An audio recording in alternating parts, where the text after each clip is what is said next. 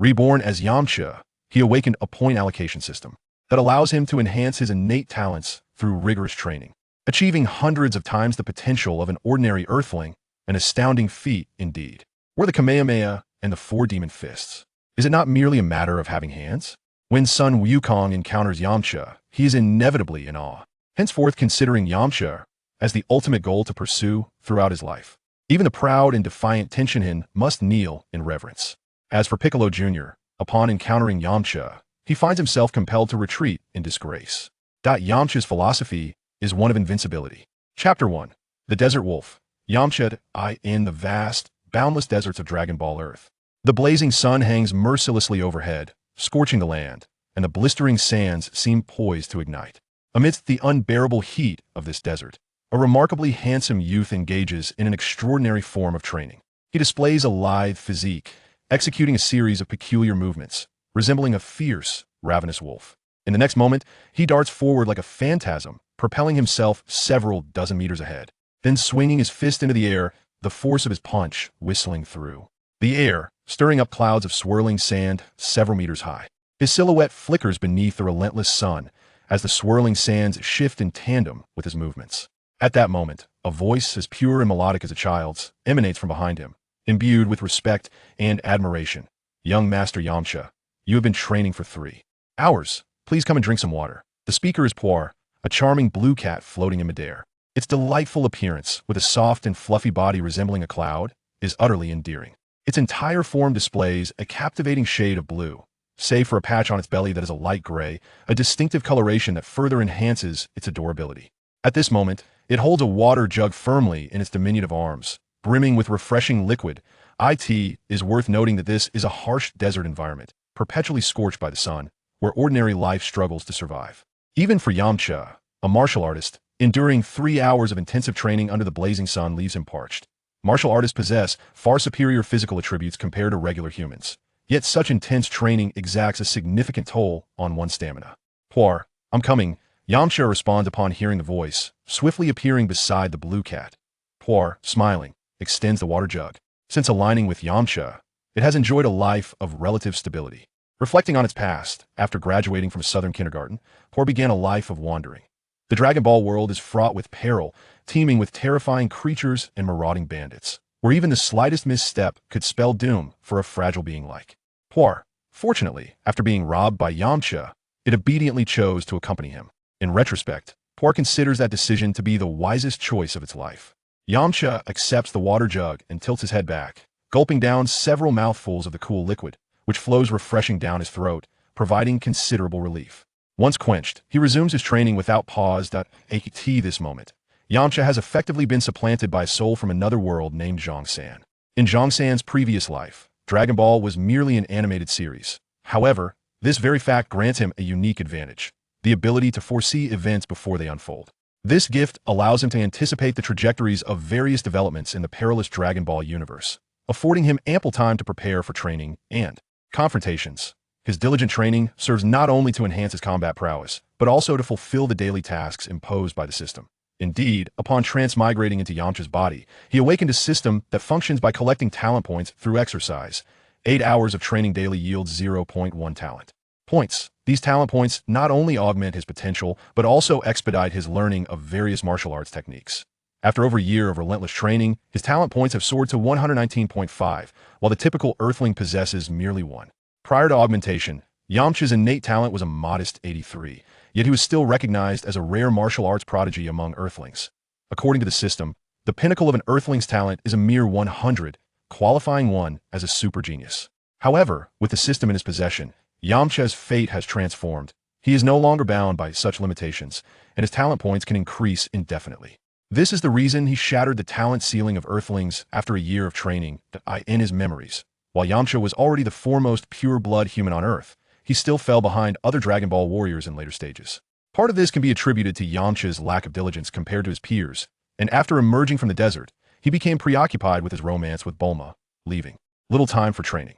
Another factor is that his innate talent cannot compete with the likes of Sun Wukong and Tien, who could learn techniques such as the Kamehameha by merely observing Master Roshi. Yamcha, however, could not achieve such feats, leading him to abandon his efforts in the latter stages. Yet the new Yamcha, embodying a different soul, is determined not to tread the same path. This resolve drives his rigorous training, for with the aid of his system, surpassing Sun Wukong and Tien is not an impossibility. Moreover, as time progresses, his talents will only continue to strengthen. Currently, his innate talent approaches double that of his predecessor, far surpassing the hundredfold potential of an ordinary Earthling, qualifying him as a god-tier human. As his talent flourishes, his combat strength steadily escalates. Though he currently possesses only his self-created Wolf Fang fist, it has reached an extraordinary level of mastery, enhanced by his tenfold innate talent. He can effortlessly shatter mountains and split rocks. In addition to perfecting the Wolf Fang fist, he has also developed the afterimage fist and the flight technique. The afterimage fist, unlike other techniques in the Dragon Ball realm, operates on a simple principle. Extreme speed generates illusions to bewilder foes. This technique encompasses dual, triple, and multiple afterimages, with the effectiveness of confusion increasing with the number of phantoms. While useful at the early stages, it becomes obsolete later on, as mastering ki renders any number of afterimages ineffective against ki perception. Nonetheless, for the present Yamcha, it suffices as for the flight technique. It is even simpler. With sufficient combat power and a grasp of ki principles, one can effortlessly release ki and cultivate the technique. Furthermore, the method of mastering the flight technique is vividly etched in his memory, allowing Yamcha to swiftly learn it with minimal effort. However, due to his currently low combat power, the duration of his flight remains limited. System, please assess my current combat prowess. The system possesses not only the capability to allocate points, but also various auxiliary functions. Among these, the ability to view personal attributes is a notable feature. This function allows one to not only scrutinize their own attributes, but also to examine those of others, albeit limited to individuals within a radius of 50 kilometers. In the next moment, a vast array of data appeared before Yamcha, visible solely to him. Name: Yamcha. Combat power: 50. Mental strength: 10. Talent points: 119.5. Skills: Wolf Fang fist, afterimage technique, sky dance technique. Bloodline: Earth human. Calm mind, resistant to rage. 50 points of combat power. Quite commendable, Yamcha murmured as he gazed at the displayed figures. While this level of power might not be particularly remarkable in the Dragon Ball universe, it stands at the pinnacle among Earthlings. Based on Yamcha's estimations, during this period, only a select few, such as Master Roshi, Master Shun, and the likes of Tao Pai Pai, might surpass him. This is significantly higher than the mere 8 or 9 points he possessed upon his introduction in the original narrative. Chapter 2. The Arrival of Sun Wukong. The plot commences after enduring 3 arduous hours of training. Yamcha returned to his abode. His dwelling was ingeniously constructed within a massive rock, entirely hollowed out and divided into 3 levels. The upper level served as a lookout point to survey the surroundings. The middle level was a bedroom for rest, and the lower level constituted the living area. Despite its location in a desolate desert, the interior bore a simple yet tasteful decoration, furnished with all the essentials for daily life. Seated upon a stool, Yamcha wiped the sweat from his brow and quaffed a bottle of beverage in one swift motion. At that moment, Per, who was stationed at a height with a telescope in hand, suddenly exclaimed with excitement, "Master Yamcha, new prey has appeared. Is that so?" Yamcha responded with a smile. After all, he found himself in a barren desert, devoid of resources and means to earn a living. To survive, he had reluctantly taken on the mantle of his former self as profession, robbery, which also addressed his subsistence needs. However, being a product of a civilized land, he adhered to a strict code during his thefts, never harming anyone and taking only a fraction of their possessions. This earned him the moniker of the Desert Bandit among the locals. As his reputation grew, fewer and fewer dared to traverse this desert. Yet he had no intention of departing. He waited for those destined to cross his path. Each time outsiders ventured into the region, it presented an opportunity for him to enhance his living conditions. Thus, Yamcha rose to his feet, leaping effortlessly to the upper level, which towered over 10 meters high. He accepted the telescope from Per and gazed in the direction Per indicated. There, 10 kilometers away, amidst the sands, 3 figures ambled unsteadily. A small boy with a stick on his back, a humanoid pig, and a youthful girl of about 15 or 16 followed closely behind. Yamcha instantly recognized their identities. These were precisely the fated companions he had been awaiting. According to the storyline, they were en route to the distant Breadfruit Mountain, and these 3 were none other than Sun Wukong, Bulma, and Oolong. The reason for their arduous journey through the desert was that during a river crossing, an exuberant Bulma had lost her capsule containing all-purpose items, and since Oolong was unwilling to part with his own capsule, the trio had no choice but to take the most direct route to Breadfruit Mountain. Although it was the shortest path, it was also the most treacherous, as it traversed a desolate wasteland, home only to Yamcha and countless hidden wolf packs lurking within the sands. At last, you have arrived.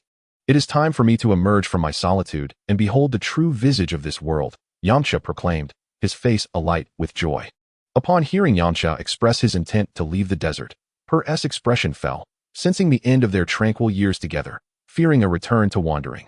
Noticing Per's disheartened demeanor, Yamcha gently patted the floating creature perched on his shoulder and inquired, "What troubles you? Master Yamcha, are you abandoning me to leave the desert?" Per replied in a low voice, laden with grievance. "Whatever are you thinking? Of course, you will accompany me," Yamcha replied with a hearty laugh. Upon hearing Yamcha's assurance, Per immediately began to flutter joyously in the air, overwhelmed with happiness. "Let us go and meet our new friends." With that, Yamcha soared downward, sprinting towards Sun Wukong and the others. Meanwhile, amidst the desert, Bulma and Oolong trudged along, parched and famished, with only Sun Wukong, brimming with vitality, feeling little discomfort. Bulma leaned against a tree branch, her height and staggering steps revealing the toll the journey had taken on her, as if every step drained her of her strength. "I think I'm going to die. Woe is me. This is far too arduous. I can hardly muster any energy left," she lamented. Oolong echoed her sentiments. "Indeed, this is unbearable."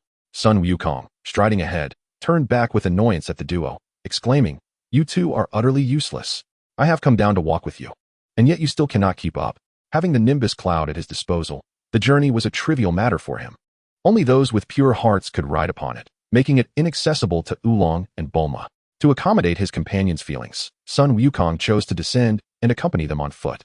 Hearing the young monkey's reproach, Bulma immediately bristled in indignation, retorting, "I am a lady of high status. How could I possibly compare myself to a wildling like you?" Engaging in a dispute with a woman was not Sun Wukong's forte, and he lapsed into silence. After some time, Bulma sighed again. "Where are we? Why is there still no city in sight?" I refused to continue. Gazing at the seemingly endless desert, she lost hope of ever escaping its grasp. In a fit of petulance, she discarded her wooden staff and, like a writhing worm, rolled on the ground, shedding her previous image of ladylike decorum. Indifferent to the sand and dust beneath her, feeling the scorching earth beneath her, she sought refuge in the shade of a rock, where exhaustion soon claimed her, and she fell into a deep slumber. This marked Bulma's third temper tantrum, refusing to proceed. Having grown up in a city, she was unaccustomed to such hardships. At the journey's outset, she had been brimming with excitement, having witnessed towering skyscrapers and lush jungles. The vast expanse of the desert had initially filled her with a sense of grandeur. However, after just a few hours of travel, she found herself overwhelmed, requiring frequent rests. In half a day, they had barely covered a mere 10 kilometers. Observing Bulma retreat into rest, Oolong remarked, "That woman is truly capricious. At this rate, when shall we ever escape this desert?" After voicing his frustration, he too collapsed onto the sandy ground. "What right do you have to criticize her? You are no different." Sun Wukong retorted bluntly, displaying his youthful innocence, yet lacking the calm demeanor to navigate such disputes in the future. "Fine. You are right. I shall rest as well." Oolong conceded, removing his hat to shield his face from the sun. Noticing that both companions had begun to rest, Sun Wukong decided to halt his own journey. As he relaxed, his stomach grumbled audibly. Despite his impressive stamina, his appetite was insatiable, having gone without food for half the day. Chapter 3. Oolong and Per's recognition. After a brief respite, Oolong began to voice his grievances once more. "I can't sleep. I'm starving. Wukong, do you have any food?" Sun Wukong, observing one companion fast asleep and the other devoid of energy, realized that if they did not devise a plan to procure sustenance, their chances of escaping the desert would dwindle. He promptly stood up, declaring, "I will search the vicinity for something to eat." As he prepared to summon the Nimbus cloud to scout the area, a thought struck him. He turned to Oolong and asked, "By the way, do you like pork?" His eyes radiated with genuine sincerity. However, this question struck Oolong's ears as particularly offensive. As a pig-headed creature, the very notion of consuming pork was utterly abominable to him. Once lethargic, Oolong sprang to life as if imbued with energy, glaring at Sun Wukong and bellowing, "Look at me. How could I ever enjoy eating pork?" Little Wukong observed the fiercely agitated Oolong, his demeanor as calm as an ancient well, utterly perplexed as to why Oolong had suddenly become enraged. Just as the two stared at each other, a series of resounding footsteps echoed from afar, strikingly incongruous in the serene desert. Lifting his gaze towards the source of the noise, little Wukong spotted a rapidly approaching black, roughly the size of a bull, surging towards them. In its wake, it stirred up a whirlwind of sand and dust. "What is that?" Oolong, similarly captivated by the swiftly approaching dark figure, inquired of little Wukong. Even though the object was still a few kilometers away and churning up substantial dust, little Wukong, despite his keen eyesight, could not discern the nature of the approaching entity, only exclaiming, "What incredible speed!" In a mere moment, the silhouette became clearer, and as it came to a halt about 10 meters away from them, the dust settled to reveal a tall and handsome young man, Yamcha, who had rushed from his dwelling. Yamcha immediately focused his attention on the crab-headed child, an object of admiration from his past life, and felt a compelling urge to befriend him. Yet, being a man of 2 lifetimes, he possessed a degree of cunning. With a mischievous intent, he feigned a fierce demeanor and coldly proclaimed, "I am Yamcha, the notorious bandit who reigns over this desolate expanse." Then, from behind Yamcha, Puar leaped forward, using his youthful voice to introduce himself, "I am Puar." Upon hearing the young man declare himself a bandit, Oolong was so frightened that he darted behind little Wukong. Subsequently, upon hearing Puar's introduction, Oolong's heart stirred, glancing towards Puar as if playing a game of hide and seek. Meanwhile, since little Wukong had encountered few people after descending the mountain, he was oblivious to the meaning of bandit, only feeling a sense of joy at the sight of others of his kind in the wilderness. What is a bandit? Can they eat? At present, little Wukong was solely concerned with how to resolve their food predicament. "Fool, he wants to steal our things," Oolong remarked, somewhat exasperated by little Wukong's ignorance. "Answer correctly. If you wish to survive, hand over everything valuable you possess, including your universal capsules, or you shall face dire consequences." The threat was palpable. After delivering his ultimatum, Yamcha watched the unfolding drama with keen interest. Upon hearing Yamcha's words, Oolong trembled in fear, fully aware of Yamcha's reputation, known for robbing valuables while sparing lives. However, he had personal treasures hidden away, savings amassed over years, and if Yamcha discovered them, they would surely be taken. In a moment of inspiration, he decided to try to curry favor, pointing at Puar and saying, "You are Puar, the crybaby Puar." Alas, his attempt at camaraderie was as foolish as his intellect. Puar, upon hearing himself called by the pig-headed youth, scrutinized Oolong closely. Soon realizing he was his classmate from the southern kindergarten, he confirmed with a hint of recognition, "Oolong?" Oolong's green attire and military cap bore little resemblance to his former self, causing Puar to momentarily fail to recognize him. Once Puar recognized him, Oolong puffed with pride, placing his hands behind his back as if he were a person of high status. Yamcha, aware of their tumultuous history, inquired with a smile, "Puar, do you know him?" Although Oolong felt quite self-satisfied, Puar harbored many unpleasant memories and replied, "Yes, he was the one who frequently bullied me at the southern transforming kindergarten." "Yamcha, you must help me teach him a lesson. It is wrong for the young to bully the weak," Yamcha declared, tightening his fists with a crackling sound, then nodded reassuringly at Puar. "Fear not. I shall ensure he learns the importance of respecting his elders and cherishing the young." Indeed, Puar nodded slightly. Upon hearing that Puar intended to chastise him, Oolong broke out in a cold sweat, stammering, "Puar, why do you hold such a grudge? That was merely a trivial matter from kindergarten. Why are you still so hung up on it? I have no classmates like you. You peeping Tom who only stares at girls' underwear." Puar turned his head away, further stoking the flames of conflict, and even stuck his tongue out at Oolong. "Oh dear, truly an incorrigible fellow. Allow me to teach you a lesson, you lecherous wolf," Yamcha exclaimed, advancing towards the quaking Oolong, who was cowering behind little Wukong.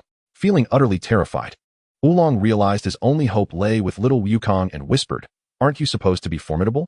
Now is your chance to act." Little Wukong, still in a state of confusion, hurriedly asked, "Are they bad people? Why must we fight them?" Yamcha swiftly maneuvered behind little Wukong, aiming to seize Oolong. Despite finding Oolong somewhat detestable, little Wukong could not allow Yamcha to harm his companion. He intervened, attempting to protect Oolong from Yamcha's assault. The two quickly engaged in combat, with Yamcha curious to gauge little Wukong's abilities, deliberately holding back. During their skirmish, Yamcha accessed his system to observe little Wukong's current attributes. Name, Sun Wukong. Combat power, 10. Mental power, 1. Talent points, 500. Skills, rock, paper, scissors. Bloodline, Saiyan. Increases combat power when near death. At present, Sun Wukong's skill panel was inferior to Yamcha's, with combat power alarmingly low and mental power not high either. However, the abundance of talent points was remarkable. Yamcha had previously assumed his 3 years of talent accumulation had surpassed Wukong's, yet the disparity remained vast. The once insufferable confidence bestowed by the system was now significantly tempered. If Wukong possessed such talent, what could be said of the other Dragon Ball warriors? Like Broly and Buu? The thought was daunting, prompting Yamcha to relinquish his underestimation. However, while Sun Wukong's potential was extraordinary, his combat skills were exceedingly rudimentary, leaving numerous defensive gaps. Even though Yamcha was only showcasing a portion of his strength, he effortlessly handled Wukong. After all, having lived 2 lives, Yamcha's combat thinking was far more agile, and even with equal power, Sun Wukong was no match for him. Moreover, Wukong was currently in a state of hunger, further diminishing his capabilities. In just a few exchanges, Sun Wukong found himself sent flying by a few of Yamcha's punches, crashing into a pile of rocks behind him. Witnessing Wukong's defeat, Oolong became anxious, plastering a sycophantic smile on his face as he addressed the approaching Yamcha, imitating Puar's tone. I knew that young Master Yamcha was the strongest. Humph, do you think flattery will save you? Yamcha retorted, ungraciously dismissing Oolong's praise and continuing to threaten him. Chapter 4. The First Meeting with Bulma. At that moment, Sun Wukong, who had just been buried under the rocks, sprang forth once more, showing no signs of having sustained any injuries. The Saiyan physique proved its resilience. Having endured merely 1/10 of Yamcha's combat power, he emerged unscathed. Sun Wukong called out to Yamcha, I have not yet lost. Watch me play rock, paper, scissors. Is that so? Yamcha strode confidently before Sun Wukong. Although Sun Wukong was resolute in spirit, he recognized, after their recent skirmish, that the prowess of the youth before him was indeed superior. His gaze took on a more serious demeanor. Under Yamcha's keen observation, after a game of rock, paper, scissors, Sun Wukong's combat strength surged to an impressive 12 points. Yet, such power was still insufficient in the face of Yamcha's abilities.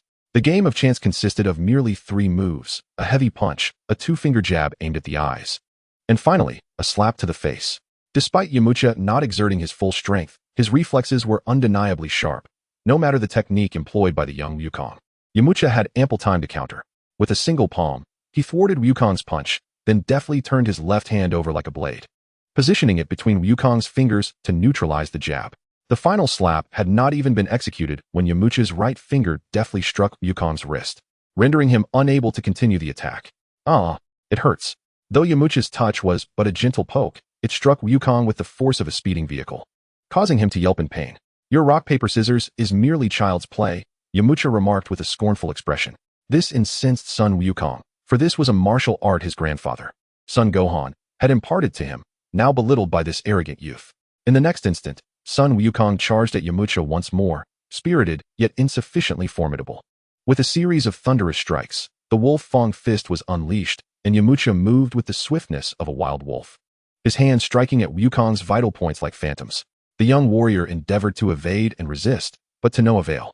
Although Yamcha was not fully showcasing his strength, at times even employing less force than Wukong, the speed of his attacks had increased by 50 thanks to the Wolf Fang fist, far beyond what the current Sun Wukong could match. As he fought, Yamcha imparted wisdom. Combat is not solely reliant on brute force. In the next moment, Sun Wukong was once again sent hurtling through the air.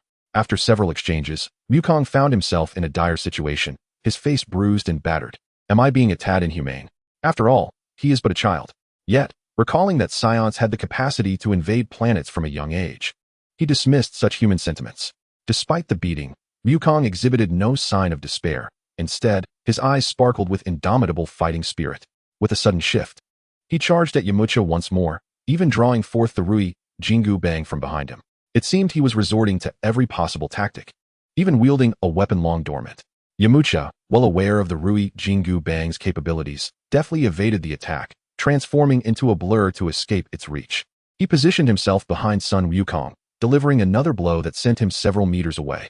Even with Sun Wukong's remarkable constitution, the relentless barrage from Yamcha had pushed him to his limits, making even the act of walking a challenge. Yet, despite his physical exhaustion, Wukong refused to relent, determined to mount another offensive. Yamcha sighed, acknowledging the true tenacity of the Saiyan spirit. He was no sadist. Thus, he swiftly moved behind Wukong once more, delivering a hand chop that rendered him unconscious.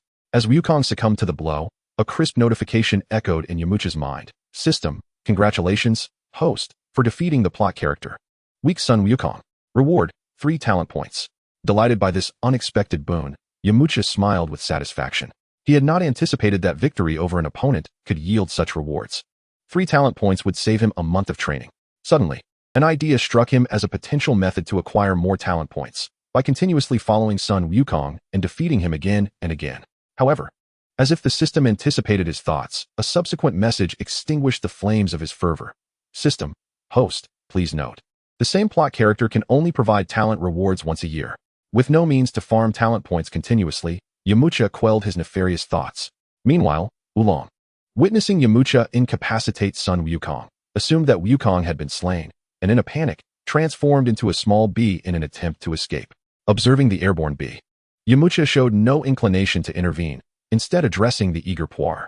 Puar, it's your turn.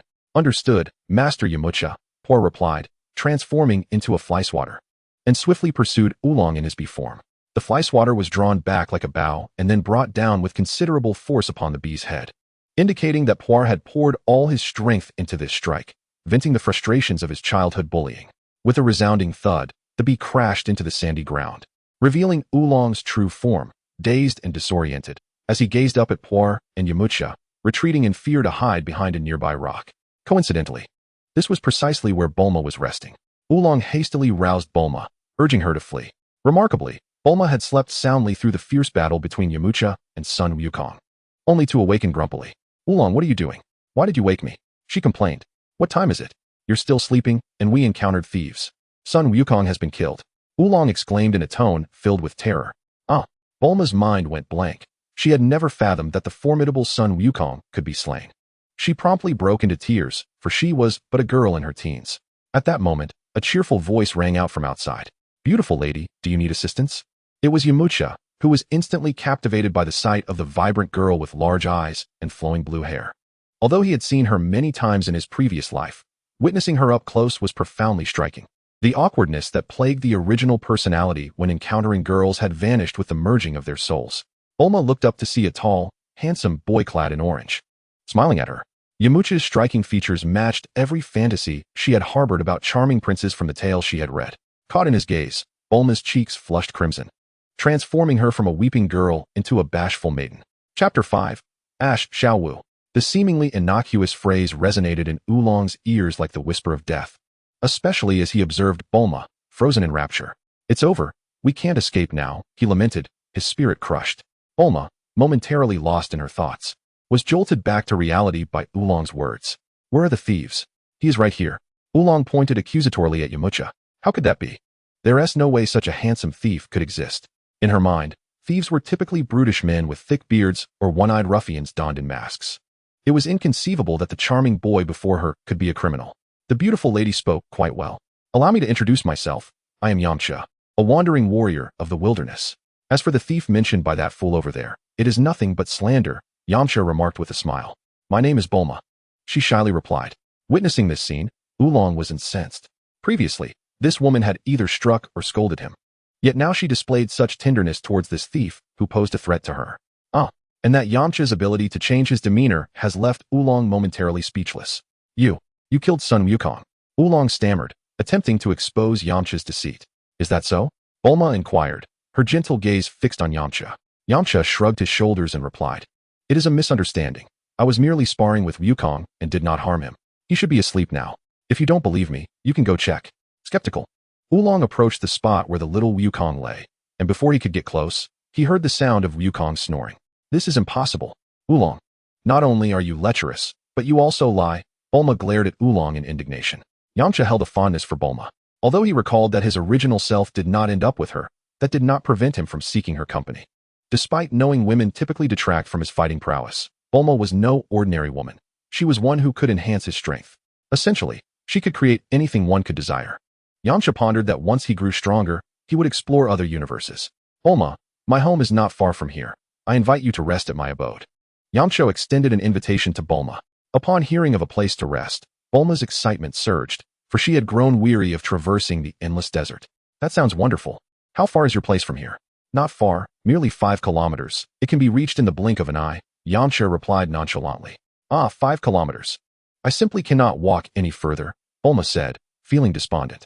No worries, I have a universal capsule vehicle, Yamcha stated, turning his gaze towards Oolong. No, absolutely not. Oolong retreated, shaking his head vigorously in denial. Yet, to the discerning eye, his performance appeared rather contrived, clearly concealing his inner turmoil. Bulma harbored no doubts regarding Yamcha's words and shot a fierce look at Oolong, exclaiming, How could you hide such a marvelous item, Oolong? Leaving me to traverse the desert for hours? How could I possess such a thing? Oolong protested, attempting to flee once more. For that universal capsule was something he had painstakingly hoarded. However, under Yamcha's watchful eyes, escape was impossible. Before Oolong could react, he found himself hoisted up by Yamcha. Let me go? Let me go? Oolong shouted. In the ensuing chaos, a universal capsule slipped from Oolong's pocket. Yamcha deftly caught it and handed it to Bulma. Quickly locating the capsule's switch, Bulma placed it on the ground, and in an instant, a 5-meter-long, 2-story RV materialized on the sandy terrain. The exterior of the RV boldly bore the name Oolong. Every time he witnessed the marvel of the universal capsule, Yamcha felt a sense of wonder.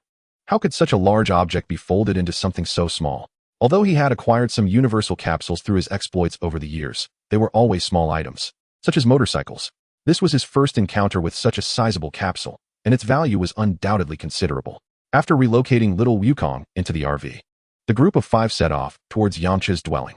Although the journey spanned merely 10 kilometers, the progress was slow due to the desert terrain. Just before nightfall, they finally arrived at Yamcha's residence. At that moment, Sun Wukong had also awakened, and thanks to Yamcha's persuasive words, the misunderstandings were resolved. Oolong, however, found himself at the mercy of the others, relegated to the role of a servant. I can eat. In just this short while, I've consumed a month's worth of rations. He muttered under his breath while placing stored meat into the oven, transforming into a professional chef. Several times, Oolong contemplated secretly drugging the food to incapacitate the others and flee, but he ultimately abandoned the idea. The reason for his hesitation was not a sudden awakening of conscience, but rather the vigilant gaze of Pool, who was keenly aware of Oolong's nature and kept a watchful eye on him.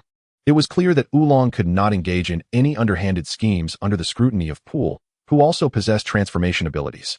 With the addition of Yamcha and Pool, Oolong dared not lace the food with sleeping pills. Meanwhile, as they enjoyed Oolong's services, danger quietly approached. Since Sun Wukong and his companions had begun collecting Dragon Balls, they had caught the attention of Pilaf and his gang. However, due to Sun Wukong's strength, Pilaf was compelled to resort to more elaborate methods. Concealed behind a rock 500 meters away from the RV, Pilaf, Mai, and Shu lay in wait. Sun Wukong is quite the runner. We've struggled to keep up with him, Pilaf said with an ominous grin as he produced a remote control and several explosive devices. These explosives were no trifles. They were powerful C4 bombs. Mai Shu, go install these explosives beneath the RV. When the time comes, we will send them to meet the Grim Reaper. Yes. Mai and Shu replied in unison. They then proceeded to execute their mission. To facilitate concealment, they piloted 2 octopus-like robots towards the RV. These robots were painted in gray, blending seamlessly with the desert landscape like moving rocks. Chapter 6. The interlude concludes, and the journey continues. 100 meters from the RV, the duo paused momentarily to observe the reactions of those within. Seeing that the occupants were still engaged in conversation and dining, they felt a sense of relief. However, the number of individuals inside exceeded their expectations. Why are there an extra person and a cat? Shu wondered. Yet, having come this far, there was no time for contemplation. As Sun Wukong and his companions feasted, it was the perfect opportunity to plant the bombs. Stealthily, they crept closer to the RV. Just as they were within 50 meters of the RV, Yamcha, who was savoring roasted meat, suddenly perked up. Although Yamcha had yet to master the art of sensing ki, his heightened senses were unparalleled. With deliberate training, he had honed his ability to detect any disturbance within 100 meters. Despite being inside the RV, he caught a faint sound through an open window meant for ventilation. After exchanging brief greetings with his companions, he stepped out of the RV and, in a flash, found himself standing before Mai and Shu. With bated breath, Ash and Xiaowu were startled by the sudden appearance of Yamcha. Just as they intended to pilot their octopus-shaped robot to flee, they discovered their machine was utterly immobile. To their astonishment, Yamcha effortlessly lifted them, colliding them together with a forceful impact. In the next instant, the 2 octopus robots disassembled, revealing Ash and Xiaowu. Yamcha flashed a wicked smile, tossing them aside like ragdolls, sending them soaring into the distance like 2 meteors. As they soared through the air, they heard Yamcha's voice echoing in their ears. Do not dare to disturb me, or next time, fortune may not be on your side. Despite the mischief of the trio, Yamcha had no intention of eliminating them. After dealing with them, he returned to his mobile home. Although the commotion had been minimal, the vigilant Sun Wukong sensed it, prompting Yamcha to feign an encounter with a wild beast. The night passed in silence. The following day, Yamcha naturally accompanied Sun Wukong, Bulma, and the others on their journey to Bread Explosion Mountain, embarking on their Dragon Ball adventure. Inside the vehicle sat Bulma, Oolong, and Sun Wukong, while Yamcha ran alongside, fully aware of the importance of maintaining rigorous training as a martial artist. Yamcha is truly full of vitality, Bulma exclaimed, her eyes sparkling as she watched him run. Since Yamcha's arrival, Bulma had transformed. Her focus had shifted from collecting Dragon Balls to an infatuation with Yamcha, abandoning her former dominant persona to engage with Sun Wukong and Oolong as a delicate young woman. At this point, Sun Wukong had yet to receive guidance from Master Roshi. Although he possessed the innate advantages of a Saiyan, he lacked the awareness of a martial artist that he would later develop. He turned to Oolong with a puzzled expression, asking, "Why is Yamcha running on the ground instead of riding in the car?" Oolong proudly replied in his distinctive voice, "Young Master Yamcha has said that to become a formidable martial artist, one must endure rigorous training and never relax. Only through relentless effort can one attain greatness." "Yamcha is truly impressive." Bulma chimed in with admiration. "Is that so? No wonder Yamcha is so strong," Sun Wukong pondered, a look of realization crossing his face. "Then I must train as well." With that, he leaped from the vehicle and began to run alongside Yamcha. The group journeyed north across the wilderness for an entire day, traversing hundreds of kilometers until they finally reached the vicinity of Bread Explosion Mountain. Taking a break, they gathered to enjoy a feast. Logically, the northern weather should have been quite cold, yet as they advanced, the temperature rose, waves of heat enveloping them. "What is going on? Why is it so hot here?" Despite the air conditioning in the vehicle, the oppressive heat from outside was palpable. This phenomenon was attributable to Bread Explosion Mountain, originally known as Liangjing Mountain, which had transformed into a blazing inferno a decade prior when a fragment of fire essence fell from the sky, altering the local climate dramatically.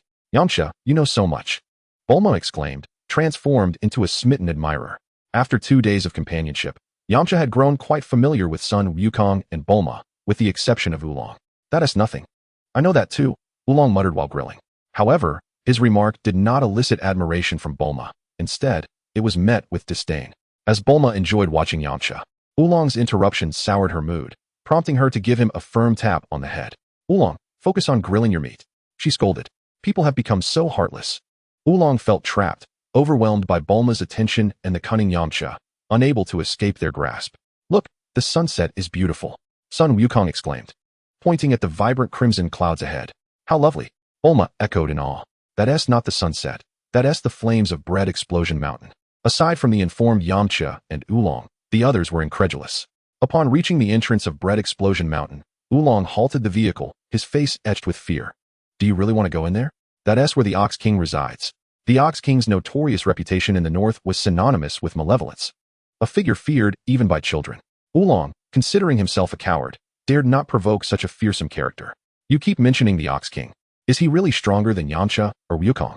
Since meeting Sun Wukong, Bulma had ceased her escapades, developing a strong trust in him. As for Yamcha, she believed that his charm equated to strength. "You truly are oblivious. The Ox King is known as the Demon King. How could Yamcha and Wukong possibly stand against him?" Oolong retorted, unable to bear Yamcha's confidence. "Is that so?" Bulma gazed at Yamcha with her sparkling eyes. "It's all right, Bulma. With me here, I will protect you," Yamcha assured her with a calm smile, instilling a sense of security. As for Sun Wukong, he remained entirely unacquainted with fear. Over the past 2 days, whenever he had free time, he sought out Yamcha to spar and ask questions. Under Yamcha's careful tutelage, Sun Wukong's combat prowess steadily increased, rising from a mere 10 points to 15. In turn, Yamcha also greatly benefited from their exchanges, gaining invaluable practical experience and insights into the martial arts philosophy embodied by Sun Wukong, who had been nurtured by the formidable Sun Gohan.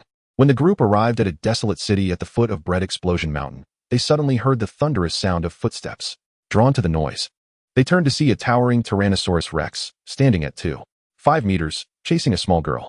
The child, terrified, screamed and ran desperately. "What a massive dinosaur! Yamcha, please protect me," Bulma cried, hiding behind Yamcha, instantly recognizing the fleeing child as Kiki, the Ox King's daughter. Yamcha reflected on how the Ox King was preoccupied with extinguishing the flames of Bread Explosion Mountain, having sent Kiki out to find Master Roshi. However, in Yamcha's perspective, sending such a young child on a quest for a mysterious figure like Master Roshi was utterly reckless. As a result, Kiki had wandered for days, barely escaping the boundaries of Bread Explosion Mountain. During this period, the Ox King had become a mere slave to wealth, mindlessly guarding the flaming mountain and proving to be a woefully inadequate father. Yet, although Kiki seemed to be in grave danger at first glance, Yamcha, with the system's insight, knew the situation was still under control. The seemingly ferocious Tyrannosaurus Rex possessed a mere combat power of 7 points, while the seemingly innocuous Chi-Chi boasted an impressive combat prowess of 14 points, rivaling even the current Sun Wukong. This revelation took Yamcha by surprise, prompting him to refrain from immediate action. After all, Chi-Chi was one of the few female martial artists of the future on Earth, Her talent points had reached an astonishing 50, only slightly inferior to Yamcha's original self. With the right mentorship, her future accomplishments could rival those of Krillin and others. The others, lacking Yamcha's system, were deeply concerned for the little girl's safety. It was little Wukong who first moved, just as he prepared to assist. An unexpected scene unfolded. The little girl, amidst her tears, struck her helmet with fervor, causing a dagger embedded at its center to launch forth like a shooting star, effortlessly severing the majestic tail of the Tyrannosaurus. The dagger completed its arc and returned to its resting place on the helmet. At that moment, the Tyrannosaurus was still in a daze, the pain of its severed tail yet to register in its brain. In her panic, Chi-Chi did not pause.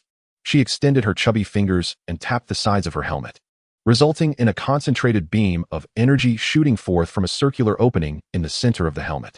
The laser swiftly sketched a few lines in the air, and before the bewildered Tyrannosaurus could utter a single cry, it was reduced to mere fragments of flesh. What? The crowd gasped in astonishment, unable to believe that the child, who had just been pursued by the Tyrannosaurus, had turned the situation on its head in an instant. The harmless little girl had transformed into a formidable being capable of annihilating the Tyrannosaurus in the blink of an eye. The laser emitted from the helmet posed a threat even to Sun Wukong. Among those present, only Yamcha could withstand such an assault, clearly indicating that Chi-Chi's extraordinary attack power stemmed from the peculiar helmet she wore. This helmet was not a product of technology, but rather appeared to be a treasure. It was evident that although the Ox King had sent Chi-Chi out alone, he had not failed to provide her with some means of protection. In this world, peculiarities abound. For instance, the seemingly ordinary gold and silver Horn brothers possessed a treasure capable of threatening Sun Wukong. The appearance of the adorable little Chi-Chi immediately captured everyone's attention. Despite having vanquished the Tyrannosaurus that had chased her, she remained crouched, sobbing. "Little sister, why are you wandering alone in the wilderness?" Despite sensing the danger Chi-Chi posed, Bulma summoned her courage and approached to greet her. Upon noticing someone addressing her, Chi-Chi became vigilant, but soon relaxed her guard upon realizing it was a beautiful older sister speaking to her. With her bright eyes, she cried, "My name is Chi-Chi. I'm looking for Master Roshi, but I don't know where he is." "Woo-woo. What? Why do you want to find that lecherous old man?" Bulma, upon hearing Master Roshi's name, felt a surge of annoyance and muttered, "Where do you live? I'll take you back." Chi-Chi pointed towards a distant fiery area and said, "My home is inside the bread explosion, but I can't go back now." Woo-woo. As she spoke, tears welled up again. Bulma, seeing Chi-Chi in distress, realized they could not leave her alone in the wild and signaled to Oolong and Puar. The two, who had been hiding and watching the unfolding drama, felt a rush of panic when Bulma called them. After all, while the little girl appeared harmless, she had just effortlessly dispatched a Tyrannosaurus in mere moments. This understandably instilled fear in them. Yet, under Bulma's authoritative gaze, Oolong and Puar complied and floated over as instructed. Upon seeing the two small creatures, Chi-Chi immediately ceased her crying. The group decided they could not leave Chi-Chi alone in the wilderness and set off towards the Bread Explosion Mountain. Within a mere 10 minutes, they arrived at the village at the foot of the mountain. The village, rendered desolate by the flames of the Bread Explosion Mountain, bore an eerie silence. According to Bulma's Dragon Ball locator, the sixth Dragon Ball lay atop the mountain. However, traversing the endless flames enveloping the Bread Explosion Mountain to reach the castle at its peak would prove no simple task. Yamcha observed the flames surrounding the area and noted their vast reach, engulfing the entire mountain and extending several hundred meters. Little Wukong was not idle either. He rode the flying nimbus into the air, seeking a thinner patch of flames to attempt passage. However, as he descended from the sky to a height of 100 meters, the searing flames ignited his tail. Hot, hot. Little Wukong hastily fled, diving into a nearby river. Chapter 8. The Ox King appears. Yamcha, intrigued, watched closely and, after careful observation, realized the flames were indeed formidable. They not only burned the flesh of those who touched them, but also incinerated the aura surrounding them. Thus, despite his combat power reaching 50, he dared not recklessly enter the blazing inferno. Only someone as fearless as Sun Wukong would dare to take the risk, and fortunately, he managed to retreat in time. "Wukong, are you alright?" Yamcha inquired with concern as he watched Sun Wukong struggle out of the river. At that moment, little Wukong's once fair face was now charred black, resembling a valiant firefighter emerging from a raging inferno. "The flames are terrifyingly hot," he replied, still shaken. Just as they conversed, suddenly, a whistling axe hurtled through the air like a meteor. The flying axe came with great force, yet both Yamcha and little Wukong were no ordinary individuals. They deftly dodged just as the axe was about to strike. The axe continued unabated, crashing into the rocks behind them with a resounding explosion, akin to thunder. Turning to look, they beheld a towering figure, a giant standing at 2 2 meters, resembling a mountain. His head bore massive horns, and he was draped in a cloak as red as blood, with eyes like bronze bells gleaming with ferocity, fixated upon them. You thieves who dare to steal my treasures shall taste suffering today. Before Yamcha and Wukong could explain themselves, the giant lunged at them with the force of a mountain, shaking the ground beneath. Yamcha instantly recognized him as the master of Bread Explosion Mountain, the Ox King. Seeing the Ox King rush towards him like a ferocious beast, Sun Wukong displayed no fear. Instead, he rubbed his hands together, eager for the challenge. Yamcha's mind raced, and the Ox King's information appeared before his eyes. Name, Ox King. Combat power, 46. Spirit power, 5. Talent points, 47. Bloodline, Earth Human. Skills, Magic Fist, Iron Body. Yamcha was taken aback, realizing the Ox King's combat power stood at an impressive 46 points, far surpassing that of the current Sun Wukong. With the warrior spirit of a Saiyan coursing through him, Sun Wukong charged at the Ox King like a released arrow, unrestrained and ready for battle. However, the disparity in combat prowess between the two was as vast as the chasm between heaven and earth. When Sun Wukong's strikes landed upon the Bull Demon King, they felt akin to gentle breezes caressing the skin, inflicting not the slightest harm. Fortunately, the Bull Demon King, perceiving that he was merely assailed by a child, refrained from unleashing his full wrath. With a casual swing of his fist, he sent Sun Wukong flying like a kite severed from its string. It hurts," Sun Wukong exclaimed, clutching the spot where the Bull Demon King's fist had struck. Just as he prepared to retaliate, Yamcha stepped forward, positioning himself protectively in front of him, declaring, "Wukong, you are no match for him. Allow me to confront him." Sun Wukong, gazing at Yamcha's serious countenance and recalling the formidable strength the Bull Demon King had exhibited in battle, nodded in agreement. "Yamcha, I entrust this to you. You little thief, do you dare to seek a beating from me as well?" The Bull Demon King cracked his knuckles menacingly, his threatening words resonating as if they could shatter eardrums. "Old man, if you have the skill, then unleash your best techniques. Otherwise, if you end up rolling on the ground in pain, don't come crying for help." Yamcha boldly retorted at the Bull Demon King. "Such audacity from a mere thief. Your tongue is as sharp as your wit." The Bull Demon King, taken aback by the audacity of this youth, resolved to teach him a harsh lesson. In a swift motion, he lunged forward like a tempest, raising his iron fist to deliver a devastating blow to Yamcha, akin to a mountain pressing down on an egg. Demonic Fist, a strike to shatter the heavens. With this strike, the Bull Demon King unleashed his renowned martial arts technique that had instilled fear across the land. The Demonic Fist, meticulously crafted by Master Roshi based on the Bull Demon King's towering physique, was a legendary martial art. Though simple in its forms, it maximized the Bull Demon King's overwhelming strength and rock-solid defense. Comprising 8 distinct styles, each imbued with the power to cleave mountains and shatter stone. This martial art had garnered him an illustrious reputation in the northern realms, seldom encountering worthy adversaries. "Bring it on," Yamcha, undaunted, shouted, charging forward with the ferocity of a tiger descending from the mountains. The moment their fists collided, a tempestuous whirlwind erupted in the arena. Their fists, akin to twin meteors, crashed together, forcing both combatants to stagger back several steps. In that exchange, they found themselves evenly matched, neither gaining the upper hand. "What an impressive thief. To withstand 70% of my power, it seems I must unleash my full strength." The Bull Demon King, shaking his mountainous form to regain balance, stood resolutely, his eyes glimmering with excitement. Although taken aback by the resistance, it ignited a long-dormant fighting spirit within him. Years of tranquility had nearly caused him to forget that he was, indeed, a seasoned warrior.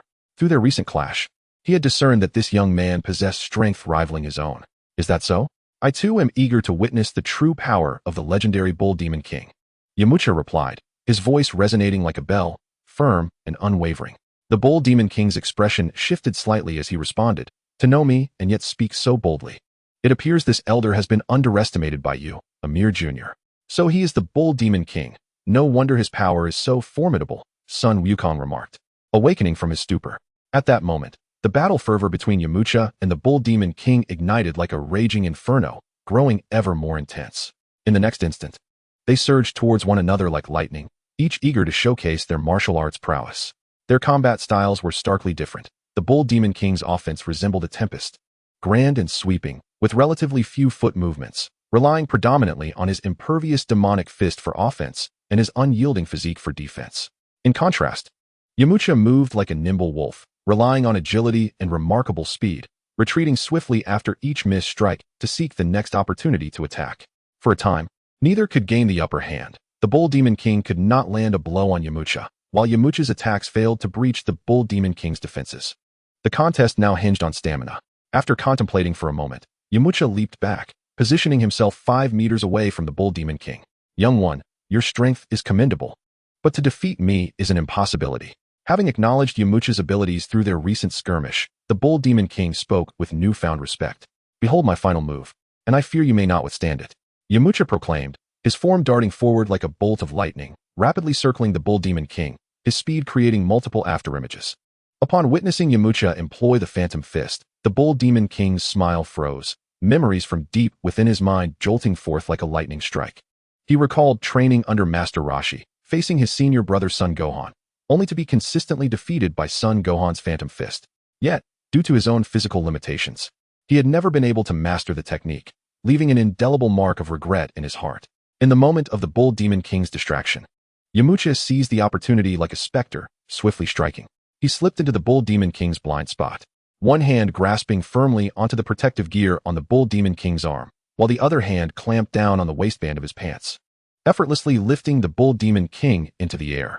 Fly for me. In an instant, the Bull Demon King was sent crashing into a nearby hill like a cannonball, instantly buried beneath a cascade of rubble. Caught off guard and momentarily dazed, the Bull Demon King had fallen victim to Yamcha's stratagem. What kind of martial art is this? It's truly formidable, Sun Wukong exclaimed excitedly from the sidelines.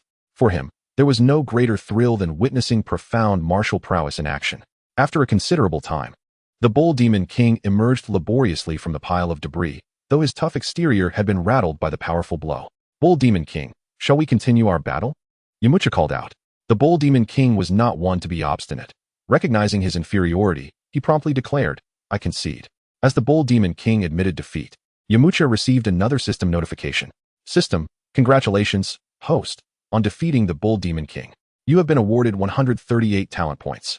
Indeed, vanquishing a martial artist from the original narrative granted talent points, and it appeared that the amount awarded exceeded that of Sun Wukong. It seemed that the tally of talent points was not determined solely by the vanquished opponent, but rather by combat prowess. Given that the Bull Demon King possessed greater strength than Sun Wukong, the reward was correspondingly higher. In just 2 days, his talent points had surged by 168, rivaling the gains he would typically accrue over 5 or 6 months of training. It dawned on him that he had been overly cautious. The greater the storm, the more abundant the opportunities. How did you master the Phantom Fist? Could it be that your master is Son Gohan? The Bull Demon King inquired, his heart filled with suspicion. No, I have no master. As for the technique you mentioned, it is one I created myself. The name Phantom Fist is indeed quite fitting. I shall henceforth call it the Phantom Fist. Yamcha replied, his demeanor unwavering. The Bull Demon King was left astounded, never having anticipated such a blunder. However, the fact that this young man could devise a technique so reminiscent of his master left him in awe of his extraordinary talent. At that moment, upon hearing the Bull Demon King mention Sun Wukong, the innocent and naive little Goku asked the Bull Demon King, do you know my grandfather Sun Wukong? After much ado, it turned out that this was indeed the person related to Sun Wukong. The Bull Demon King scrutinized Sun Wukong from head to toe, his gaze ultimately settling on the red staff on Goku's back. What is that staff upon your back? It is the Rui Jingu Bang, exclaimed Sun Wukong, as he extracted the Rui Jingu Bang from his back. With a mere flick of his wrist, the staff transformed in his hands, elongating and shortening like a nimble dragon. Do you truly know my grandfather? Sun Wukong pressed once more. Of course, he is my senior brother. I fondly recall our days training martial arts under Master Roshi. The Bull Demon King replied with a smile, his eyes glimmering with nostalgia. At this juncture, everything became clear, with the connection to Sun Wukong. The three were spared from further conflict. Daddy, a sweet, childlike voice rang out from a distance, akin to a yellow aureole emerging from the valley, refreshing and melodious. It was Bulma, leading Chi-Chi, Oolong, and Puar, hurrying towards them, having been drawn by the fierce battle that had just unfolded. Chi-Chi, the Bull Demon King, whose exterior was as rugged as a tough man, instantly transformed into a gentle father upon seeing his daughter, tears glistening in his eyes as he quickly knelt down to embrace the rushing Chi-Chi tightly. It was only after Chi-Chi's departure that he realized his decision had been rather hasty, yet his fixation on treasure kept him from venturing out to search for her. His heart was conflicted, but seeing Chi-Chi safe at that moment allowed his emotions to overflow. Daddy, I'm sorry, I couldn't find Master Roshi, Chi-Chi said, her heart filled with guilt, having wandered for days without even covering 10 kilometers from the Bread Mountain. It's all right, the Bull Demon King consoled. Master Roshi had been in hiding for many years, and even the Bull Demon King was unaware of his whereabouts. Only son Wukong, blessed with fortune, had the chance to encounter Master Roshi upon his arrival in the world. This was also the reason why Yamcha had not immediately descended the mountain to seek Master Roshi's teachings, but had instead lingered in the wilderness, awaiting son Wukong's arrival. Understanding the Bull Demon King's predicament and the purpose of his journey, son Wukong readily agreed to find Master Roshi. The last time little Goku had released the sea turtle, he had already met Master Roshi, so with the assistance of the flying Nimbus, son Wukong located Master Roshi in just a day.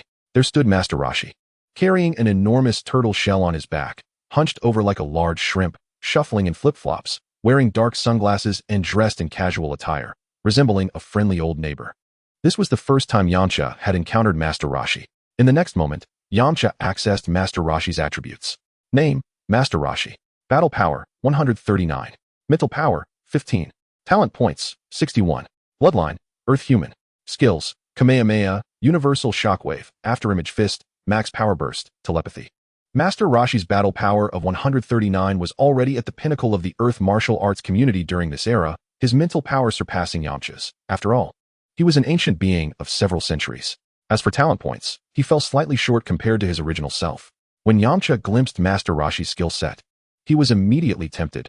This was the foundation of true strength. Upon seeing Master Roshi, the Bull Demon King hurriedly approached and bowed, saying, Master Wu Tien. It's been a while. Master Roshi did not respond, standing there in a daze. The next moment, he staggered like a drunken man and fell flat on the ground, mumbling, why do I feel so dizzy? Unfortunately, his unscrupulous thoughts rendered him unable to ride the Nimbus alongside son Wukong, forcing him to rely on the flying turtle. The flying turtle's flight method was rather peculiar, spinning continuously while soaring. Initially, Master Roshi showed no reaction, but after half an hour, he could no longer distinguish the cardinal directions. By the time they reached Bread Mountain, his head was spinning, and he couldn't even respond when the Bull Demon King spoke to him. He truly felt inadequate. This dismal performance drew the attention of others, who deeply questioned his capability to extinguish the raging flames of Bread Mountain. Only the Bull Demon King and Yamcha, aware of Master Roshi's prowess, remained unperturbed. After a while, Master Roshi seemed to awaken from a deep slumber, gazing at the raging flames of Bread Mountain, murmuring, so that is how it is. Although he had already conceived a method to quell the flames, he did not act immediately. The Bull Demon King's actions had ignited Master Roshi's ire. To protect the treasures, the Bull Demon King had even taken several lives, resulting in a tarnished reputation. After giving the Bull Demon King a stern reprimand, Master Roshi finally prepared to take action. Master Roshi leisurely removed the turtle shell he wore and unfastened his upper garment, revealing a frail, withered body resembling a gnarled tree branch. Years of neglect had left Master Roshi's physique devoid of the vigor and strength typical of a martial artist. After putting on a brief display of antics before the crowd, Master Roshi slowly crawled onto a flat rock ledge. Chapter 10, Kamehameha. Master Roshi shook himself like an old tree shedding snow and began to power up. Under the system's observation, Master Roshi's battle power soared like a rocket. 139, 140, 180. Ultimately, it stabilized at a battle power of 180. At that moment, Master Roshi had undergone a transformation, resembling a butterfly emerging from its cocoon, transforming from a frail old man into a muscular giant, his height soaring to 2 meters, as though he had become an entirely different person. This meticulous display of technique provided Yamcha with an opportunity to learn. As Yamcha observed intently, Master Roshi's every movement etched itself deeply into his mind, and soon, Yamcha grasped the intricacies of the technique. This was a state of explosive power, significantly enhancing the user's battle strength. Despite Master Roshi's long absence from training, he could unleash an attack power 13 times greater than his normal state. This explosive power was indeed a commendable technique. Yamcha, however, lacked this particular skill. After mentally reviewing the sequence several times, he swiftly grasped the key to it, estimating that with a mere attempt, he could harness this state. To his delight, Yamcha discovered that this explosive state did not solely augment attack power by 30%. It depended on the user's physical strength and mastery of their energy. Yamcha estimated that by employing this state, he could amplify his attack power by 50%, owing to his youth and robust physique. Furthermore, upon entering the explosive state, his physique would not expand, given that he was already in optimal condition, unlike Master Roshi, who relied on explosive power to restore his physical state. Thus, this reduced the effectiveness of the explosive state's enhancement. Not to mention Yamcha, upon witnessing Master Roshi's transformation for the first time, son Wukong and the others were left agape, nearly dropping their jaws to the ground. After Master Roshi completed his transformation, he brought his hands together before his chest like a flower poised to bloom, signaling the initiation of the Kamehameha. Here it comes. Yamcha felt a flutter of anticipation in his heart, akin to a fawn leaping in the woods. After all, this was the divine technique from the Dragon Ball universe, the ultimate skill that Goku would frequently employ in his mastery of the Turtle School. Yamcha focused intently once more, keenly observing the nuances of the Kamehameha, which, in contrast to the explosive state, was simpler yet possessed a ferocity all its own. The explosive state awakened the entirety of 1's energy, allowing it to surge forth like a wild stallion, while the Kamehameha seemed to concentrate the energy within 1's body into a singular point, subsequently releasing it like a volcanic eruption. As the power peaked, Master Roshi appeared to be enveloped in a rich blue energy, akin to a mystical veil, a manifestation of the energy coursing through him. He then brought his hands together in a blossom-like formation, cradling it at his waist as if it were a rare treasure. With a mighty shout, he thrust his hands forward with the swiftness of an arrow released from its bow, and his energy surged into his palms like a torrent breaking free from a dam. The once blue energy rapidly converged between his hands, radiating brilliant rings of white light, reminiscent of a colossal laser, hurtling toward the bread mountain with unstoppable force. In the blink of an eye, the entire world was bathed in the blinding waves of light emitted by Master Roshi's Kamehameha, as if it had been transported to a realm of ice and snow. Boom. Boom. The thunderous sounds of the explosion reverberated as the Kamehameha collided with the bread mountain. A violent storm erupted in the aftermath, and even from over 10 meters away, Yamcha felt an unparalleled shockwave sweeping toward him, a testament to the sheer power of the Kamehameha. As the dust began to settle, the onlookers realized that Master Roshi had reverted from his ferocious mode, returning to the appearance of a frail old man, seated upon a rock and panting heavily, evidently drained by the considerable toll the Kamehameha had taken on his stamina. After all, employing two grand techniques simultaneously was no simple feat, even in his youth, much less in his current weakened state. See, it's been instantly obliterated, Master Roshi said, his breath slightly labored, yet a glimmer of pride adorned his visage. It was clear that he had exerted every ounce of effort to maintain his facade. Truly remarkable. Little Goku's eyes sparkled with admiration as he beheld the Kamehameha for the first time. Each observer had their focus drawn to different aspects. While Yamcha and Goku were captivated by the two techniques Master Roshi had just demonstrated, the Ox King's attention was fixated on the now obliterated bread mountain. With a heart torn with anguish, the Ox King pointed toward the remnants of the mountain and lamented, "Master, the flames are indeed extinguished, but what?" Master Roshi's expression hardened, revealing an air of authority. "However, both the mountain and the city have been destroyed," the Ox King continued, his face a mask of despair. Master Roshi glanced back, realizing that the bread mountain and its castle atop had been reduced to mere rubble, unrecognizable from their former grandeur. He awkwardly scratched his head, expressing his regrets. Yamcha understood that this devastation had been intentionally orchestrated by Master Roshi, merely to impart a lesson to his inept disciple. Yet, this mattered not to Yamcha, for he had already gained what he sought. His system now boasted two new ultimate techniques, one being the Kamehameha, which allowed him to concentrate his energy to unleash an attack surpassing his own combat power, the extent of which would depend on his mastery over Ki. The other technique was Master Roshi's muscular transformation, which Yamcha termed the explosive mode. With these two ultimate techniques, Yamcha's combat style had become significantly more diverse. Indeed, following Goku meant ample opportunities for growth, whereas relying solely on his own insights would have taken an eternity. While Yamcha was perusing his system, Goku directly approached Master Roshi with a desire to train in the Kamehameha. To master the Kamehameha, you require 50 years of training. Master Roshi, noticing Goku's tender age, was reluctant to teach him, especially since he hadn't taken on a disciple in many years and did not wish to engage in a task that bore little fruit. Upon hearing the mention of 50 years, Goku's mind momentarily faltered. It was not a matter of doubting his ability to learn, but rather an inability to grasp the concept of 50 years, given his rudimentary understanding of mathematics. After all, even counting to 50 would be a challenge for him. Sensing Goku's bewilderment, Master Roshi assumed that the boy had given up on the Kamehameha. Meanwhile, as Master Roshi conversed with the Ox King, Goku began to recall the movements Master Roshi had exhibited while performing the Kamehameha and instinctively mimicked them. Suddenly, an epiphany struck him. He brought his hands together in the blossom formation at his waist and, after a brief moment of concentration, unleashed his own version. An incredible scene unfolded as a wave of energy manifested between Goku's hands, obliterating the nearby Oolong SRV into smithereens. Goku, Oolong, who had been enjoying a playful moment with Chi-Chi, was suddenly engulfed with rage, for his soul RV had been destroyed by Goku's recklessness. "I'm sorry." Goku scratched his head, offering an apology. Oolong graciously accepted it, but only after Bulma promised him a larger RV did he relent. Chapter 11. Master Roshi's Rejection. Indeed, he is the grandson of Sun Wukong. The Ox King marveled. What? The grandson of Sun Wukong? Master Roshi was jolted from his reverie. Realizing that this young lad before him was the grandson of his disciple, Sun Wukong, which explained his extraordinary prowess at such a young age.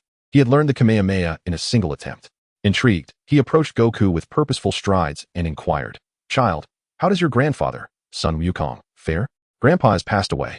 Goku's voice carried a hint of melancholy. His feelings for Sun Wukong were as profound as the depths of the ocean. "Is that so? His passing is truly lamentable." A look of sorrow washed over Master Roshi's face, but as one who had weathered 5 centuries of life, he had long since come to terms with the cycle of life and death. Nevertheless, he had not anticipated that his newly accepted disciple would also face such loss, leaving him with a poignant sense of longing. After a moment of reflection, Master Roshi quickly regained his composure and extended an earnest invitation to Goku. Having not taken on a disciple for quite some time, he felt a surge of affection for Goku's evident talent. "How about it? Come train with me. Perhaps one day, you may even surpass me." "Really?" Goku's face lit up with joy, but then he hesitated, recalling his promise to Bulma to help her find the Dragon Balls. "But I must first locate the last Dragon Ball." "No problem." Master Roshi beamed with satisfaction, due to his connection with Sun Wukong. He had developed a fondness for this Goku. Meanwhile, Yamcha, witnessing Goku's successful apprenticeship, felt a stirring in his own heart. Although he had already acquired 2 ultimate techniques from Master Roshi, the old sage, having lived for centuries, surely possessed more than just those 2 skills. With a mindset akin to reaping rewards, he earnestly approached Master Roshi and said, "Master Roshi, please take me on as well." Master Roshi's expression grew serious. Finally noticing the young man before him, the longer he looked, the more grave his demeanor became. Initially, Yamcha had not overly showcased his abilities, leading Master Roshi to overlook his presence. In his perception, he discovered that Yamcha's aura was nearly on par with that of his disciple, the Ox King, and perhaps even slightly surpassed it. It is noteworthy that the Ox King had been cultivating martial arts for 30 years, making him a formidable opponent, with few rivals aside from some seasoned veterans. Now, a youth in his teens appeared, possessing strength that exceeded that of a martial artist who had dedicated 3 decades to arduous training, and this martial artist was one he had personally mentored. "Who is your master?" Master Roshi inquired, his brow furrowed as he addressed Yamcha. "I am self-taught, without a master," Yamcha replied with a smile.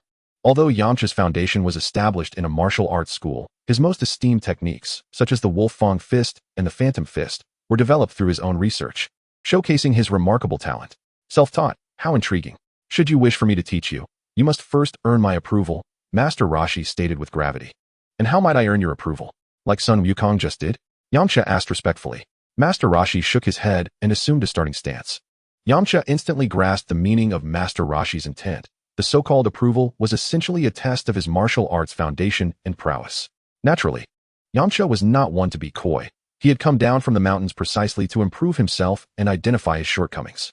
"Forgive me," Yamcha declared, and in an instant, his body transformed into a fleeting shadow, launching an attack towards Master Roshi. The Phantom Fist? No, it was different. Master Roshi quickly discerned that the attack pattern of Yamcha's Phantom Fist bore subtle distinctions from his own. The version he had developed emphasized luring the opponent, whereas Yamcha's version prioritized speed. The sheer velocity startled him initially, but as a seasoned martial artist, he soon regained his composure. With a swift lateral movement of half a meter, he easily evaded Yamcha's assault. Yamcha did not harbor any illusions of landing a hit on Master Roshi with a single strike. After his initial attack missed, he spun his body around and executed a powerful flying kick aimed squarely at Master Roshi's chest. "Not bad. The force is commendable, but your intentions are too obvious." Master Roshi swiftly moved his body, lightly tapping Yamcha's foot with his finger, instantly sending him staggering backward.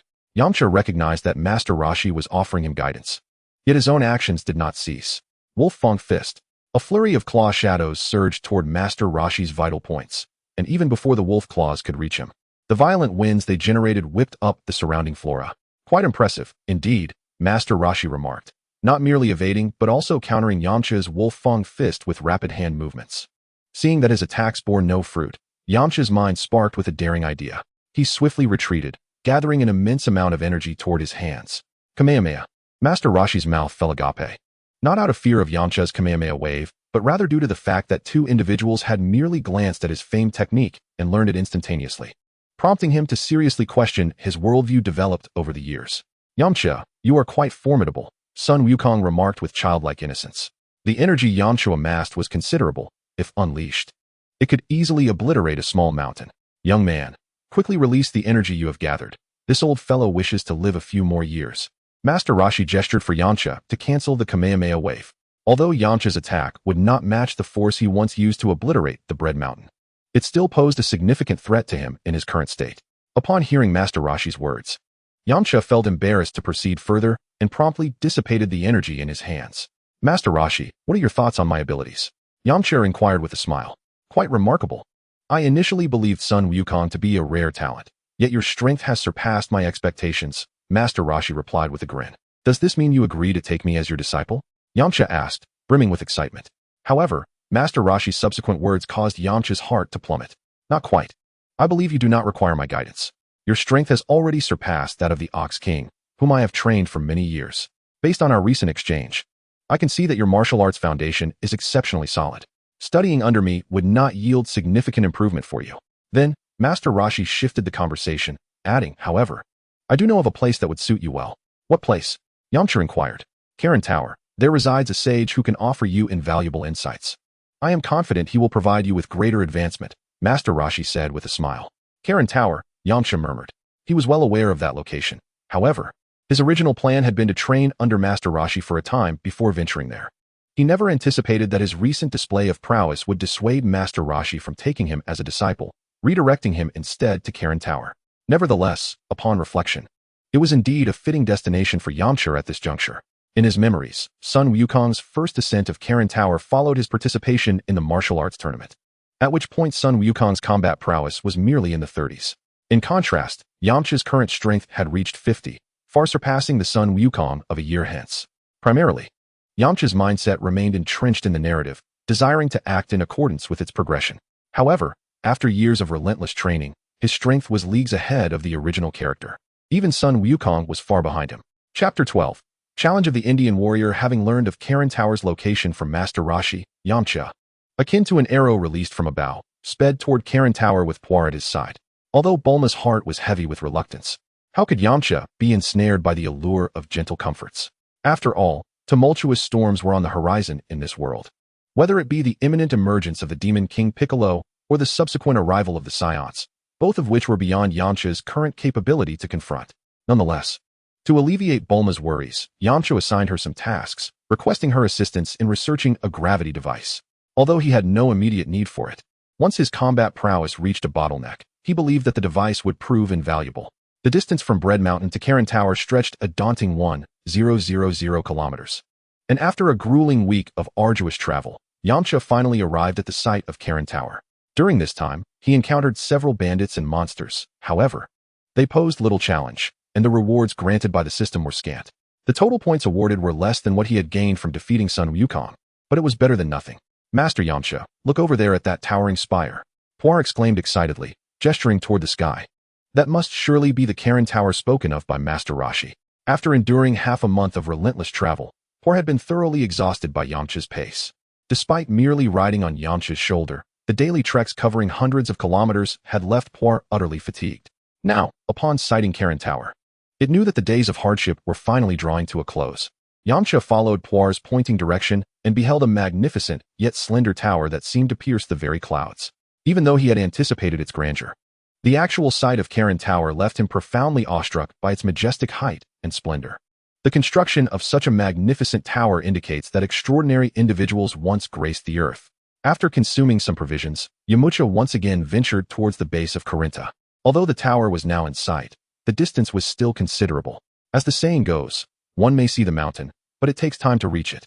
After spending half a day, Yamcha finally arrived at a primitive tribe enveloped by a dense forest. Karinta is revered as the birthplace of martial arts across the globe, especially considering that Master Karen, who has lived for over 8 centuries, stands as a living fossil of Earth, second only to the stout figure in the heavenly god temple. Just a kilometer from Karinta, Yamcha found his path obstructed by a tall and formidable Native American. The man wielded a rough spear, while his stature was imposing. Yamcha discerned that his strength was only slightly above that of an ordinary person. The sacred grounds ahead are off limits, the guardian of Corinta announced.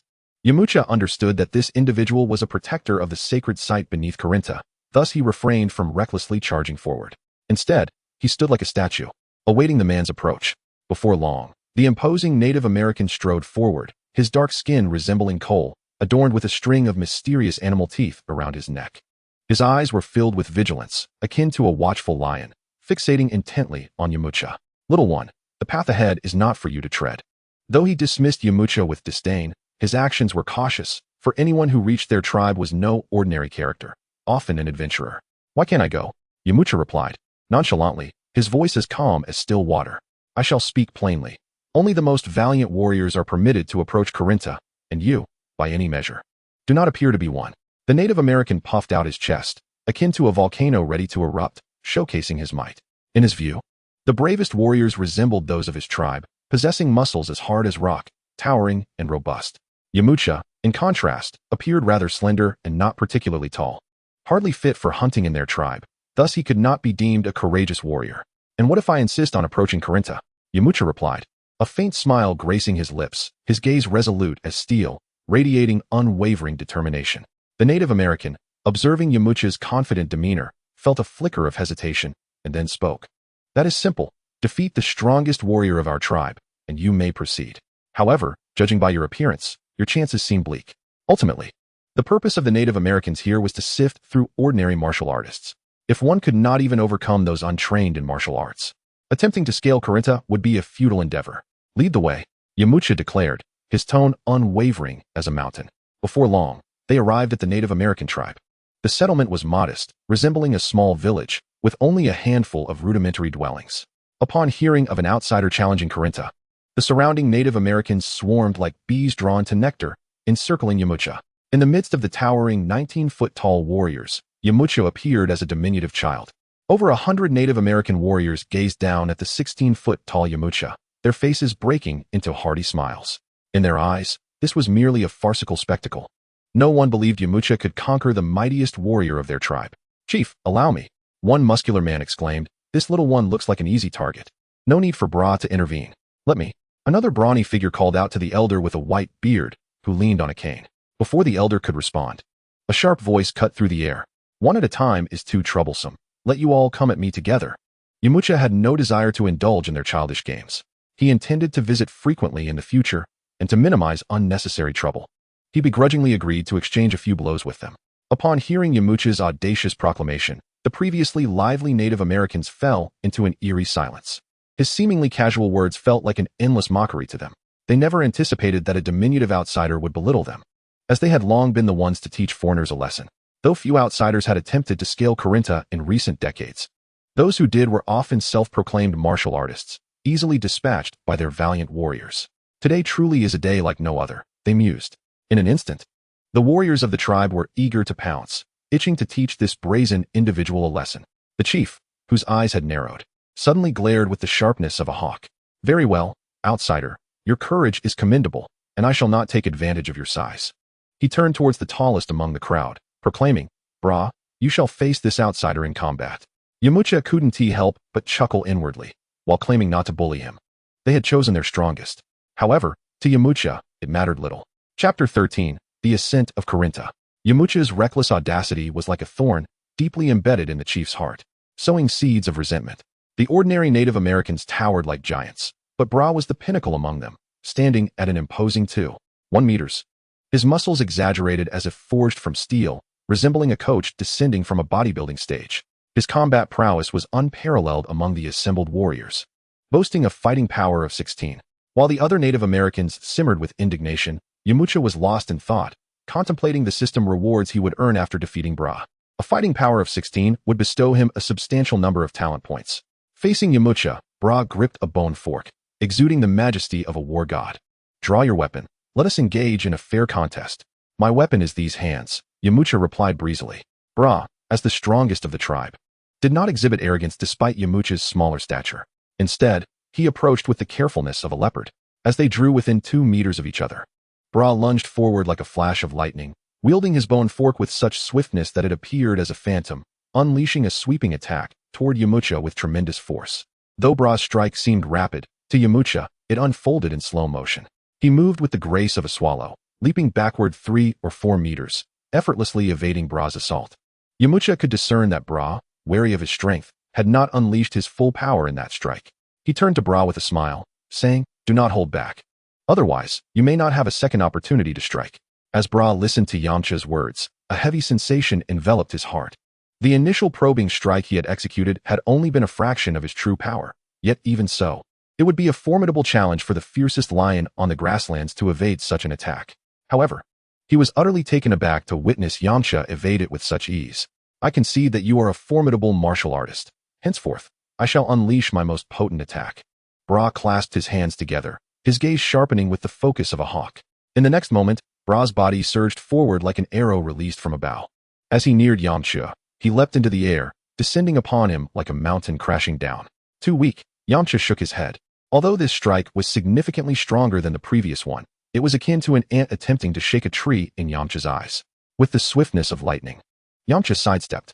Bra's body, poised to smash down upon Yamcha, abruptly froze mid-air, as if ensnared by an unseen spell, before hurtling outwards with astonishing speed, colliding into a throng of tribal warriors who had gathered to watch.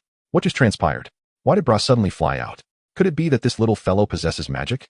Whispers of confusion echoed among the onlookers, while Bra struggled to rise to his feet. Only he, as the participant, understood the blinding speed of Yamcha's attack. Akin to a tempest, though he had glimpsed Yamcha's afterimage, it was too late for him to react, leaving him to helplessly witness the impact of Yamcha's strike. Moreover, he found it hard to believe that Yamcha's attack had not been a forceful blow, but merely a delicate touch of a finger. Yet, this seemingly trivial gesture felt as if he had been struck by an adult dinosaur, leaving half his body numb and still aching even now. He finally comprehended the chasm between their strengths, realizing it was akin to the difference between clouds and mud. "I have lost," he stated with utmost sincerity. For as the tribe's mightiest warrior, this confrontation had granted him a true insight into his own limitations. How weak. This is rather dull, Yamcha internally mused. However, he felt a surge of joy upon defeating Bra, for the system had rewarded him with 4 talent points. With the tribe's most valiant warrior having been bested, as the guardian of Karen Tower, he would naturally not hinder Yamcha's approach to the tower. Subsequently, guided by Bra, Yamcha arrived at the base of Karen Tower.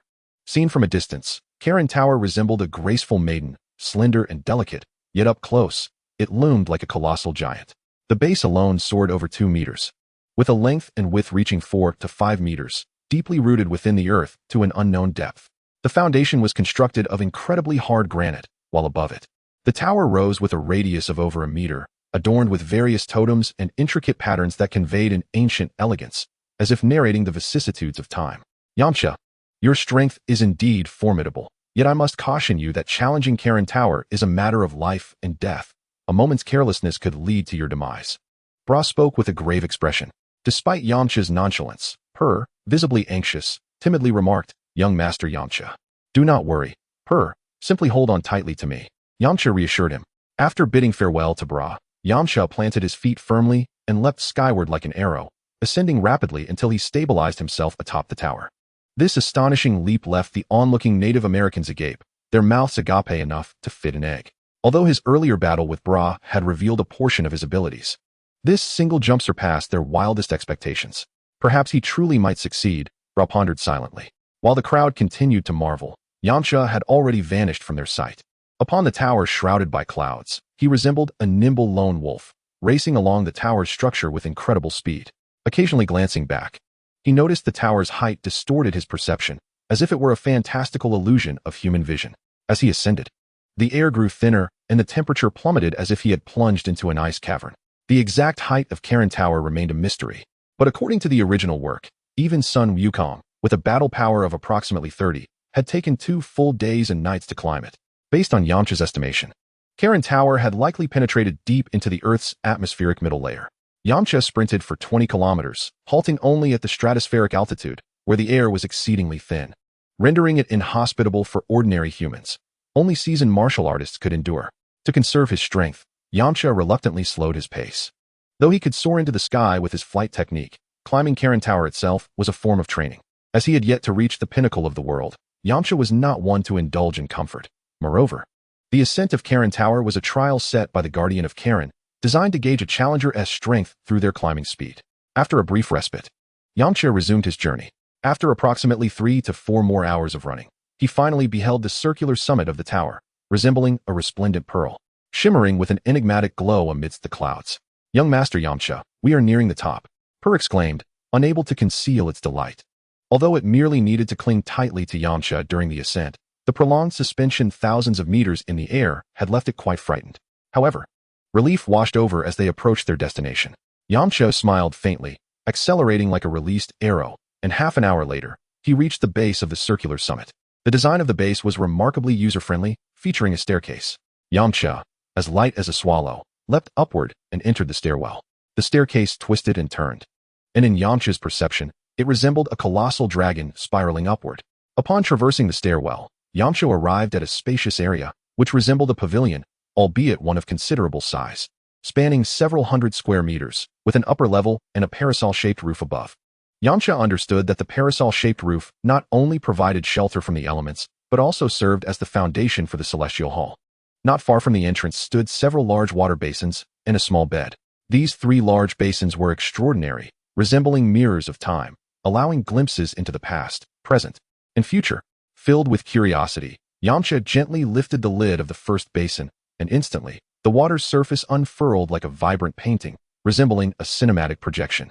Within the image, he beheld himself training in the desert, indicating that this basin represented the past.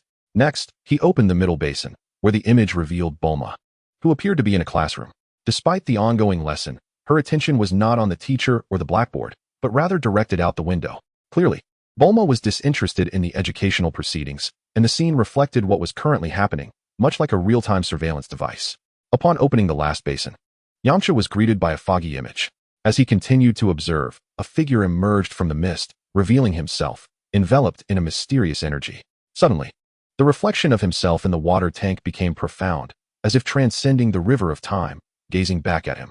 In the next moment, a searing pain erupted in Yamcha's head, akin to an explosion. The Yamcha within the tank seemed to be warning him that the future was unpredictable. Not daring to linger, Yamcha hastily replaced the lid, unwilling to probe further. Upon leaving the first floor, he darted up the staircase to the second floor like an arrow released from a bow. Upon reaching the second floor, he spotted a white-haired cat, about a meter tall, smiling at him with a warmth reminiscent of a spring sun. Clutching a cane, with eyes slightly squinted, it resembled a kindly old sage as it spoke softly. "Young man, you have remarkably ascended Karen Tower in just half a day." Before Yamcha could respond, the curious Poir, hidden within his clothing, leapt out and exclaimed in astonishment, "Oh, look, there's even a cat here." The enigmatic demeanor of the cat was instantly shattered by Poir's comment, as if an impenetrable fortress had been effortlessly breached. For years, no one had dared to refer to it as merely a cat. It was revered as the Great Karen. Clearing its throat with a hint of pride, it retorted, "A cat? I am the Great Karen." After glancing at Poir, it continued, "Young one, it is indeed fortunate for you to accompany this boy."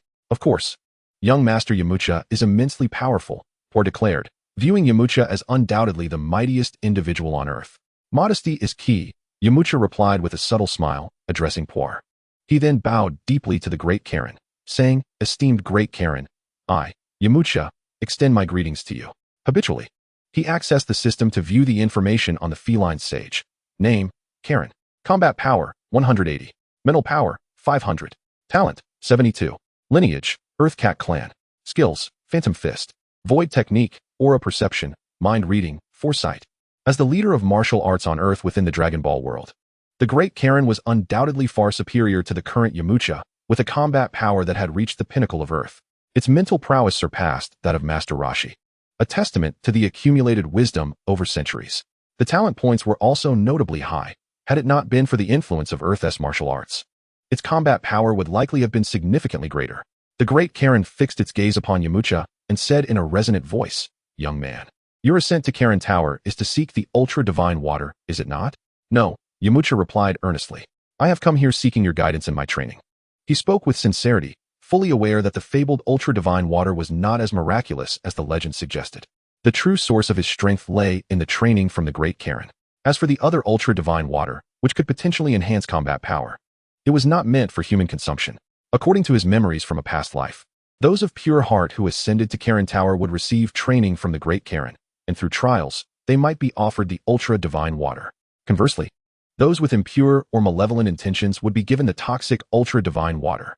Only those with special constitutions could survive its effects. Yamcha's words left the Great Karen momentarily astounded, causing it to swallow its prepared retort. Young Master Yamcha, have you perhaps mistaken something? Like me, it is a cat. How could I possibly guide your training? Poir queried, confusion etched on its face. Ding! Just as Poir finished speaking, it was abruptly struck on the head and fell straight down from midair. Ah, that hurts. Poir lamented, cradling its head in pain. What incredible speed, Yamcha mused internally. Observing the seemingly innocuous Great Karen, he had not anticipated such a swift strike. Immediately after Poir's teasing, it had moved with lightning speed, striking Poir's head with its cane. That speed was such that even Yamcha could only catch a glimpse of a fleeting shadow. Enough, Poir, you shouldn't speak so carelessly. Apologize to the Great Karen at once. Yamcha admonished, crouching down to comfort Poir. Though Poir was not entirely oblivious, it timidly uttered, I'm sorry, Great Karen. You are quite amusing. Since you wish for me to guide your training, you must offer something in return. I cannot squander my time on idle play, after all. I am quite busy, the Great Karen said, narrowing its eyes with a smile. What could a cat possibly have to do on this Karen Tower? Yamcha thought to himself. Yet outwardly, he maintained a smile. Of course, how could I allow you to assist me without offering something in return? He then turned to Poir, who had regained composure, saying, Please retrieve the items from capsule number 1. Master Yamcha, that is my food for an entire year. Poir hesitated, a hint of reluctance in its voice. Don't be so stingy. Once we descend from Karen Tower, I will prepare double the rations for you. Yamcha reassured, patting Poir. In the next moment, a large container, several dozen cubic meters in size, appeared upon the open ground. Its lid opened to reveal numerous large water tanks brimming with countless fish. So many fish. The once composed Great Karen's eyes sparkled with delight, its previously narrowed gaze now wide with astonishment. After years of confinement due to its duties, it had not been able to descend from Karen Tower, while it could use magic to obtain some fish from the ground. The distance of several dozen kilometers from the surface meant it rarely dared to employ its divine powers, only doing so occasionally when tempted. Having not seen such an abundance of fish for centuries, to it, these were countless delicacies, and the varieties were so numerous that many were not found in the vicinity, causing the Great Karen to salivate. Even with its high level of composure, the sheer temptation of so many little fish stirred its tranquil heart. Since you are so discerning, I shall gladly teach you. Now put these away. The Great Karen coughed lightly, attempting to maintain an air of superiority while squinting. Yamcha promptly used the capsule to store all the fish, respectfully handing the capsule to the Great Karen. Without further ado, the Great Karen swiftly accepted the capsule, concealing it beneath its fur. The so-called guidance and training would naturally commence with the traditional exercise of seizing the water jug. The Great Karen pointed to a statue in the center, atop which rested an ancient water jug, saying, Your sole objective now is to retrieve that jug. Yamcha observed the jug. Its placement was not particularly high, and the statue was merely 5 or 6 meters away, easily within his reach with a single move. However, he surmised that the Great Karen would not allow him such an easy victory. Then I shall begin, Yamcha declared. With that, he surged toward the jug. But just as his hand was about to grasp it, his body was suddenly struck aside, rolling away. Despite having prepared for various contingencies, he was caught off guard by the Great Karen's attack. Indeed, it was not so simple. Unfazed, Yamcha sprang back up and charged once more toward the water jug. However, no matter from which direction Yamcha charged towards the kettle, the cat sage always managed to swat him away before he could make contact. Is this all you can muster? The voice of the cat sage resonated behind Yamcha. Yamcha remained silent, rising once more, and with a smile addressed the cat sage. That was merely a warm-up. The real challenge has only just begun. Subsequently, Yamcha's figure became a blur as he surged towards the kettle, surrounded by countless afterimages. Afterimages, you say? Intriguing. While they may bewilder an ordinary person, your movements hold no efficacy against me. In the next moment, Yamcha's body was once again sent flying. Young man, though your speed is commendable, you are overly fixated on what you perceive. You must calm your mind and truly feel. Feel the essence within you and the essence that I exude, the cat sage remarked with a tone of indifference, pinpointing the flaws in Yamcha's attack. Your essence, as I perceive it, resembles a massive light bulb. Regardless of the martial techniques you employ, they will bear no fruit. Yamcha understood that the cat sage was imparting wisdom on how to control his own essence. Over the past 3 years since his arrival, he had been diligently training, focusing solely on enhancing his combat prowess. Although his fighting ability had improved significantly, he had scarcely grasped the deeper techniques of martial arts. and his use of essence remained exceedingly rudimentary.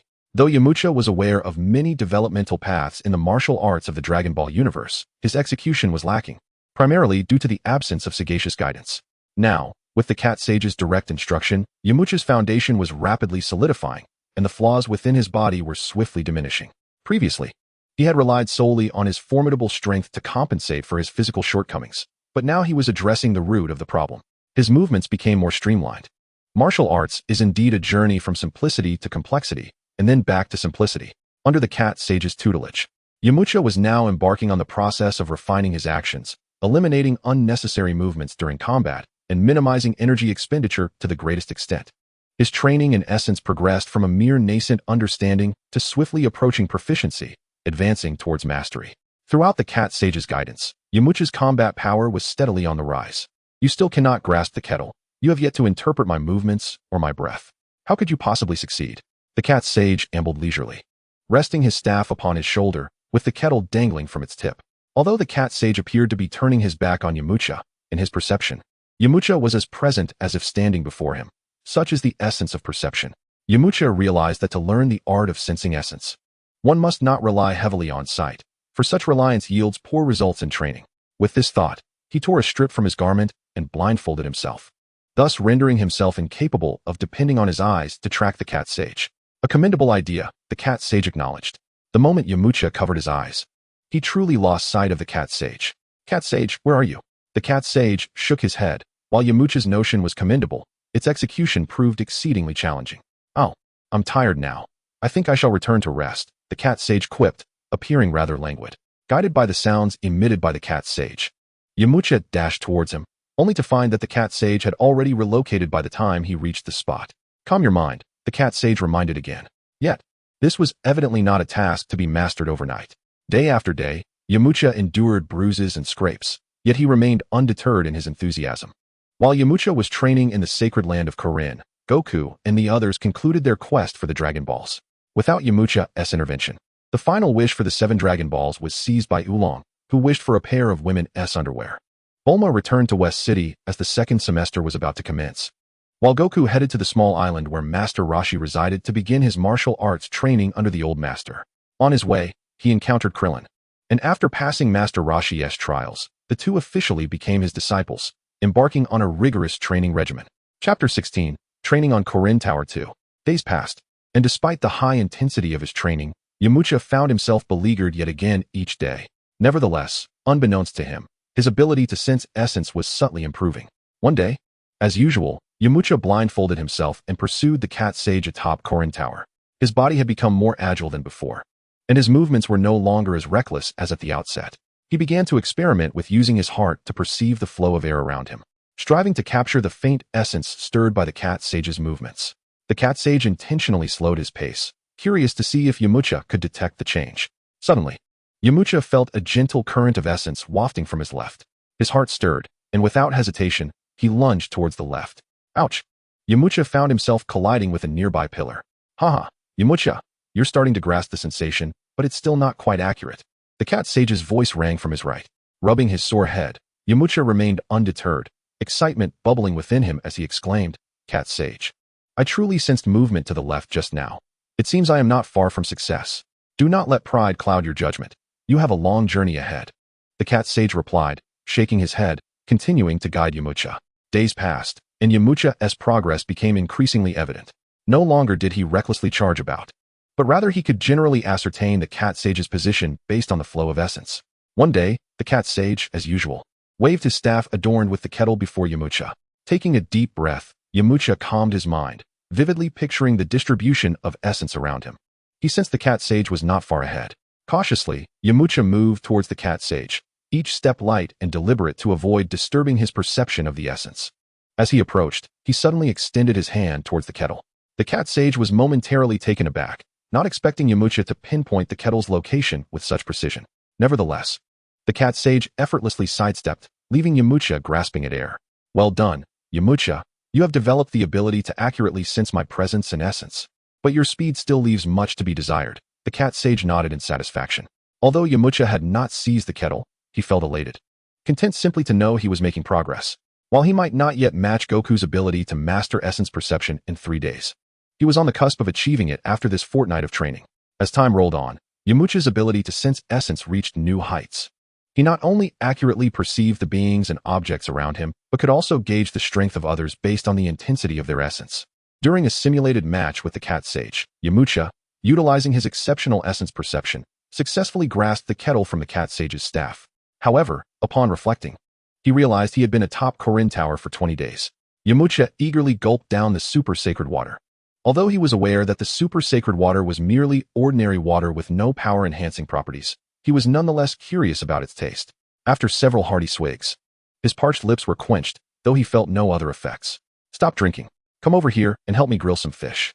Not far away, the cat sage stood by the grill, skillfully preparing grilled fish.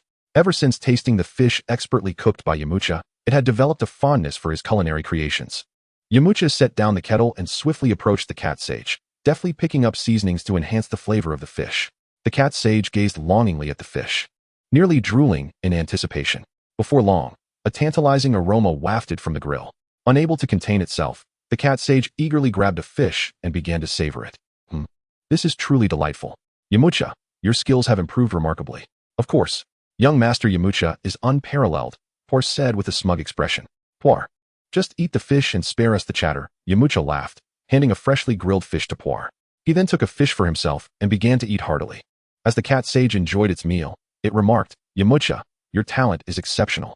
I recall that it took me nearly 3 years to grasp the essence of ki on the Korinta, and as for obtaining the super holy water, I was fortunate enough to do so while taking a nap.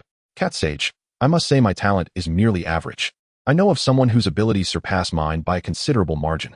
Yamcha thought of Sun Wukong, whose talent points soared to 1,000. Even with his daily training according to the system, it would take him 23 years to reach the same level. Is there truly such a formidable individual? I would be most curious to see. The cat sage expressed skepticism, as Yamcha's talent had already eclipsed its own. Perhaps, before long, it too would ascend to Korinta. Yamcha smiled and said, you have already mastered the essence of ki perception. Next, you must learn to employ ki in combat. Are you prepared to leave Korinta to train on your own, or will you remain? The cat sage looked at Yamcha, its eyes brimming with anticipation. It had indeed found the time spent in Korinta rather dull, and having someone to accompany, it was a welcome change. During these 20 days, Yamcha not only honed his mastery of ki to a proficient level, but also experienced a remarkable increase in combat power, which soared by 20, reaching over 70. Although he could have left the tower at this point, he had no immediate plans to do so. On one hand, he wished to further solidify his understanding of ki to prepare for the pursuit of even greater heights. After all, obtaining the kettle with the holy water was merely a stroke of luck, not an indication of perfect mastery over ki. It merely signified that he had taken the first steps. However, Yamcha was aware that, compared to Sun Wukong, his progress lagged significantly. And only through diligent training could he hope to avoid being left behind. I wish to continue my training in Korinta. Is the cat sage urging me to leave? Yamcha retorted. I have no objections. If you wish to stay, then do so. The cat sage replied nonchalantly, though inwardly pleased at the prospect of not having to cook for a while.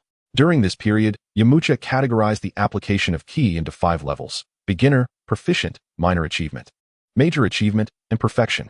The acquisition of the super holy water only counted as a beginner level, while the cat sage had reached the level of perfection. His progress was a full 10 times slower than that of Sun Wukong, and he would not allow himself to become complacent over such modest achievements. Chapter 17, Destination West City. In the time that followed, while Yamcha remained diligently training in Korinta, he often found himself practicing alone, with the cat sage occasionally engaging him in sparring. However, once the cat sage set aside the kettle and entered combat mode, it was as if it had undergone a transformation. Even though Yamcha had mastered the application of ki, he was still thoroughly dominated. After all, the cat sage had spent hundreds of years honing its skills, a gap that could not be bridged in a short time. Time passed swiftly, and 3 months slipped by in the blink of an eye. Yamcha, there is little more I can teach you. I hope you can return below. Steadfast in your resolve and diligent in your training, the cat sage said with a gentle smile. Yamcha bowed respectfully to the cat sage, who he regarded as his mentor in this world. After 4 arduous months of training, he had finally clarified his path in martial arts, and his application of ki had advanced significantly, elevating him to the minor achievement level, where he displayed a masterful demeanor in his movements. Por, I entrust you to him.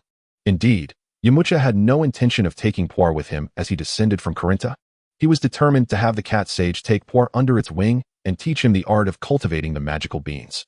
Before departing, Yamcha naturally pilfered a substantial quantity of magical beans from the cat sage. At that moment, the magical beans had yet to be squandered by that portly Yakinobe, and there were still 2 large jars full.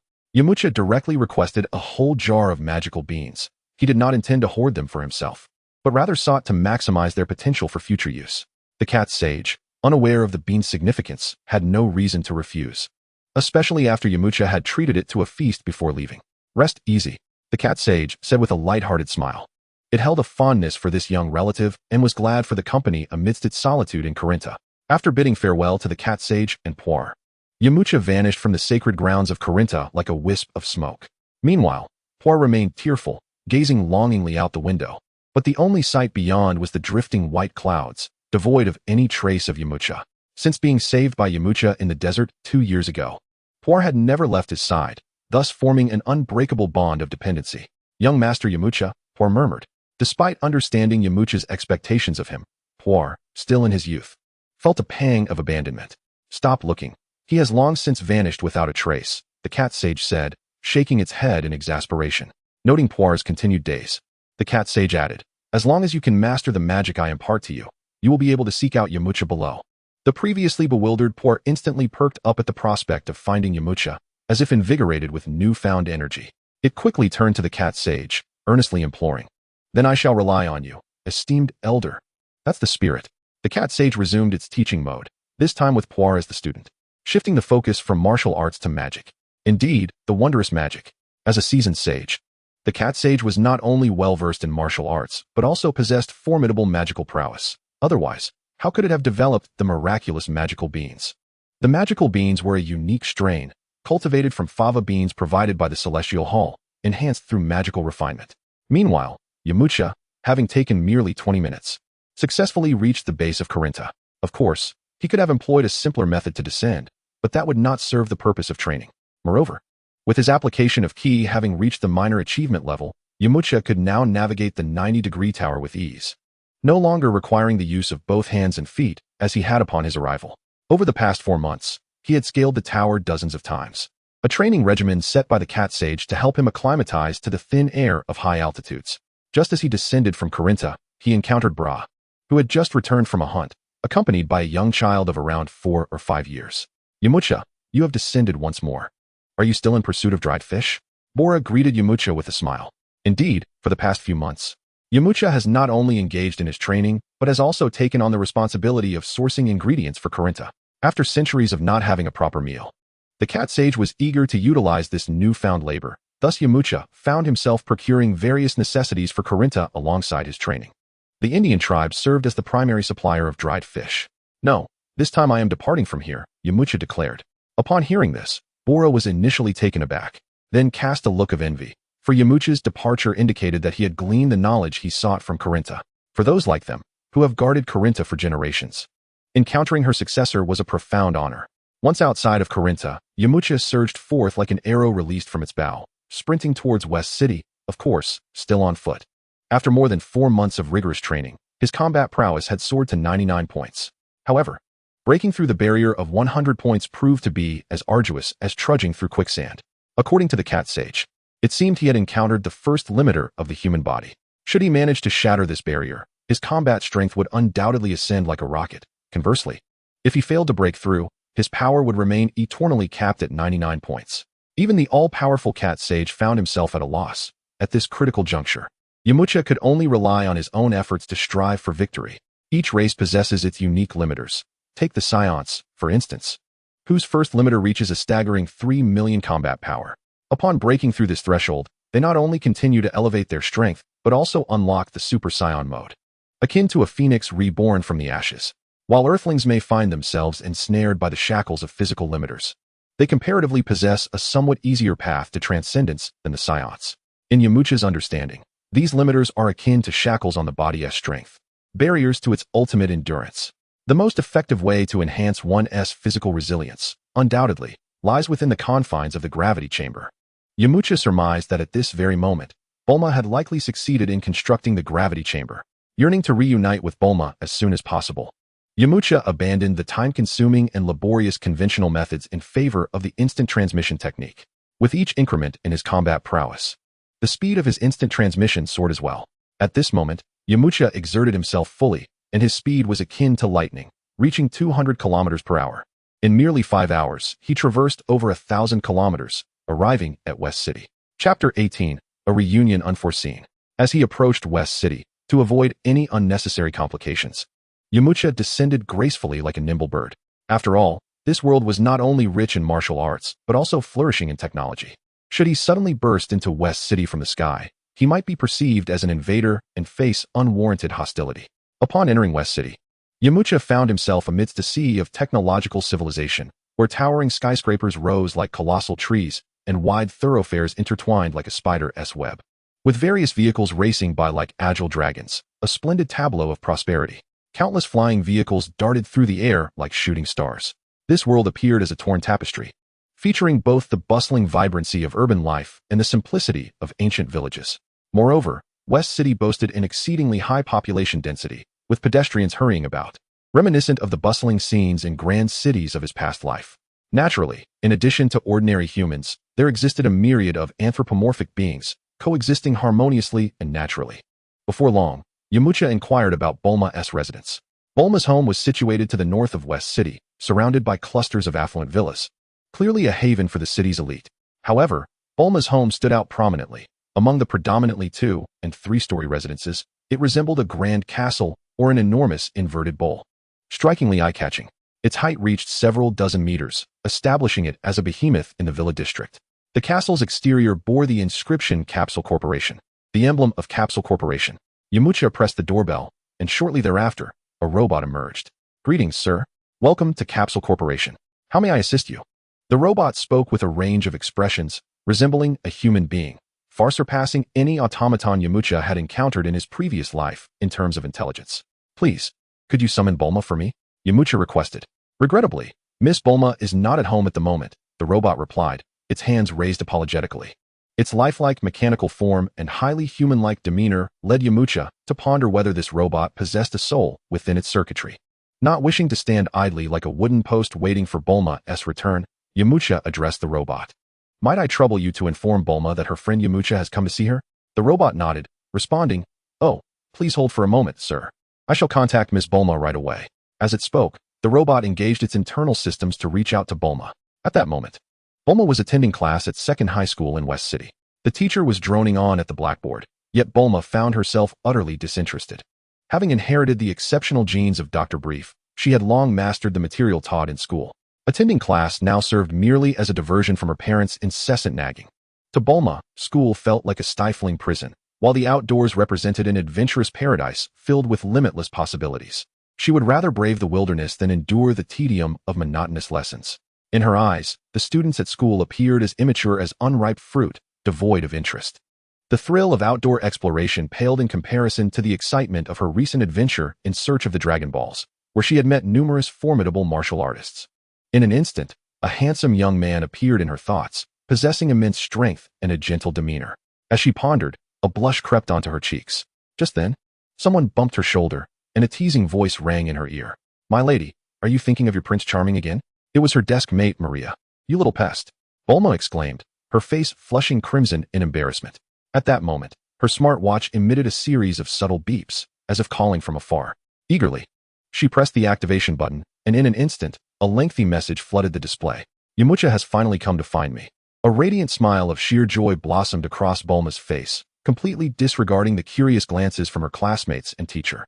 Like a delicate butterfly, she swiftly stuffed her books into her backpack and dashed out of the classroom without a backward glance. In any realm, the affluent and powerful are akin to privileged nobility.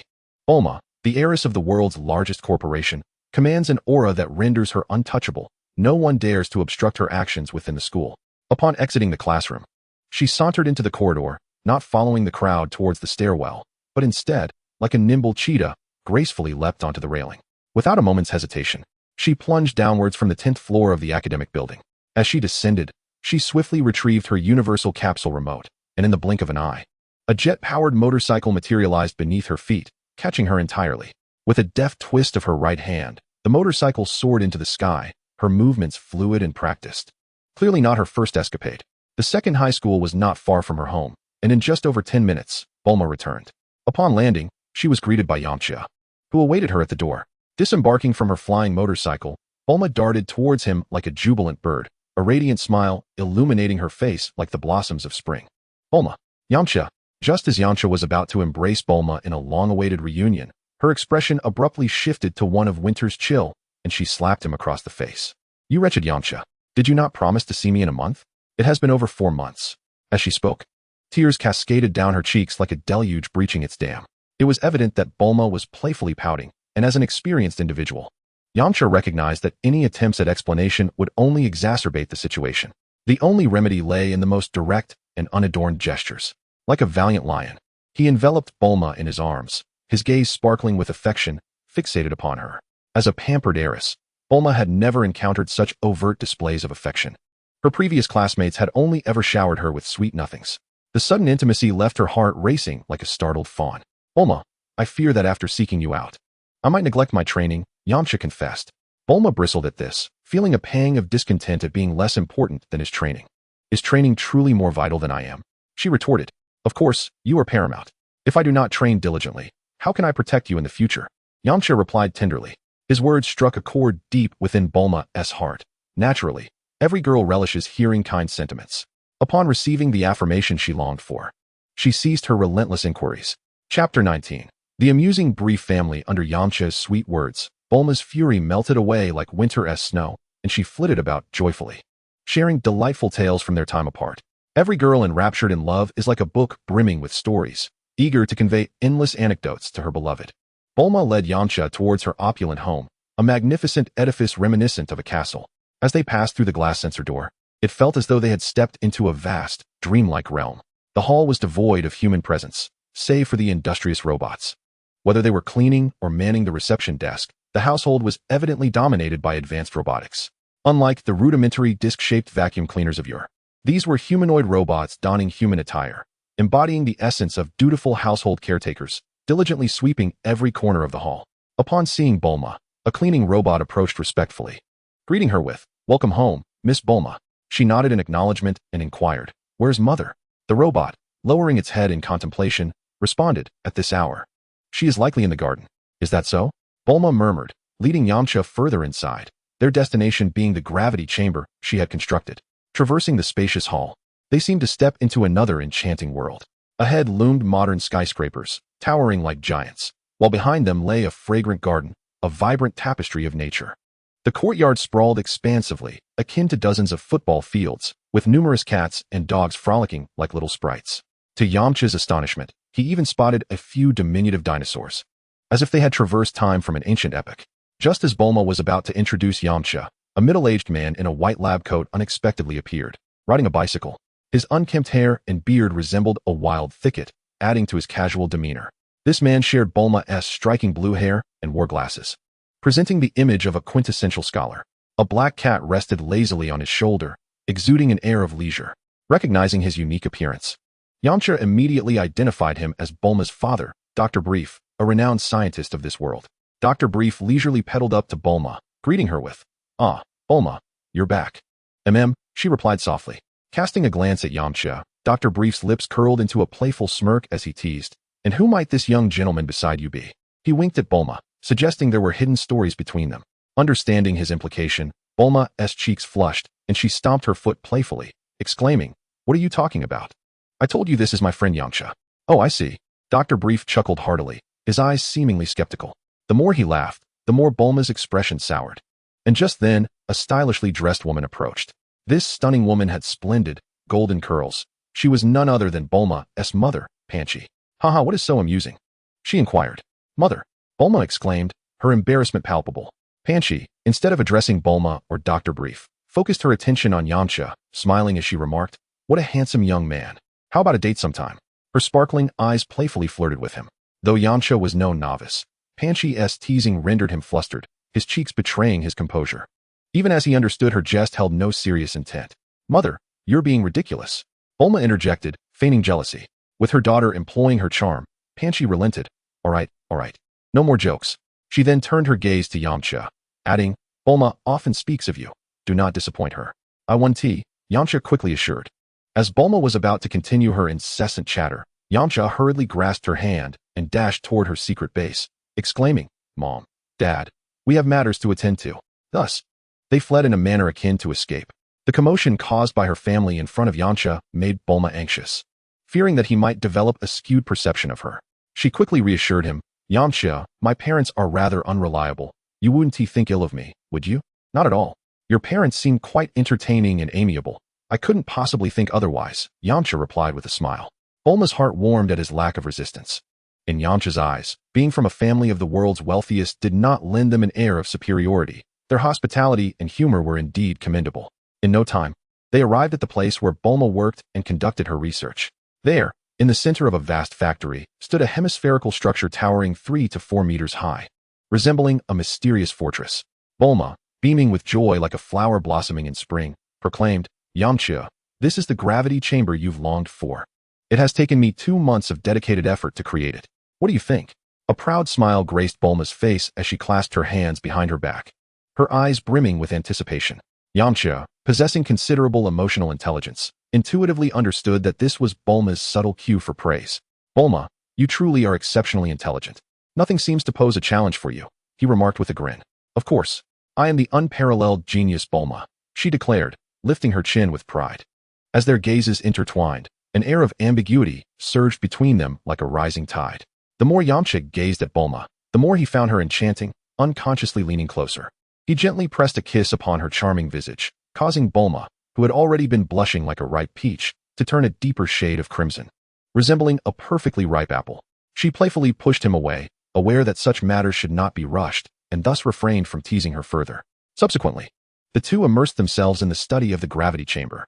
Inside, the equipment was intricate and sophisticated, with an array of dials and control buttons adorning the walls.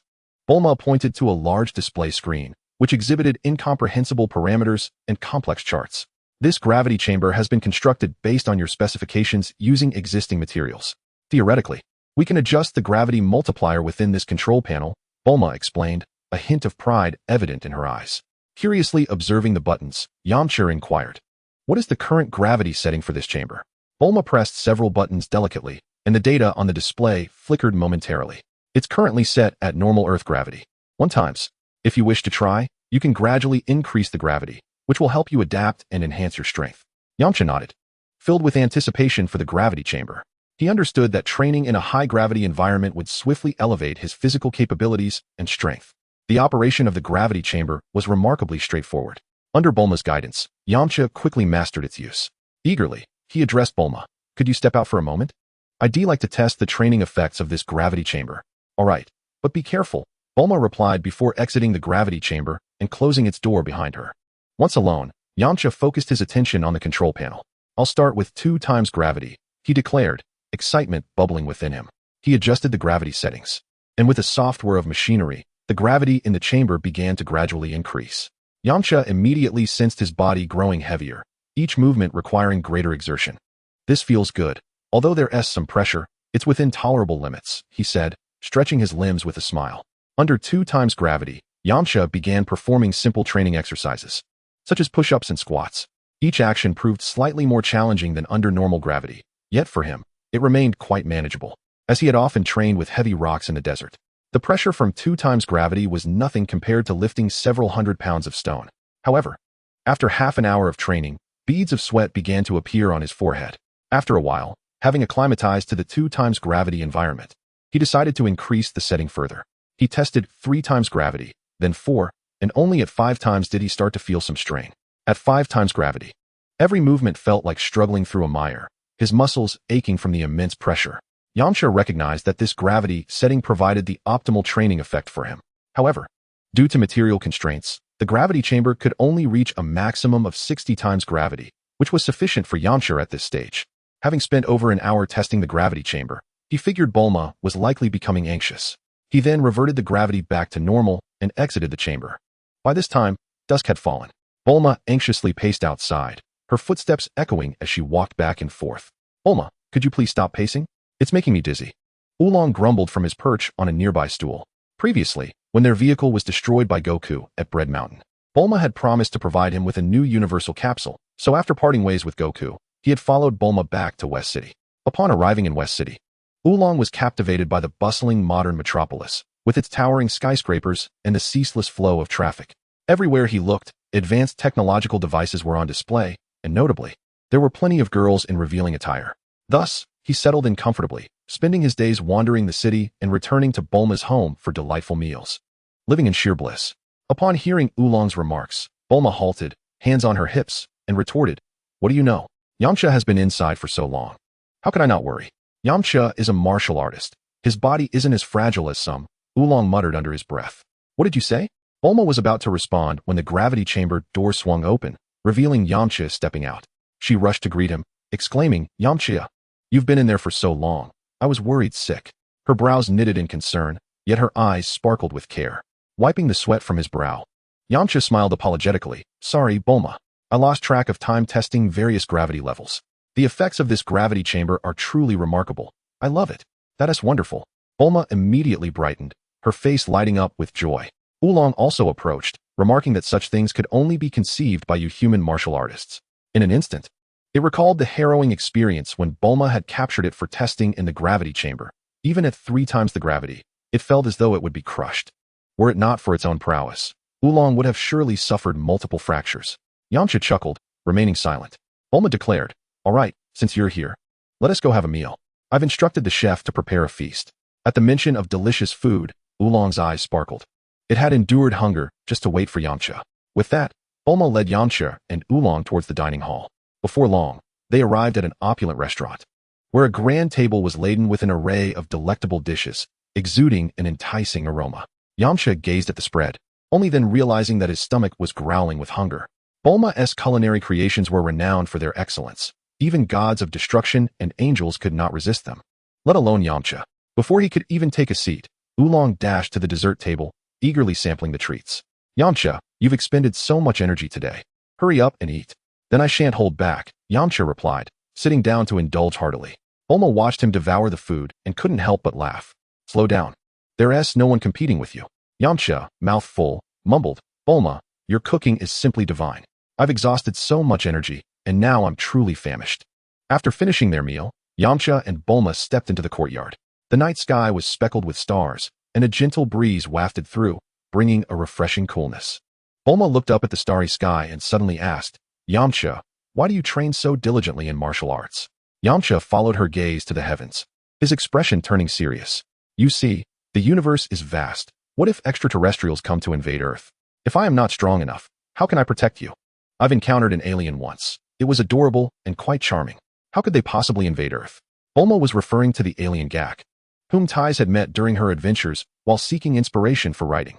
She had since joined Gak on cosmic escapades, and after years apart, she found herself missing her sister. Speaking of which, her fondness for adventure was partly influenced by Tais, who frequently shared tales of her exploits when they were younger. There exists a dichotomy of good and evil among people, and extraterrestrials are no exception. You may have encountered the benevolent kind, but we cannot dismiss the existence of malevolent aliens. Yamcha thought of the Saiyan race, known for their predatory nature. Bulma sighed softly. "If that's the case, Earth could be perilous. However, with someone as dedicated as you, I feel a sense of reassurance." Yamcha grasped Bulma's hand. "Bulma, you are remarkable as well. The devices you've created greatly enhance my strength. Yet, even without me, your intellect would prevent aliens from easily invading Earth." Bulma's face flushed, and she lowered her gaze, softly responding, "Oh, I'm not as impressive as you say." She then nestled into Yamcha's embrace. The night passed in silence. Chapter 21. The First Breakthrough of Limits.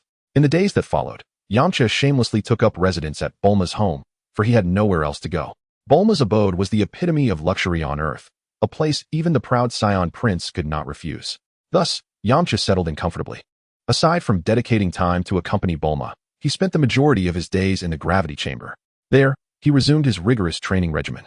With familiarity, he swiftly adjusted the gravity to 5 times its normal level, instantly transforming the chamber into a viscous environment, making each breath a challenge. Yamcha took a deep breath. Striving to steady his breathing, he began executing complex training movements, such as rapid combinations of punches and kicks.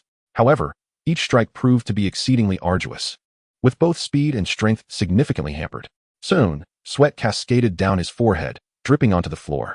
His clothes clung to him, soaked through, yet his gaze remained resolute. void of any thoughts of surrender. After enduring the fivefold gravity for a while, Yamcha realized his stamina was depleting rapidly. Aware of the need to avoid overexerting himself, he chose to temporarily cease the intense training in favor of simpler stretching exercises to relax his body.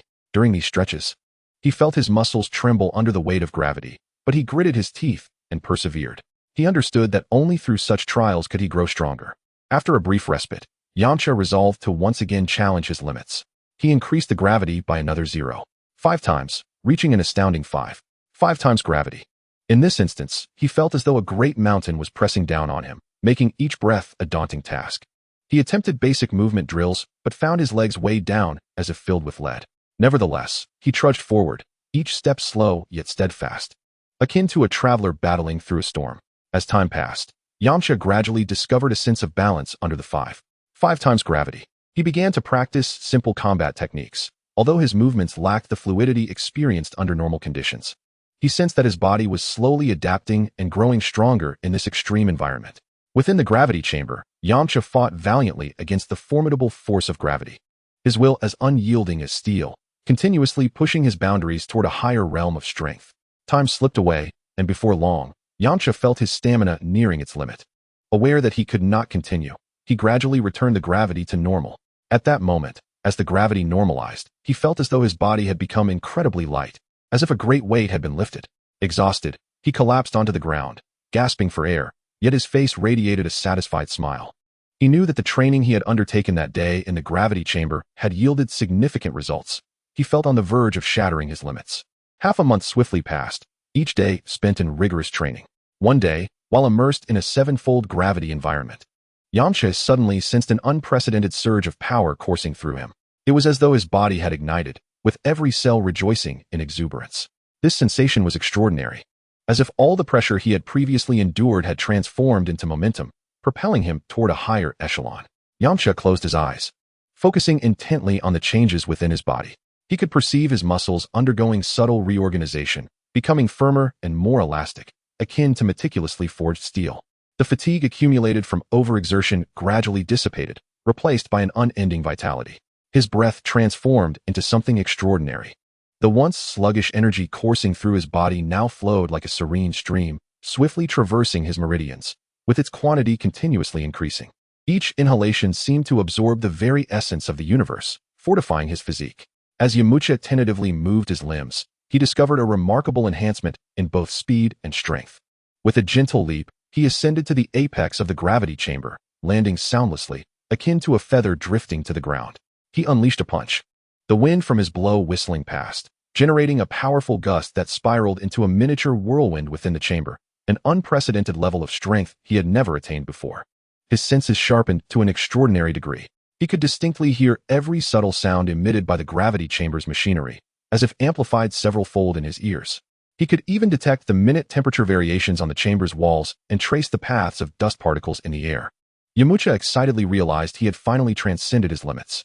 This breakthrough was not merely an enhancement of power, but a profound recognition of his own potential, which had now grown even stronger. Indeed, when he accessed his personal attributes, astonishment washed over him. Name: Yamcha. Battle power: 120. Mental power: 10. Talent points: 200. Skills: New Wolfang Fist, Mirage Fist, Sky Dance Technique, Kamehameha, Explosive State. In a single leap, his talent had surged by 50 points, equivalent to over a year of diligent training. Although he had never ceased his cultivation, aided by previous system rewards, he had only reached 150 points in talent before this breakthrough, which now skyrocketed to 200, an exhilarating thought. Clearly, surpassing human limits resulted in a temporary boost in talent, a reward not from the system, but from the fundamental laws of the universe. Furthermore, his battle power had surged from 99 to an astonishing 120, a truly transformative growth. After familiarizing himself with his new physique, Yamcha chose not to continue training, but instead exited the gravity chamber, knowing that balance between work and rest was paramount. Upon leaving, he found Bulma busily engaged in her laboratory. The moment Bulma laid eyes on him, she sensed the change and smiled, saying, "Our training fanatic Yamcha, what brings you out of the gravity chamber?" "Of course, I came to see our beautiful genius girl," Yamcha replied with a grin. "Flattery will get you nowhere." Bulma rolled her eyes at him, well aware that he was trying to please her. "I've broken through," he declared, extending his right arm to showcase his bicep. "Really? Bulma?" familiar with Yamcha's situation, felt a wave of joy upon realizing he had finally surpassed his limits. Indeed, you are the boy I have always believed in, she said with a smile. Chapter 22, The World Martial Arts Tournament. After resting for half a day, Yamcha plunged back into intense training. Following his breakthrough, his battle power continued to grow steadily. On this day, he adjusted the gravity in the chamber to 10 times that of normal. One should not underestimate 10 times the gravity. In the universe, such an environment is considered to belong to advanced planets, akin to planet Vegeta or the planet where King Kai resides. With tenfold gravity, the burden became incredibly daunting. Given Yamcha's current weight of 150 pounds, he was now bearing a weight of 1,500 pounds. This was unlike his training in the desert, where he often trained under heavy loads, but due to equipment limitations, he could only carry large stones, making it difficult to engage his entire body.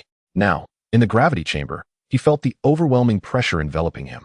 And even Yamcha found his legs trembling, as if a great mountain rested upon his back. Tenfold gravity was indeed a different experience. Previously, he had only pushed the gravity to 8 times. This was his first challenge at 10 times, and due to the limitations of human physiology on Earth, adapting to the gravity chamber was not as swift as it was for the Saiyans. During his fastest period of growth, Goku had trained on the tenfold gravity of King Kai's planet, escalating his battle power from 5 or 600 to 6,000, illustrating that tenfold gravity is a significant threshold. After 3 days of adjustment, Yamcha finally acclimated to the tenfold gravity, and his battle power surged by another 20 points. Rather than blindly increasing the gravity further, he opted to continue training under the tenfold gravity, as his current battle power of 140 had yet to fully exploit the training benefits of such an environment. After all, Goku had managed to elevate his power to 6,000 under tenfold gravity. Of course, Goku's remarkable growth was also aided by King Kai's guidance. Now, however, Yamcha had to rely solely on himself. Even if he could not match Goku, he could still elevate his battle power by several tiers. A week later, just as Yamcha was prepared to resume his daily training, Bulma approached him. "Are you aware that the World Martial Arts Tournament is about to be held?" Yamcha exclaimed in surprise. Engrossed in his training, he had completely lost track of time and was unaware of the tournament's impending commencement. Bulma, being part of the largest capsule company on Earth, was privy to this information as they sponsored the event. Knowing her boyfriend's ardor for martial arts, she felt it was only fitting to inform him. Additionally, it was worth noting that over the past month, Yamcha and Bulma had officially confirmed their romantic relationship. Though there was a hint of dependency on her part, Yamcha was not the type to be overly concerned about such matters. He only cared about the connection they shared. If the emotional bond faltered, he would not cling to her. Indeed, there is just 1 week left. I've heard that many formidable martial artists will participate, and you, Yamcha, can have a fine opportunity to spar with them, Bulma said with a smile. Yamcha often lost track of time when immersed in training, leading to less time spent with her. Although Bulma was not typically clingy, she did feel a twinge of jealousy.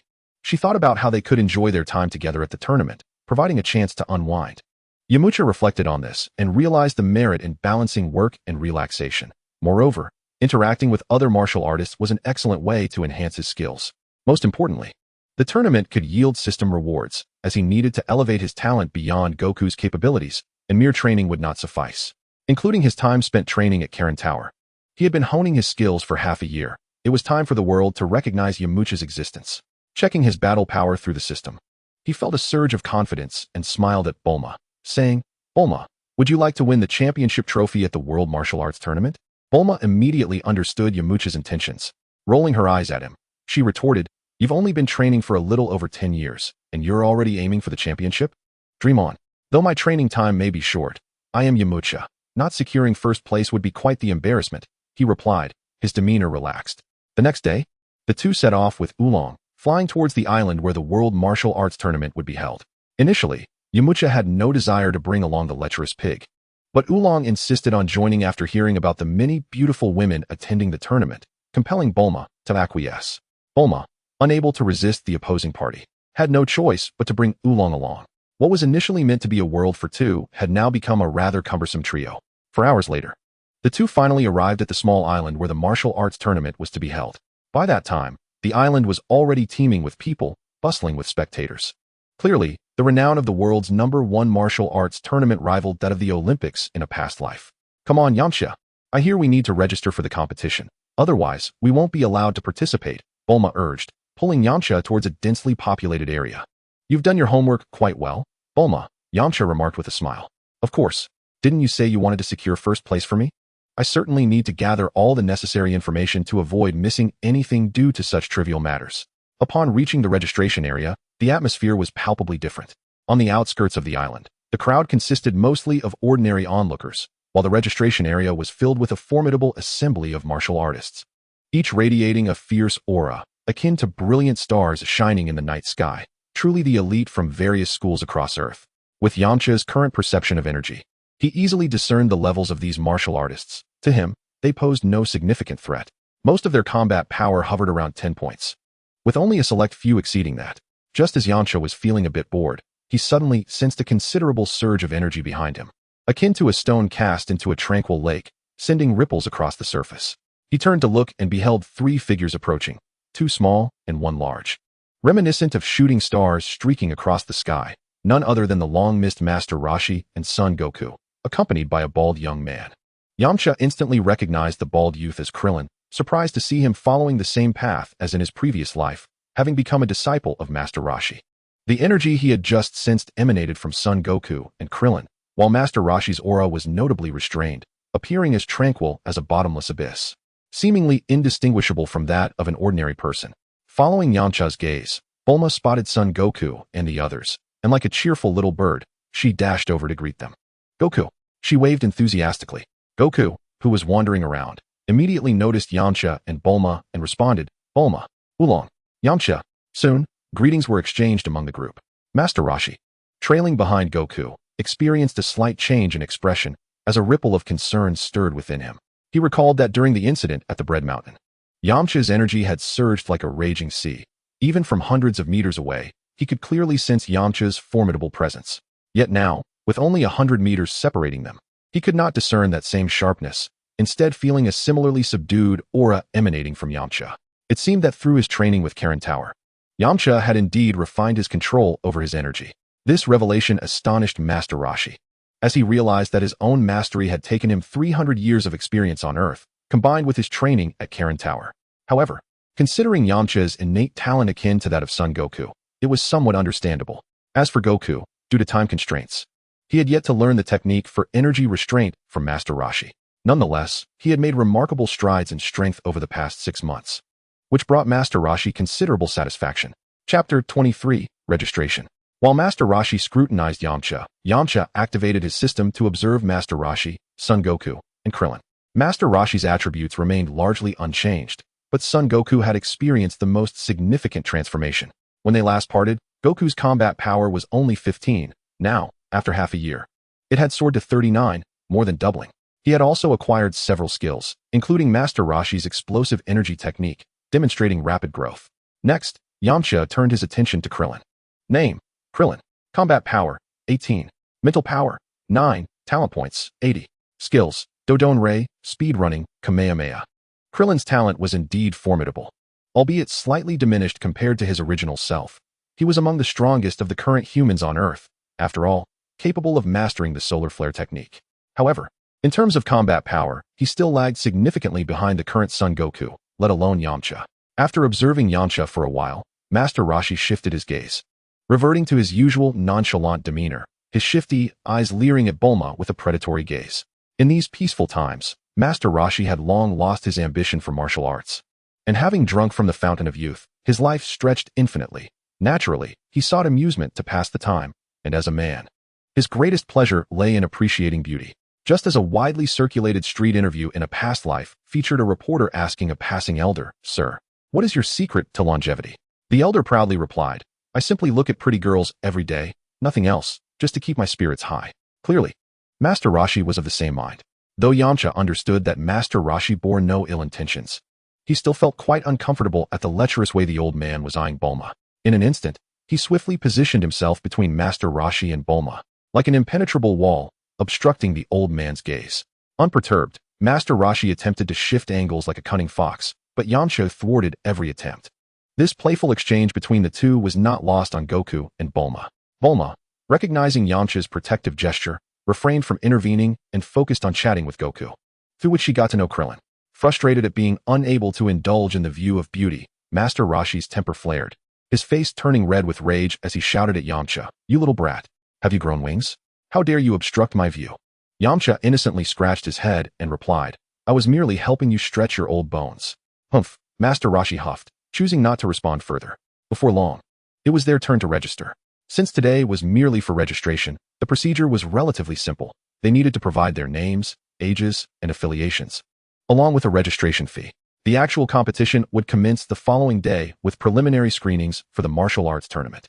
The registration area was rather rudimentary, with 3 sharply dressed young men seated behind a long table measuring about 5 or 6 meters. One of the youths, whom Yamcha recognized, would later become the longtime host of the martial arts tournament, sporting a suit, sunglasses, and golden curly hair. He epitomized the spirit of martial arts in the Dragon Ball universe, exuding professionalism and fairness in judgment. What is your name? Inquired the young man beside the host, his tone remarkably calm. Son Goku. And your age? 12. The young man scrutinized Goku from head to toe, internally muttering his surprise. He had expected a short stature. But indeed, Goku was just a child. However, since there was currently no distinction between adult and child divisions in the tournament, they could only record Goku's name. He genuinely worried about Goku getting injured in the competition, as the preceding competitors were all towering, muscular men. What is your affiliation? Sun Wukong pondered for a moment before responding, the Turtle School. The host, who had been seated nearby, immediately perked up and remarked softly, the Turtle School. Now that is an ancient sect with a rich history. The young man responsible for questioning turned to the host and said, Pulse, you actually know about this sect. Pulse. The host smiled broadly and spoke with eloquence. You see, my family has upheld this tradition for over a century, with each generation providing the hosts for the martial arts tournaments. The Turtle School has also secured numerous martial arts championships, and within our family records, there are 2 legendary warriors, one named Son Gohan and the other known as the Ox King. Hearing Pulse's words, the other 2 individuals responsible for registrations no longer dared to underestimate the diminutive Sun Wukong. Pulse expressed a tinge of regret as he continued. However, in the last 5 or 6 tournaments, they have not participated, resulting in a lack of thrilling battles. Now that they are joining, I genuinely look forward to the forthcoming events. Of course, Pulse was unaware that Master Roshi had secretly participated multiple times, albeit not under the banner of the Turtle School. Upon hearing their praises, Master Roshi's face broke into a smile of contentment. Next up was Krillin. With the precedent set by Sun Wukong, the registration staff no longer dared to underestimate him. After Sun Wukong and Krillin completed their registrations, it was Master Roshi's turn. However, Master Roshi did not move. Instead, he turned to Yamcha and said, Young man, it is your turn. Aren't you participating, old man? Yamcha asked, beaming. I am old and frail now. This is the domain of the youth, Master Roshi replied cheerfully. Yamcha said no more and registered his name and age, entering Wolf Fong School in the sect column. After undergoing rigorous training under Karen, his martial prowess had already reached the pinnacle on Earth, making his establishment of a school quite justifiable. After leaving the registration area, Bulma suggested they explore the surroundings. Just then, Master Roshi suddenly clutched his stomach and exclaimed, Ah, I can't hold it anymore. I must go to the restroom. You all go ahead. You old pervert, what terrible luck you have. Bulma couldn't help but quip. What can I say? Old age, Master Roshi chuckled, and then hastily made his way into the crowd. Yamcha smirked, a cunning smile appearing on his face as he observed Master Roshi's nimble figure, thinking to himself. The old turtle moves so sprightly. He surely isn't unwell, though martial artists cannot ward off all ailments. Indeed, as Yamcha's keen sense of energy detected. After Master Roshi vanished into the crowd, he did not head to the restroom, but rather took a turn to a secluded area, changing into a new outfit. He transformed into an elderly gentleman clad in a Zhongshan suit, with silver hair and a tall, upright stature. If not for Yamcha's continuous watch over Master Roshi, one would hardly imagine any connection between the two, their auras distinctly different, clearly indicating that Master Roshi's centuries of experience were not in vain, possessing many subtle techniques. Soon, Master Roshi made his way straight back to the registration area, prompting Yamcha to cease his observation. Fortunately, his butterfly-like presence did not disturb the narrative, otherwise, this martial arts tournament would surely lose its excitement. Yamcha mused silently. Chapter 24. The preliminary rounds commence. In order to cater to the vast audience, the organizers exerted great effort, transforming the entire island into a bustling metropolis, filled with an array of dazzling goods and diverse culinary delights. The vibrancy exceeded even the most prosperous districts of West City. After a day of joyous exploration, the attendees gradually retired to their hotels for rest. The next day, the preliminary rounds of the martial arts tournament officially commenced. This tournament was particularly lively, with over 100 martial artists in attendance, although their strengths varied significantly. To enhance the spectacle, A preliminary round was arranged before the actual competition, aiming to select the 8 most formidable participants from the hundreds of martial artists. The preliminary arena consisted of 4 square platforms, and any participant who fell off the platform or voluntarily conceded would be immediately eliminated. Yamcha stood alongside Sun Wukong and Krillin, while Master Roshi, disguised as Chun Long, deliberately kept his distance, hiding in a corner. Among all the contestants, Krillin and Sun Wukong were the youngest and smallest. Observing the towering and robust competitors around them, Krillin felt a shiver of anxiety, despite the rigorous training he had undergone with Sun Wukong. They had never faced other martial artists in battle, leaving him quite apprehensive. At that moment, an elderly man with a white beard stepped into the center of the platform. Trembling as he announced, "Today marks the once-in-5 years World Martial Arts Tournament. Thank you, esteemed martial artists, for traveling great distances. Your efforts are truly commendable. We have a total of 137 participants this time." Clearly, the scale and prowess of this year's competitors intimidated him. With such formidable martial artists numbering 137, can we possibly compete against them? Krillin said fearfully, glancing at the fierce-looking beastmen surrounding them. His thoughts harked back to the bullying he endured at Korin Tower, instinctively fearing the imposing beastmen and warriors. Yamcha, however, chuckled and reassured him, "We have put in significant effort. These tall individuals lack real strength." Sun Wukong remained unfazed. Although he could not yet sense the energy of his opponents, he had never shied away from a challenge. "Yamcha wouldn't deceive us." Sun Wukong trusted Yamcha implicitly. "Is that true?" Krillin asked, somewhat skeptically. Just then, a muscular man with a towering frame, resembling a hulking iron tower and sporting a slicked-back yellow hairstyle, overheard Yamcha's words and felt belittled by the 3 small figures.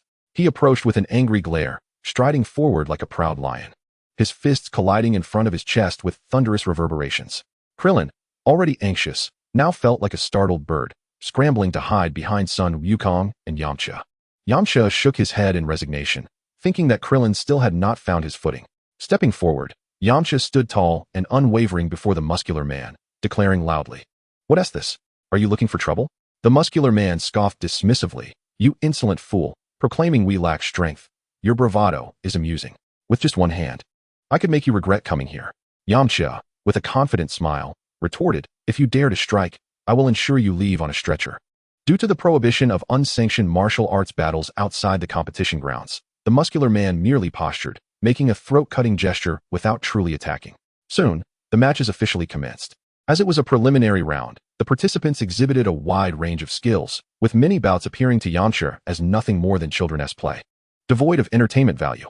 Only when he encountered familiar characters from the plot did the events hold any intrigue, with Yamcha's gaze fixed on Master Roshi, disguised as Chun Long, eager to glean some valuable techniques from him. As he had anticipated, Master Roshi's fights concluded swiftly, with opponents barely having time to react before the outcomes were decided. His opponent resembled a paper tiger, utterly incapable of showcasing the might of the turtle hermit. With a single move, he dispatched his adversary as effortlessly as autumn winds sweep away fallen leaves. Shortly thereafter, it was Sun Wukong's turn to take the stage. "Contestant number 93, Sun Wukong, please step onto the arena," called the bald elder presiding over the preliminary rounds, clutching a notepad in his hands. "It's time for me to shine," Sun Wukong remarked, a confident smile gracing his lips. His opponent was a rotund figure, resembling a small mountain, clad in a wrestling singlet. Upon entering the arena, he attempted to seize Sun Wukong with his large hands, akin to oversized fans. However, he had grossly underestimated Sun Wukong. The Monkey King darted behind the hefty opponent with an ethereal swiftness. Before the big man could react, he felt a tremendous force strike his legs, akin to being hit by a sledgehammer. His body lost balance, and, like a kite severed from its string, he toppled off the stage. This was undoubtedly the handiwork of Sun Wukong. In that fleeting moment, he had merely extended a finger, lightly tapping the opponent's leg, reminiscent of a dragonfly skimming the water's surface. To everyone's astonishment, this seemingly robust figure fell with ease. It was only when the referee declared Sun Wukong the victor that he reflected on the vast disparity in strength between himself and these ordinary competitors. His triumph sent ripples of shock through the ranks of the other contestants, many of whom speculated that the hefty man had stumbled due to his own clumsiness rather than being bested by Sun Wukong. Next to enter the arena was Krillin, who found himself facing his senior from the Orin Temple, tall and slender, adorned in a simple yellow training outfit. Upon stepping onto the stage, the monk wore an air of arrogance, as if victory were already assured. Krillin, harboring a natural trepidation towards the monks of the Orin Temple, felt as though his body had been weighted down with lead, rendering him immobile. Observing Krillin's dismay, the tall monk's face broke into a cruel smile, and in the blink of an eye, he surged forward, intent on easily throwing Krillin off the stage. Yet, to the astonishment of many, Krillin instinctively executed a flying kick that sent the lanky monk soaring out of the arena, leaving the spectators utterly astounded. The preliminary rounds, though populated by numerous contestants, concluded within a single day. Soon, the 8 finalists of the World Martial Arts Tournament emerged: Yamcha, the Barbarian, the Turtle Hermit, Nan Wu, the Beastly Jellyby, Krillin, Lan Fong, and Wukong. Throughout the day, Yamcha had fought 4 matches, but due to the inferior strength of his opponents, the system rewarded him with a mere single talent point, saving him 10 days of training. However, he remained undeterred, believing that through consistent effort, his talents would one day astonish the entire world. The following day, the formal competition commenced, resembling a grand celebration. The venue unfolded into a vast expanse, with a central platform standing majestically at 50 meters by 50 meters, akin to a sacred stage. The front, left, and right sides of the platform were flanked by wide passages, seemingly laid out for the audience, while a towering 12-meter fence stood guard behind it, separating the spectators from the action. Anyone who stepped onto the island could witness this momentous event. At this time, the martial arts tournament had yet to evolve into the organized spectacles of a decade later, where arenas would accommodate audiences with comfortable seating and ticket sales. Presently, the onlookers stood like upright poplars, fixed in place to observe the proceedings. Before long, a man with sunglasses and golden hair, resembling a celebrity, ascended the platform. He was the tournament's host, Pers. Clearing his throat, he commanded silence like a conductor before commencing the announcement of the competition rules. The essence of his message was that the martial arts tournament was a pure contest of skill, prohibiting the use of weapons or external forces, and forbidding underhanded tactics such as targeting an opponent's eyes. Falling out of bounds, conceding, or being knocked down would be deemed a loss. In the waiting area, Yamcha, Sun Wukong, and Krillin gathered like close companions, engaged in light-hearted conversation. Alongside them were 5 others: a blue-haired elder with the cunning of a fox, a vivacious girl akin to a blooming flower, a tall, slender monk reminiscent of an upright pine, a winged dinosaur man, evoking the aura of an ancient messenger, and lastly, a brawny wild man, resembling a moving mountain. The barbarian, with his thick mane, approached with heavy steps that echoed like thunder, each footfall reverberating through the air. His presence was further exacerbated by a foul odor that wafted through the vicinity, assaulting the senses of those nearby. At this juncture, Pers approached with a clipboard, proclaiming, "Attention! All participating contestants, please assemble here." Once everyone had gathered, the host arranged the match order based on a random draw. The first bout would see the barbarian face Krillin, followed by Chun Long against Yamcha, Lan Fong against Nan Wu, and finally, Sun Wukong versus the Beastly Jellyby. As Pers stood between the barbarian and Krillin on the stage, one hand pinching his nose and the other clutching a microphone, he introduced the contestants. This pint-sized fighter is Krillin, the youngest contestant this year at just 13 years of age. He then gestured towards the towering barbarian, saying, "And this towering figure, exuding a most unpleasant odor, is the barbarian. He has never bathed since the day he was born." With Pers's introduction, the audience began to react, hastily pinching their noses.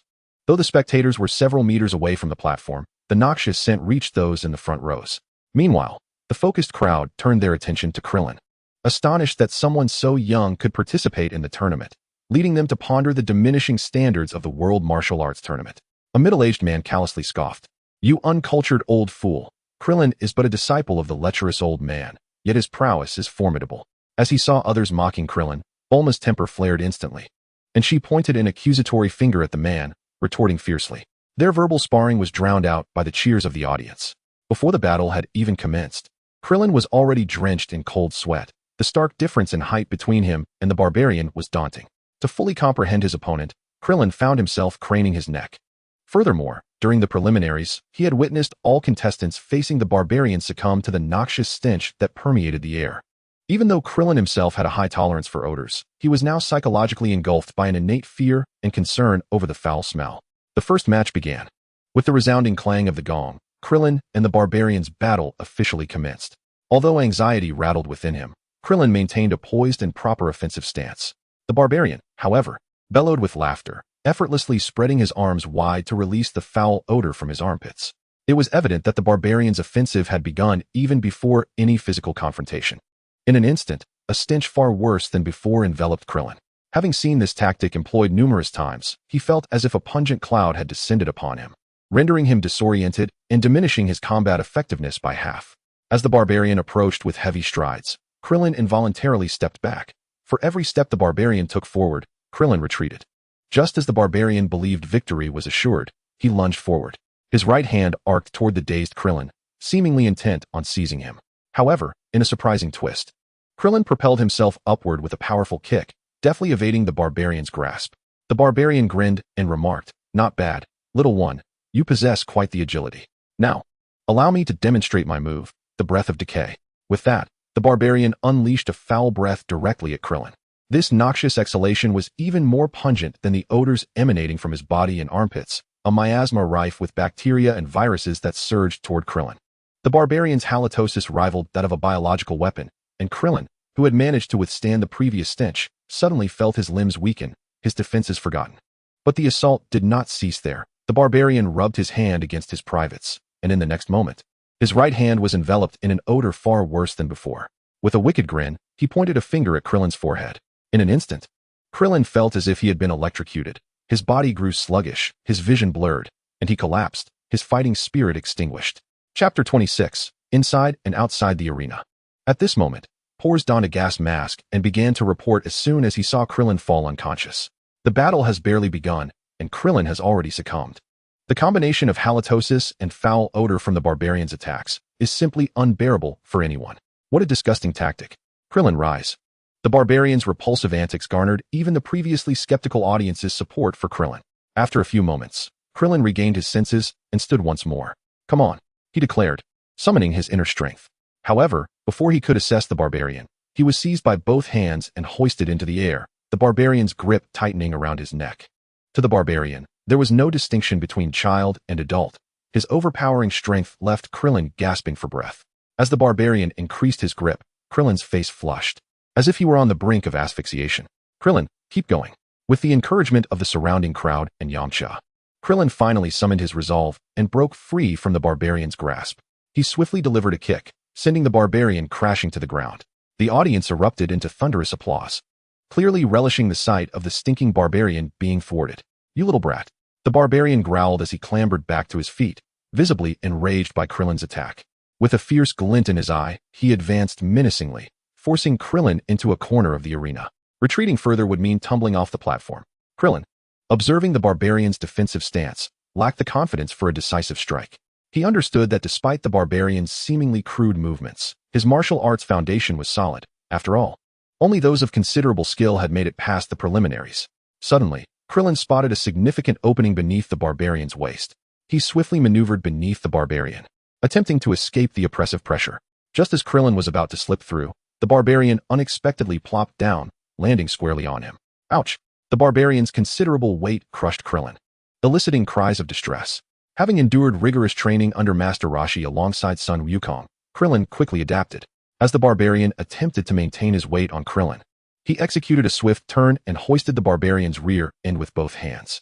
Realizing he could no longer exert pressure, the barbarian remained unfazed, wearing a peculiar smile.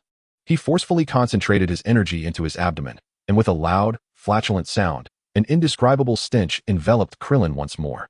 Yamcha, watching from the sidelines, felt nauseated and wished to unleash a Kamehameha wave at the barbarian. Krillin, who had been struggling to withstand the barbarian's assault, suddenly felt his strength wane again under the relentless barrage of foul odors. This was far from over. The barbarian stood up and began to stomp on Krillin. After more than 10 stomps, Krillin lay unresponsive, prompting the referee to intervene. 10, 9. Pors stepped forward to begin the countdown. The crowd outside was seething with anger, ready to rush in and teach the barbarian a lesson. Among those most familiar with Krillin was Sun Wukong, who had trained alongside him under Master Roshi, sharing meals and living together. He understood Krillin's habits well and recalled that Krillin was largely insensitive to odors. How then was he so affected by the barbarian's stench? Sun Wukong shouted at Krillin, "Krillin, don't you lack a sense of smell? That foulness is merely an illusion for you. Rise up and defeat that barbarian." Krillin, who had been dazed, regained his clarity upon hearing Sun Wukong's call.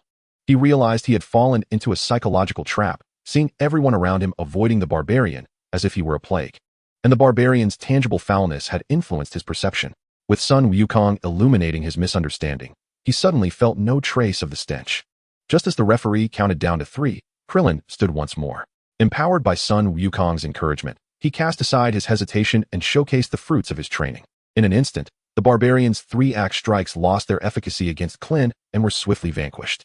The victor, Klin, was announced by Pules, prompting a thunderous cheer from the crowd, while the barbarian was disregarded, soon to be unceremoniously dragged away by a few security personnel, pinching their noses at the unconscious figure.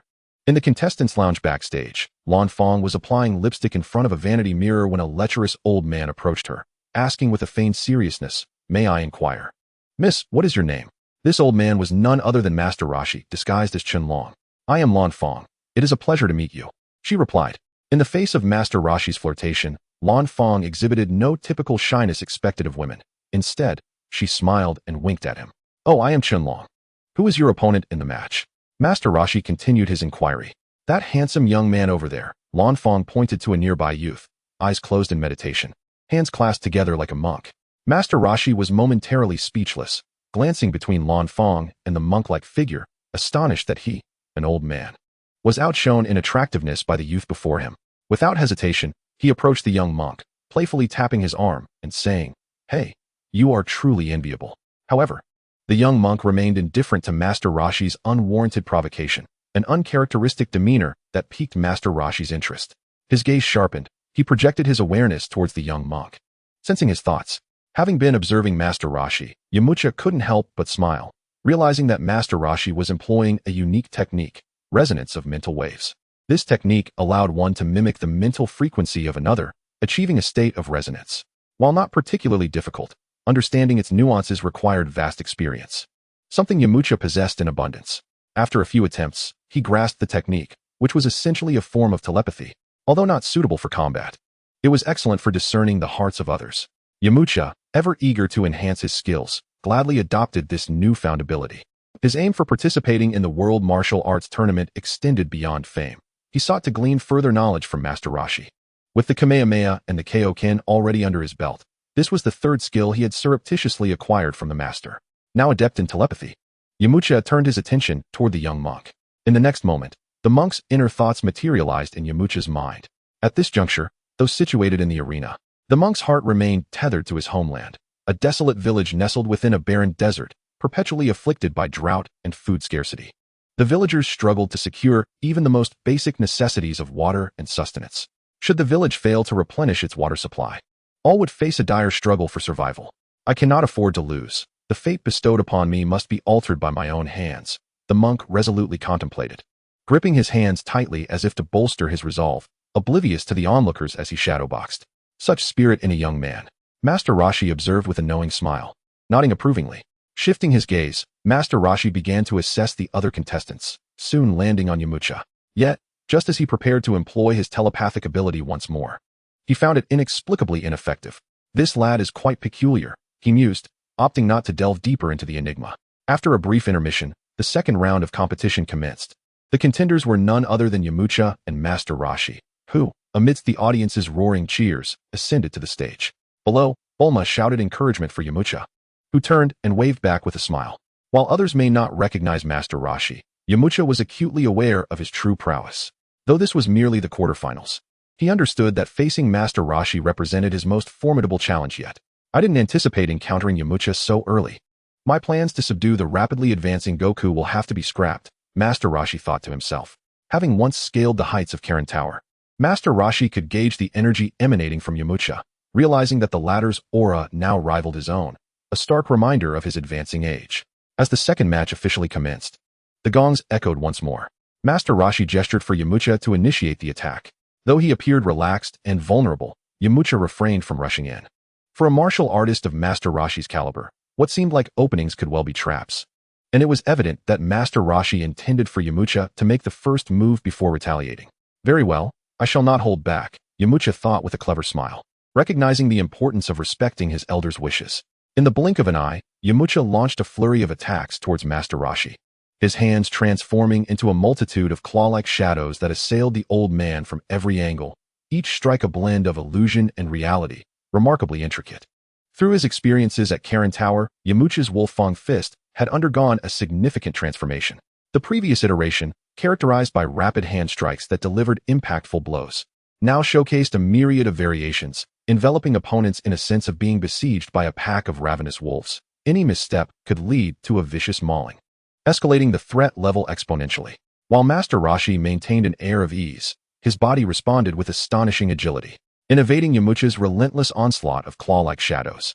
He moved so swiftly that the audience perceived multiple afterimages trailing his movements. How swift their movements! The spectators marveled. This is the kind of battle we yearn to witness. Go, go!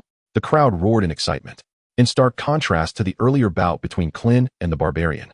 The clash between Master Roshi and Yamcha was not only visually captivating, but also exceeded the intensity of each prior contest. As the battle progressed, Master Roshi unconsciously employed his afterimage technique, conjuring illusions alongside his actual form, complicating Yamcha's targeting. Yet Yamcha was no easy opponent. He escalated the frequency of his strikes, shattering Master Roshi's illusions. Not done yet, young one, Master Roshi declared, revealing that the afterimage technique was not limited to a singular layer. It had second and third levels. With the third level in play, Master Roshi conjured 9 afterimages, each a testament to his mastery. With the addition of the entity, 10 turtle hermits immediately surrounded Yamcha, launching a relentless assault. Consequently, Yamcha found himself in a precarious position. The saying goes, 2 fists cannot contend with 4 hands, and despite Yamcha's formidable Wolfang fist, he soon found himself in dire straits. Suddenly, a smile crept across Yamcha's lips as he remarked, "Your technique is quite impressive, but it is of no use against me." Alarmed, the turtle hermits recognized the gravity of the situation. Their opponent had undergone training at Karen Tower. With that, Yamcha retracted his Wolfang fist and raised his hand to strike the third turtle hermit on the right, who had been watching the spectacle with anticipation. The unsuspecting turtle hermit was caught off guard and had no choice but to block the attack, causing the illusion to dissipate. This was one of the drawbacks of the afterimage fist. The moment one initiates an attack, the illusion fades. Regardless of the circumstances, the perception of chi remains unerring. Realizing this, Yamcha decided to take the matter seriously. He had initially believed that his years of combat experience would allow him to easily subdue Yamcha. But he was astonished to find his ordinary techniques ineffective against him. In the next moment, the turtle hermit condensed his energy, transforming from a leisurely old man into a formidable martial artist. Now this is interesting. Bring it on. Despite sensing the overwhelming aura emanating from the turtle hermit, Yamcha felt no fear. Rather, he was filled with a sense of eager anticipation. Soon, the two engaged in a fierce confrontation, their figures flickering across the arena.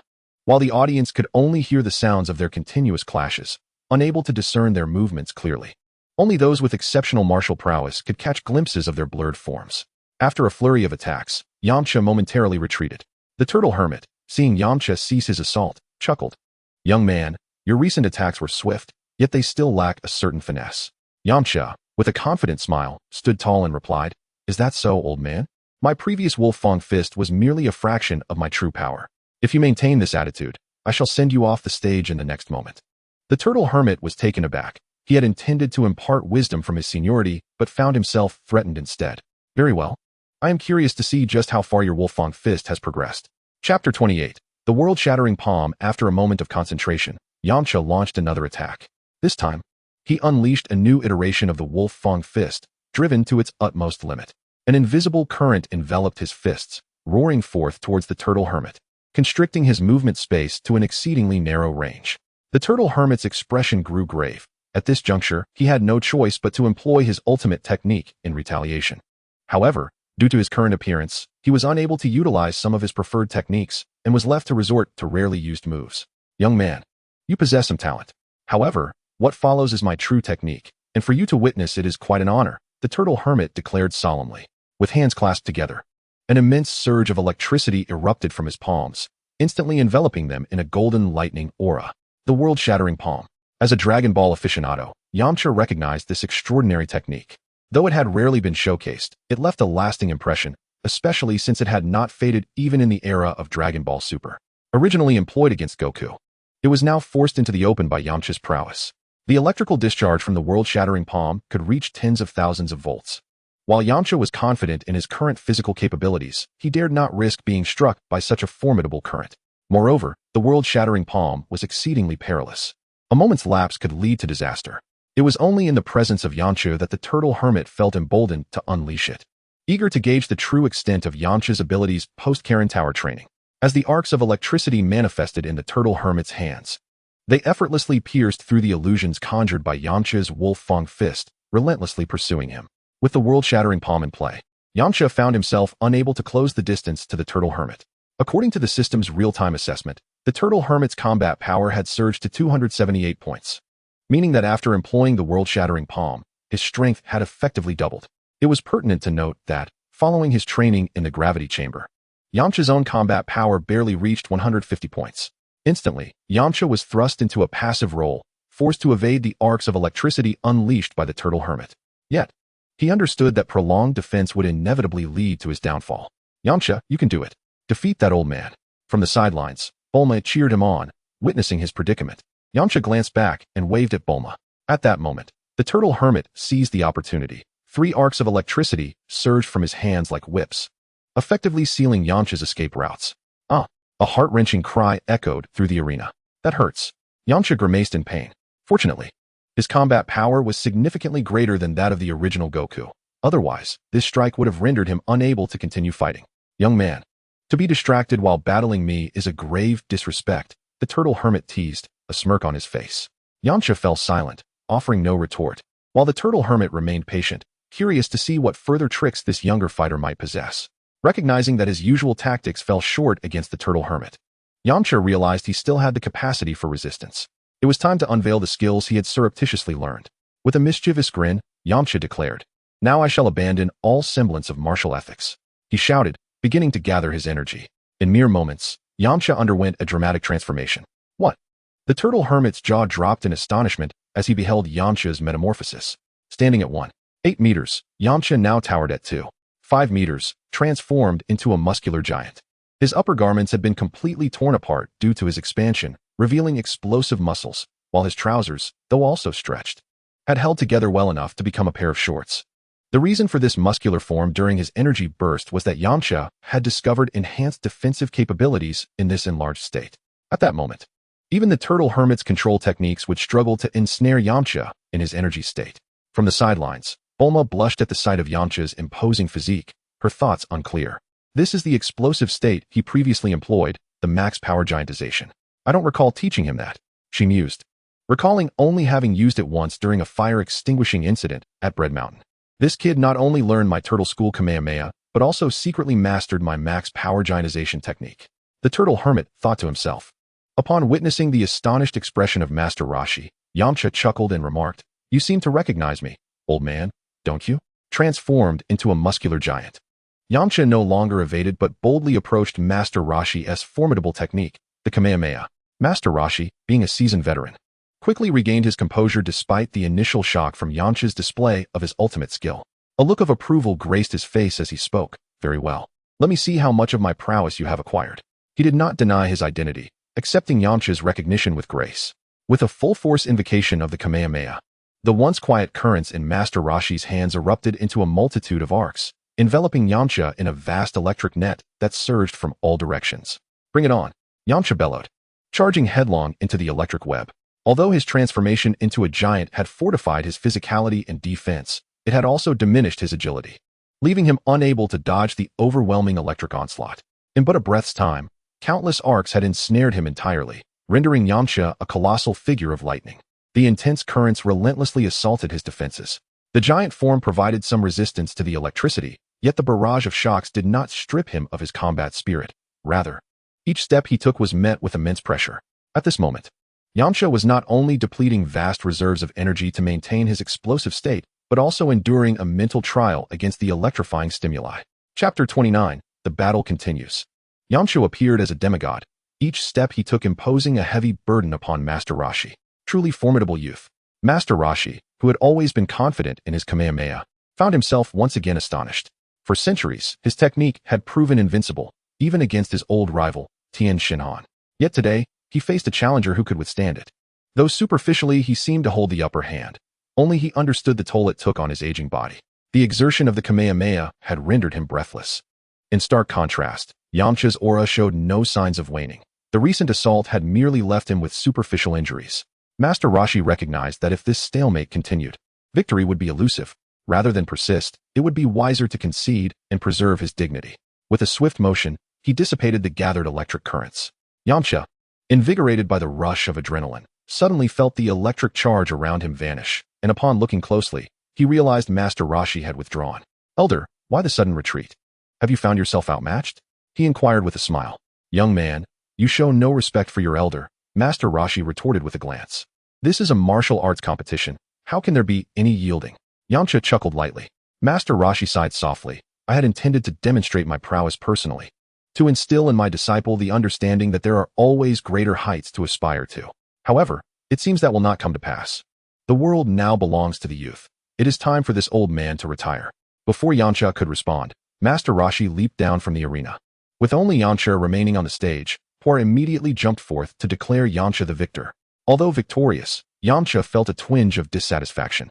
While Master Roshi retained commendable combat skills, he had lost the sharpness of a true martial artist. Their confrontation felt more like an exhibition than a life-and-death struggle. In merely half a year, Yamcha had surpassed the pinnacle of Earth's warriors, an accomplishment worthy of admiration. Soon, a pleasant notification chimed. "System, congratulations, host. For defeating Master Roshi, you have been awarded 10 talent points." With the acquisition of 10 talent points, Yamcha swiftly cast aside his previous discontent. Nothing brought greater joy than enhancing one's abilities. Descending from the arena, he entered the rest area, where Goku and Krillin quickly approached to extend their congratulations. Yet, Krillin's gaze flickered uneasily, for soon it would be his turn to battle. After witnessing Yamcha's duel with Master Roshi, he saw little hope for his own victory. Following was the third match, featuring Nam against Lanfang. For Yamcha, this was merely a farce, as Lanfang attempted to employ her charm to defeat the single-minded Nam. However, Nam remained unfazed, entirely focused on clinching the championship, showing no interest in women, an approach that might have worked against Master Roshi. In terms of raw strength, Lanfang fell short of Nam. Ultimately, Nam resisted Lanfang's temptations and secured victory in the match. The fourth match pitted Goku against the beast, Jirabi. As a competitor who had reached the formal stages of the tournament, Jirabi possessed unique skills. After a few exchanges with Goku, he seized an opportunity to unleash his ultimate technique, the rubber ring. This ring, akin to the tightening curse of Guanyin, ensnared Goku's hands and feet. Yamcha shook his head. During Jirabi's execution of his ultimate move, Goku had ample time to evade and counterattack, yet he allowed the technique to take effect, showcasing his overconfidence and carelessness. Goku had always had this flaw, often falling prey to those of lesser strength, a tendency that persisted even decades later. However, due to Yamcha's influence, Goku's combat prowess vastly exceeded that of the original narrative. Although Jirabi's rubber fists were formidable, the significant disparity in their fighting capabilities rendered such tricks ineffective against Goku. With a mere exertion of strength, Goku shattered the rubber ring. Upon witnessing the failure of his prized technique, Jirabi, who had once boasted, lost all interest in continuing the fight. The rubber ring was said to bind even those twice his strength. And Goku's ability to break free signified that he was not a foe Jirabi could hope to overcome. The rubber ring was indeed intriguing, a technique reliant on a unique body structure. Though Yamcha comprehended it instantly, he could not replicate it, as his physique differed from that of Jirabi's monstrous form. Unless he transformed his body to match Jirabi's or that of Majin Buu, it was unfeasible. Just as Goku prepared to launch another assault, Jirabi unexpectedly produced a small white flag from seemingly nowhere and declared, "I concede." Following Jirabi's surrender, Poir promptly announced Goku as the victor. The fifth match was between the victorious Krillin and Yamcha. "Yamcha, though I know I am no match for you, I will not yield, for I am a disciple of Master Mutant Roshi," Krillin declared, his expression resolute as he faced Yamcha. Yamcha chuckled inwardly, amused by Krillin's ignorance of the fact that his master had just been defeated by him. While jesting internally, he maintained a smiling facade, replying, "Is that so? I am curious to see what you have learned from Master Roshi." Krillin, a formidable warrior in the Dragon Ball saga, possesses exceptional martial arts aptitude. Had it not been for his untimely interruptions, after merely 6 months of training under Master Roshi, he would have nearly caught up to Son Gohan, who has dedicated over a decade to honing his skills, showcasing his remarkable talent. Nonetheless, the current Krillin finds himself significantly outmatched by Son Goku. As the battle commenced, Krillin charged at Yamcha with fervent cries, initiating an onslaught of swift, shadowless kicks. Yamcha, however, did not feel the need to employ his full strength. With a slight inclination of his body, he effortlessly evaded Krillin's flurry, exuding an air of nonchalance. Frustrated by his failure to land a blow, Krillin renewed his assault. Fists clenched, targeting Yamcha's vital points. Yamcha merely shook his head. Though Krillin's foundation, cultivated under Master Roshi, was commendable, his flaws were painfully apparent to Yamcha. In an instant, Yamcha vanished from Krylen's line of sight. Your speed is commendable, but your intent to battle is all too evident. Yamcha's voice echoed in Krylen's ears. Before Krylen could react, he felt an icy chill on his back, followed by an overwhelming force that propelled him forward, sliding several meters. Such swiftness! Krylen exclaimed, as if awakening from a dream. It is not merely speed that is formidable, but awareness, Yamcha replied with a smile. The moment you launched your attack, I foresaw your subsequent actions and responded accordingly. I understand now. I shall not grant you another opportunity, Krylen declared with a serious demeanor, resolute as a disciple of Master Roshi, unwilling to concede defeat to a peer. With that, he lunged at Yamcha once more like an arrow released from its bow. Yet, despite grasping Yamcha's earlier insights, the profundity of martial arts could not be unraveled by mere words. In but a single exchange, Krylen found himself once again felled to the ground by Yamcha. As Krylen collapsed, the host, Purisu, began the countdown. 10, 9, 8. When Purisu reached 2, Krylen struggled to rise, shaking his throbbing head. He cast a wary glance at Yamcha. Cursed be my powerlessness, he muttered, striking the ground with such force that it seemed to resonate with his frustration. He recognized that overcoming Yamcha was an insurmountable challenge, their disparity akin to an unbridgeable chasm. Observing Krylen's dejection, Yamcha immediately comprehended that Krylen was doubting his martial potential due to this setback. He did not wish for the only individual on Earth capable of matching him to extinguish the flame of their martial journey following a single heavy blow, becoming, like his original counterpart, a mere actor in a baseball drama. Krylen, you are indeed remarkable. Your current achievements render you a rare prodigy among humanity. Prodigy? Huh. Merely a defeated foe in your eyes, Krylen replied bitterly, self-deprecatingly. At my level, few can contend with me. You must have trained for only half a year, correct? Do you know how many years I have endured in my training and the trials I have faced? Krylen's gaze fixed on Yamcha, seemingly yearning for enlightenment. Yamcha spoke slowly. I have been training for 7 to 8 years, receiving guidance from a martial arts sage who surpasses Master Roshi, which has led to my current accomplishments. Your path ahead remains long. I hope you do not give up. What? A martial arts sage who surpasses Master Roshi? Such a powerful figure exists? Krylen was taken aback. In his limited understanding, Master Roshi was the pinnacle of martial prowess. Thus, it is only natural that you bested me. Yet it does not imply that you are beyond my reach. I hope you can keep pace with me, Yamcha earnestly stated. Krylen then recalled his struggles with the monks of Korin Tower, the immense effort it took to be accepted as Master Roshi's disciple, and the arduous training that led to his present state. Though reluctant to accept defeat by Yamcha, he firmly believed that he would not be eternally outmatched. Suddenly invigorated, Krylen regained his composure. Yamcha, noticing the renewed spark in Krylen's eyes, continued, Excellent. Let us determine the victor once and for all. With that, the two clashed once more. And without suspense, a single move from Yamcha sent Krylen into a deep slumber. Just as Krylen was about to topple, Yamcha caught him. Seeing Krylen unconscious, Son Goku rushed over, concern etched on his face, a testament to the bond they had forged over the past 6 months. At that moment, the rejuvenated Master Roshi emerged as well. Subsequently, everyone returned to the resting area. With a moment of respite, Yamcha reviewed the system prompt, noting that Krylen's strength still fell significantly short of his own, earning him only 1 talent point for the victory. The upcoming 6th match featured Son Goku facing off against Nam. Although Nam was eager to win, he quickly succumbed to Goku's overwhelming power. In his moment of despair, Master Roshi presented Nam with a universal capsule, explaining its use. With it, he could obtain free water from this resource-rich area to take back to his village. As the matches progressed, the sun began its descent, painting the western clouds in hues of crimson. What an adorable child! Yamcha exclaimed, Little Goku. Your sister is cheering for you. Go for it. Standing alongside Son Goku, Yamcha's support was palpable, though Goku, now 14, appeared much younger due to the Saiyan's slow maturation. Coupled with his innocent gaze, he captured the hearts of the audience. Goku, it seems you are quite popular, Yamcha remarked with a grin. I'm not sure. Goku replied, his cheeks flushing as he scratched his head, shyly glancing at the enthusiastic crowd.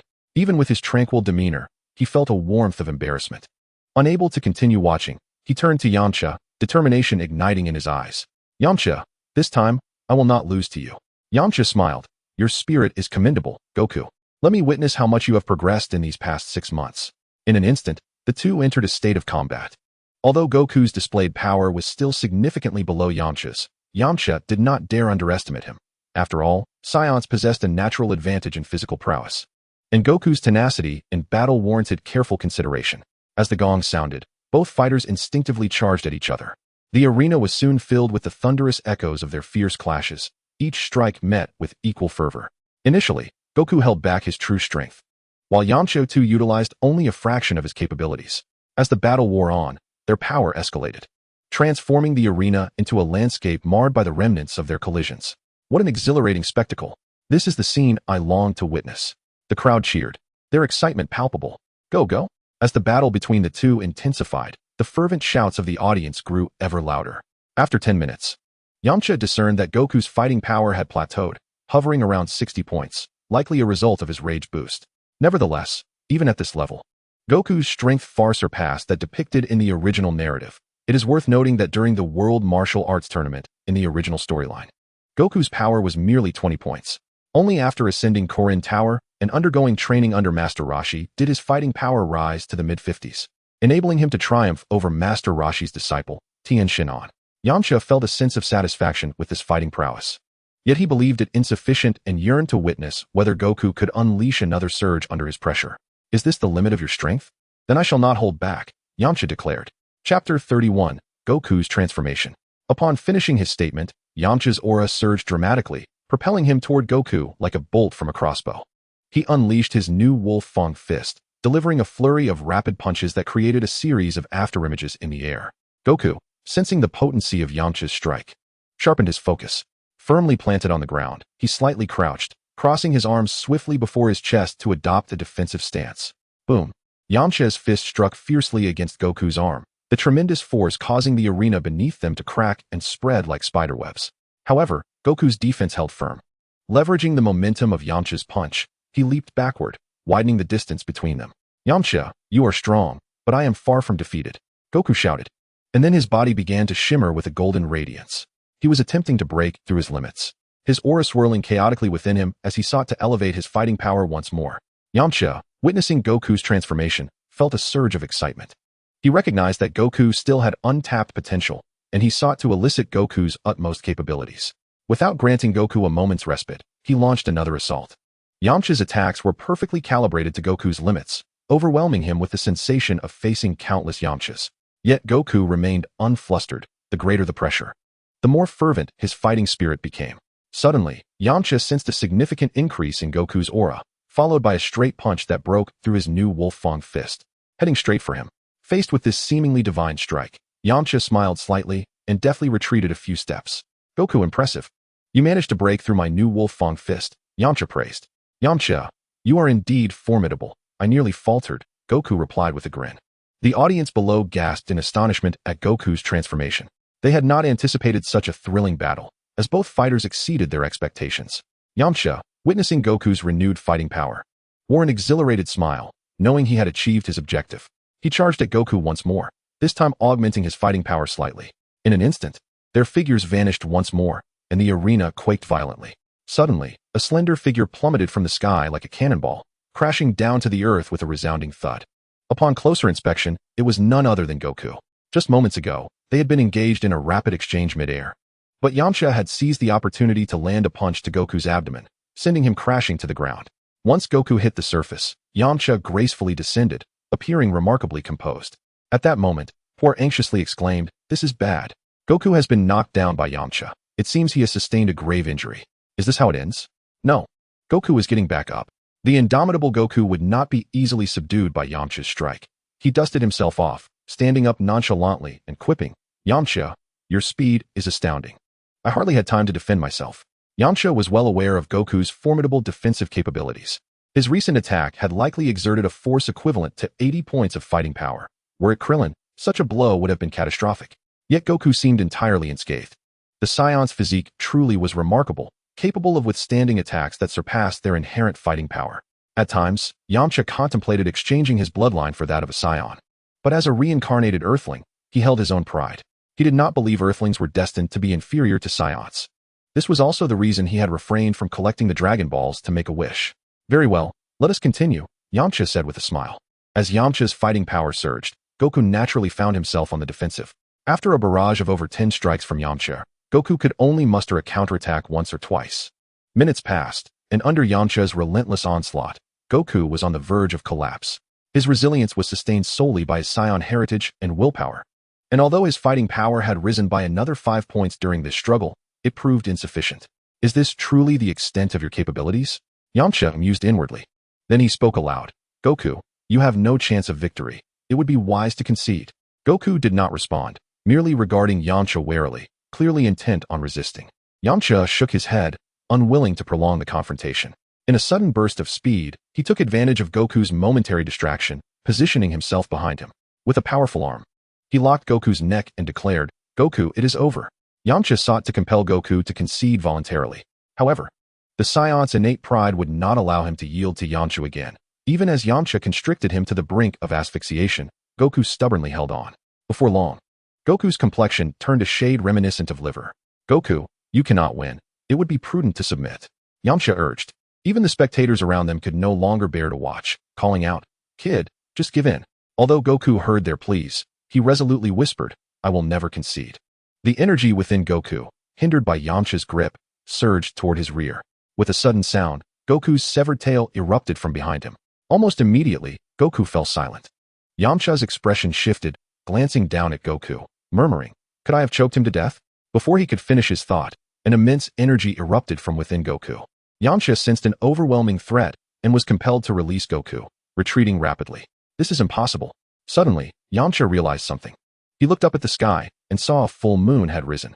In an instant, he recalled the Saiyan transformation triggered by the full moon. This is bad. Indeed. At that moment, Goku was enveloped by a radiant sphere of light. In a matter of moments, his form swelled to a height surpassing 10 meters. Moreover, his appearance had undergone a complete transformation, morphing into a colossal gorilla cloaked in ebony fur, with a maw brimming with menacing fangs. The newly transformed gorilla, upon its emergence, began wreaking havoc indiscriminately. Clearly having lost all semblance of reason, anything within its sight was destined for destruction. Its first target was a towering building, standing 3 meters high, which it effortlessly demolished with a single blow, sending debris scattering in all directions. Ah, what manner of beast is this? Flee at once. Chapter 32, Yamcha vs. The giant ape transformed Sun Wukong. The audience, initially stunned, scattered like startled birds, abandoning the competition entirely. Suddenly, on the arena, Yamcha spotted a half-meter-sized boulder hurtling directly toward Bulma. Should it strike her, the consequences would be dire. Without a moment's hesitation, Yamcha forsook the match and soared toward her. It's over. In a moment of panic, Bulma found herself paralyzed, seemingly resigned to her fate, watching helplessly as the massive rock sped toward her. At that critical juncture, a tall figure appeared in midair, swiftly kicking the boulder aside. Yamcha, I knew you wouldn't abandon me. Seeing that it was indeed Yamcha, Bulma's face lit up with joy. Bulma, the situation is dire. You must leave this place at once. After I deal with Wukong, I will seek you out, Yamcha urged rapidly. Bulma, cognizant of the gravity of the situation, nodded in agreement. In a brief moment, only Yamcha and the transformed giant ape Sun Wukong remained on the scene. Unbeknownst to them, Master Roshi, Krillin, and Bulma had gathered together. This is bad. Even Master Roshi wore an expression of helplessness. Master Roshi, is there truly nothing you can do about Wukong in this state? Bulma inquired anxiously. There is nothing I can do. Sun Wukong's power has surpassed mine by a considerable margin. Previously, I severed his tail to ensure safety, but I did not anticipate that during his battle with Yamcha, it would grow back. Now, the only time he will cease is when he tires. Otherwise, the entire island is at risk, Master Roshi lamented. Is there really no other way? Isn't Yamcha in grave danger? Bulma's face was etched with worry. At this moment, under Yamcha's vigilant observation, Sun Wukong's combat power surged like a volcano erupting, escalating tenfold to a staggering 450 points. The mindless Sun Wukong, resembling an uncontrollable beast, proceeded to wreak havoc, entirely oblivious to the insignificant figure of Yamcha at his feet. Yamcha understood that to regain control over Wukong, he had but two options: either sever Wukong's tail once more or destroy the moon, which would automatically revert Wukong's transformation. However, Yamcha hesitated to act immediately, for he knew that obliterating the moon would not resolve the underlying issue. Much like the impending arrival of the Saiyans, Vegeta could still create a moon-like entity using his own energy. Thus, the most prudent course of action was to once again sever Wukong's tail. Though this would diminish Wukong's potential, it was a necessary sacrifice for the safety of Earth. Yet, attempting to sever Sun Wukong's tail would not be a simple task. One must not underestimate the giant ape Wukong as merely a beast. Such a perception would be fatal. As a warrior race, the Saiyans are formidable, even in a state of madness, retaining their basic combat instincts. Moreover, Wukong inherited the combat instincts of Earth, making him far more formidable than an ordinary Saiyan in a state of rage. At this critical juncture, Yamcha could no longer conceal his strength and unleashed his full power. Nevertheless, he still fell short by 300 points compared to Wukong. The giant ape began to walk and destroy everything in its path. Despite Yamcha's significance to him, he found himself in peril. As Yamcha approached Wukong, the colossal hand of the ape swept toward him. Had Yamcha not honed his ki to a fine point and anticipated the attack, he would not have narrowly avoided the blow. Even so, the force of Wukong's massive hand sent him flying over 10 meters.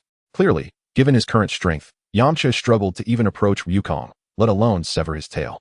In the next moment, Yamcha began to unleash his ki.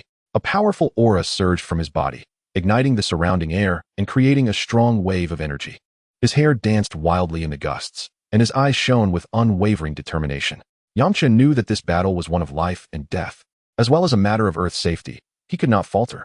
He concentrated his ki in his legs, launching himself toward Wukong like a bolt from a crossbow. Yamcha is so cool. Surely, the lecherous Yamcha can triumph over Wukong. Bulma exclaimed, her spirits lifted as she watched Yamcha's explosive transformation. No, it's still not enough. Master Roshi interjected, dousing her enthusiasm. Based on his years of mastery over ki, he was acutely aware that Yamcha's combat power still fell significantly short of Wukong's, making it difficult to harm the giant ape. This time, Yamcha's speed had multiplied several times, leaving a blurred afterimage in the air.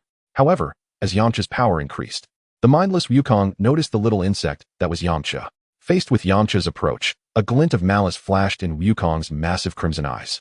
He raised his enormous arm and swung forcefully in Yamcha's direction, generating a howling gale.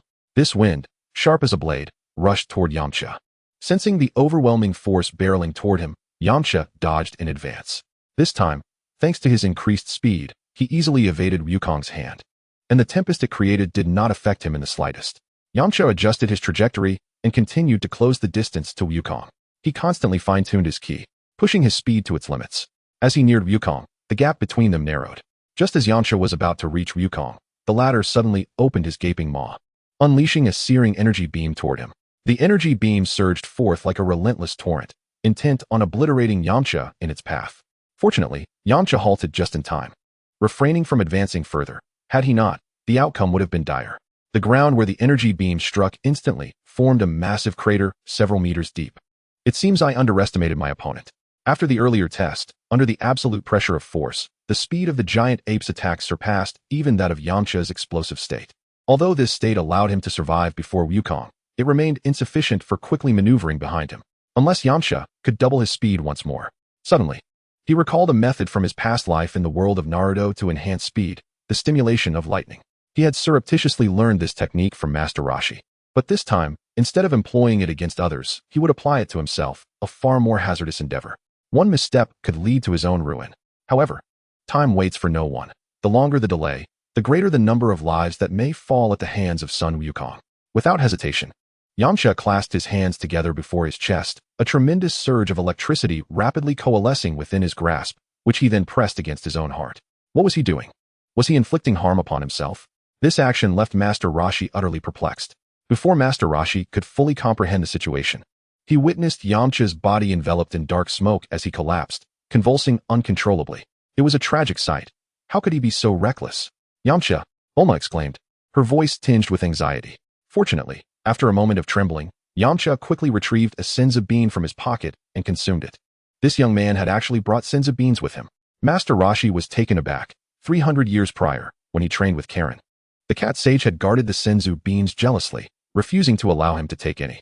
Unbeknownst to him, the cat sage, having endured centuries of monotony, had accumulated a substantial stockpile of senzu beans and had grown weary of their taste, thus no longer treating them with the same reverence as before.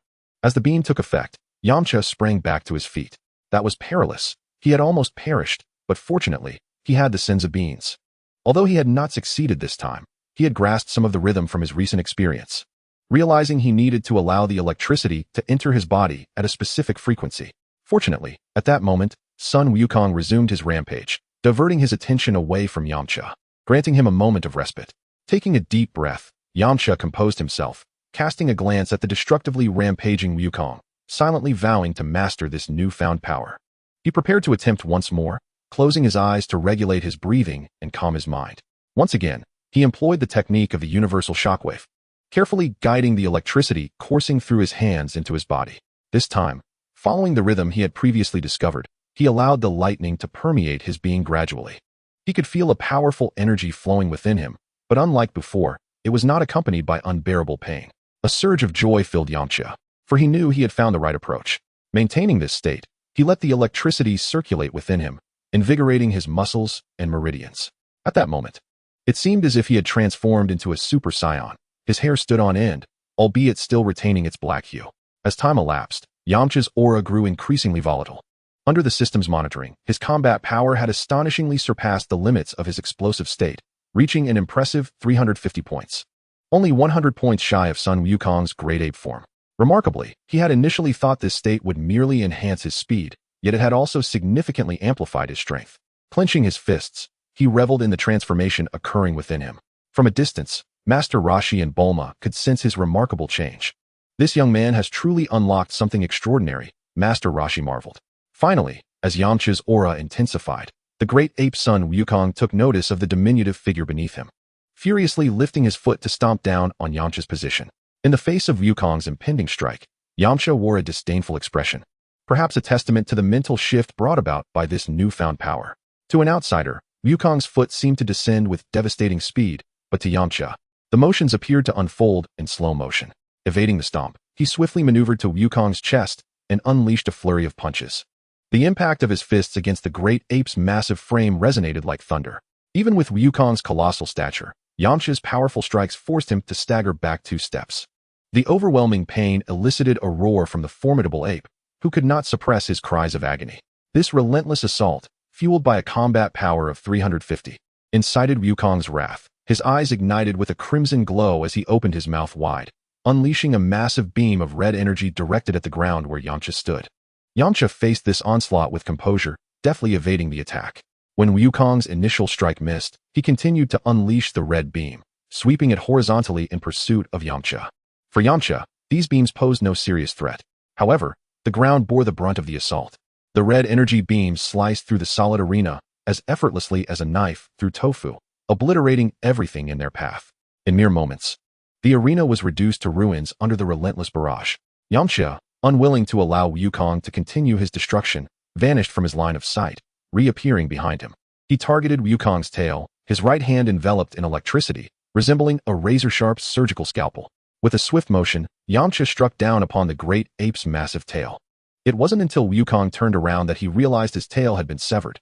The ensuing wave of exhaustion washed over him.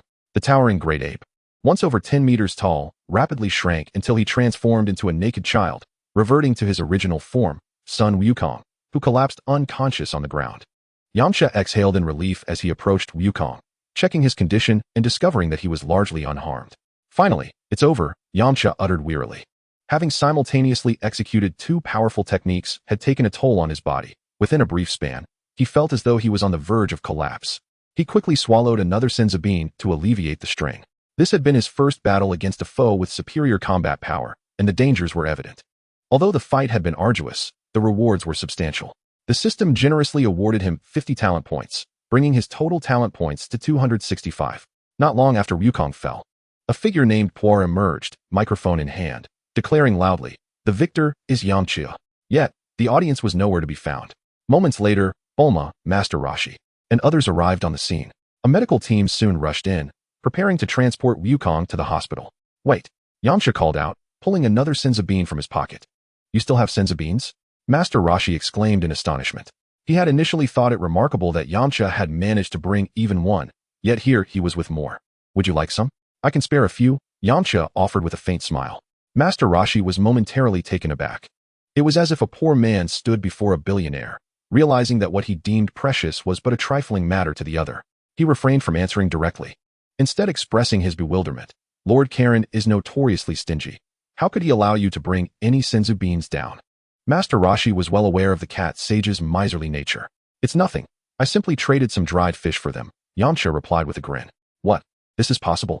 The turtle hermit suddenly felt a sense of unease. He never anticipated that acquiring the magical beans would be so effortless. Had he known, he would have exchanged them for dried fish with the other party, thereby avoiding the injuries sustained during his battles with the demon. Chapter 34. The commotion at the Capsule Corporation entrance. Yamcha, witnessing the turtle hermit engulfed in self-doubt, deftly placed a magical bean into Sun Wukong's mouth. The groggy Sun Wukong immediately sensed the bean within his mouth, its fragrant aroma enticing him to begin chewing. The bean, crushed by his teeth, swiftly slid down his throat and into his body. In the next moment, the previously battered Sun Wukong sprang to his feet, vigilance etched on his face. Clearly still unaware that the fight had concluded, his thoughts lingering on the transformation into a gorilla. Master Roshi, Krillin, why are you all in the ring? Wukong exclaimed, bewildered. Wukong, the fight is over. You lost, Krillin replied, exasperated. Ah, I lost again. Sun Wukong responded, belatedly processing the situation. Soon recalling the events of his transformation into a gorilla, wreaking havoc, and ultimately being defeated by Yamcha.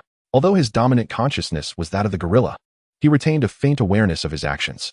Gazing at the destruction he had caused, guilt washed over him. Wukong, it's all right. This isn't the outcome you desired, but fortunately, the repercussions are minimal, Yamcha reassured him, patting Sun Wukong on the shoulder.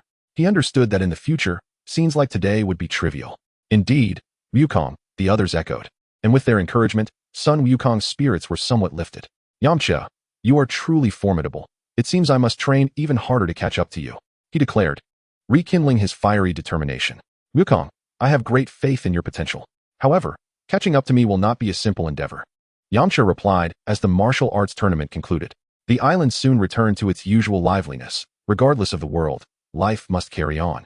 And despite the intensity of previous battles, the aftermath was filled with revelry, albeit with a few damaged structures. The procedures for the World Martial Arts Tournament were straightforward. And with minimal registration, Yamcha quickly received the champion's prize of 500,000 zeni and a medal. The monetary reward was inconsequential for Yamcha, as his girlfriend was the daughter of the world's wealthiest individual, and even a single hair from his leg was worth more than 500,000 zeni. What mattered more to him was the trophy, as the significance of the medal outweighed the monetary prize. Yamcha presented the medal to Bulma, smiling as he said, Bulma, this is the championship trophy I promised you.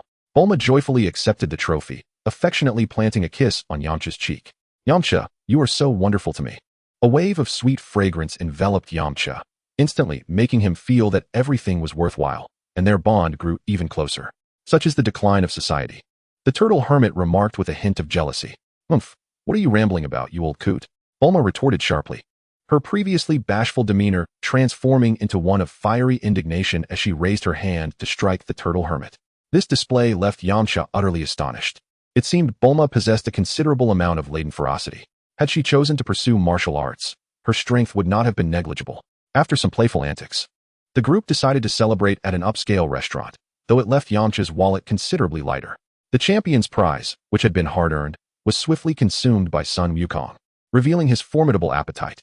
Ah, I'm so full, Sun Wukong exclaimed, patting his swollen belly in delight. As they prepared to part ways, the group agreed to reconvene at the World Martial Arts Tournament in 3 years. Yamcha and Bulma would return to West City, while Krillin and the Turtle Hermit headed back to Kame House. Sun Wukong declared his intention to travel, and according to the narrative, he was destined to encounter many intriguing adventures. However, for Yamcha, this did not offer any substantial assistance, thus he chose not to partake. Upon returning to West City, Yamcha resumed his rigorous training regimen, having just broken through the barrier of 100 battle power. He was in a prime phase for rapid advancement and could not afford to relax. Although this level of strength was respectable on Earth, it was utterly insufficient within the galaxy. Even the most minor minions of the universal tyrant Frieza would far surpass him. Half a year swiftly passed. Over this period, Yamcha acclimated to the environment of the gravity chamber set at 20 times Earth's gravity, with his battle power escalating to 600. After reaching this milestone, his progress became less rapid, though he continued to make steady advancements, now requiring a more methodical approach to training. This allowed Yamcha to spend more time with Bulma. After a grueling day of exertion, Yamcha emerged from the gravity chamber, drenched in sweat. Upon stepping outside, he was greeted by Bulma, who approached him with a hint of displeasure. Yamcha, you need to go check the entrance. Those people have been waiting outside for several days, insisting they won't leave until they see you. Their presence is severely disrupting our Capsule Corporation's operations, Bulma lamented. The crowd outside, as Bulma described, consisted of fervent martial arts enthusiasts. Somehow, the news of Yamcha winning the World Martial Arts Tournament had spread like wildfire. Initially, only a few individuals inquired about him at Capsule Corporation, and to avoid complications, Yamcha ignored them. Some left in disappointment, but a few resolute souls, with ironclad determination, resolved to remain until they met him. As long as Yamcha did not emerge to greet them, they steadfastly occupied the entrance, unyielding even in the face of police intervention. They neither caused a disturbance nor committed any offenses, they merely gathered like statues at the entrance. This demonstrated the immense allure of the World Martial Arts Championship for those passionate about martial arts. All right, don't be upset. Frowning could mar your porcelain-like complexion with wrinkles. Yamcha teased, ruffling Bulma's hair. Get off, you stink. Bulma protested, immediately repulsed by the pungent odor emanating from his sweat-soaked attire. Fine. I'll go see what they want and urge them to leave Capsule Corporation. After a brief moment, Yamcha cleaned himself up and wobbled toward the entrance. Officer, we only wish to meet the champion of the martial arts tournament. We mean no trouble, but your actions are disrupting Capsule Corporation's business. He heard as he approached the entrance. A wave of inexplicable amusement washed over him.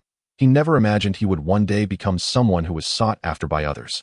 At that moment, a considerable crowd had gathered at the entrance, with 30 or so hopeful martial arts enthusiasts clad in training outfits, confronting a group of police officers armed with batons, effectively blocking the entrance of the relatively modest Capsule Corporation. As Yamcha leisurely stepped out from within, he immediately captured the attention of the crowd. Chapter 35, Mark. There he is, Yamcha. Suddenly, a shout pierced the air, and dozens of martial arts enthusiasts flocked towards Yamcha. Despite the efforts of the police to intervene, they were no match for the fervor of the martial artists, who surged past them with ease. At the forefront stood a tall figure, his angular features accentuated by a mane of thick black curls resembling a mushroom, exuding an appealing charm. You must be Yamcha, the champion of that so-called martial arts world tournament, he proclaimed with an air of arrogance. Indeed, that is I. What brings you to seek my company? Yamcha replied with a smile. I wish to challenge you, to ascertain the true caliber of this so-called champion, the tall youth declared eagerly, rolling up his sleeves in preparation. Perhaps it would be wiser to reconsider, Yamcha suggested gently, shaking his head with a hint of indifference in his gaze. The young man's eyes widened in disbelief. A look of defiance etched across his face. Are you belittling us? I must compete with you today, he shouted, inciting the crowd of martial arts enthusiasts behind him to join in the uproar, the atmosphere thickening with tension. Yet, Yamcha remained unfazed, arms crossed, responding calmly. It is not disdain I harbor for you, but rather an understanding that you are yet unfamiliar with the true essence of martial arts. The path of martial arts is long and arduous, not something to be achieved through mere impulsiveness. Your current abilities may suffice against ordinary individuals, but to contend with me, you need further training. Even without a system to gauge their power, Yamcha could sense that their maximum strength barely reached 8 or 9 points. Unwilling to heed Yamcha's words, the tall youth stepped forward, emanating a stubborn resolve. How will I know unless I try? I refuse to believe you are as formidable as you claim. With that, he assumed a combat stance, ready to launch an attack at any moment. Recognizing the tenacity of the challenger, Yamcha decided that refusing their demands would only lead to future disturbances for the Capsule Corporation. Resolute, he declared, Very well, I accept your challenge. Thank you, Mr. Yamcha, the tall youth responded, bowing deeply in gratitude. The crowd, eager for the spectacle, cleared a space, encircling the two combatants. Yamcha nonchalantly took his stance and beckoned to the tall youth, stating, Use your full strength. You have but one opportunity to strike. Although Yamcha did not adopt a fighting posture, an invisible aura emanated from him, causing the young man to feel a surge of anxiety. Gritting his teeth, he mustered his courage and charged at Yamcha, throwing a punch with all his might. The speed of his advance was matched only by the swiftness of his retreat. Where did he go? Gasped the onlookers in shock, witnessing a dark blur dart past them and vanish in an instant. As they turned to see the aftermath, they found a gaping hole in the wall several dozen meters away, the result of the tall youth's collision with it. Did I strike too hard? Yamcha pondered anxiously. In that fleeting moment before impact, he had merely intended to teach the youth a lesson, delivering a gentle kick that inadvertently sent him flying a considerable distance. With his enhanced strength, controlling the force of his blows had become increasingly challenging. He had no desire to cause harm, and should the young man meet an unfortunate fate, it would undoubtedly complicate matters for him, even with the Capsule Corporation's protection. Coughing to regain composure amidst the astonished crowd, the tall youth, now covered in debris, sprang to his feet. What just happened? How did I end up here? He muttered, rubbing the sizable bump on the back of his head in confusion. I can't have knocked him senseless, can I? Yamcha thought, bemused. At that moment, a young man with yellow hair rushed forward from the crowd, concern etched on his face. Are you all right? Of course I'm fine, the tall youth replied with a grin, but his expression shifted to one of alarm as he saw Yamcha approaching slowly. Recognizing the gravity of the previous encounter, Yamcha felt a sense of relief wash over him. Truth be told, the youth's combat prowess was lacking, but his resilience was commendable. Yamcha estimated his attack had exceeded 20 points in power. Do you understand now? The gap between our strengths is vast, Yamcha stated firmly. Yes, I understand. The tall youth admitted, his pride diminished, replaced by admiration for Yamcha. Just as Yamcha believed the matter was resolved, the youth bowed deeply once more and implored, Mr. Yamcha, I wish to follow you and learn the way of martial arts. Please accept me, and us as well. A whole throng of individuals echoed, bowing earnestly in unison. Yamcha, taken aback by their sincerity, felt a flicker of hesitation. He had never contemplated taking on disciples. Despite his considerable strength, he still viewed himself as an apprentice, focused solely on training and mastering higher realms of martial arts. Yet, in the eyes of others, he had already become a prominent figure in the martial arts community on Earth. 3 centuries prior, martial arts had flourished, giving rise to many formidable practitioners, including the likes of Master Roshi and Master Shun, alongside their even more powerful mentor, Master Mateto. However, since the sealing of the Demon King Piccolo, Earth had enjoyed a long peace, and with the rapid advancement of technology, martial arts had inevitably declined. Yet Yamcha sensed that this era of tranquility was nearing its end. The challenges that awaited Earth would surpass anything faced before, with the looming threat of destruction ever present. To Yamcha, the current state of the martial arts world appeared exceedingly fragile. With greater power comes greater responsibility. Having received training from Master Karen, he felt compelled to promote and spread the teachings of martial arts. Gazing at the eager faces before him, a sudden resolve ignited within him to cultivate a new generation of warriors for Earth. What is your name? Yamcha inquired of the tall young man leading the group. The young man, beaming with joy at being addressed by Yamcha, responded with a slight tremor in his voice. In response to Mr. Yamcha, my name is Mark, and I am 17 years old. 17? You hardly look it, Yamcha remarked, contemplating for a moment before smiling and reassessing Mark, as he observed the young man's exaggerated hairstyle. A striking image of a pivotal character from the Dragon Ball universe surfaced in his mind, Mr. Satan, the so-called savior of Earth, renowned among its inhabitants. Though Mark lacked the age and ruggedness, the glint in his eyes and his flamboyant demeanor were unmistakably reminiscent of him. It was unexpected for him to seek out a master in such a manner. According to the original narrative, at this juncture, Mark should have been honing his skills at the fighting dojo in Satan City. Subsequently, through a combination of extraordinary fortune and commendable prowess, he earned the title of champion in the martial arts world, adopting the name Satan. Later, during a journey with his master to participate in a competition, they encountered Tao Bai Bai in a tavern in South City. After mocking Tao Bai Bai's hairstyle, they found themselves pursued by him. Remarkably resilient, Satan managed to escape with his life, while his master was tragically slain by Tao Bai Bai. It was only upon hearing of Tao Bai Bai's demise that he decided to resurface. Little did Yamcha know that Mark hailed from the Western capital. He had initially intended to travel to Satan City to study martial arts. However, upon learning that Yamcha, the champion of the martial arts tournament, was in the Western capital, he abandoned his previous plans and rushed to Capsule Corporation to seek mentorship. Mark, quick to perceive, noticed Yamcha smiling at him, indicating a favorable impression. Seizing the moment, he eagerly inquired, Mr. Yamcha, do you consent to accept me as your disciple? Yamcha shook his head, chuckling, becoming my disciple is no simple feat. You must endure my trials. What trials? Mark replied hastily. Whatever it takes to become your disciple, we are willing to undertake. Martial arts require innate talent. Not everyone possesses the capability to cultivate them. Today, I grant you an opportunity. To the south of the Western capital lies Mount Tien. You have 1 hour to reach it. The first 3 to arrive shall be accepted as my disciples. As for the others, I can only express my regrets. Yamcha concluded, disappearing from their sight before they could pose any questions. Mount Tien was nearly 50 kilometers away. 1 hour. How could that be feasible? Instantly, dozens of martial artists began to murmur among themselves. What shall we do, Mark? Queried a young man with yellow hair clad in a taekwondo uniform. What shall we do? We run, of course. Since Mr. Yamcha has provided us with an opportunity, we must strive to achieve it. Otherwise, why have we come here? Mark declared, leading the charge towards Mount Tien. Wait for me. The others, witnessing someone take the lead, promptly followed suit. 50 kilometers tested one's endurance and spirit. Even the finest long-distance runners from the previous world would require 3 to 5 hours to complete such a distance. However, in the Dragon Ball universe, martial artists were far from ordinary individuals. Though 50 kilometers seemed a daunting distance, for this group, it was not an impossibility. It required exceptional physicality and willpower. This was precisely what Yamcha sought. Those unable to complete the task were not the disciples he desired. As they raced towards Mount Tien, a throng of aspiring martial artists sprinted with fervor. Their silhouettes danced in the sunlight, sweat soaking their garments. Yet nothing could deter their relentless advance. The cacophony of their footsteps resembled a stampede of wild horses, forming a vibrant spectacle. Truly, it was a display of youthful passion. In the skies above, Yamcha soared. Observing the performance of the participants, Mark led the pack, his gaze resolute and strides firm. With each footfall, he embodied aspirations for the future and unwavering determination. This was the fiery spirit of youth. The yellow-haired young man closely trailed behind him, though he struggled. He refused to lag behind. While he lacked Mark's fervor for martial arts, he pressed on for the sake of friendship, gritting his teeth and pushing himself forward. The scenery blurred past them, their focus singular, to reach Mount Tien as swiftly as possible. As time elapsed, fatigue began to set in for some, their pace slackening.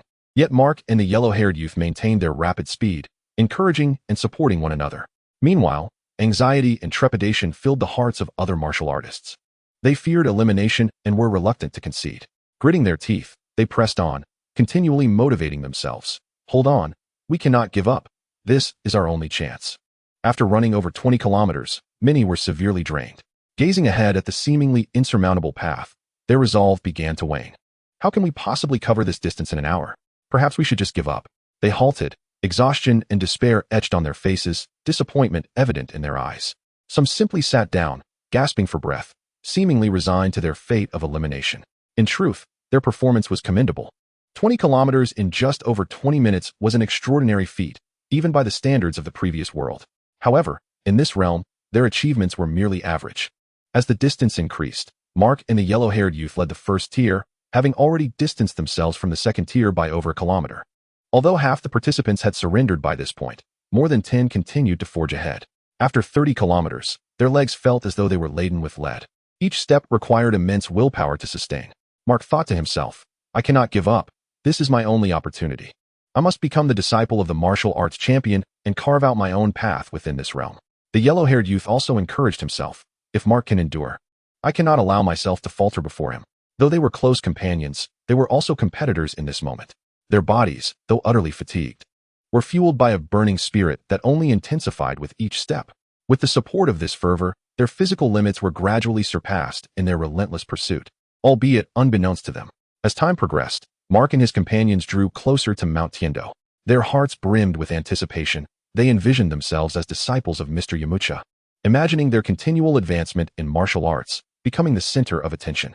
Yet, they understood that the final leg of their journey would be the most arduous. Having exited the city and entered the wilderness, the path beneath their feet transformed from a smooth highway to a winding and rugged trail, littered with branches and stones that severely impeded their progress. At this stage, only 6 individuals remained in the group, all of whom were exceptional martial artists. At last, they reached the foot of Mount Tien, its towering silhouette beckoning them. Suddenly, a wide river barred their way, its waters surging violently with no bridge in sight. This presented an even greater challenge. What shall we do? The river is too swift. We cannot cross. Some began to panic, engulfed in despair and helplessness as they stared at the tumultuous waters, uncertain of how to proceed. Mark furrowed his brow, contemplating for a moment before declaring, "It is merely a river. There must be a way to cross it." Everyone, quickly search for a place to cross the river, the group urged one another, beginning their quest in earnest. Eventually, they discovered a section where the river's waters were relatively shallow. However, crossing it still required immense courage. At that moment, uncertainty clouded their hearts. They feared the dangers lurking beneath the surface, yet were reluctant to forfeit this opportunity. Time waits for no one. I shall go first, Mark declared, once again plunging into the water without hesitation. The river instantly enveloped him up to his knees, yet he pressed onward, step by steady step, towards the opposite bank. The young man with golden hair followed closely behind him.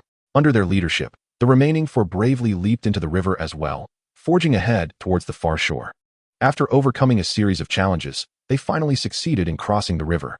As they set foot on the solid ground of the opposite bank, joy and a sense of accomplishment surged within them. They realized they had drawn one step closer to the summit of Tien Mountain. With the river behind them, the remaining journey consisted of the ascent. Although Tien Mountain was not particularly high, it posed yet another trial for the weary travelers. In the final sprint, the 6 of them held nothing back, pouring every ounce of energy into their run, each aspiring to secure a place among the top 3. "First place is mine," Mark proclaimed with fervor. Yet, claiming the top spot was no easy feat, just as Mark believed victory was assured. A lean man who had been lagging behind suddenly surged forward, overtaking the four competitors ahead and matching Mark's pace. "What?" Mark exclaimed in astonishment, his expression turning serious as he shouted, "It's not so simple to surpass me." He pushed ahead once more.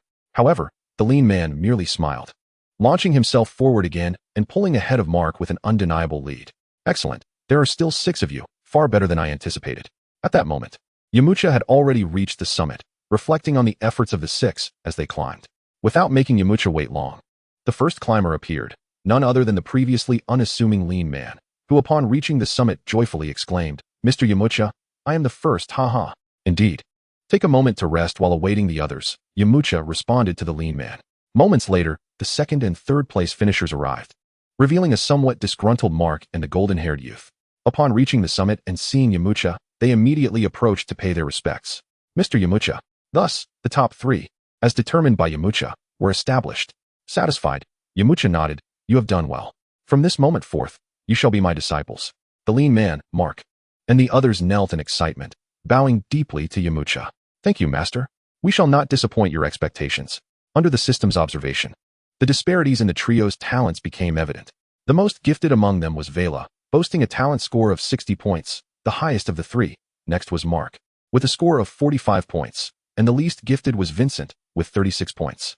Though he had only 36 points, he still possessed notable martial arts talent, considering that the average human talent score was merely 1 point. After another 5 or 6 minutes, the final 3 reached the summit, witnessing Yamcha's completion of his disciple selection, their faces tinged with a hint of defeat and resignation. Although these 3 did not place in the top 3, their perseverance in reaching the end was commendable, and their talent scores were generally above 10 points, making them seed candidates in other martial arts sections. Yamcha felt a twinge of reluctance to let them leave, knowing the perilous path of martial arts was fraught with challenges and that he lacked the time to mentor so many disciples. 3 was his limit, especially as he needed to focus on his own cultivation. Yamcha approached the trio with a smile, saying, "Although you 3 cannot become my disciples, I grant you permission to cultivate in my dojo." "Wonderful. Thank you, master," the 3 exclaimed, their faces lighting up with joy. Although they could not train alongside Mark and the others, being able to practice under Yamcha's guidance would greatly aid their martial arts development. "Henceforth, this shall serve as our dojo," Yamcha declared, gesturing towards the foot of Tien Mountain. "Master, this mountain is so barren. How can it serve as a dojo?" Mark questioned, perplexed, as the place seemed devoid of any amenities, even a flat surface. Yamcha smiled but offered no reply. He led them down to the mountainside, where he began an enigmatic series of actions, leaving the 6 quite bewildered. "Second brother, what is master doing? I cannot make sense of it. He's gesturing and aiming." The golden-haired youth asked Mark, confusion etched across his features. Following a brief initiation, the successful trio had established their ranks, with the lean man who reached the summit first becoming the eldest disciple, named Vela, a seasoned martial artist who had fortuitously arrived in the western capital. Drawn by tales of the world's premier martial arts competition, he had followed the crowd, unwittingly becoming Yamcha's disciple. The golden-haired youth was named Vincent, who had initially planned to train combat techniques alongside Mark. The other 3 were named Carlos, Suddy, and Mocha, all martial arts enthusiasts from the western capital. "Surely, master must have profound intentions.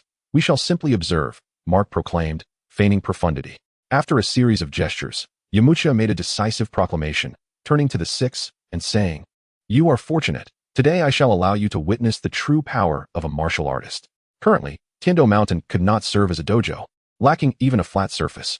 Yamcha prepared to unleash the Kamehameha, intending to flatten the mountaintop to establish a foundation for future construction. Then, he would recruit individuals to erect buildings, forming a basic structure. Chapter 38, Display of Martial Power. Yamcha took a deep breath, gradually regulating his energy. His gaze became intensely focused, as if the entire world had narrowed down to just him and Tien Mountain before him. Mark and the others watched him with bated breath, filled with curiosity and anticipation. Yamcha slowly raised his hands, beginning to perform remarkable movements in front of him.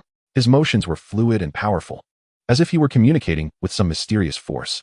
As he moved, the air around him began to shimmer and vibrate. "Is this the true power of a martial artist? It's simply astonishing," Vincent murmured, his eyes wide with wonder. Vela, in particular, remained fixated on Yamcha, admiration shining in his eyes. As a seasoned martial artist, he could sense the formidable aura emanating from Yamcha. Even the strongest teacher he had previously trained under exuded less than a fraction of Yamcha's presence. Although Mark feigned nonchalance, he too was filled with astonishment at this moment. He knew Yamcha was powerful, but he had not anticipated such a degree of strength. Realizing now that during their time at the capsule company, Yamcha had not even begun to exert himself. Yamcha's movements accelerated, and his aura intensified. Suddenly, he shouted, thrusting his hands forward. A dazzling blue beam of light erupted from his palms, surging towards the mountaintop like a meteor. Boom! A resounding explosion echoed, causing the entire Mount Tiendo to tremble as if shaken by an unseen force. The summit was enveloped in a thick haze, rendering the events obscured from view. After a brief interlude, the dust began to disperse, revealing a breathtaking sight. The once rugged peak had been astonishingly carved away, leaving behind a smooth, expansive plateau that seemed to be the work of divine craftsmanship. "Isn't this incredible?" Vincent exclaimed, his mouth agape in disbelief. Vera couldn't help but marvel. Indeed, Master's prowess is truly unfathomable. With such a mentor guiding us, our journey in martial arts shall undoubtedly be more seamless. Mark, brimming with excitement, added, "Master, you are simply extraordinary. Will I ever be able to attain such power?" At this moment, Mark was still untainted by the rigid mindset of the future Satan. Thus, he was filled with admiration and fervor upon witnessing Yamcha's remarkable combat strength. Yamcha surveyed the splendid results before him, nodding with satisfaction. "Now that we have this flatland, we can commence the construction of our dojo. I will enlist some individuals to assist in the building process, and you all should actively participate, contributing your efforts to our dojo." In unison, Mark and the others responded, "Yes, Master." Subsequently, Yamcha returned directly to Capsule Corporation, while the others went home to bid farewell to their families, as they would be residing at Mount Tiendo for the foreseeable future.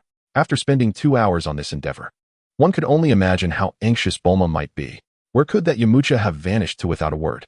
When Yamcha finally located Bulma, she was in the midst of scolding Oolong. "How should I know? Go ask Yamcha," Oolong retorted curtly.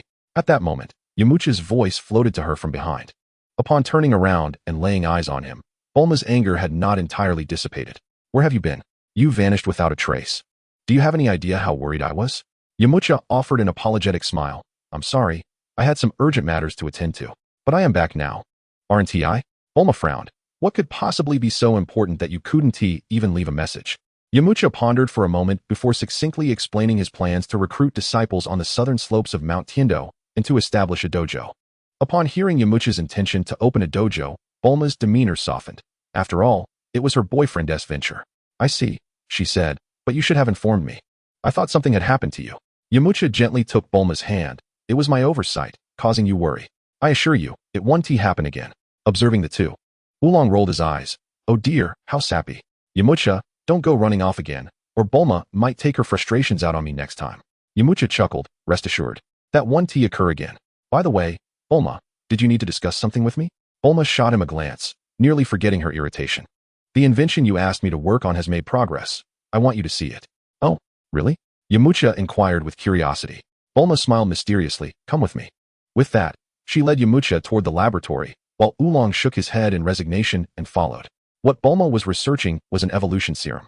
In an effort to provide Bulma with something to occupy her, she had suggested he assist in the study of this serum. The reasoning behind this choice stemmed from Yamcha's insights into future plot developments. After all, Dr. Gero could extract the genes of individuals like Goku and Krillin, merging them with humans and special species to create artificial beings surpassing ordinary Saiyans. Thus, it stood to reason that a gene evolution serum, technically less complex, should also be feasible. In his vision, this gene evolution serum would be devoid of side effects and capable of rapidly enhancing human physical strength, allowing even researchers to gain formidable power. He had not anticipated that merely over a month would yield such promising results. Soon, they arrived at Bulma's laboratory. Inside, an array of advanced instruments flickered with faint light, enveloping the space in an aura of technological mystique. Bulma, her face radiating excitement, approached an operating table where a delicate test tube containing a liquid that emitted an extraordinary glow was displayed. "Yamcha, look. This is the prototype of the evolution serum I have developed so far," she proclaimed, her eyes shimmering with pride. Yamcha leaned in closely to examine the serum, his heart brimming with anticipation. "It looks impressive. Please share the current progress with me." Clearing her throat, Bulma began to elaborate. "This serum has already shown preliminary success in some animal trials. Those creatures exhibited significant enhancements in strength and speed after receiving the serum. However, there are still some unstable factors, such as the uncertain duration of the effects and potential unknown side effects on the animals." Yamcha nodded thoughtfully. "It seems there are many details that still require refinement." Chapter 39, Wolf Fong Dojo. Nevertheless, this is already a promising start. What are your next steps? Bulma replied with a confident smile. I plan to further optimize the serum's formula to reduce the risks of side effects. Additionally, I will conduct more experiments to ensure the serum's safety and efficacy. Oolong, listening to their conversation, interjected with a puzzled expression. Can this serum really make someone as powerful as Yamcha? Yamcha glanced at Oolong. This is merely a hypothesis. Nothing is certain at this stage. However, if successful, it would have a monumental impact on our world. Bulma added, exactly. But this will require time and extensive research. I believe there is nothing this genius girl cannot accomplish. Yamcha was touched by the determination reflected in Bulma's eyes. He understood that once she resolved to pursue something, she would dedicate herself wholeheartedly. I believe in you. If you need any assistance, feel free to let me know. The so-called assistance would naturally involve providing blood samples and capturing some fierce beasts. As the current martial arts champion on Earth, the genetic samples previously used had been derived from Yamcha's own cells. Yamcha had no qualms about using his genes for experimentation, confident that his past genetic material would never catch up to his current progress. Although there would be a flurry of activity surrounding the construction of the dojo at Mount Tien in the coming weeks, Yamcha felt no need to oversee operations personally. He simply communicated his ideas and requirements to the dedicated construction team. Within just a month, the main structure of the dojo was completed. With only minor adjustments and finishing touches remaining, it was ready for use. One day, as dawn broke, Yamcha soared through the sky with Bulma towards Mount Tien. Although this was not Bulma's first experience with flight, it was unclear whether she was genuinely anxious or playfully coy. As she nestled against Yamcha's solid chest like a delicate bird, the distance from Capsule Corporation to Mount Tien was only 50 kilometers. A journey that would take Yamcha a mere 10 minutes. However, for Bulma's safety, he had to slow his pace, resulting in what should have been a 10-minute trip stretching to half an hour. Prior to the alterations made by Yamcha, Mount Tien soared to heights of over 1,000 meters. Although its peak has since been flattened, it still retains an impressive elevation of 800 meters. Atop this mist-shrouded mountain stands a magnificent martial arts training facility. The first sight that greets the eye is a broad, towering gatehouse, adorned with the elegant characters Wolf Fong Dojo in an ornate, dragon and phoenix style. The antiquated architectural design exudes a rich, nostalgic essence, as if it has traversed the annals of time, embodying the sediment of years and the legacy of martial arts. Behind the gatehouse lies an expansive plaza, entirely paved with azure stone slabs, covering several acres, ample space for over 100 martial practitioners to hone their skills. The morning sun casts a golden radiance upon the plaza, creating a shimmering aura. At this moment, 6 dark-skinned men are engaged in their exercises, clad in uniform training attire embroidered with the Wolf Fong emblem. The foremost trio are demonstrating their fist techniques, each move brimming with power, the whoosh of their punches resonating in the air. They are practicing the Wolf Fong Wind Fist, a signature technique meticulously refined by Yamcha. Under Yamcha's careful reworking, the Wolf Fong Wind Fist has transcended ordinary martial arts, now standing as a premier fighting style. However, this enhancement has correspondingly increased the difficulty of training. To facilitate the disciples' practice, Yamcha has categorized the Wolf Fong Wind Fist into 5 levels: beginner, proficient, minor achievement, major achievement, and transcendence. Each level correlates with combat effectiveness. The beginner level boasts a combat power of 10 points, the proficient level 20 to 30 points, the minor achievement level 30 to 40 points, the major achievement level 40 to 50 points, and the transcendence level 50 to 60 points. Among the 6, Vela possesses the highest combat power, thus becoming the first to master the Wolf Fong Wind Fist at the beginner level. After a month of diligent training, he has progressed to the proficient level, achieving a combat power of 21 points. Following closely is Mark, who has also made significant strides with the Wolf Fong Wind Fist.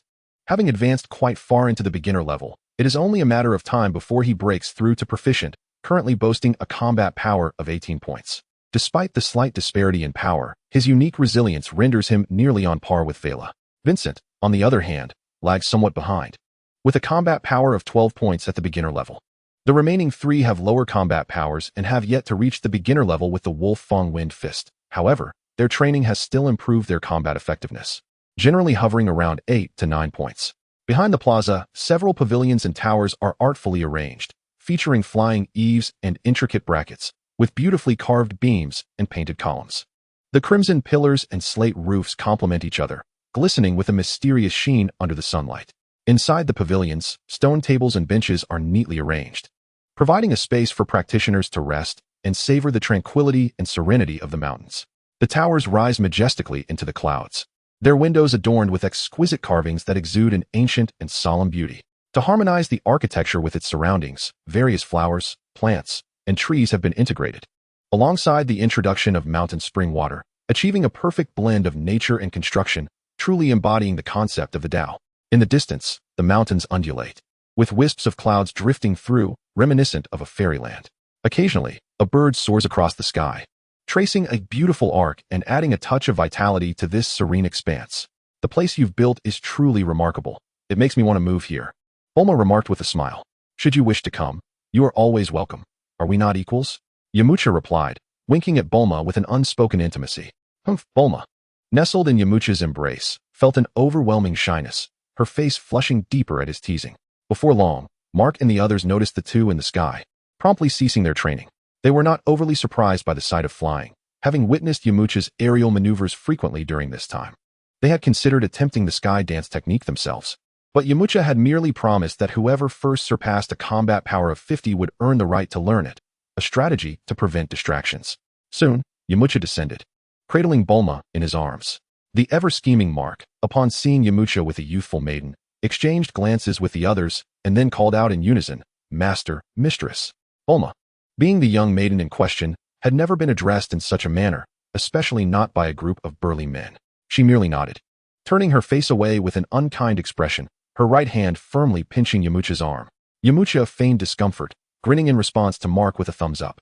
Chapter 40. The shocked disciples. Yamcha led everyone toward the back of the pavilion, soon arriving at a level clearing. At that moment, Bulma produced a capsule and tossed it onto the ground, whereupon a loud bang resonated. In an instant, a hemispherical metallic structure manifested in the clearing. The multifunctional capsules produced by Capsule Corporation were familiar to them, yet the purpose of this entirely metallic abode was not immediately apparent. Master, what is this house for? And why is it made of alloy? Mark inquired with palpable curiosity. Indeed, echoed the other disciples in agreement. Do you wish to know? Yamcha replied with a sly smile, surveying the group with a mischievous expression. Bulma, recognizing this demeanor, understood he was up to something, yet chose not to reveal his intentions. Mark and the others nodded in anticipation. Yamcha opened the grand door and stepped inside, Mark following closely. However, upon entering, he was taken aback to find the room devoid of furnishings, the walls merely gleaming with a metallic sheen, with nothing else in sight. Once all six had entered, Yamcha closed the door behind them. Where is Mistress? Vela queried, noticing Bulma had not followed them in, a hint of concern in his voice. Why is there nothing in here? Mark murmured as he scanned the empty space. As they pondered, Yamcha suddenly prompted, Are you all prepared? Prepared for what? Before he could finish his sentence, an invisible force bore down upon them, and they immediately felt as if they were laden with 1,000-pound weight. The sudden pressure reddened their faces, causing their bodies to instinctively bend. The three with the lowest combat power collapsed to the ground, momentarily rendered speechless. Even Vela struggled to breathe under this newfound gravity, finally comprehending why Bulma had not entered. Surprisingly, it was Mark who fared best among them. Despite his legs trembling under the exertion, he valiantly held himself upright, indicating that his exaggerated musculature was not without merit. Although Yamcha had merely adjusted the gravity in the training room to 3 times that of normal, it was still an arduous challenge for these newcomers to the martial arts realm. Of course, he did not intend to have them engage in gravity training so soon. He would wait until their Wolf Fong Wind Fist reached the major achievement level before considering it. Oh dear, Master, what is happening? Mark gritted his teeth, managing to squeeze out a few words through clenched jaws.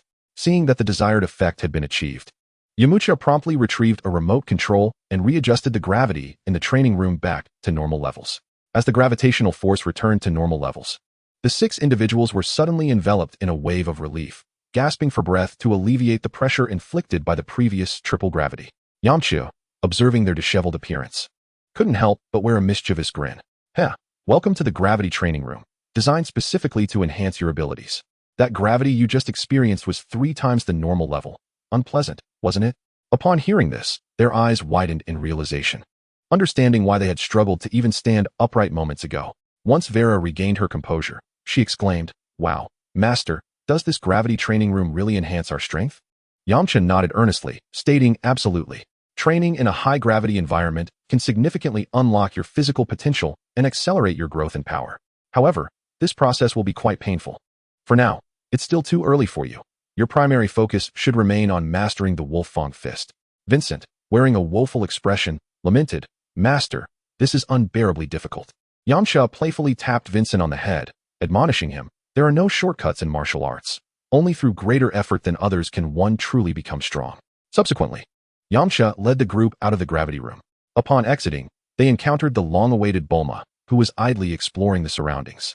The architectural style, reminiscent of ancient Dragon Kingdom designs, fascinated her. Her eyes sparkled with curiosity, as if she were traversing a brand new realm. After addressing Mark and the others, Yamcha approached Bulma with a smile, his heart swelling with tenderness at her inquisitive demeanor. "Bulma, do you find it intriguing?" he inquired softly. Bulma nodded enthusiastically, her excitement palpable. "Yamcha, this architectural style is truly unique. I've never seen anything like it. It feels like a radiant culture. Most buildings in this world are hemispherical, resembling yurts, while the pavilions and towers of Mount Tiendo feature a diverse structural design, incorporating hexagonal and octagonal forms. Walking through them evokes a sense of timeless artistry, akin to listening to a grand, cohesive symphony." Yamcha cleared his throat and began to elaborate. This architectural style is known as spire architecture, emphasizing symmetry and harmony.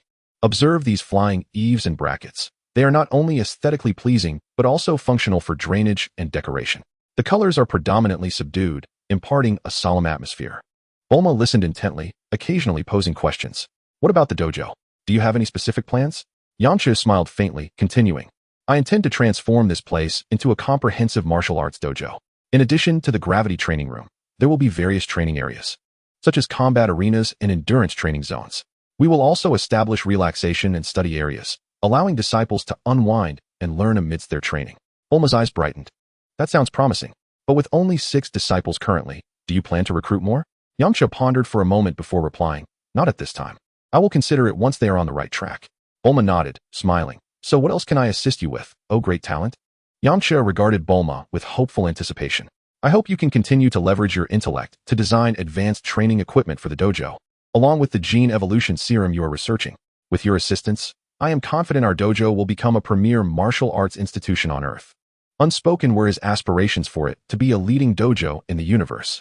Bulma chuckled, assuring him, "Don't worry, I'll do my best. But you mustn't slack off. You need to diligently teach your disciples." Yamcha took her hand earnestly, affirming, "I will.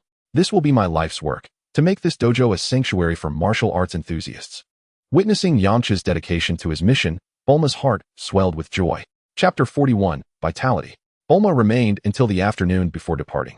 Afterward, Yamcha sought out the 6 individuals who were diligently training, stating, "I've been preoccupied with construction, and I haven't truly guided your training yet. We've been eagerly anticipating your instruction, Master." Upon hearing that Yamcha would lead them in training, their faces lit up with excitement. "Without further ado, let us begin by running 100 laps around Mount Tiendo." 100 laps. Vincent's enthusiasm waned at the daunting announcement. "Less chatter, follow me," Yamcha commanded, charging down the mountain. Unlike the turtle hermit, who relaxed while his disciples trained, Yamcha led by example. Seeing Yamcha sprint ahead, Mark and the others had no choice but to muster their resolve and follow suit. The transformation of Mount Tiendo over the past month had resulted in a narrow staircase from the gate to the foot of the mountain, making descent easy but ascent arduous. As long as they didn't faint, Yamcha pushed them relentlessly until the sun dipped below the horizon, at which point they returned to the dojo, where Yamcha guided them in half an hour of practicing the Wolfang Fist. "From now on, you will each run 100 laps around Mount Tiendo every day," he instructed, before retreating to the backyard. For Yamcha, leading his disciples was merely an appetizer. The real training was about to commence. He re-entered the gravity room, adjusting the gravity to a staggering 20 times normal. Thus began a day of rigorous training. The 20-fold gravity meant that Yamcha had to endure immense pressure. Every movement became an arduous struggle, as if he were carrying an insurmountable weight upon his shoulders. Yet he did not falter. He gritted his teeth and strove to train within this formidable gravitational environment. Sweat poured down like rain, soaking his attire. His breaths grew heavy and frantic. Yet his gaze remained resolutely steadfast. In this high-gravity setting, he relentlessly pushed his limits, awakening his physical potential. He repeatedly practiced various movements, from simple punches to intricate combinations of techniques, with each effort bringing him closer to his goals. Time seemed to stretch infinitely within the gravity room, but Yamcha remained oblivious. Wholly immersed in his training and oblivious to the world outside. When fatigue eventually overcame him, he gradually ceased his movements. Though his body was exhausted, his heart brimmed with a sense of accomplishment. He knew he had taken another firm step forward. Emerging from the gravity room, he stepped into the open space of the backyard. Taking a deep breath, he savored the tranquility of the night. The moonlight bathed him, as if applauding his relentless efforts. However, he did not revel in this moment. With the increase in his battle power, his control over his own energy had diminished. Martial arts encompasses three essential elements: essence, energy, and spirit. In this world, essence refers to physical strength, spirit denotes mental fortitude, while energy signifies the amalgamation of both physical and mental prowess. In the Dragon Ball universe, these three elements profoundly influence martial artists. The foundation of a martial artist lies in their physical strength. A robust physique grants them enhanced endurance and explosive power in combat. Possessing formidable physical strength, martial artists can endure more intense assaults while simultaneously executing more powerful techniques. Much like Sun Wukong, whose body has been honed through countless battles, he can unleash astonishing power at critical moments, triumphing over formidable foes. The spiritual strength, or shun, serves as the internal pillar of the martial artist. Resolute belief, indomitable will, and fearless courage are manifestations of this spiritual power. In combat, spiritual strength enables the martial artist to maintain focus, undistracted by external factors, thus performing at their utmost capacity. When confronted with formidable opponents, spiritual strength can awaken the martial artist's latent potential, allowing them to transcend their limits and create miracles. For instance, Vegeta's unyielding spirit compels him to continually surpass his boundaries in battle. Chi, as the amalgamation of physical and spiritual power, represents the core of a martial artist's might. Through the mastery of Chi, martial artists can enhance their offensive capabilities, defensive resilience, and swiftness. They can sense their opponent's Chi, thereby anticipating their movements and devising corresponding combat strategies. Additionally, Chi can be harnessed to execute various potent techniques, such as the Kamehameha and Genkidama. The degree of control over Chi directly dictates the martial artist's combat prowess. For Yamcha, training in the gravity chamber yields rapid improvements in physical prowess. Yet his spiritual growth remains stagnant.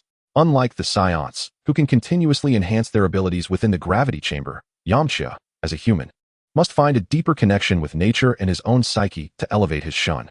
On Earth, it seems that knowledge of spiritual cultivation is largely confined to the realm of the gods, leaving a sense of incompleteness regarding methods of spiritual training. It appears that a journey to the divine realm is in order, he mused. One day, just after wrapping up his training, with sweat still glistening on his skin, Yamcha intended to find a tranquil spot to rest when Mark and Vincent hurriedly approached him. Mark's face radiated excitement, his eyes flickering with uncertainty, while he nervously scratched the back of his head, exuding a bashful demeanor. "Master, I wish to go down the mountain for a while," he stammered. "Down the mountain? Is there an urgent matter?" Yamcha inquired with a smile. "Not really. I heard from a delivery person that a famous female singer is coming to West City for a concert tomorrow, so I wanted to go see her," Mark replied, seemingly eager to keep the details under wraps. "Surely it's not as simple as that. With your temperament, appreciating music seems rather peculiar. There must be more to it," Yamcha observed, intrigued by Mark's nervous and shy demeanor. After a brief pause, Mark gathered his courage and continued, "The singer is named Miguel, and she's a good friend from my childhood. I haven't seen her in over 6 months." At this revelation, a tenderness and affection unmistakably glimmered in Mark's eyes. "Is she beautiful?" Yamcha asked with a grin. Chapter 42, The Concert. Mark's eyes instantly sparkled, as if stars were twinkling within them. He excitedly exclaimed, "Miguel is exceptionally beautiful. She has long golden hair that cascades like a waterfall, gently curled and shimmering with enchanting radiance in the sunlight. Her eyes are deep blue gemstones, clear and bright, seemingly able to see into one's soul. Her lips resemble the delicate petals of a rose, always adorned with a warm smile. Her singing voice is akin to heavenly music. Every time I hear her sing." As Mark described Miguel's appearance, he became lost in delightful memories, his face brimming with infatuation. "Haha, you really like her?" Yamcha teased. Mark replied absent-mindedly, but then quickly backtracked, saying, "No, we're just ordinary friends." Seeing Mark's flustered expression, Yamcha couldn't help but chuckle. After a moment of contemplation, he remarked, "Haha, my dear fellow, there's no need to feel embarrassed. If you like her, you should pursue her boldly. Since that's the case, I shall grant you a day's leave. You've worked hard during this training period, go and relax." Upon hearing Yamcha's words, Mark was elated. "That's wonderful," he exclaimed, ready to dash back when Yamcha's voice called out once more. "Wait a moment." Mark felt deflated, fearing Yamcha had changed his mind. But Yamcha continued, "By the way, could you get me 2 tickets as well?" Mark was taken aback, quickly realizing that Yamcha intended to take Bulma to the concert. In his previous life as a member of the Moonlight Clan, Yamcha had always been short on funds, often deterred by the steep prices of concert tickets. However, for the current Yamcha, Such concerns were trivial. The following afternoon, on the streets, a gentle breeze caressed the air, carrying a refreshing scent. Yamcha arrived at Bulma's doorstep. Although he had been away for a while, the Capsule Corporation's robots recognized him, allowing him entry into the building without difficulty. Before he could settle in, a jovial voice rang out. "Is that you, Yamcha? Here to see our Bulma? She's busy in the lab. Would you care to join me for dinner?" The speaker was none other than Bulma's mother, Bunny, who could be considered the person Yamcha dreaded encountering most at the Capsule Corporation, as every meeting left him blushing. "No, Mrs. Brief, I plan to take Bulma to see Miguel's concert," Yamcha replied awkwardly with a smile. "A concert? How romantic. My husband is nowhere near as romantic as you are," Bunny sighed. Just then, Dr. Brief, clad in a white lab coat, glided by on a balance bike, stating earnestly, "Did we not just go a couple of days ago?" "Humph. How can you, old man, compare with the youth?" Bunny shot Dr. Brief an exasperated glance before walking away. "You're talking about Miguel, right?"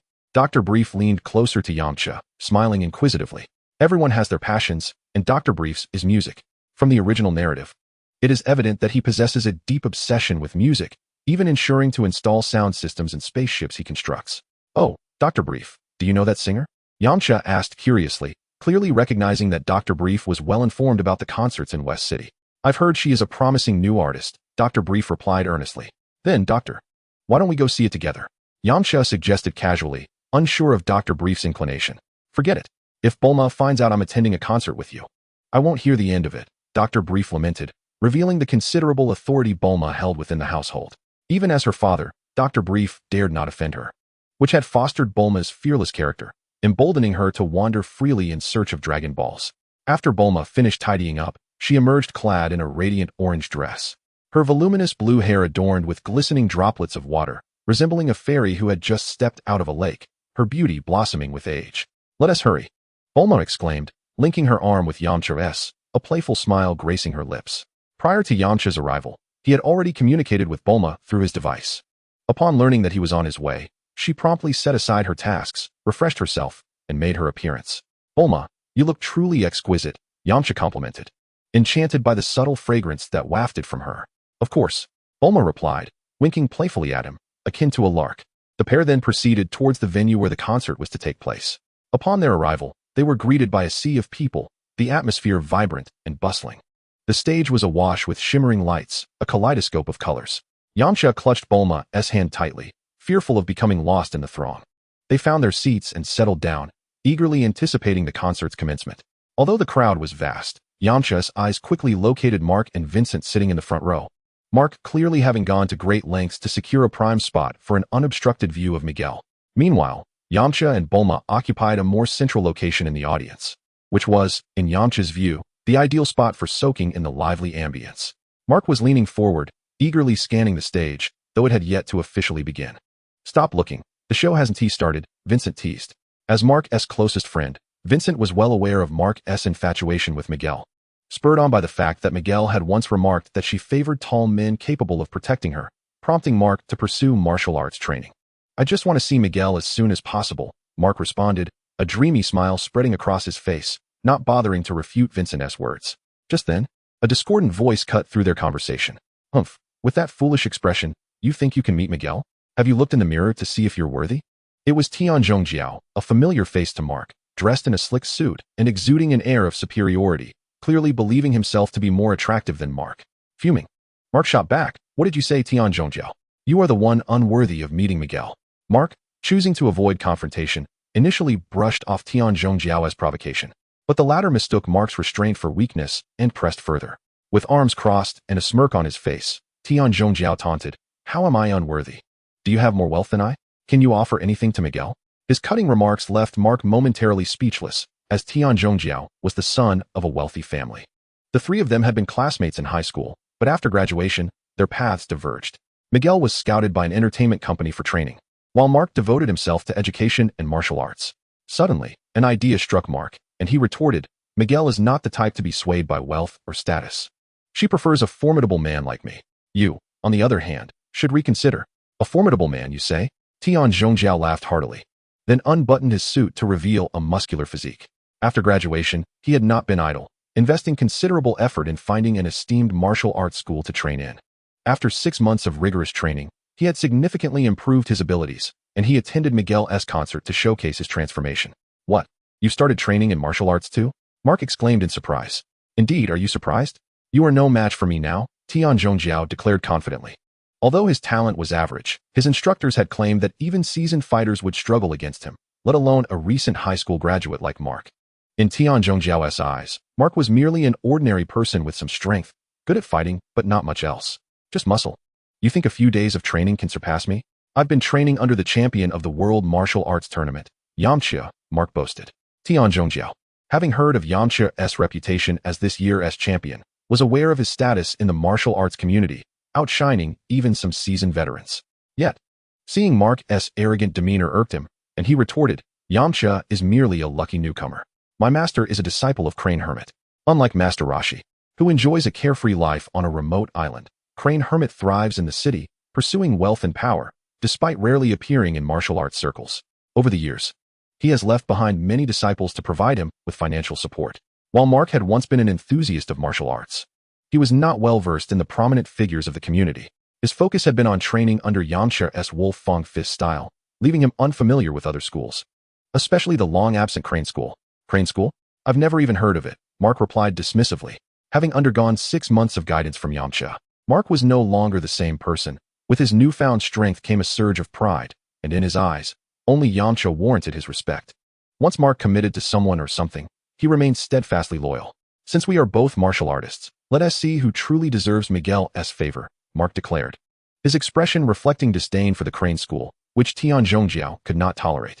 Although he did not hold loyalty to the Crane School, Mark's disparaging remarks struck a nerve, especially as they were directed at him.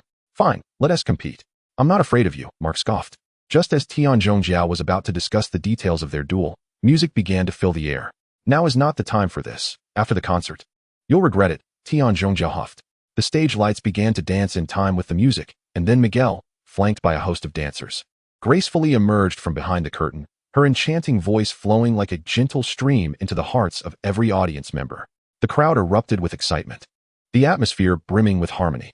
Miguel truly has something special, Yamcha remarked with a smile. Though he had not listened to much music since arriving in this world, he had followed countless music programs in his previous life. Miguel's unique voice, paired with her stunning vocal range, surpassed many contestants from the music competitions he had watched before. You appreciate music, or are you merely watching her? Bulma teased. Yamcha was suddenly taken aback. This was a perilous question posed by Bulma. Should he falter in his response, he would undoubtedly suffer the brunt of her wrath. How could he possibly falter? The most exquisite girl in the world was right beside him. With a composed demeanor, Yamcha declared, how could it be otherwise? Haha, you certainly have an eye for beauty, Bulma replied, her satisfaction evident in her smile, before turning her attention back to Miguel's performance on stage. Observing that Bulma had chosen not to pursue the matter further, Yamcha felt a wave of relief wash over him. He was no seasoned romantic, and he would have been at a loss had she continued to press him. Fortunately, Bulma was not the unreasonable type from his previous life. As the concert progressed, the audience's enthusiasm was gradually ignited, culminating in a fervent crescendo where attendees rose to their feet, waving their glow sticks in unison and swaying to the rhythm of the music, momentarily shedding their cares to relish this unforgettable experience. Such is the allure of music. However, joyous moments are fleeting, and the 2-hour concert soon came to a close. Yamcha and Bulma did not linger, flowing with the crowd as they exited the venue. In contrast, Mark, Vincent, and Tanaka remained, making their way backstage. Just as Miguel had removed his stage attire and was yet to prepare himself, he was startled by the sound of an altercation outside. This is the backstage area, where the performers rest. Please leave, the security guard asserted, blocking the path of several imposing men. However, in the face of Mark and Tanaka, the guard's voice faltered slightly. Although not a martial artist, he instinctively sensed the danger posed by the individuals before him. Let us in, we are friends of Miguel. Please allow us a moment, Mark spoke amiably. Not a chance, the guard replied firmly, though he felt a twinge of uncertainty. Enough with your nonsense, Tanaka grunted, striding forward into the backstage area. 2 security guards were no match for Tanaka, a seasoned martial artist, who swiftly maneuvered past them. Mark and Vincent followed suit, entering the dressing room where Miguel was present. Dressed in his performance outfit, and still partially made up, Miguel's surprise quickly transformed into delight upon seeing his unexpected visitors. Mark, what brings you here? Miguel inquired. Rising with a smile, Mark sheepishly scratched his head, explaining, we just happened to catch your performance and wanted to see you afterward. Tanaka felt a pang of jealousy. Miguel had greeted Mark first instead of him, which left him feeling somewhat dejected. However, as a devoted admirer, he quickly recalibrated his emotions and beamed at Miguel. "Don't forget about me. You're Tanaka, right? You've gotten so strong that I hardly recognized you," Miguel remarked with a grin. Reuniting with familiar faces at his concert brought Miguel immense joy. They began reminiscing about old times, with Miguel sharing anecdotes from his journey in the entertainment industry, which captivated Mark and Tanaka. Yet throughout the conversation, Miguel's attention remained primarily on Mark, responding to Tanaka with only brief comments, which left Tanaka feeling increasingly envious. "By the way, Miguel, have you considered other performance opportunities lately? My father's company is looking for a spokesperson. I wonder if you might be interested," Tanaka interjected, hoping to capture Miguel's focus. Miguel merely glanced at him. "Oh, is that so? However, the company has its own plans, and I'm not in a position to decide." He then turned back to Mark, asking, "So, what have you been up to lately?" Mark's face lit up with excitement as he replied, "Miguel, you won't believe it. I'm currently training in martial arts with Yamcha, the champion of the World Martial Arts Tournament." A glimmer of admiration shone in Miguel's eyes. "Congratulations. Training in martial arts must be quite arduous." Seeing their interaction, Tanaka's jealousy intensified, prompting him to speak again. "Miguel, I'm also training under a formidable master. Once I've honed my skills, I'll be able to protect you." "Haha, that sounds great." Miguel chuckled, though the smile was somewhat forced. Nevertheless, to Tanaka, it was the highlight of his day. At that moment, footsteps approached. It was the concert manager seeking them out. "You cannot simply trespass into the backstage area. This is a space for the performers to rest and is not open to everyone," the manager stated sternly. Realizing the impropriety of their actions, Mark quickly apologized. Miguel interjected, "They're my friends. They were just eager to see me, which is why they acted impulsively. Please don't hold it against them." Seeing Miguel's familiarity with Mark and the others, the manager relented. "All right, since they are your friends, I want to pursue this further. However, it is inappropriate for them to linger here, as this is a dressing area for the female performers." Indeed, several dancers who had not yet finished removing their makeup stood at the entrance, hesitant to enter. After this minor disruption, Mark and the others understood it was best to take their leave. "Miguel, we should be going now. We'll come to see you again next time," Mark said, satisfied that he had successfully acquired Miguel's latest contact information. A hint of reluctance flickered in Miguel's eyes. "Okay, you must definitely come to my future concerts." As Tanaka, Mark, and Vincent exited the dressing room and stepped outside, the previously harmonious atmosphere vanished. Just as Mark intended to leave, Tanaka voiced his discontent. "Hold on, Mark. Today, I am determined to show you my strength." Mark remained calm, exuding confidence and composure. "You've truly never been in a fight, have you?" he remarked before turning to Vincent. "Wait for me for a minute." Vincent nodded and continued on, uninterested in the impending confrontation that seemed inevitable. The two squared off, with Tanaka launching the first attack, moving like lightning as he charged at Mark, delivering a powerful straight punch. The force of his strike cut through the air. Mark deftly sidestepped, evading the blow with ease. Seeing his initial strike fail, Tanaka quickly adapted, spreading his fingers and forming a claw-like shape. His palms darting forward like twin daggers aimed at Mark. "Not bad, but not enough," Mark remarked nonchalantly, skillfully evading Tanaka's barrage of attacks with nimble footwork, moving as if he were dancing. As Tanaka grew increasingly frustrated, his attacks became more fervent, yet he could not land a single hit on Mark. "How weak you are, Tanaka," Mark taunted, a smirk gracing his lips, dripping with disdain. Tanaka, unable to tolerate Mark's arrogance any longer, roared in frustration and unleashed his full strength, charging at Mark once more. Mark's expression hardened. He realized he could no longer afford to simply evade. In a flash, he appeared at Tanaka's side, delivering a swift punch that struck Tanaka squarely on the shoulder. The impact caused Tanaka to stumble, nearly losing his balance.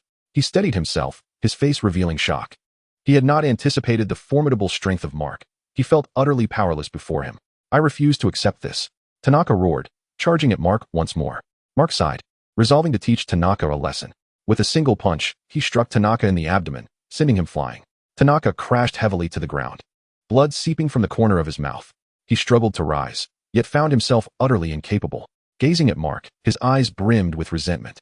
"Haha, Tanaka. Is this the ancient martial art you speak of, the Crane School? It is nothing but a farce. I haven't even unleashed my Wolf Fang fist yet, and you're already done for.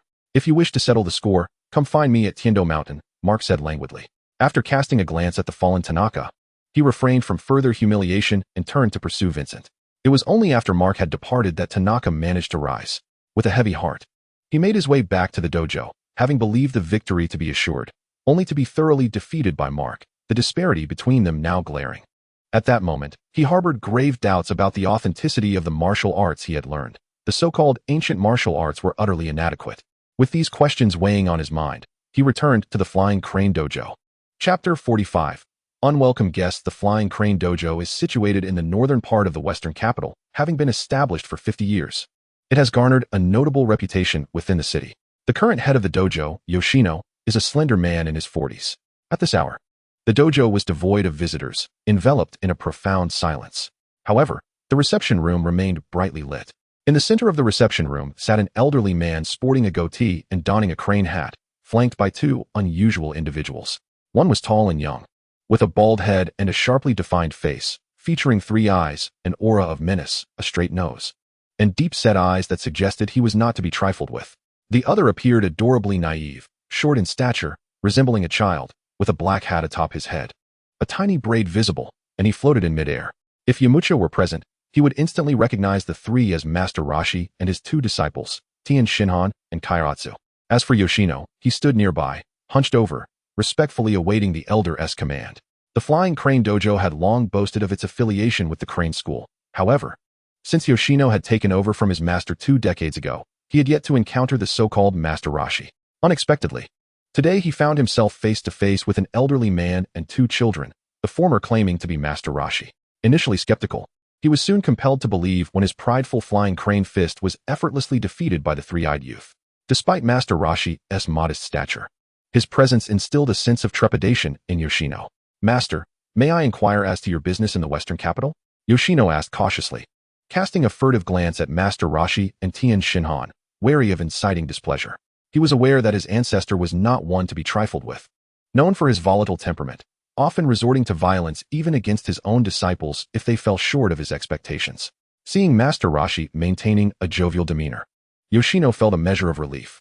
I haven't ventured out in decades and have recently taken on 2 disciples. I thought it prudent to let them experience the world. I've heard that the champion of this year's martial arts tournament is in the western capital, so I came to seek his whereabouts, Master Roshi said, stroking his goatee thoughtfully. Having heard that the Turtle Hermit's disciples had appeared at the tournament but failed to win, losing to an obscure contender, Master Roshi felt a twinge of disdain towards the Turtle Hermit. He intended for Tien Shinhan to defeat the tournament champion, allowing him an opportunity to humiliate the Turtle Hermit later. Suddenly, Tanaka burst in unceremoniously. Yoshino's expression shifted from displeasure to astonishment upon witnessing Tanaka's disheveled state. Tanaka, what has happened to you? Why the reckless intrusion? Yoshino inquired, furrowing his brow. Tanaka, his face flushed with shame, lowered his head and confessed, Master, I got into a fight and was thoroughly defeated. Yoshino narrowed his eyes slightly. Oh, with your strength, it's rare to find an opponent in the western capital. Who could have bested you so? Tanaka bit his lip. It was a man named Mark. I thought I would surely win, but he easily overpowered me. He even said our flying crane fist is nothing but garbage, that the crane school is utterly inadequate. Tanaka had come to Yoshino seeking retribution against Mark. Yoshino snorted derisively. Such audacity. How dare he insult my flying crane school and the crane school itself? What is his background? He claims to be a disciple of Yamcha from the Wolf Fong School, Tanaka replied. Wolf Fong School, Yamcha, Yoshino murmured, a smile breaking across his face. He had intended to seek out Yamcha, and now he had fortuitously acquired a lead.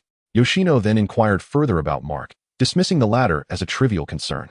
The following day, at Tiendo Mountain, the dense mist had yet to dissipate when Tanaka arrived with Yoshino, Master Roshi, Tien Shinhan, and others. Master, Yamcha is right here. Tanaka pointed to the gate adorned with the Wolf Fong School sign, his expression fierce. Having learned of Master Roshi's prowess through Yoshino, Tanaka envisioned Mark's imminent downfall.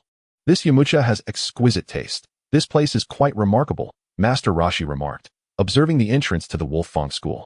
With the Wolf Fong School being relatively small and spread out, it lacked the guards typical of larger sections. Unimpeded, Master Roshi and his companions entered the Wolf Fong School. As they stepped into the training ground, the strongest among them, Vera, immediately noticed their presence. He swiftly approached and declared, Who are you? And what business do you have at our Wolf Fong dojo? Tiendo Mountain, located on the outskirts of the western capital, rarely saw visitors, aside from a few adventurous tourists.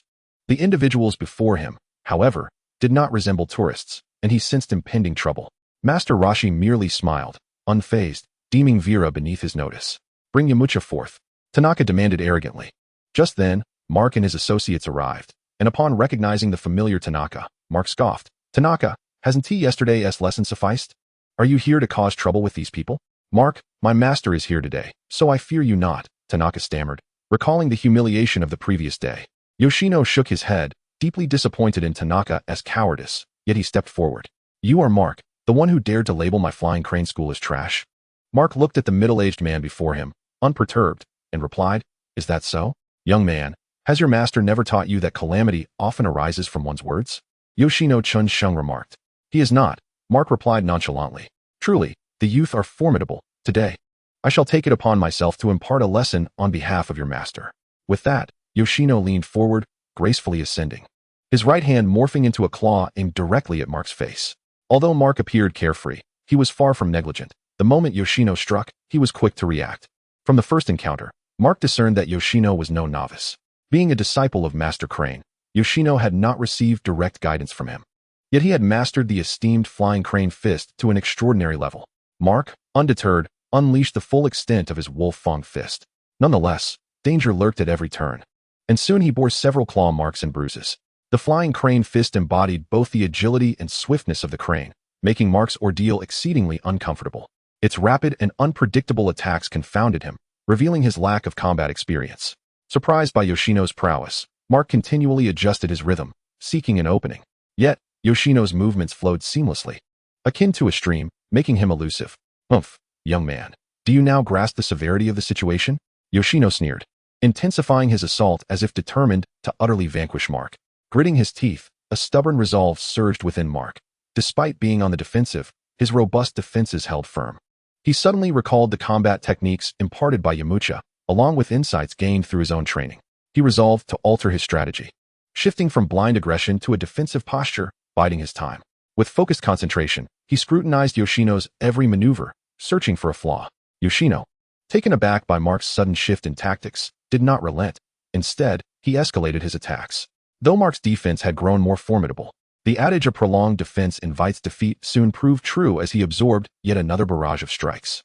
Had it not been for Mark's tough exterior, any other would have succumbed by now. It was evident that Mark's training period was still too brief, falling short of Yoshino's decades of martial prowess. Good lad. Quite resilient you are, Yoshino remarked, flustered that a youth not yet 20 could withstand him for so long. He had hoped to impress Master Crane with a display of skill, but now found himself struggling against a mere boy. Observing Master Crane's increasingly stern expression, Yoshino felt a surge of determination. Seizing the moment while Mark was momentarily dazed, Yoshino's right hand tightened into a crane's beak, poised to strike at Mark's eyes, a blow that could render him blind. Just as Yoshino's hand was about to connect, Vera, who had refrained from intervening thus far, swiftly positioned herself between them, seizing Yoshino's hand. Enough, sir. There's no need for such severity, she declared coldly. Ah, another fool seeking death, Yoshino retorted, his intent clear. He had come to kill, not to parley. Vera ceased her dialogue and stood resolutely alongside Yoshino. Her prowess far surpassed Mark's. She was the most diligent among them, not only completing Yamcha's daily training, but also engaging in additional practice. Even when her companions enjoyed a day off, Vera remained steadfast in her training. As a result, her mastery of the wolf fang fist progressed rapidly, achieving a level of minor success within half a year, with a combat power rating of 33. In contrast, Mark's progress had only reached the level of proficiency, with a combat power of 25. Perhaps inspired by Mark's recent bout with Yoshino, both fighters launched into their confrontation without hesitation or mercy. Although both employed the wolf fang fist, their styles diverged due to their differing natures. Mark's technique was bold and expansive, while Vera's was agile and versatile, aligning more closely with the finesse and ferocity of the wolf fang fist. When Vera's wolf fang fist clashed with Yoshino's flying crane fist, it held its own, occasionally gaining the upper hand. Even when Yoshino's strikes connected, they only seemed to stoke Vera's ferocity. The battle raged on, fists whistling through the air, their forms a blur. Vera's wolf fang fist moved with the ferocity of a wild wolf, darting across the battlefield with lethal precision. His gaze remained unwavering, impervious to Yoshino's onslaught. Yoshino, internally astonished, found himself taken aback by the tenacity of these two young fighters. Although his flying crane fist was formidable, it appeared diminished in the face of Vera's prowess. He varied his techniques, seeking an opening, yet Vera's defense was impenetrable. Boy, do not become too complacent, Yoshino bellowed, intensifying his assault. His form resembled that of a crane soaring through the air, his hands transforming into claws as he relentlessly lunged at Vera. Unfazed, Vera adeptly evaded Yoshino's strikes, retaliating with swift precision. His fists descended upon Yoshino like a torrential downpour, forcing him to retreat. Your flying crane fist is hardly impressive. Vera scoffed, his confidence swelling, exuding the aura of an indomitable beast. Yoshino's expression darkened as he realized he could not continue in this manner. He needed to shift the tide of battle or face imminent defeat. Drawing a deep breath, he recalibrated his approach and launched another assault. This time, his attacks surged with renewed ferocity as the flying crane fist descended upon Vera like a tempest. Unfazed, Vera advanced to meet him, their conflict escalating into a fierce struggle, neither yielding an inch. Their figures danced across the battlefield at a dizzying pace. Truly pathetic, let destruction reign. Master Crane, who had remained silent until now, finally spoke. His voice soft yet laced with a chilling authority. He had grown weary of this trivial skirmish and sought to move to more significant matters. Raising his hand, he unleashed a ki blast aimed at annihilating both Vera and Yoshino. As the two combatants became aware of the impending doom, it was already too late to evade, and they could only watch in horror as the ki blast surged towards them. A thunderous explosion erupted, sending shockwaves that hurled everyone present into disarray, save for Master Crane, Tien Shinhan, and Kaiatsu, who remained unaffected. Even those standing nearby, including Tanaka, Mark, and others, were swept off their feet by the blast's residual force. As the dust settled, Vera and Yoshino stood bewildered, gazing at Yamcha, who had evidently intercepted Master Crane's attack. Though he had not intervened immediately, Yamcha's perceptive senses had reached a profound level. He had detected the presence of Master Crane and his companions long before they approached Tian-Do Mountain, choosing initially to let events unfold. Over the past 6 months, as their strength had grown, Mark and his peers had become somewhat arrogant, and Yamcha intended for Master Crane and his allies to teach them a lesson on the hierarchy of power. However, when Master Roshi unleashed his Kamehameha, he found himself compelled to intervene. Chapter 47. Tien takes action. Yamcha stood before Vera, resembling a celestial being descending from the heavens. Master, you have finally emerged. Vera exclaimed with palpable excitement upon seeing Yamcha. Yamcha nodded in acknowledgement and approached Master Roshi and the others, smiling as he remarked, Master Roshi, your temper is quite fierce. You even spare no mercy for your own. Just a useless fool, left here to embarrass himself. Master Roshi replied with a grin, as if discussing a trivial matter. He then scrutinized Yamcha, adding, so you are Yamcha. You actually recognize me. The recent Kamehameha, although not showcasing his entire might, still possessed approximately half of its full power. Much like Master Roshi often remained in seclusion. While many had heard of his exploits, few of the new generation of warriors truly knew him. Yamcha's immediate identification of him was a surprise. With a subtle smile and an air of composure, Yamcha addressed Master Roshi. As a venerable elder in the martial arts community, you are indeed strict with your juniors. Master Roshi discerned the underlying pride and mockery in Yamcha's eyes. Despite the outwardly flattering words, with a cold snort, he retorted, decades of cultivation, and you cannot even defeat a mere youth. What a disgrace to the Turtle School. Master Roshi, accompanied by Tien and others, had clearly come with a purpose, prompting Yamcha to state directly, I am also a youth. Might I have the honor of your guidance? Your opponent is not me, but him. Master Roshi chuckled, gesturing towards the individual behind him. Tien stepped forward, his gaze piercing as he fixed it upon Yamcha, much like a bloodthirsty tiger. So, you are the champion of the World Martial Arts Tournament? You appear to be rather unremarkable. On the surface, Yamcha seemed to be of similar age, perhaps even younger. Faced with a peer, Tien did not believe he would suffer defeat. Yamcha replied with a serene smile, the World Martial Arts Tournament is merely a competition. A title of champion is but an empty accolade. Then, in the manner of an experienced individual feigning ignorance, he continued, Junior, if you wish to challenge me, please state your name. Tien, he replied coldly. During the time Master Roshi had taken him on a journey across the continent, Tien had encountered numerous self-proclaimed martial arts masters. Those who claimed to be formidable warriors crumbled before his overwhelming strength, gradually cultivating within Tien a ruthless and cruel disposition. Well then, Tien, let us engage in a proper bout, Yamcha said with a smile. Under the scrutiny of the system, the personal attributes of Master Roshi and his companions were laid bare before Yamcha. Indeed, Master Roshi was worthy of being on par with the Turtle Hermit, boasting a combat power of 125 points, with a talent score exceeding that of the Turtle Hermit at 75 points. It was evident that his combat prowess did not align with his innate gifts. In terms of skills, Master Roshi possessed a vast array of techniques, rivaling those of the Turtle Hermit. As for Tien, his personal attributes surpassed even Master Roshi's, with a combat power of 140 points.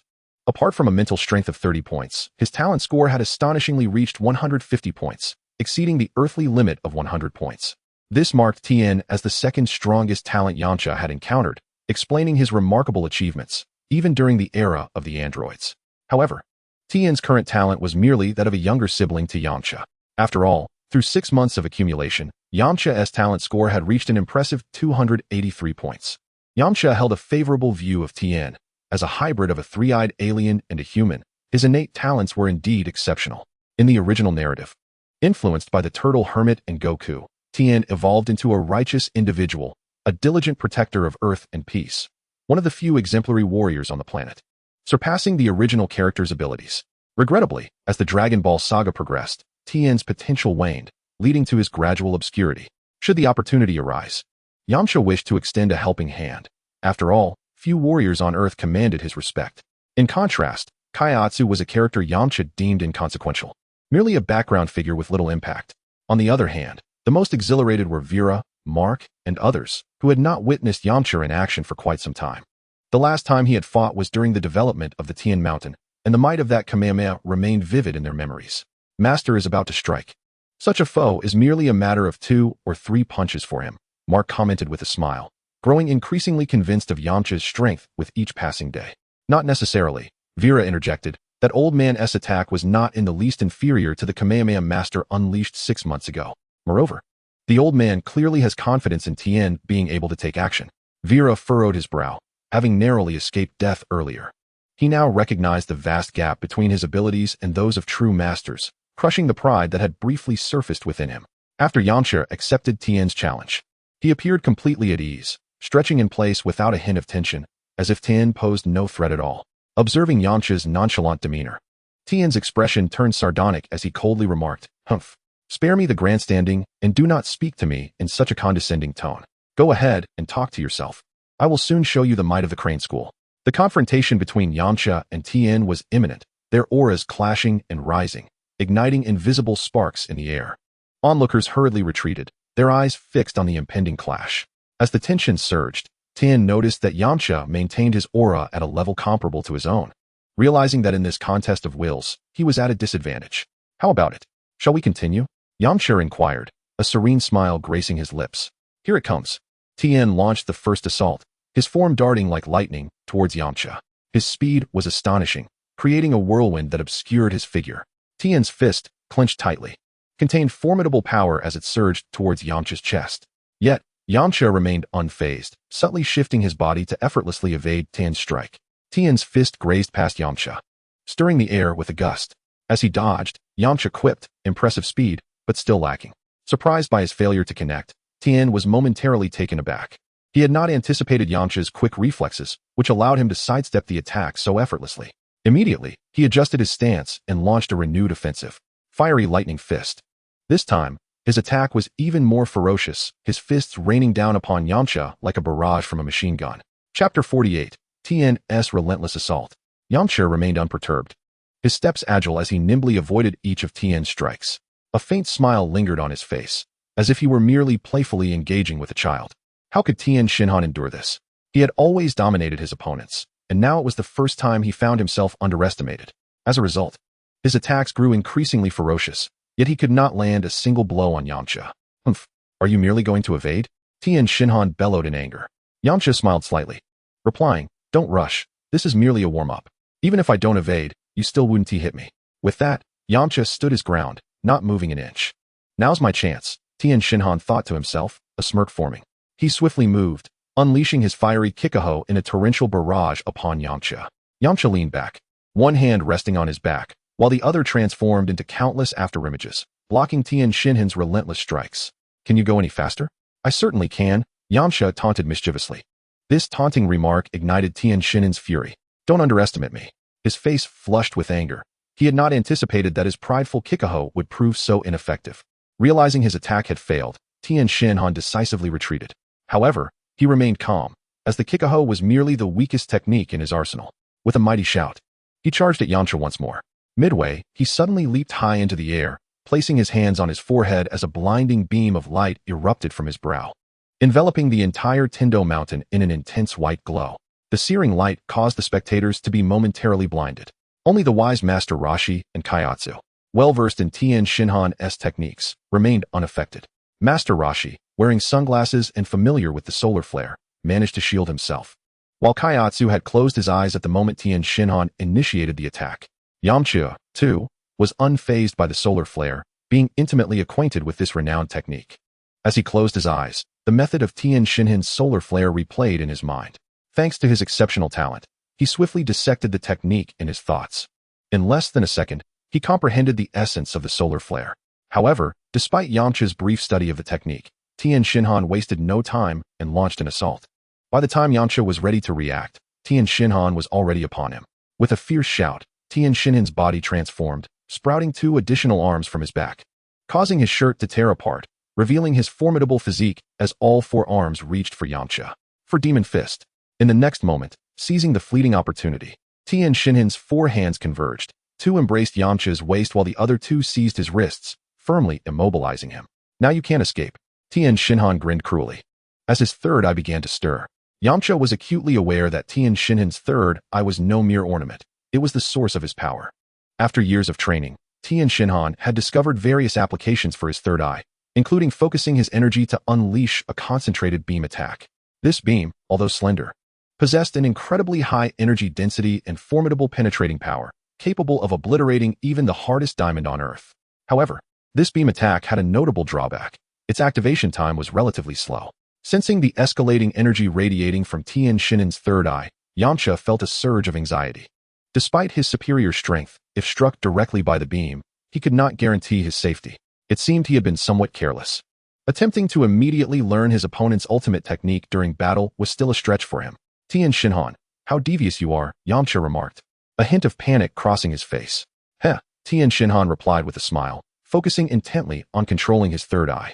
Just as the beam was about to be unleashed, Yamcha suddenly wore a serene smile. I'm just kidding, he declared. In an instant, the energy that had been restrained by Tien Shinhan's 4 arms surged explosively from Yamcha's body, sending Tien Shinhan's grip flying. How is this possible? He could break free from Tien Shinhan's hold. Master Roshi adjusted his sunglasses, recognizing the strength of Tien Shinhan's restraints from first-hand experience, recalling how he had struggled to escape during their training. Now, however, Yamcha had effortlessly freed himself, making Master Roshi realize the true terror of Yamcha's power. Yet, even though Yamcha had escaped Tien Shinhan's grasp, the attack from the third eye was already prepared. In an instant, a brilliant beam shot forth from the third eye, striking like a lethal bolt of lightning toward Yamcha's chest. Yamcha's gaze sharpened. He could feel the immense power contained within the beam. In a moment of crisis, he remained composed, channeling his energy into his palm and raising it to shield his chest. The beam collided fiercely with his hand, emitting a sizzling sound. The powerful impact caused Yamcha to stagger back slightly, but his palm firmly intercepted the beam's assault. The beam continuously battered against his hand, attempting to penetrate his defenses. Yet it could not break through. What? Tien Shinhan stared in disbelief as his meticulously crafted series of attacks were effortlessly blocked by Yamcha. He had not anticipated the sheer strength Yamcha possessed after transforming into a giant. Wow, Master is incredibly strong, exclaimed Videl, One Shin, and the others in awe. While Mark found himself enraptured, his eyes seemingly aglow. Chapter 49, Kikaho. Yamcha disregarded the shouts of his disciples, focusing his attention back on Tien Shinhan.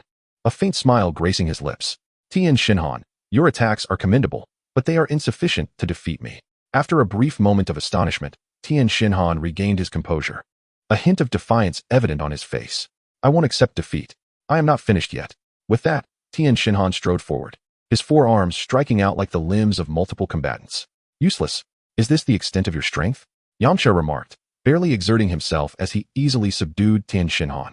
Even in his 4-demon fist state, feeling the immense pressure, Tien Shinhan quickly retreated, leaping into the air, employing his flight technique to hover 100 meters above.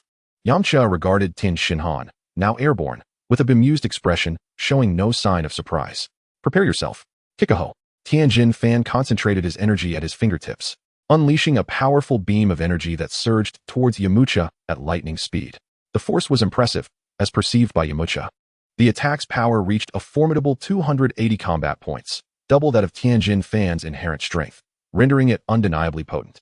However, its penetrative ability left much to be desired, lesser than that of his previous third eye attack. With a mere flick of his hand, Yamcha effortlessly deflected the energy assault, sending it spiraling away. Tianjin Fan, who had initially watched with anticipation, was once again taken aback.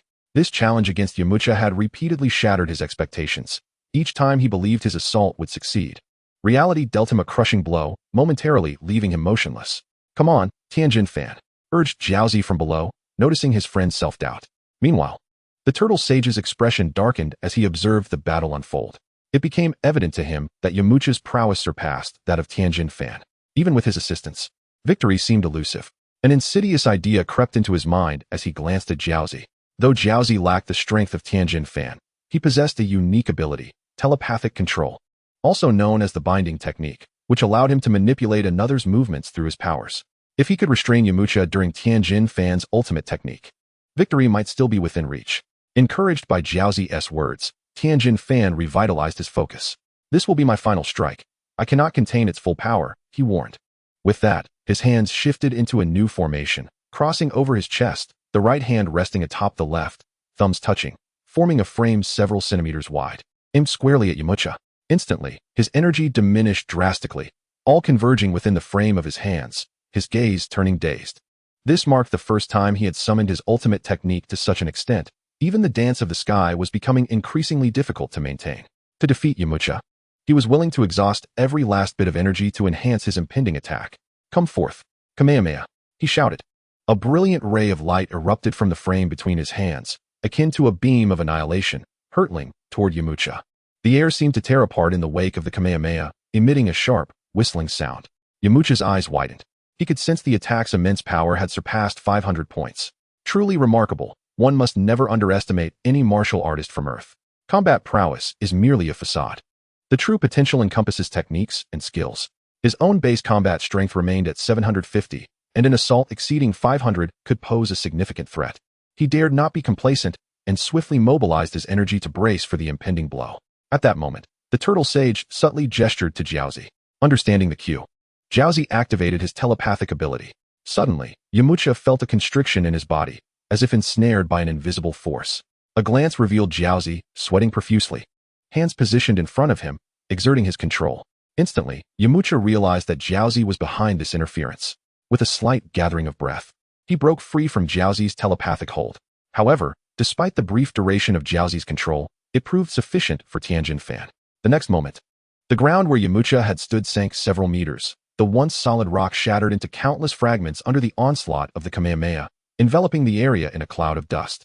Yet, Yamcha's form had vanished. "Have I won?" Tien fan mused, a satisfied smile gracing his face as he beheld Yamcha's absence. However, a fleeting thought struck him. The preparation time for his final attack had been ample, and Yamcha could not have possibly lacked any means of resistance. The ease of his victory could only imply that external assistance had played a role. Among the crowd, he understood that the only one capable of aiding him was Jiaozi's extraordinary ability. Yet, as a proud martial artist, he could not condone achieving victory through such disreputable means. Tien fan flew to the side of the turtle sage and Jiaozi, addressing them with a stern tone. "You just employed your powers, didn't you?" Jiaozi nodded timidly. Tien fan's expression darkened, as if poised to scold him further. At that moment, the turtle sage interjected, "Do not blame him. It was I who prompted him to act." "Silence!" Tien fan bellowed. The turtle sage, taken aback by Tien fan's vehement reaction, fell momentarily silent. Jiaozi, witnessing this, began to cry. "I'm sorry, Tien fan." Tien fan's heart softened. After all, Jiaozi had been his companion for over a decade, their bond surpassing even that with the turtle sage. He tempered his anger, lowering his tone. "Next time, you must not do this again." "What about the master? He won't be harmed, will he?" "No, the master is absolutely fine." Meanwhile, Vera and the others grew frantic, having noticed Yamcha's disappearance and the massive crater left behind. Just as the turtle sage and others rejoiced, a tremor resonated from the depths of the crater, followed by a sudden eruption of debris. Chapter 50, Yamcha's Invitation. The crowd's attention, drawn as if by a magnet, was fixated on the commotion in the crater. In an instant, a figure emerged from the scattered rubble, resembling a specter. Yamcha. He appeared slightly shaken, but a gentle breeze enveloped him, sweeping away the dust and restoring his pristine appearance, devoid of any injuries. "I told you, master, he is unharmed." Mark laughed heartily, having cast aside his earlier panic. Yamcha's reappearance once again charged the atmosphere with tension. The turtle sage, Tien fan, and Jiaozi stared in wide-eyed disbelief, witnessing the unscathed Yamcha, dread creeping into their hearts. Tien fan's expression grew exceedingly complex. A tumult of emotions akin to a bottle overturned. Admiration for Yamcha's strength mingled with shame for his previous underhanded attack. He gazed silently at Yamcha, a lump in his throat, at a loss for words. Yamcha surveyed the onlookers, a faint smile gracing his lips. Tien fan, your Kamehameha is indeed formidable. However, relying solely on it to claim victory over me is far from sufficient. Tien fan lowered his head, pondering for a moment before slowly conceding, I have lost. And I accept that. Yamcha nodded. So what do you say? Would you be interested in training with me? Following the turtle sage will only squander your talent. Young man, that is quite inappropriate. The turtle sage retorted, incensed by Yamcha's disparagement. Oh, what is inappropriate about it? It was you who encouraged this little one to sabotage me. Yamcha pressed, advancing on the turtle sage with a knowing gaze. As Master Roshi found himself under the scrutinizing gaze of Yamcha, he instinctively took a step back. The recent battle had made him acutely aware that he was no match for the youthful warrior before him, and his aura diminished accordingly. What do you intend to do? He stammered. How about you just step down? Yamcha, uninterested in further banter, raised a finger and launched an attack at Master Roshi. Employing the very signature technique of the old master, the Kamehameha. What? Despite being seasoned in the ways of combat, Master Roshi swiftly enveloped himself in a defensive stance, utilizing the Kamehameha's rebound. Yet, Yamcha's assault was no trifling matter. The disparity in their combat prowess was far too great for a mere technique to bridge. In an instant, Master Roshi was sent tumbling down the mountainside like a mere plaything. This decisive strike left Tien Shinhan speechless. He realized that the skirmish between Yamcha and himself had merely served as a warm-up. In true confrontation, even Master Roshi, whose strength he believed was comparable to his own, had succumbed to a single move. What do you think? Yamcha asked Tien, genuinely disinclined to see him persist in following the misguided Master Roshi. Tien lowered his head in contemplation for a considerable time before mustering the courage to respond. I'm sorry, but I'm not ready to leave the turtle school just yet. Yamcha raised an eyebrow, surprised by Tien's answer. He had anticipated that the battle would illuminate the stark difference in their abilities and unveil Master Roshi's unscrupulous nature, prompting Tien to depart the turtle school. Yet, he had evidently underestimated Tien's attachment to his master, as a few fleeting words could not sway him to abandon the school. Tien, Master Roshi is not a virtuous mentor. His teachings will only lead you further down a misguided path. Yamcha attempted to persuade him. Tien raised his gaze, determination in his eyes as he replied, I acknowledge Master Roshi's many flaws, but he is still my teacher and has shown me kindness. I cannot simply abandon him. Sighing, Yamcha recognized Tien's loyalty and the difficulty in persuading him to sever ties with the turtle school. Very well, since you are so resolute, I shall not press further. However, I hope you remember that the path of martial arts requires proper guidance. Should you ever change your mind, you are always welcome to seek me out. Tien nodded appreciatively. Thank you for your kindness. I will consider it carefully. With that, he departed with Kaiatsu, heading down the mountain to locate Master Roshi, who had been sent tumbling by Yamcha. This left only Yoshi and Tanaka, who were uncertain whether to remain or flee. Just as they contemplated escape, Yamcha interjected. You too, thinking you could come to our Wolfang school, cause a ruckus, and then simply walk away? Fear gripped them, and their legs trembled uncontrollably. Ah, Mr. Yamcha, we were blind to your prowess. Please, let us go. Mere insignificant beings that we are, Yoshi implored, his tone overly obsequious. Indeed, Mr. Yamcha, you possess great generosity, Tanaka echoed, promptly kneeling. Both Yoshi and Tanaka realized they had bitten off more than they could chew, having provoked someone far beyond their means, and now, with their support gone, they found themselves cornered. Yamcha regarded the kneeling figures with a hint of disdain. Do you think this is a place where you can come and go as you please? He scoffed, his voice icy.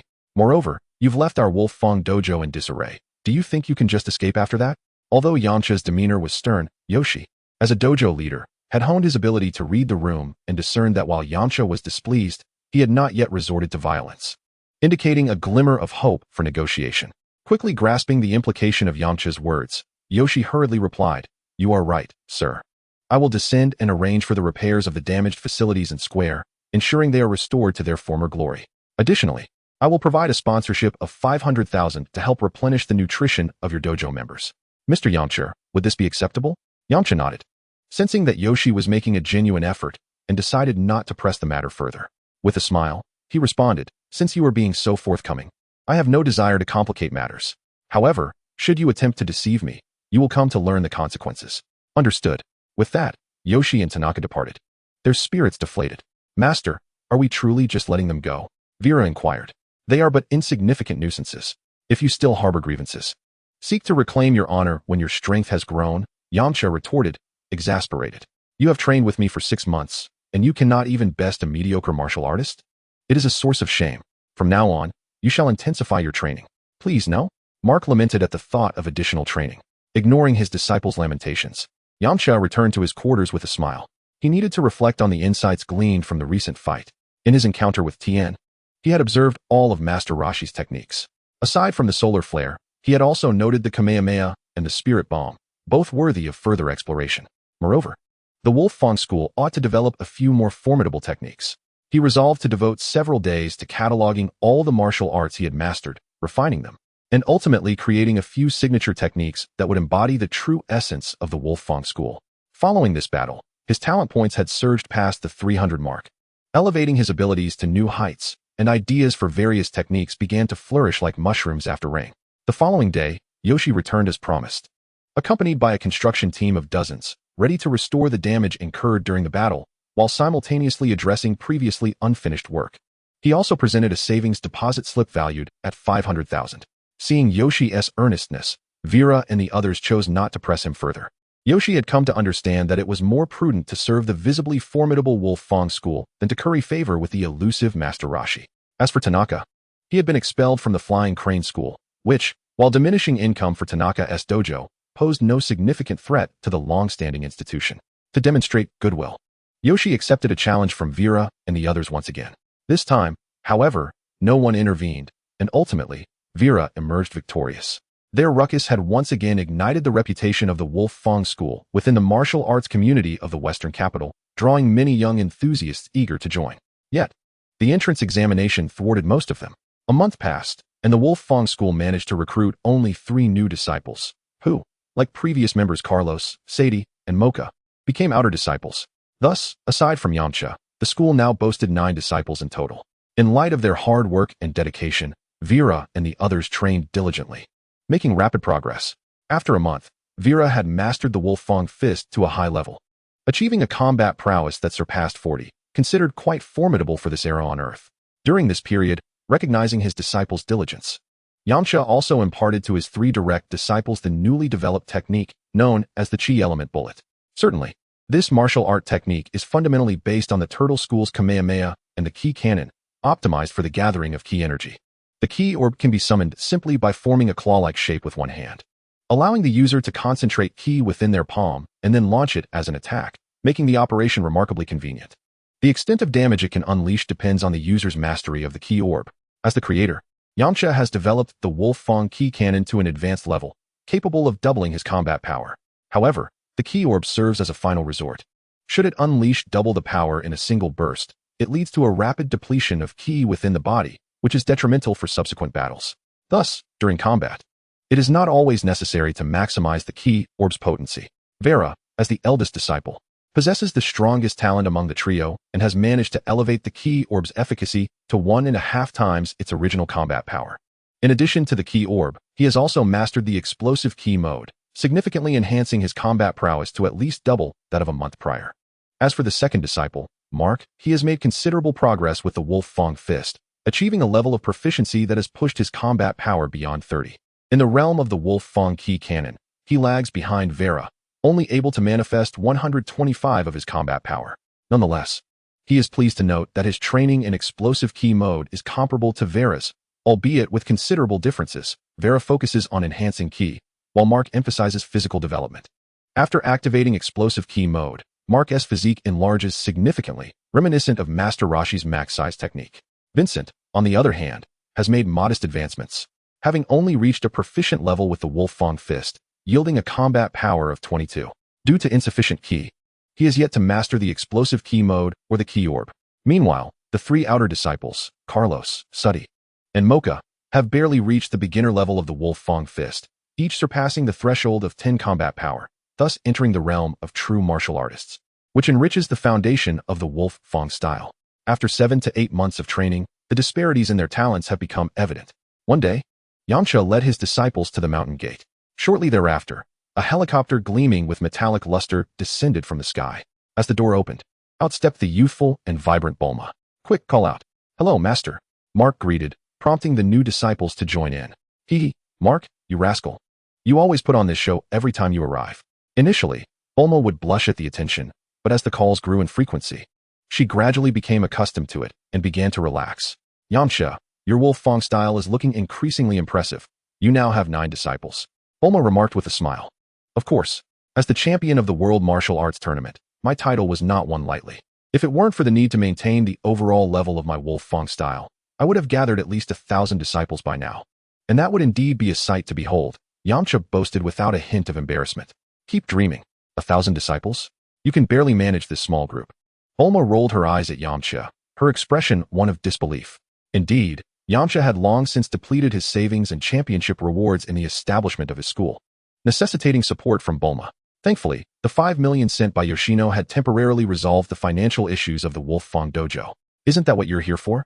Yamcha said with a charming smile towards Bulma. The two engaged in light-hearted banter for a while. I brought the gravity chamber you requested. As per your specifications, this gravity chamber is quite spacious, accommodating more than 10 practitioners at once. However, the difficulty of increasing gravity has also risen sharply, with a maximum achievable gravity of 10 times. Bulma conveyed with a hint of regret. That's already quite sufficient. It will serve Vera, Mark, and the others well for their training, Yamcha replied with a smile. In anticipation of the looming threat posed by King Piccolo in the coming years, Yamcha resolved to expedite the enhancement of his disciples' capabilities. It is essential to note that King Piccolo is not a lone entity. He can split into multiple offspring, each possessing considerable strength, with some even exceeding a combat power of 100, rendering them formidable adversaries for the current Vera and others. Without the assistance of the gravity chamber, it would take Vera and the others at least 3 years to elevate their combat power beyond 100. Having experienced this journey himself, Yamcha understood that surpassing the 100 combat power threshold is a significant challenge. Without extraordinary willpower and fortuitous opportunities, it is difficult to break through. The gravity chamber represents precisely that opportunity. Chapter 52, The Evolution Potion. Having resided on this earth for over 2 years, Yamcha gradually began to perceive himself as a true inhabitant of this planet. If the world were to face destruction or enslavement as depicted in the original narrative, he could not bear to witness it. Lacking the ability to effect change would be one thing, but with an opportunity to alter this fate at hand, he would not shy away. In his mind, even if King Piccolo were to descend, he would not allow any harm to befall West City or his friends. As the group gazed at the semi-spherical structure standing in the backyard, their faces lit up with delight. The most jubilant were Mark and Vera, for Yamcha had previously promised that once they mastered the Wolf Fong fist to a high level, they would be allowed entry into the gravity chamber. Now Vera, the first to reach that advanced level, would naturally be granted access. Although Mark still had some distance to cover, his physical strength had consistently surpassed his current combat capabilities. So Yamcha permitted him entry as well. AJ, don't be envious. You'll be able to enter this gravity chamber soon enough. Mark laughed heartily while patting Vincent's shoulder, unable to contain his excitement. Vincent looked at the gravity chamber with eyes full of envy and anticipation. Humph, enjoy your moment. I will soon reach the advanced level as well, and then we shall see who is more formidable. Yamcha regarded the group with a serious expression. Although the gravity chamber can rapidly enhance your strength, the process will be exceedingly arduous. You must be mentally prepared. Once you enter, you must give it your all. Vera clenched his fists, determination evident in his gaze. Master, we are not afraid of hardship. We will definitely train diligently. Mark also sobered, nodding earnestly. Indeed, Master, we will not let you down. Yamcha looked upon them with satisfaction. Very well. Now I shall explain the usage and precautions regarding the gravity chamber. Upon entering, you must gradually acclimate to the changes in gravity. Do not rush the process. If you feel your body can no longer withstand it, cease training immediately to avoid injury. The group listened attentively to Yamcha's instructions. After the briefing, Yamcha and Bulma retreated to the reception room, where Bulma mysteriously produced a blue vial. Yamcha, the evolution potion you requested has been created. Yamcha's eyes brightened with surprise as he gazed at the blue vial in Bulma's hand. Really? Bulma, you are amazing. Bulma beamed with pride. Of course. I am a genius scientist. However, this potion is highly volatile. If one's physical constitution is inadequate, it will be challenging to harness its potential. And there are inherent risks involved. Yamcha understood Bulma's implication. Although the evolution potion had been successfully concocted, the next step would be to consider its application on individuals. Naturally, those with suitable physical attributes would be martial artists, precisely the group that the Wolf Fong style comprised. Yamcha lowered his head in contemplation for a moment, resolutely deciding to summon Carlos, Sadie, and Mocha individually. The evolution serum was originally intended for those of lesser talent, who sought to enhance their combat prowess. Carlos, a man with a robust beard, appeared to be in his 20s, yet he was merely 18, having an unusually mature appearance. Master, why have you called us here? Carlos inquired. Yamcha gazed at Carlos, Sadie, and Mocha, and replied with a smile. The reason for your summons today is to discuss an important matter and seek your opinions. Bulma has developed an evolution serum that can elevate your strength several levels in a short time. I wonder if you wish to give it a try. Upon hearing this, astonishment and excitement washed over Carlos and the others. Master, can this serum truly enhance our abilities? Carlos asked. Indeed, but it is a volatile concoction, demanding exceptional physical resilience. And it carries certain risks. The specific dangers post-administration will require further observation, Yamcha responded solemnly.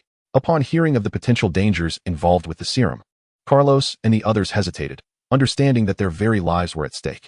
Although this serum offered a chance to leap years of arduous training, it was a gift they could not take lightly. Yamcha made no haste in urging them, allowing them the space to make their own decision. After a moment of contemplation, Carlos spoke. Master, as you know, among all the disciples, my talent is the most lacking. While I see the new disciples rapidly catching up in their cultivation, I feel an urgency in my heart. This opportunity is too good to pass up. I wish to try it. Even if I fail to enhance my strength, I shall have no regrets. Yamcha, observing the determination in Sarah's eyes, nodded slightly in agreement. Very well. Sarah and Mocha, relieved by Carlos's consent to use the serum, felt a weight lift from their shoulders.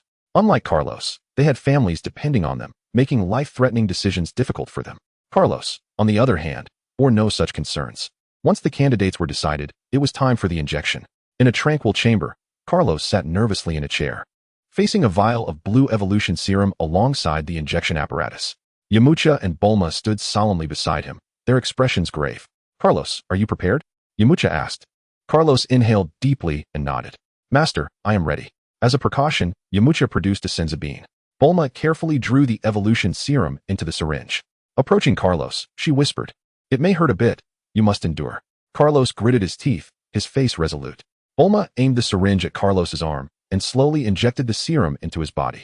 The moment the serum entered Carlos, he felt a powerful surge of heat coursing through him. His complexion flushed crimson, and his body began to tremble violently. Carlos could not suppress a cry of agony. He felt as though his very being was being torn apart, every cell ablaze. Yamcha and Bulma watched anxiously, closely monitoring his physical changes. As time dragged on, Carlos's suffering intensified, his body convulsed, and sweat streamed down his forehead like rain. Hold on, Carlos, Yamcha urged. Carlos clenched his jaw tightly, striving to withstand the excruciating pain. He understood that this was his chance to alter his fate. He could not afford to surrender. Under the torment, Carlos's consciousness began to blur. Yet, the conviction within him sustained his clarity. Chapter 53. Carlos versus Mark. After what felt like an eternity, Carlos's body gradually began to calm. His breathing steadied, and his complexion returned to normal. Yamcha and Bulma breathed a sigh of relief, knowing that Carlos had passed the most perilous phase. Approximately half an hour later, Carlos slowly opened his eyes, feeling an overwhelming surge of power within him. He stood, moving his body and discovering a remarkable enhancement in both speed and strength. This power is incredible. I feel stronger than Mark and the others, Carlos exclaimed with enthusiasm. Yamcha nodded, observing the vibrant aura radiating from Carlos, a smile of satisfaction gracing his face. Through the system, Yamcha could clearly ascertain that Carlos's combat prowess had soared to 48, a significant leap from the mere 12 he possessed prior to the serum's administration. Immersed in his newfound strength, Carlos was overcome with a surge of confidence and eagerly requested to challenge Mark, Vera, and the others. Yamcha, noticing the fervor in Carlos's eyes, consented with a slight nod, curious to see the extent of the serum's enhancement. Word quickly spread throughout the Wolf Fong faction, and upon learning of Carlos's challenge, Mark and Vera expressed astonishment. They admired Carlos's audacity, but doubted he would easily defeat them. In the training arena, everyone gathered. Carlos stood in the center, facing his challengers. Mark and Vera, I am now terrifyingly strong. Who dares to face me first? Carlos boasted arrogantly. Mark and Vera exchanged glances before stepping forward. Mark chuckled. Carlos, don't be overly confident. Just because you've taken a special serum, you think you can defeat me? You underestimate the challenge. Vera, maintaining her composure, added, Carlos, do not let your newfound power cloud your judgment. Among all the disciples, Vera was the most perceptive. Although she had yet to sense the energy flow, she could discern that while Carlos's aura was indeed vigorous, it was also somewhat tenuous, indicating he had not yet fully mastered the power he had just acquired. Carlos scoffed. Enough talk, let us fight. With that, Carlos launched the first attack, darting toward Mark like a ferocious beast, his claw raised. The strike was swift and fierce, accompanied by a sharp sound slicing through the air. Mark, initially composed, was taken aback by Carlos's speed and hastily sidestepped to evade. No longer a novice in battle, Mark quickly retaliated, throwing a punch at Carlos's face as he dodged. Had this been before, Carlos would have been unable to avoid such a rapid counterattack. However, with his enhanced abilities, not only had his strength and speed surged, but his reflexes had also multiplied. He swiftly retracted his right hand, crossing both arms before his face. Mark's fist collided with Carlos's forearm, producing a dull thud. In an instant, Mark felt as if he had struck an iron plate, his hand tingling with numbness as he marveled at Carlos's newfound resilience. After missing his strike and suffering a setback, Mark quickly performed several backflips to create distance. Remaining on high alert. Mark, is that all the strength you possess? Even a mere tickle would be more effective, Carlos taunted. Don't get ahead of yourself. We're just getting started, Mark replied with a grin. Having concluded their exchange, the two combatants once again clashed fiercely. Mark possessed a keen instinct for battle. Through the previous round, he discerned that he was at a disadvantage in both strength and speed. Consequently, he adjusted his combat rhythm, opting not to confront Carlos directly, but rather to employ a more agile approach, seeking opportunities for counterattacks in the midst of evasion.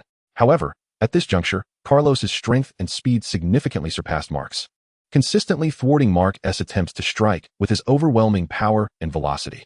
In the face of sheer strength, all finesse was rendered futile. Observing Mark's struggle to keep up, Carlos taunted him, but Mark remained focused, undeterred by Carlos's provocations as he concentrated on defending against the onslaught. In a mere moment, Mark was sent sprawling multiple times by Carlos's relentless attacks.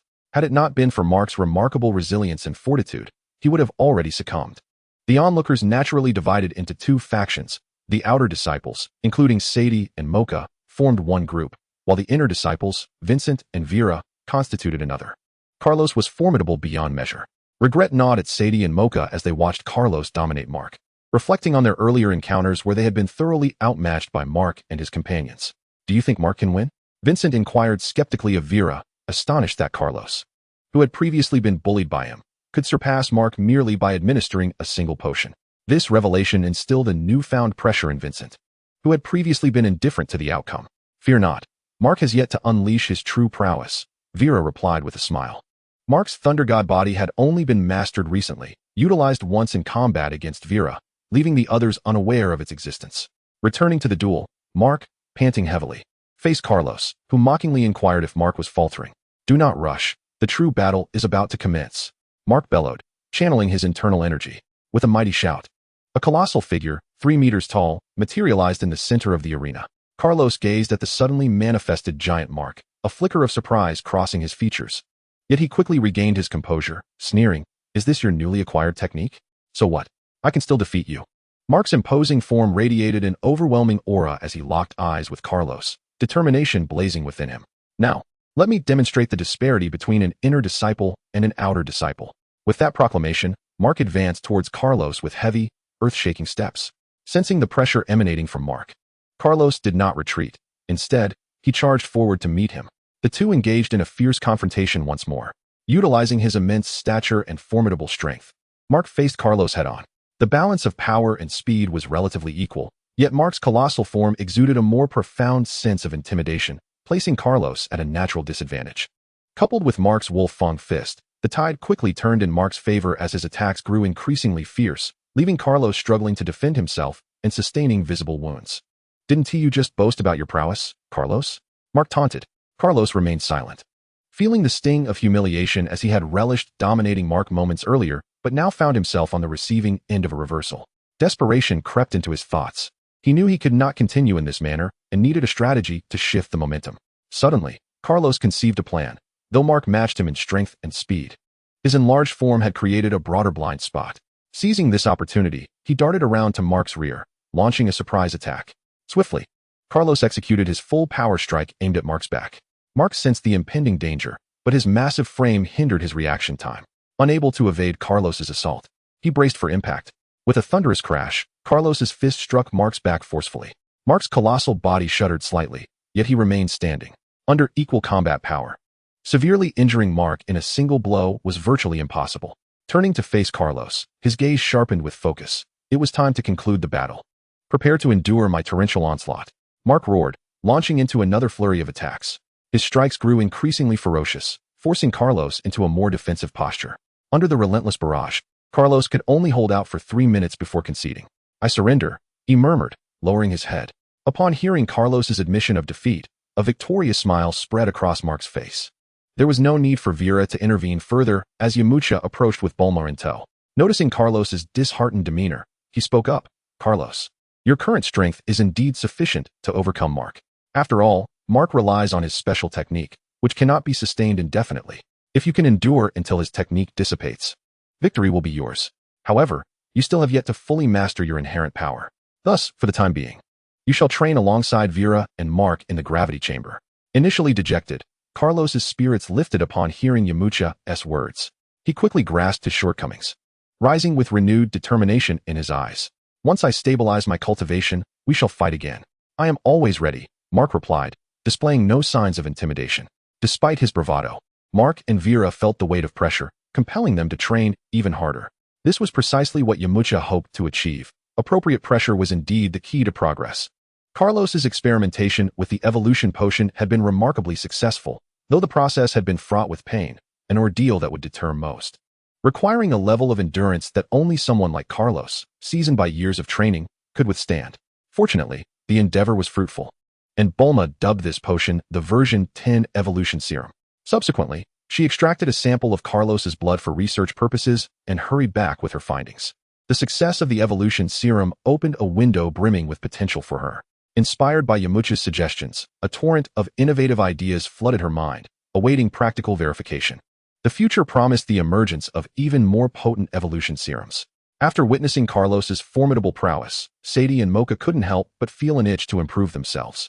Time flew by, and 6 months had passed. During this period, Mark's companions from the Wolf Fong school had rapidly matured. Yamcha's foundational battle power had reached an astounding 980 points, making him arguably the strongest person on Earth, even rivaling the deities of the Earth's divine realm. However, upon reaching this pinnacle of power, Yamcha found himself encumbered by yet another bottleneck, reminiscent of the previous struggle he faced at the 100-point threshold.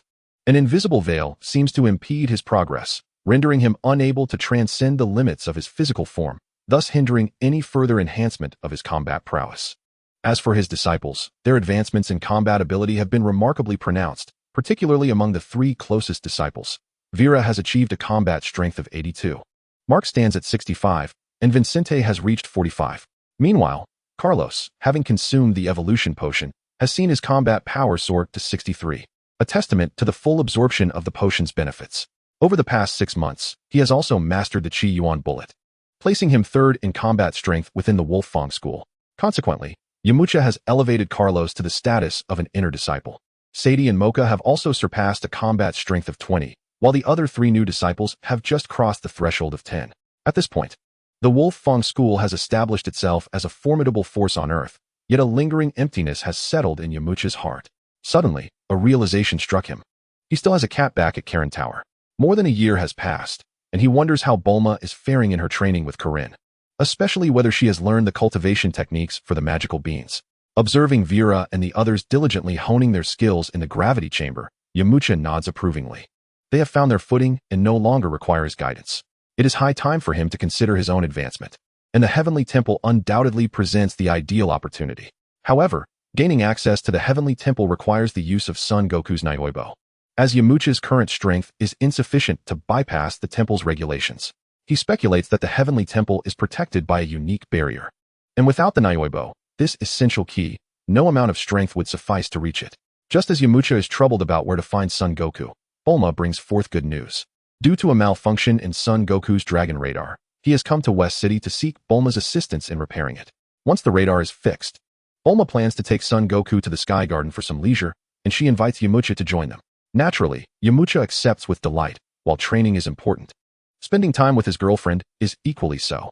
Moreover, Son Goku possesses a unique ability that tends to attract trouble, and Yamcha is determined to protect Bulma from any potential harm. Before long, Yamcha arrives in West City, and as he enters the vicinity, he quickly senses a powerful aura emanating from the Capsule Corporation, a presence he knows well. It is Son Goku, whom he has not seen in over a year. The strength of Son Goku has significantly increased, now reaching a remarkable 130 points, more than double what it was during the martial arts tournament, making him no less formidable than Master Roshi. Shortly thereafter, Yamcha finds himself hovering above the Capsule Corporation, spotting Son Goku, Bulma, and Oolong in the backyard. "Hey, Yamcha!" Son Goku exclaims, his keen eyes spotting Yamcha in the air even before he lands, and he excitedly waves. Yamcha smiles warmly, descending gracefully like a feather, and approaches Bulma with a cheerful greeting. "Goku, it has been a while. Yamcha, you can fly. Can you teach me how?" Son Goku asks, his eyes wide with curiosity. Yamcha nods slightly and replies, "Flying is not particularly difficult. The key lies in mastering the way of harnessing your chi. First, calm your mind and feel the chi within you, like a gentle stream. Then, try to gather it beneath your feet and release it slowly, like a trickling brook. And you shall soar freely like a bird." Following his guidance, Son Goku closes his eyes and begins to sense the immense chi flowing within him. True to his innate talent, reminiscent of the brightest stars in the night sky, he soon opens his eyes, exclaiming with excitement, "I can feel the surging chi inside me."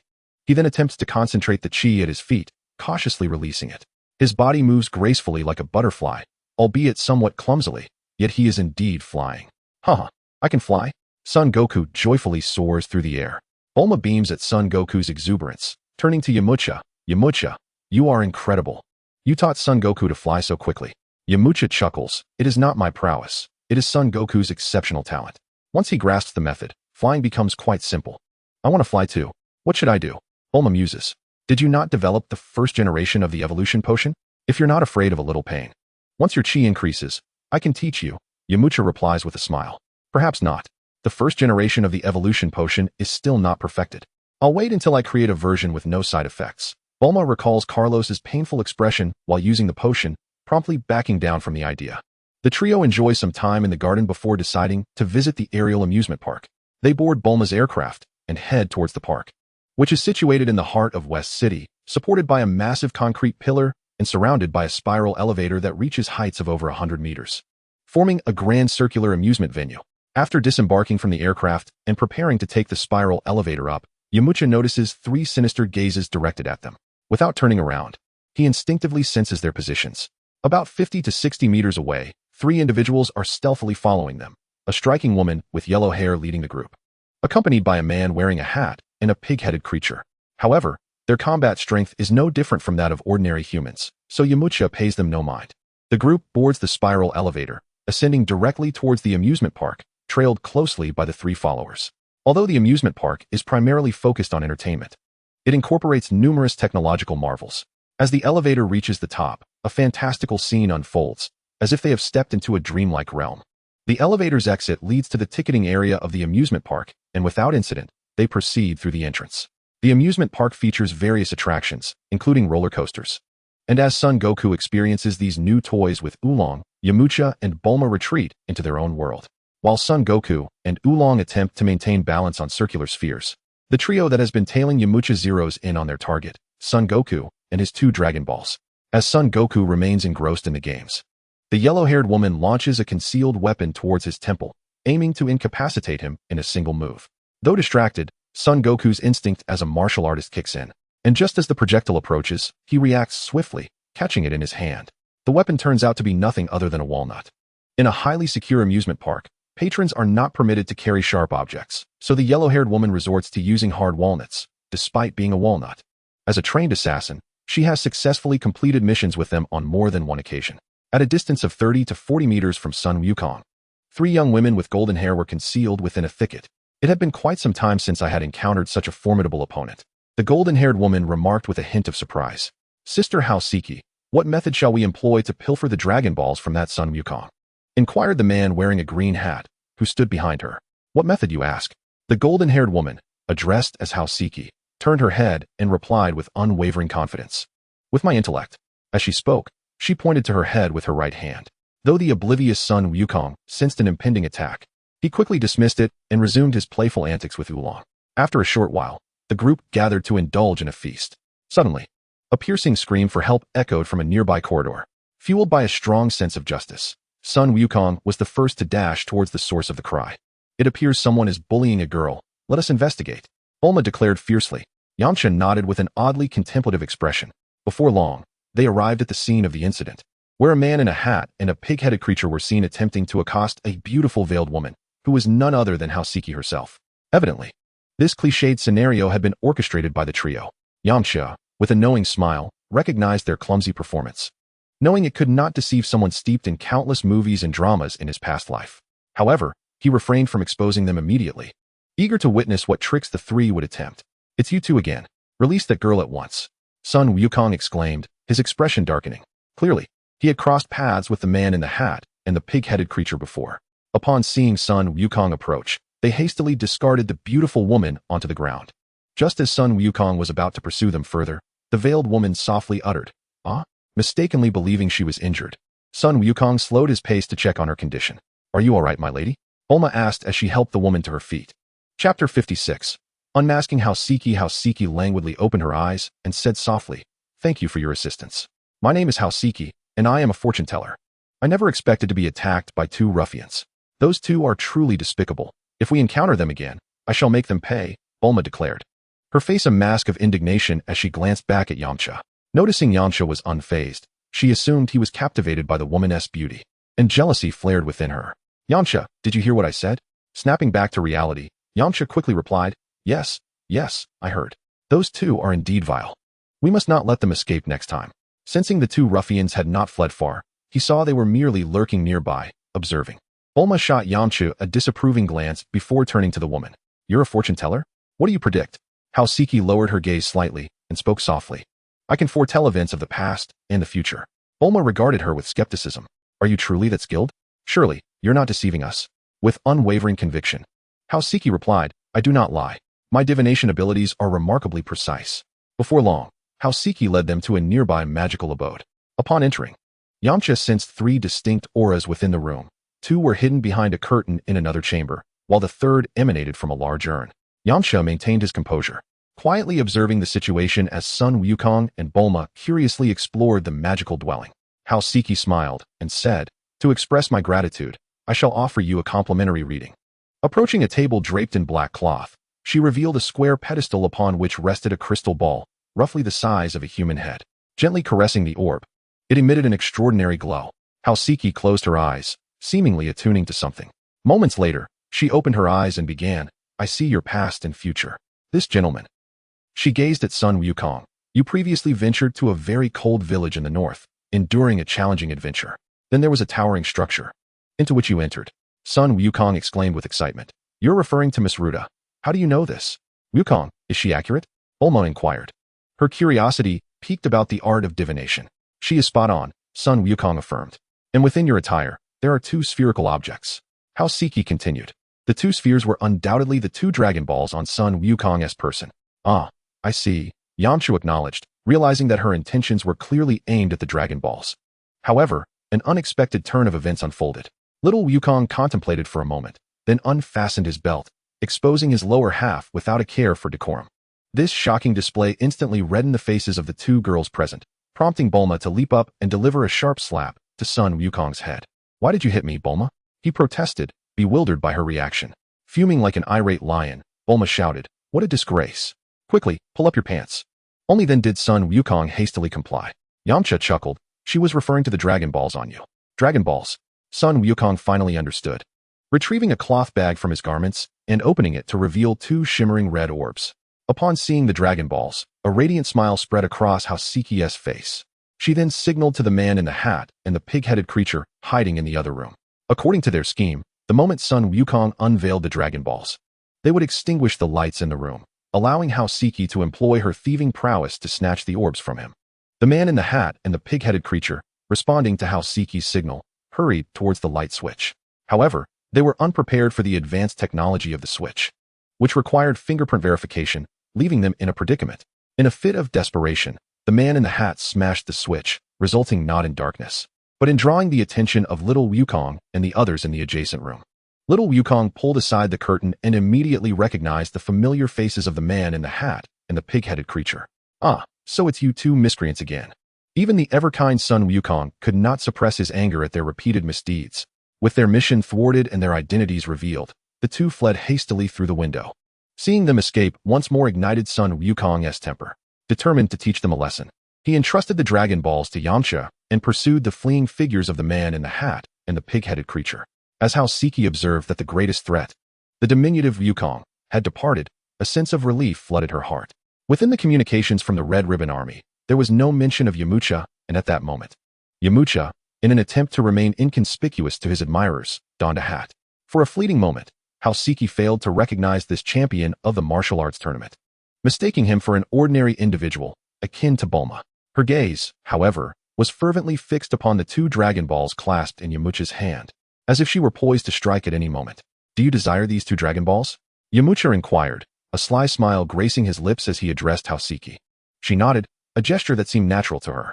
You're courting disaster, Yamcha, Bulma interjected, her jealousy flaring as she noticed Yamcha's intention to bestow the Dragon Balls upon the woman before him. Grabbing Yamcha by the ear, she exclaimed loudly. In response to Bulma's fierce reprimand, Yamcha felt compelled to clarify, No, I was merely jesting. This woman poses a threat. Her approach may be a ruse to seize Wukong's Dragon Balls. Furthermore, the 2 who just fled were in league with her. Siki furrowed her brow, taken aback that her true identity had been discerned by this handsome man. Yet, she was reluctant to concede. What are you talking about, good sir? I do not comprehend. Is that so? Yamcha replied with a chuckle, before striding toward a jar nestled in the corner.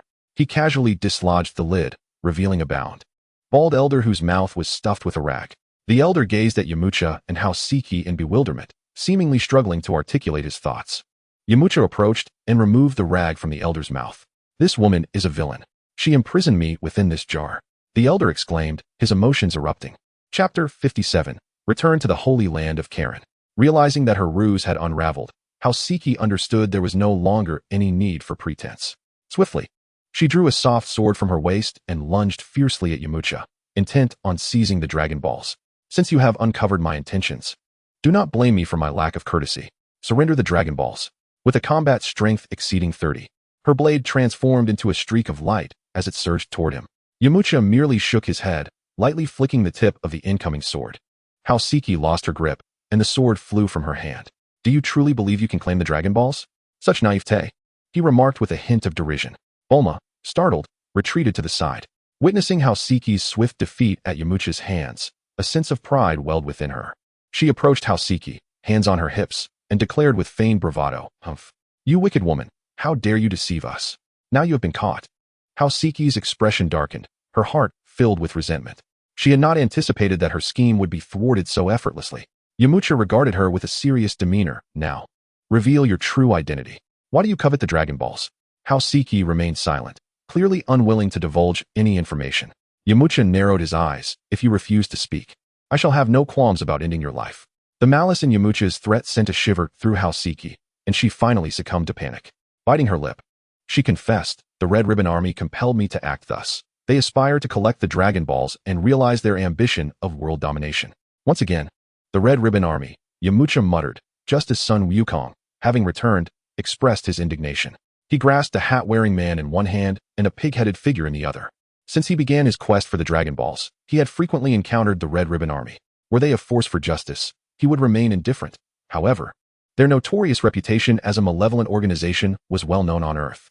If such a dangerous terror group were to obtain the 7 Dragon Balls, who could fathom the chaos they might unleash? Yamcha frowned, his expression grave. The ambitions of the Red Ribbon Army are considerable, yet they do not pose a significant threat to me. Their strongest member appears to be a general named Blue. The true peril lies with Dr. Gero, who, though currently inconspicuous, is clandestinely developing androids. However, Dr. Gero is exceedingly elusive, making him difficult to locate. Bulma, becoming anxious, added, even in the peaceful West City, I have heard of the Red Ribbon Army's malevolence. Wukong, you must exercise caution when venturing north. Son Wukong clenched his fists confidently. Do not worry, Bulma. The Red Ribbon Army is no match for me. Yamcha nodded, directing his words at Siki. You would be wise to cease your affiliations with the Red Ribbon Army. Next time, fortune may not favor you. Siki bowed her head, fear and regret consuming her. She realized she had entangled herself with individuals far beyond her reckoning. Subsequently, Yamcha resolved to turn Siki, along with the hat-wearing man and the pig-headed figure, over to the authorities. As a result of this affair, their interest in further adventures waned, and they promptly returned to Capsule Corporation via their flying machine. Yamcha, let us engage in a thrilling battle. As soon as they had a moment of respite, son Wukong's desire for combat surged forth. Having faced defeat at Yamcha's hands on 2 occasions, his confidence remained unshaken, and he was even more invigorated. However, Yamcha had no intention of battling Sun Wukong at that moment. Their combat prowess and skills were not on the same plane. With Wukong's current battle strength at 130, the truth was that it was far too weak to pique Yamcha's interest. Moreover, Wukong's mastery of energy control was still rudimentary. Their realms were simply not aligned, rendering a duel futile. Yamcha contemplated granting Wukong an advantage, a boon that would come in the form of Karen Tower in the realm of the gods. Observing the fierce determination in Sun Wukong's eyes, he chuckled and shook his head. Wukong, now is not the time for battle. Have you yet ventured to Karen Tower as I suggested? Sun Wukong scratched his head sheepishly. Oh, Karen Tower. I completely forgot. As luck would have it, he had been contemplating a visit to Karen Tower recently. How about we go together? There are methods there to rapidly enhance your strength. Once you have improved, we can engage in a grand battle. Sun Wukong's eyes sparkled with excitement, eager to agree. But he hesitated, recalling that he had yet to collect his 4-star Dragon Ball. But I still need to gather the 4-star Dragon Ball my grandpa gave me. Collecting the Dragon Balls is not an urgent matter. Once your strength has increased, gathering them will be far more expedient, Yamcha gently urged. Under Yamcha's persuasive influence, Sun Wukong ultimately decided to accompany him to Karen Tower for training. This endeavor was solely for the purpose of cultivation, and Bulma and Oolong did not join them. Utilizing the technique of flight, Sun Wukong and Yamcha soared toward Karen Tower. After a considerable duration of flight, they finally beheld the towering structure of Karen Tower. Such a high tower. Sun Wukong marveled. Is the Karen Sage truly at the top? Indeed, the Karen Sage resides at the pinnacle of the tower. Those who ascend it shall receive his guidance. Let us proceed, Yamcha affirmed. They began their ascent of Karen Tower. The height of the tower astonished Sun Wukong. Yet he did not waver. Moreover, his battle strength had long surpassed that of the original narrative. In the original story, at this juncture, Sun Wukong was not even a match for the 120 battle strength of Tao Pai Pai. However, in this world, under Yamcha's influence, Sun Wukong's strength had already eclipsed that of Tao Pai Pai. Climbing the tower posed little challenge for him, and within merely half an hour, they reached the summit of Karen Tower. The venerable cat sage Karen had long anticipated their arrival, patiently awaiting their presence. As Yamcha steadied himself, a shadow darted toward him. Young Master Yamcha, you have finally come to fetch me, it spoke, a hint of grievance in its tone. This was none other than Puar, whom Yamcha had not seen in quite some time. Of course, I mentioned I would come to see you, Yamcha replied, affectionately patting Puar's head, and then inquired with genuine concern, are you comfortable here? After relishing Yamcha's gentle caress, Puar earnestly replied, Karen Sage treats me very well and has taught me a great deal. Sun Wukong, scanning the surroundings, could not spot the so-called cat sage and turned to Puar, asking, Puar, you are here too, where is Karen Sage? The feline sage, who stood right beneath Yamcha and Sun Wukong's feet, expressed his discontent. You little rascal. What do you mean? Am I not right in front of you? Chapter 58, Puar's growth upon hearing the voice.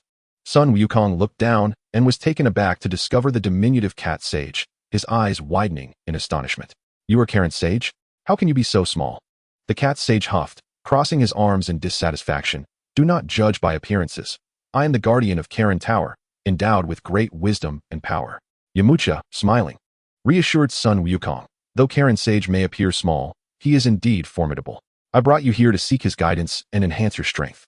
Sun Wukong scratched his head, offering an apologetic grin. Karen Sage, I beg your pardon, I did not mean to offend you.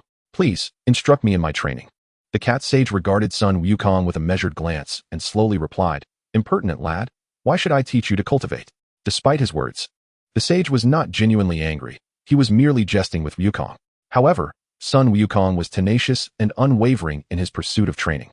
And after a brief interlude of persistent persuasion, the cat sage ultimately acquiesced to Wukong's request. After all, according to tradition, Sun Wukong had successfully ascended Karen Tower, thereby passing the requisite test and earning the right to receive guidance. Thus, the cat sage proceeded to instruct Sun Wukong in accordance with the traditional training regimen of Karen Tower. He approached the vessel containing the super holy water, using his staff to lift it and gestured for Sun Wukong to seize it. It's that simple. However, Sun Wukong, with his straightforward intellect, failed to grasp the underlying significance and lunged forward to snatch the super holy water from the staff. Just as his hand was about to touch the vessel, the cat sage vanished like a wisp of smoke. Unperturbed, Sun Wukong chuckled, unleashing his afterimage technique and charged once more at the cat sage. Yamcha, observing the spectacle for a moment, accompanied Puar to a secluded chamber. This room was devoid of clutter, featuring only a neatly arranged row of flower pots, each housing vibrant, verdant vines. Some of the tendrils already bore delicate blossoms. Yamcha, look, this is the celestial bean vegetation I cultivated. It has begun to flower. In just 6 months, we will be able to harvest the celestial beans, Por declared with pride. You've done remarkably well, Por. You can cultivate celestial beans now, Yamcha praised. Elated by Yamcha's commendation, Por eagerly recounted the arduous process of his cultivation journey. Through their conversation, Yamcha gained a clearer understanding of celestial bean cultivation. It was no simple feat, requiring a special environment and soil, as well as Karen Sage's unique nurturing techniques. Though Por had mastered the cultivation process, he could not replicate it in other locations on Earth. The requisite environment was challenging to find, needing an altitude of 30,000 meters. And the soil had to be from the realm of the gods, brimming with potent life energy, the very essence upon which the celestial beans depended. Furthermore, the yield of celestial beans was quite low. A single vine produced merely 3 beans per year, and the cat sage possessed only 5 such pots. Previously, the cat sage had been carefree, rarely dedicating himself fully to cultivation, typically tending to 1 or 2 pots.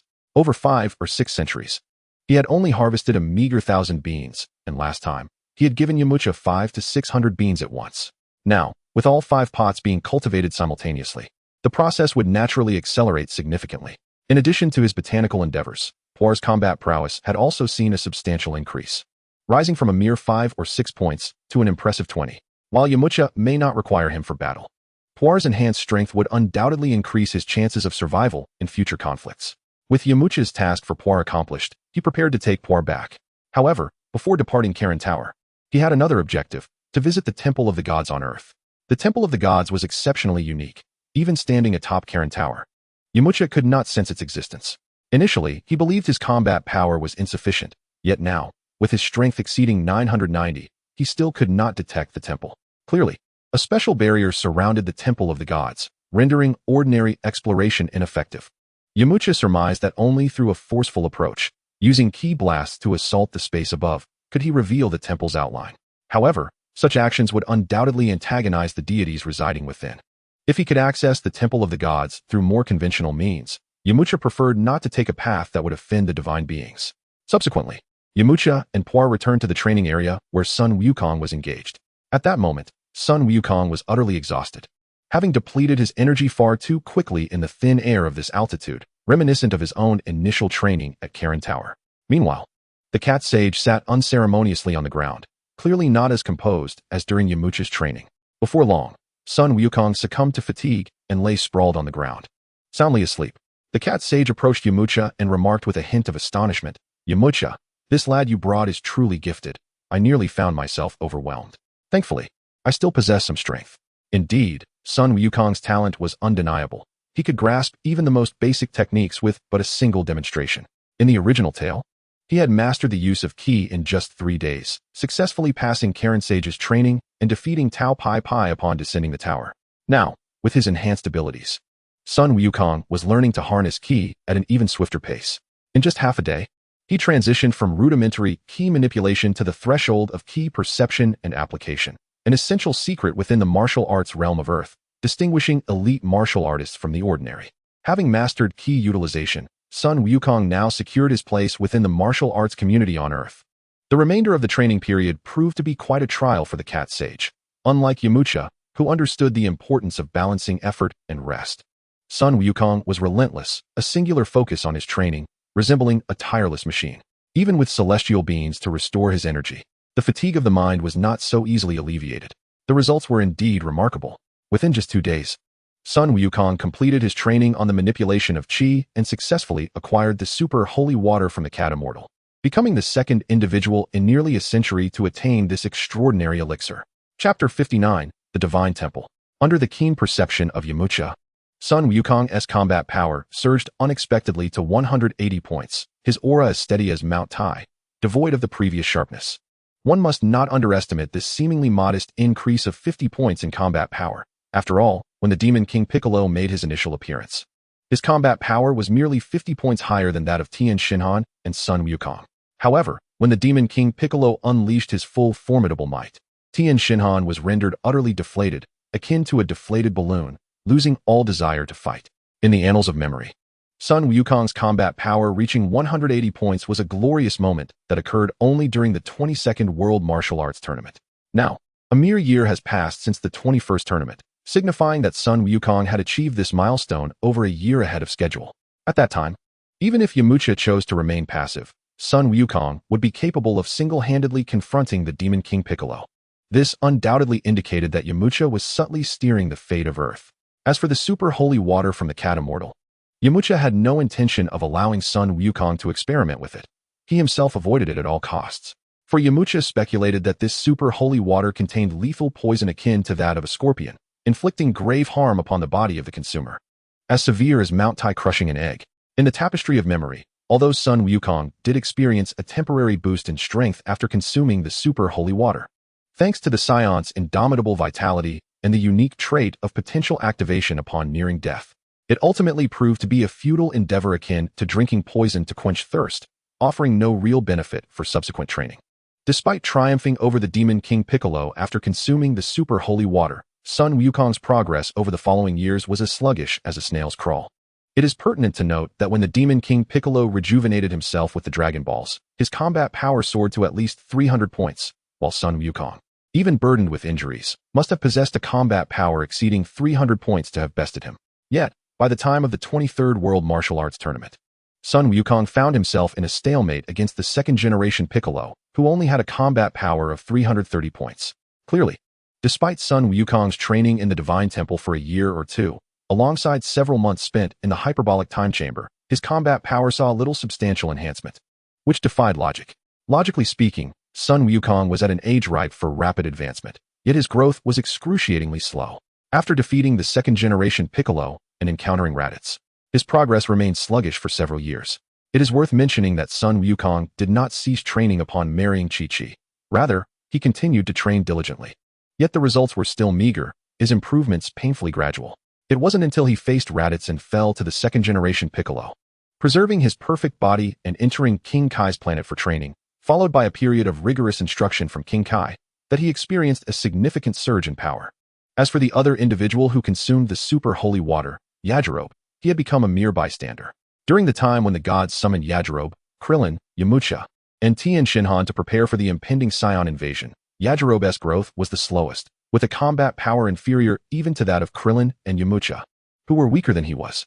It is crucial to note that when Yajirobe first emerged, his combat power could contend with Sun Wukong's 180 points, demonstrating a potential that was arguably on par with Sun Wukong.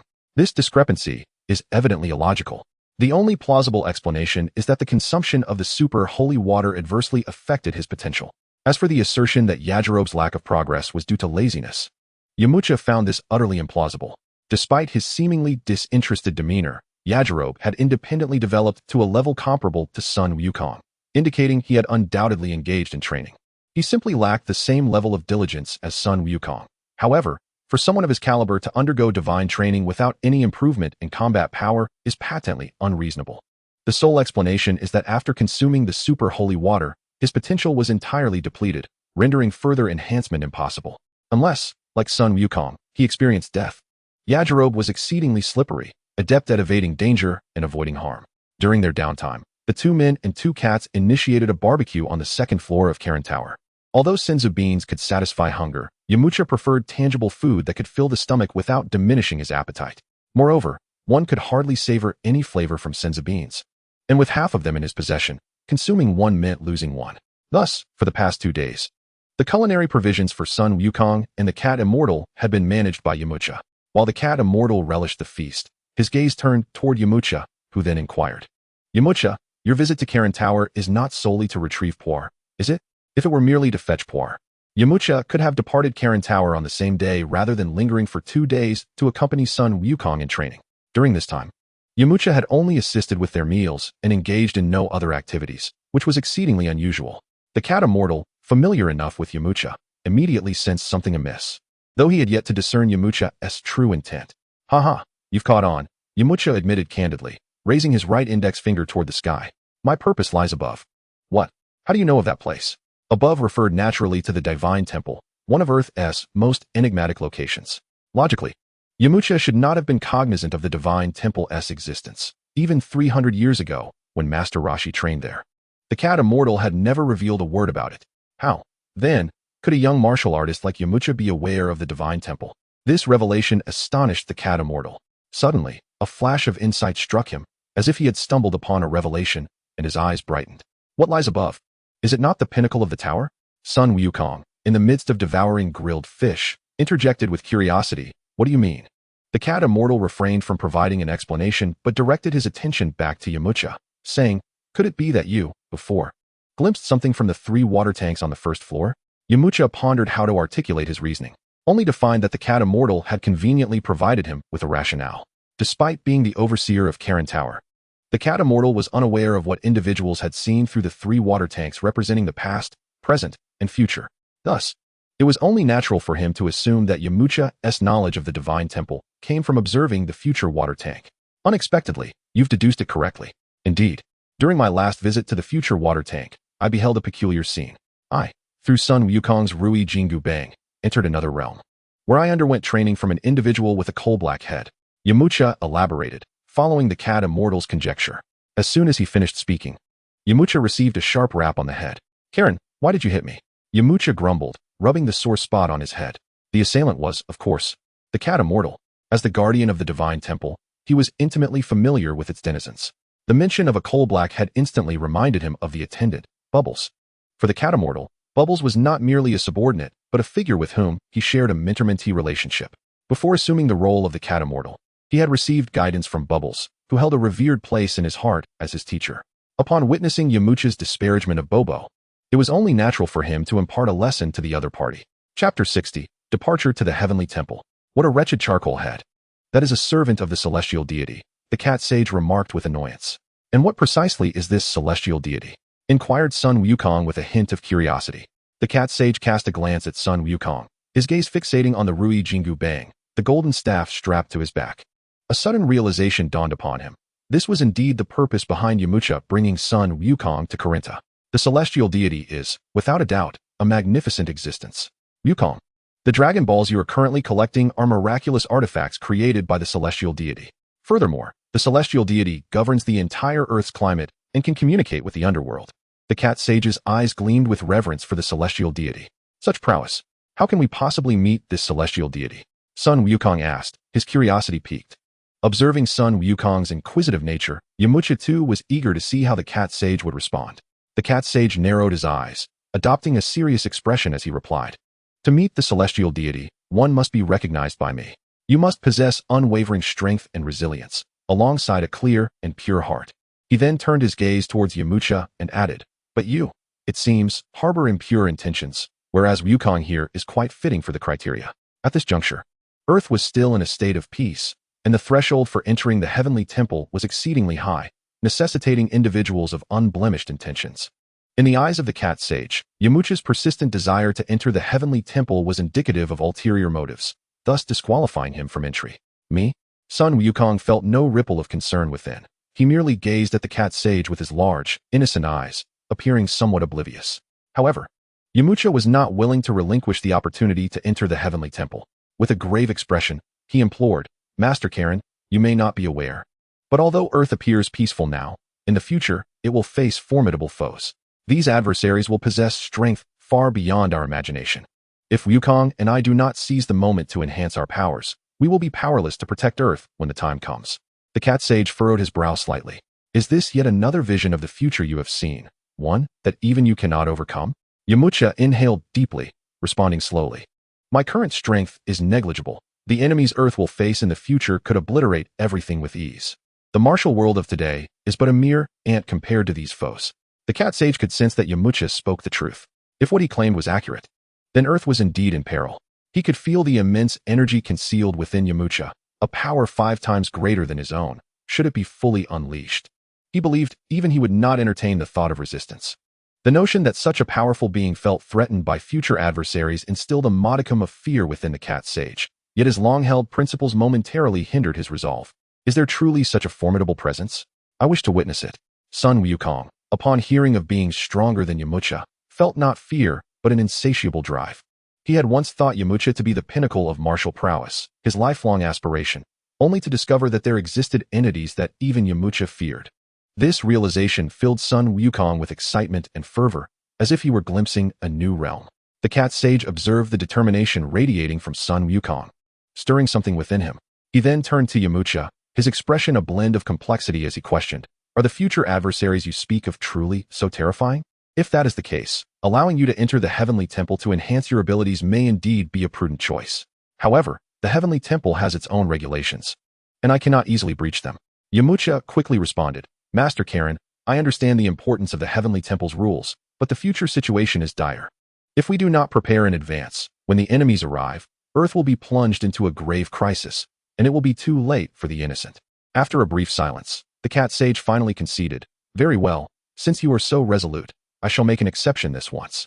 You may both enter the Heavenly Temple, but I implore you not to engage in actions that would betray Earth." Yamcha's gaze was resolute. "Your decision is wise. The Heavenly Temple is the most suitable place for me at this moment. Had the cat sage remained opposed to my entry, I would have had no choice but to leave Earth and seek breakthroughs elsewhere. Fortunately, the cat sage had acquiesced, alleviating some unnecessary troubles. After all, the universe was akin to a den of tigers and dragons for Yamcha at present. By the way, I still do not know where the Heavenly Temple is." Sun Wukong inquired with a grin. Unlike Yamcha, Sun Wukong lacked the foresight and prescience. After all, their conversation had not revealed the location of the Heavenly Temple. "The Heavenly Temple is situated directly above Corinta," Yamcha replied with a smile. "Above? But there is nothing up there," Sun Wukong exclaimed, growing more perplexed as he gazed upward at the summit of Corinta, which appeared utterly empty. Even with his newfound ability to sense energy, he discerned naught. Indeed, the Heavenly Temple lay above, but it was concealed from view by a considerable distance, shrouded in the celestial deity's energy, eluding detection. To reach the Heavenly Temple, one must rely on the Rui Jingu Bang behind you, the cat sage explained, gesturing towards Sun Wukong's back. "It serves as the bridge connecting Corinta to the Heavenly Temple. Otherwise, no matter how high you fly, you would be unable to enter."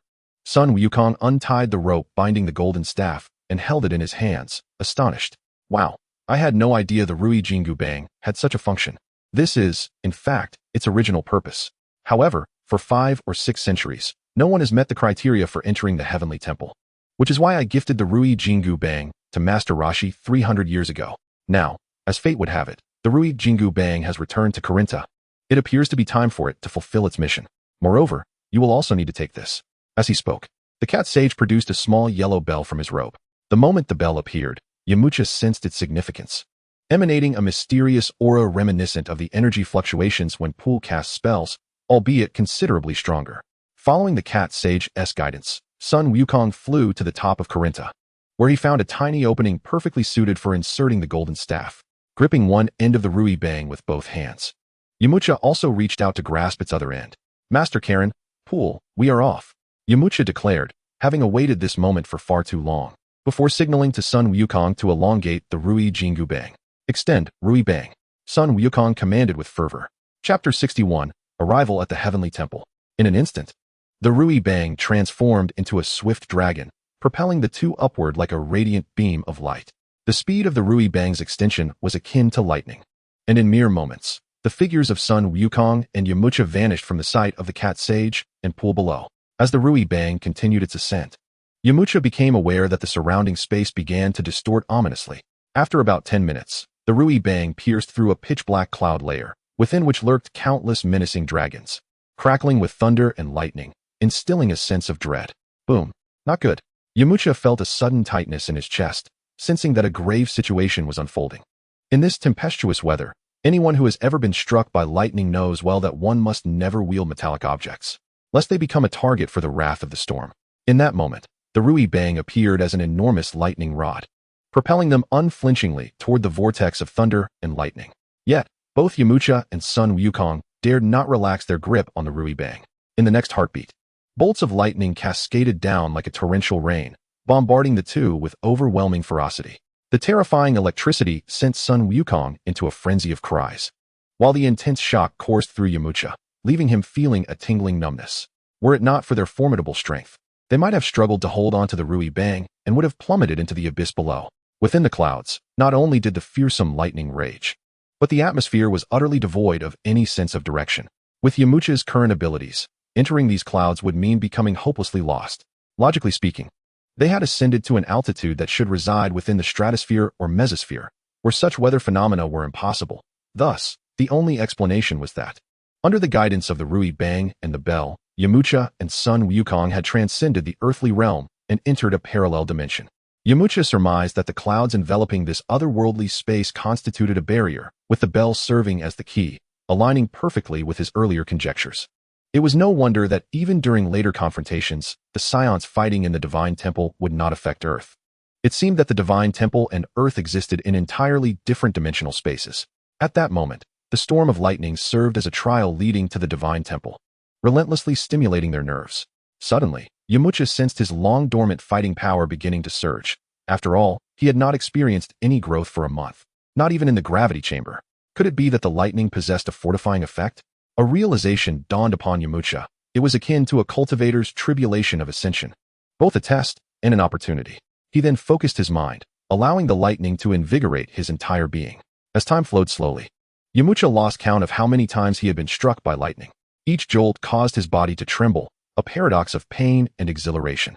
After half an hour, his power broke through to 998, ceasing to rise further despite additional lightning strikes, as he had adapted to the onslaught, rendering the lightning harmless to him. Uncertain of how much time had passed, the intensity of the lightning began to diminish, and Yamcha knew they were about to exit the storm. Indeed, in the following moment, the Rui Bang seemed to pierce an invisible membrane, leading them into a vast expanse of azure sky. Their previously worn garments had been ravaged by the tempest, with one sleeve completely torn away, exposing their robust chests. As they gazed upward, a brilliant red emerged in their field of vision, resembling a radiant jewel, exuding an aura of mystery and solemnity. Yamcha's heart surged with anticipation, understanding that they were nearing their destination. At this juncture, the ascent of the Rui Bang began to slow. As it continued to rise, the red dot expanded, soon transforming into a colossal hemispherical platform, akin to a floating island, truly awe-inspiring. This is the Divine Temple. It's magnificent, Sun Wukong exclaimed, unable to contain his wonder. After a brief while, the Rui Bang firmly embedded itself within an aperture at the base of the Divine Temple. Beside the opening lay a winding staircase, and the two ascended it, stepping onto solid ground. All around them, clouds swirled like delicate veils, thick enough to obscure the path ahead, though they could faintly discern the majestic outline of a grand palace rising at the center of the mist, ancient and dignified. Beneath Yamcha's feet extended a straight path leading into the palace enveloped in clouds, flanked by evenly spaced trees. Beyond the orderly line of trees at the perimeter lay a vast expanse of pristine ground, appearing bright and clean. Let us go, Yamcha urged Sun Wukong, who was still gazing around in wonder. The two made their way toward the palace, and as they advanced, the clouds swiftly dissipated, revealing a clear path. Suddenly, they noticed at the entrance of the palace a plump, shadowy figure sitting upon a 2-meter-long carpet. His head was wrapped in white cloth, adorned with 2 ear lobes, resembling an Arab. Previously, even with Yamcha's mastery of energy manipulation, he had been unable to sense the presence of this individual amidst the clouds. Yet he sat merely a few dozen meters away. Even more astonishing, a multitude of brightly colored birds flitted around the dark figure, who occasionally scattered unknown bait to the ground to feed them. The birds displayed no fear, eagerly competing for the offerings as if it were entirely natural. While the figure appeared unassuming, Yamcha understood the implications. As his combat power continued to rise, his aura grew ever more potent. Even without actively emitting energy, ordinary individuals would feel an immense, invisible pressure in his presence, let alone the keenly perceptive birds. Since he began his training in this world, no bird had dared to approach within 10 meters of him. From his past life's memories, Yamcha recognized that this dark-haired figure was Bobo, the attendant of the divine god. The fact that birds could perch upon him implied that they sensed no threat, perceiving him as a mere tree. Evidently, he had concealed his aura to the utmost degree. This was precisely the skill Yamcha sought to learn. Hello, Sun Wukong greeted Bobo, stepping forward with enthusiasm. Greetings, Bobo replied, his face breaking into a warm smile, his round eyes and wide mouth resembling a kindly elder. As he spoke, he rose to his feet, and remarkably, the birds perched upon his shoulders and in his hands did not flee from the movement. Instead, they chirped joyfully. Chapter 62, Bobo, are you the divine god? Sun Wukong inquired with curiosity. Not quite. I am called Bobo, the attendant of the divine god, Bobo replied steadily, his smile unwavering. Greetings, Mr. Bobo. Yamcha and Sun Wukong chorused. Sun Wukong's response was instinctively polite, while Yamcha's came from genuine respect. Unlike Sun Wukong, who was blissfully unaware, Yamcha recognized that while Bobo claimed to be merely the attendant, His comprehension of martial arts might surpass that of the divine god himself. What led Yamcha to such a conclusion? Simply put, Bobo had existed far longer than the current divine god, his strength unfathomable, and he had even trained son Goten, who was capable of transforming into a Super Saiyan. It was worth noting that even the weakest Super Saiyan possessed a combat power exceeding 100 million. Driven by curiosity, Yamcha unhesitatingly activated the system to probe Bobo's attributes. Name, Bobo. Combat power, unobservable. Realm, divine power stage 7. Mental strength, 1230. Talent points, 360. Bloodline, demon. Skills, puppet mastery, flying carpet, explosive wave, dance of the sky, magic ceiling wave. Upon observing Bobo's attributes, Yamcha couldn't help but furrow his brow. It was the first time he encountered a being with unquantifiable combat prowess. The 7th tier of divine power. What realm was this? Bobo was the first to exhibit such a status. Even the cat sage merely displayed combat strength. When Yamcha glimpsed Bobo's lineage, astonishment washed over him. Indeed, Bobo's identity was far from ordinary. The demon lineage evidently originated from the demon realm, though it remained uncertain whether it hailed from the greater or lesser demon realm. Beyond his heritage, Bobo possessed an astonishing array of skills, numbering in the hundreds, most of which Yamcha had never even heard of. It became evident that Bobo was the most enigmatic individual on this earth, unparalleled in his concealment. This realization sent a fresh wave of astonishment through Yamcha. Suddenly, he recalled that both the Kaioshin and the Destroyer had subordinates stronger than themselves, and as God's attendant, Bobo might very well belong to the same echelon as the angels. They were shrouded in mystery, bound by rules, and rarely revealed their true might, despite their genuine superiority. At that moment, upon hearing that the entity before him was not a deity, Sun Wukong, who had been exceedingly cautious, felt his tension ease considerably. It had been centuries since anyone had ascended here, and the fact that they had gained Karen's acknowledgement to arrive at this divine palace was truly commendable. Not bad at all, Bobo remarked. Well, I suppose. Wukong chuckled, scratching his head, his gaze shifting towards the temple behind Bobo, seemingly in search of the deity's presence. Is the deity residing in that building behind you? May we enter and meet him? Have you brought the token to meet the deity? Bobo maintained his smile. Is this it? I have brought it with me. Sun Wukong produced a yellow bell tied to his waist. Bobo regarded the bell, which radiated an unusual luminescence, and stated seriously, indeed, that is it. Since you have gained Karen's acknowledgement, you qualify for the test. A test? Sun Wukong exclaimed in surprise. Having assumed that presenting the bell would grant him an audience with the deity, only to discover it merely granted him the right to be tested. Correct. You must compete against me, Bobo. If you win, you shall have the privilege of meeting the deity, Bobo explained. Yamcha understood that the opportunity within the divine palace was not merely to meet the deity, but rather to engage in a spar with Bobo. Similar to how the true opportunity with Karen was not the super holy water or the super divine water, but rather the practice with the Karen sage. The approach was strikingly similar. First, provide the other party with a hook, then encourage them to pass the test to receive their reward. Evidently, Sun Wukong had not grasped the underlying significance, standing confidently with his hands on his hips, exclaiming, "What? Such a simple matter. I understand now. Let us get started." Eager to swiftly conclude the battle and meet the deity, he was buoyed by his training under the cat sage, which had enabled him to sense energy. He understood that a person's strength was correlated with their aura. However, he could not perceive the formidable energy emanating from Bobo, leading him to mistakenly assume Bobo was weak. Unbeknownst to him, there existed a technique for concealing one's aura, which was precisely what they were about to learn. You are among the few who have recently entered this realm. The test will be quite entertaining. So, which of you will go first? Bobo grinned at Yamcha and Sun Wukong. Naturally, Sun Wukong stepped forward first, his blood surging at the prospect of battle. Of course, I shall go first. Your strength isn't sufficient for Yamcha to intervene. Prepare to be astonished. Although he had significantly improved at Karen Tower, he still lacked confidence in defeating Yamcha, as he could sense that Yamcha's aura was considerably stronger than his own. With a wave of his hand, Bobo sent the two blue birds perched on him away, preparing himself for the impending clash with Wukong. How exhilarating. My heart races. Bobo feigned a weak demeanor in response to Wukong's words, yet to Yamcha, Bobo's expression appeared utterly contrived, lacking even a hint of trepidation, remaining composed and unruffled as ever. Not even his heartbeat betrayed the slightest fluctuation. As tranquil as still water. I'm going in, Sun Wukong declared with enthusiasm, and in the next instant, his figure vanished from Bobo's sight. This was the pinnacle of Sun Wukong's afterimage fist technique. Previous enhancements had merely increased the number of afterimages to confuse opponents, but now, through his development, he had refined it further, enabling his movements to blur, rendering his afterimages indistinguishable.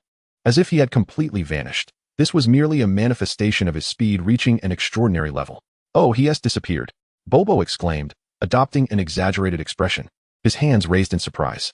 Indeed, Wukong has not only enhanced his combat strength, but has also significantly improved his fighting techniques. Yamcha mused silently.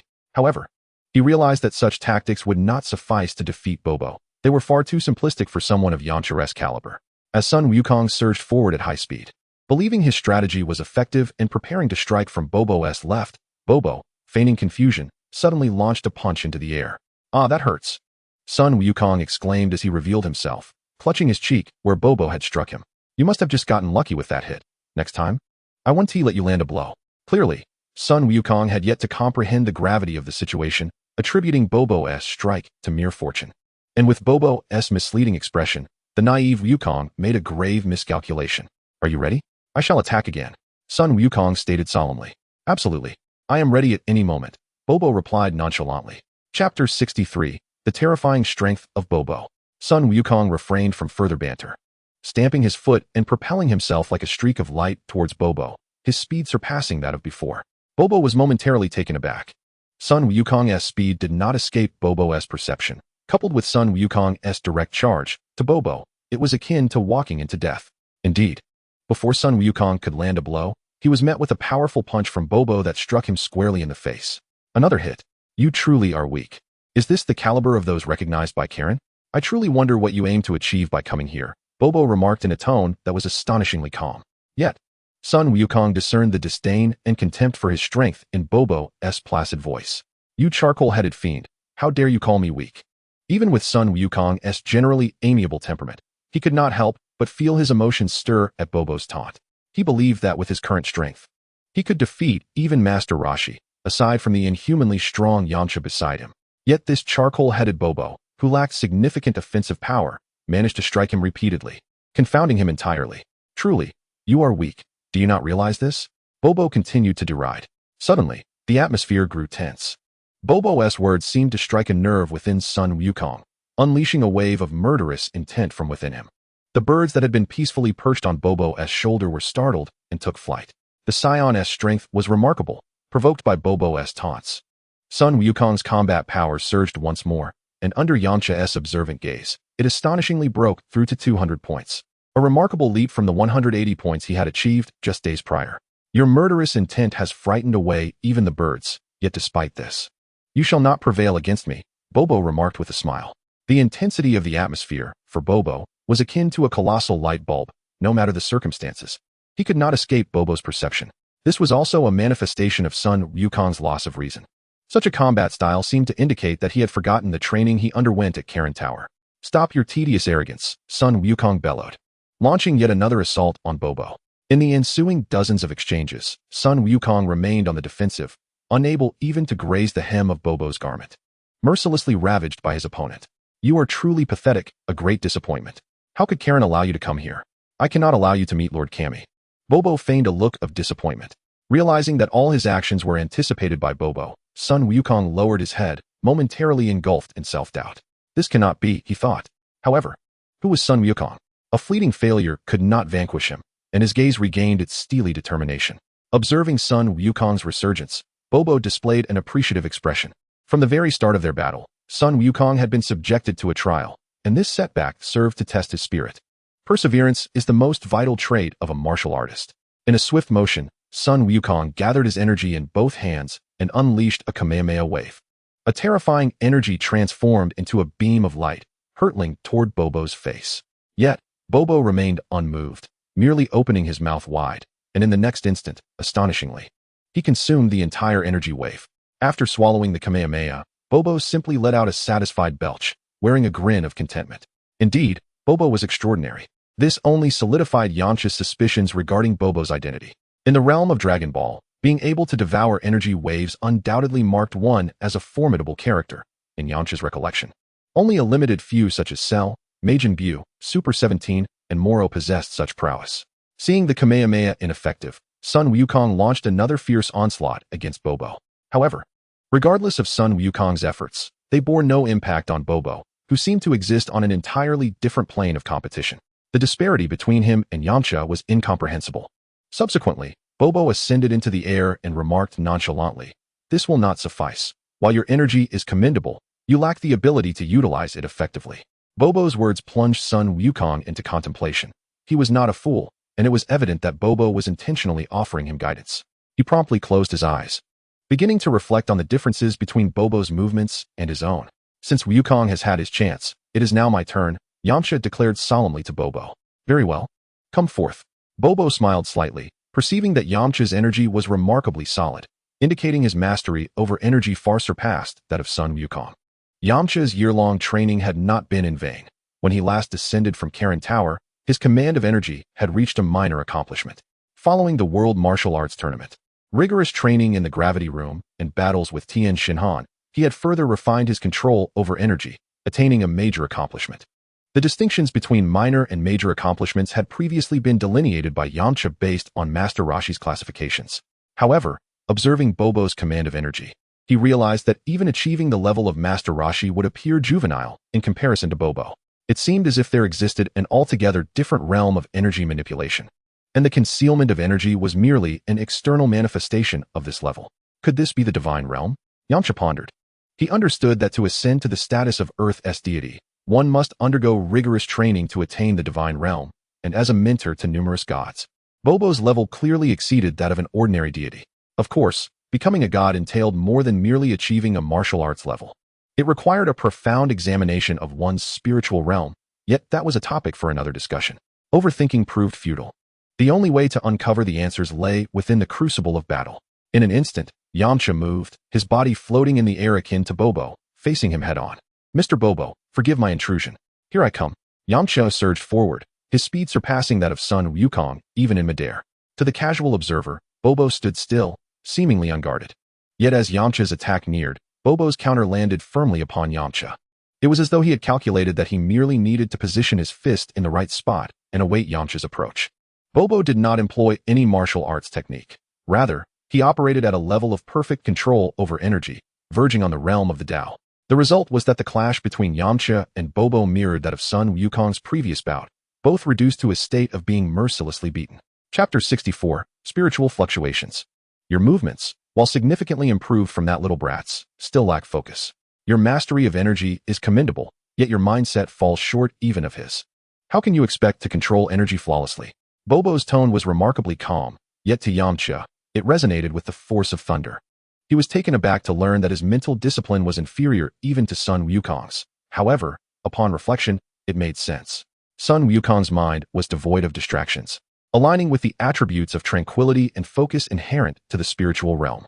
The heart Bobo referred to must pertain to his spiritual fluctuations, which delved into the realm of mental cultivation. Bobo's guidance evidently served to instruct Yamcha on how to master his mind and achieve a state of serene clarity. While Bobo was mentoring Yamcha, within the grand hall of the Kami's palace, an elderly figure sat upon a stone bench at the center, observing the scene within a crystal ball resting on the table before him. The images within the crystal ball depicted the battle between Bobo and Yamcha. Clearly, this elder was the Kami of Earth, the current deity presiding over the realm. The rarity of individuals ascending to the Kami's palace in nearly a century made him particularly attentive, not merely due to Yamcha and Sun Wukong's extraordinary talents, but also because, with age, he felt his physical prowess waning. Handling certain exceptional matters became increasingly burdensome. In this world, whether it be the Kais or the gods of destruction, it seemed all were bound by the limits of mortality, unable to achieve eternal life.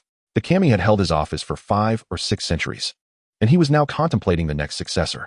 Meanwhile, outside the Kami's palace, Yamcha found himself embroiled in a fierce struggle. Fortunately, Bobo's attacks only inflicted moderate damage, around 200 or 300 in intensity. Hang in there, Yamcha. At some point, Sun Wukong had regained consciousness, watching the duel between Yamcha and Bobo with fervor. Your concentration is insufficient, making it difficult for you to anticipate my movements. Yamcha's fists perpetually fell just short of striking Bobo, who effortlessly evaded each blow, while Yamcha found himself utterly defenseless against Bobo's counterattacks. When Bobo paused, the energy within him was drawn to its utmost limit, rendering Yamcha incapable of gauging Bobo's next offensive. Yet, when Bobo did strike, he could summon his energy in the blink of an eye, unleashing the full extent of his combat capabilities. In the realm of energy, Bobo appeared to materialize and vanish in an instant, leaving Yamcha utterly perplexed. Yamcha recognized that, given his current capabilities, he was temporarily unable to defeat Bobo. When he was once again sent flying by Bobo, he refrained from further assaults. Bobo, lounging with his hands behind his back, remarked with a lazy smile. Engaging with you all is rather tedious. I must return to assist the god with some trifles. After all, I am quite busy. Hence, you should head back. How could we possibly retreat so easily? We have endured countless hardships to ascend here, Sun Wukong asserted with unwavering determination. However, Bobo paid him no heed. Turning instead towards the Temple of the Gods. Clenching his fists, Sun Wukong surged forward once more, launching an attack at Bobo's back. Despite having recognized some flaws in his technique through a period of reflection, his strikes were sharper than before, yet they still failed to inflict any damage on Bobo. Without looking back, Bobo casually deflected all of Sun Wukong's attacks with a few swift palm strikes, and then, with an elbow strike aimed backward, he knocked Sun Wukong dizzy. I have already told you it is futile. One of you lacks focus, while the other is deficient in both spirit and skill. You are simply unworthy of meeting the god. Return. Bobo stated flatly, just as Sun Wukong was about to unleash another burst of energy and charge at Bobo. A hand rested upon his shoulder. It was Yamcha. Yamcha shook his head at Sun Wukong, understanding Yamcha's intent. Sun Wukong felt a moment of clarity and immediately subdued his fervor. He realized that mindless charging would not prevail against Bobo. Yamcha addressed the retreating Bobo. Mr. Bobo, we cannot descend just yet. While we cannot meet the god, we hope to train here in the plaza for a time. Since you wish to do so, then so be it, Bobo replied indifferently. Thank you, Yamcha said with a smile. Upon hearing Bobo's consent for them to remain in the plaza, Sun Wukong's spirits lifted, and he exclaimed, wonderful. Yamcha, we can train here and grow stronger. Yamcha nodded, his expression resolute as he declared, indeed, we must utilize this time to enhance our abilities. The next time we face Mr. Bobo, we cannot afford to be so distressed. Thus, Yamcha and Sun Wukong embarked upon rigorous training in the plaza of the Temple of the Gods. Their training focused on different aspects. Sun Wukong concentrated on the application of his ki, which he found still lacked refinement and required further improvement. Meanwhile, Yamcha focused on honing his mental strength. Having realized through his battle with Bobo that capturing Bobo's movements necessitated a high degree of mental concentration. Despite having lived 2 lives, his total mental capacity was not insignificant. However, he struggled to achieve perfect unity. The only explanation lay in the fact that since his rebirth, the fusion of his 2 souls had not been entirely thorough. When one's strength is low, an imperfect soul fusion does not pose significant issues, but to continue advancing, he must rectify this flaw. It was akin to having 2 conflicting thoughts within a single body, which could not perfectly govern it, an egregious taboo in martial arts. The path he sought was to harmonize the dissonance within his spiritual realm, rather than create divisions. Division would only diminish his potential. He did not aspire to become a deity, only to enhance his power. Through his encounter with Bobo, he had gleaned some insights. Yamcha closed his eyes and began to concentrate his mental energy, delving into his inner world to seek the rifts within his soul. In the plaza of the Temple of the Gods, a gentle breeze wafted by as Sun Wukong diligently practiced the application of his ki beside him. He occasionally emitted low growls, while also quietly attuning to the flow of energy within him. Yamcha immersed himself in his mental domain, striving to find the opportunity for fusion. He reflected on the experiences of his 2 lives, those moments of joy, anger, sorrow, and perseverance. Gradually, he seemed to perceive the outlines of his 2 souls, one immense, representing the experiences of his past life and the intervening years, while the other, though small, was resilient and brave. Yamcha endeavored to bring these 2 souls closer, fostering mutual understanding and integration. However, this process proved arduous. Each time he believed he was nearing success, discordant elements would arise, forcing him to restart. Yet, Yamcha did not falter. He persevered, repeatedly adjusting his mindset and methods. As time slipped away, beads of sweat began to form on Yamcha's forehead. His mental energy was being relentlessly expended, yet he remained steadfast. After 3 days of meditation, when he finally opened his eyes again, he sensed that the barriers within had vanished, and his mind felt pure and robust. He understood that he had taken a pivotal step forward. Next came the subsequent stage. Although his mental focus could now rival that of Sun Wukong, he still struggled to lock his spirit onto the transformation of ki. At that moment, Sun Wukong concluded his own round of training. Noticing Yamcha awaken, he scrutinized him curiously and inquired, Yamcha, you seem different somehow. Is that so? In what way? Yamcha replied with a smile. I can't quite put it into words. Sun Wukong shook his head. Although perceptive, he found it difficult to articulate the essence of that state. Then let us spar. I wish to witness the fruits of your 3 days of progress, Yamcha proposed. For martial artists, combat is indeed the fastest route to advancement. Given Sun Wukong's current level and strength, he was no longer weak, and after 3 days of training, his combat prowess had astonishingly increased by 30 points. This rate of improvement was truly remarkable. Indeed, without having consumed the super divine water, his innate talent was even more formidable. With a pure mind, Yamcha promptly devised a clear plan for his upcoming training. He was not yet capable of concealing his ki as effortlessly as Bobo, so he needed to gradually suppress his own energy. Thus, the first step would be to conceal his ki to the same level as Sun Wukong's. As a month flew by, both Yamcha and Sun Wukong experienced tremendous growth, thanks in no small part to Bobo's guidance. Though Bobo claimed to be busy, he made time each day to check on them and brought along provisions, while they would consult him regarding challenges they encountered. Finally, on the last day of the month, Yamcha learned a meditative technique from Bobo's son. This technique seamlessly integrated into his system as a skill known as basic meditation. This meditation not only enhanced Yamcha's mental focus, but also gradually improved his spiritual power. The moment he successfully mastered the basic meditation, his combat strength broke through its previous limits, reaching 1,000. After achieving this milestone, his strength showed no signs of abating, continuing to rise steadily. However, he understood that the primary objective here was not merely to elevate his combat power, but to enhance his overall realm. An increase in fighting capability could wait until he descended to the ground. Having grasped the meditation technique, he also enlightened himself regarding prior training issues. Unlike Saiyans, who could focus solely on physical development, humans required a more balanced approach to spiritual growth. Unlike the Namekians, who focus primarily on enhancing their mental prowess while merely balancing physical development, it is imperative to cultivate both the physical form and mental strength simultaneously. A deficiency in either domain significantly hampers combat effectiveness. Currently, Yamcha finds himself in a situation where his physical training has advanced ahead of his mental fortitude, leading to a noticeable lag in the latter. Upon realizing this, Yamcha discovered that his attributes now included a commendable level of mental strength. Name: Yamcha. Combat power: 1100. Realm: 6th stage of ki. Mental strength: 22. Talent points: 305. Bloodline: Earthling. Skills: New Wolfang Fist, Kamehameha, Ki Blast, Shadowless Step, Solar Flare, Flight Technique. What does a mental strength of 22 signify? The average Earthling possesses approximately 1 point of mental strength, with a maximum combat power of 100 points for each unit of mental strength. So, how did Yamcha attain a mental strength of 22 points? This achievement is undoubtedly a result of his 2 lifetimes and years of diligent training, which naturally elevated his mental strength to this level. If we were to equate mental strength to combat power, Yamcha could potentially enhance his combat power to 2,200 points before encountering any inadequacy in mental strength, indicating that there remains considerable room for growth in his combat capabilities. As for his realm at the 6th stage of ki, this reflects Yamcha's newfound understanding of ki. Initially, he believed that Master Roshi's comprehension of ki was flawless. However, through his recent training, he has surpassed Master Roshi's level of ki mastery, although he still has a considerable way to go before reaching the level of Bu.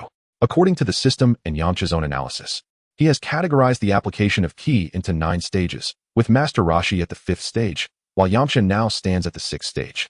Meanwhile, Goku has made remarkable progress during this training period, advancing from the 1st stage of ki to the 5th stage, now just 1 stage behind Yamcha. His combat power has surged by 100 points, reaching a total of 300, which brings him close to the strength required to contend with Piccolo Jr. at the 24th World Martial Arts Tournament. This has instilled a sense of urgency in Yamcha. However, Goku's path to further improvement hinges upon mastering the meditation technique. Observing through the system, Goku's mental strength remains at a mere 1 point, yet he has managed to elevate his combat power to 300, indicating a disparity in the ratio of mental strength to combat power between Saiyans and Earthlings. It is no surprise that Goku loses control of his body after transforming into a great ape. This is likely due to his insufficient mental strength. Nevertheless, Goku requires far less enhancement in mental strength, and by concentrating on augmenting his physical power, his combat prowess will naturally rise, a distinct advantage of the Saiyan race. Subsequently, the two challenged Bu once again, resulting in yet another defeat. However, through their training, Yamcha has begun to sense some of Bu's movements, occasionally managing to counter Bu's attacks. Well done, Yamcha, you've grasped some key insights. Now continue your training to control your ki, swiftly capturing the essence of my movements in battle, Bu patiently elucidated. The difference between fighting Master Roshi and Bu is stark. Master Roshi's ki remains constant, allowing one to discern his location once the perception of ki is mastered. In contrast, Bu's presence is elusive. Even with perception, pinpointing his position is challenging, and one can only accurately assess it at the moment he strikes. The progression from the first stage to the fifth stage of ki involves honing the perception of ki, while advancing from the sixth stage to the ninth stage encompasses the refinement and modulation of that perception, which inherently involves the subtlety of mental strength in its application. Thank you for your guidance, Mr. Bu. I shall endeavor to improve, Yamcha respectfully replied, bowing in gratitude. You too possess a modicum of talent, which has not disappointed me. With that said, I shall grant you an audience with the Supreme Kai, Bu remarked with a smile. Chapter 66, The Time Simulation Chamber. How wonderful. We shall finally meet the Supreme Kai. Goku, with his youthful exuberance, leaped in joy upon hearing this news. Bu then led the two to the outer precincts of the Supreme Kai's temple. Wait here, he instructed, showing deference to the Supreme Kai.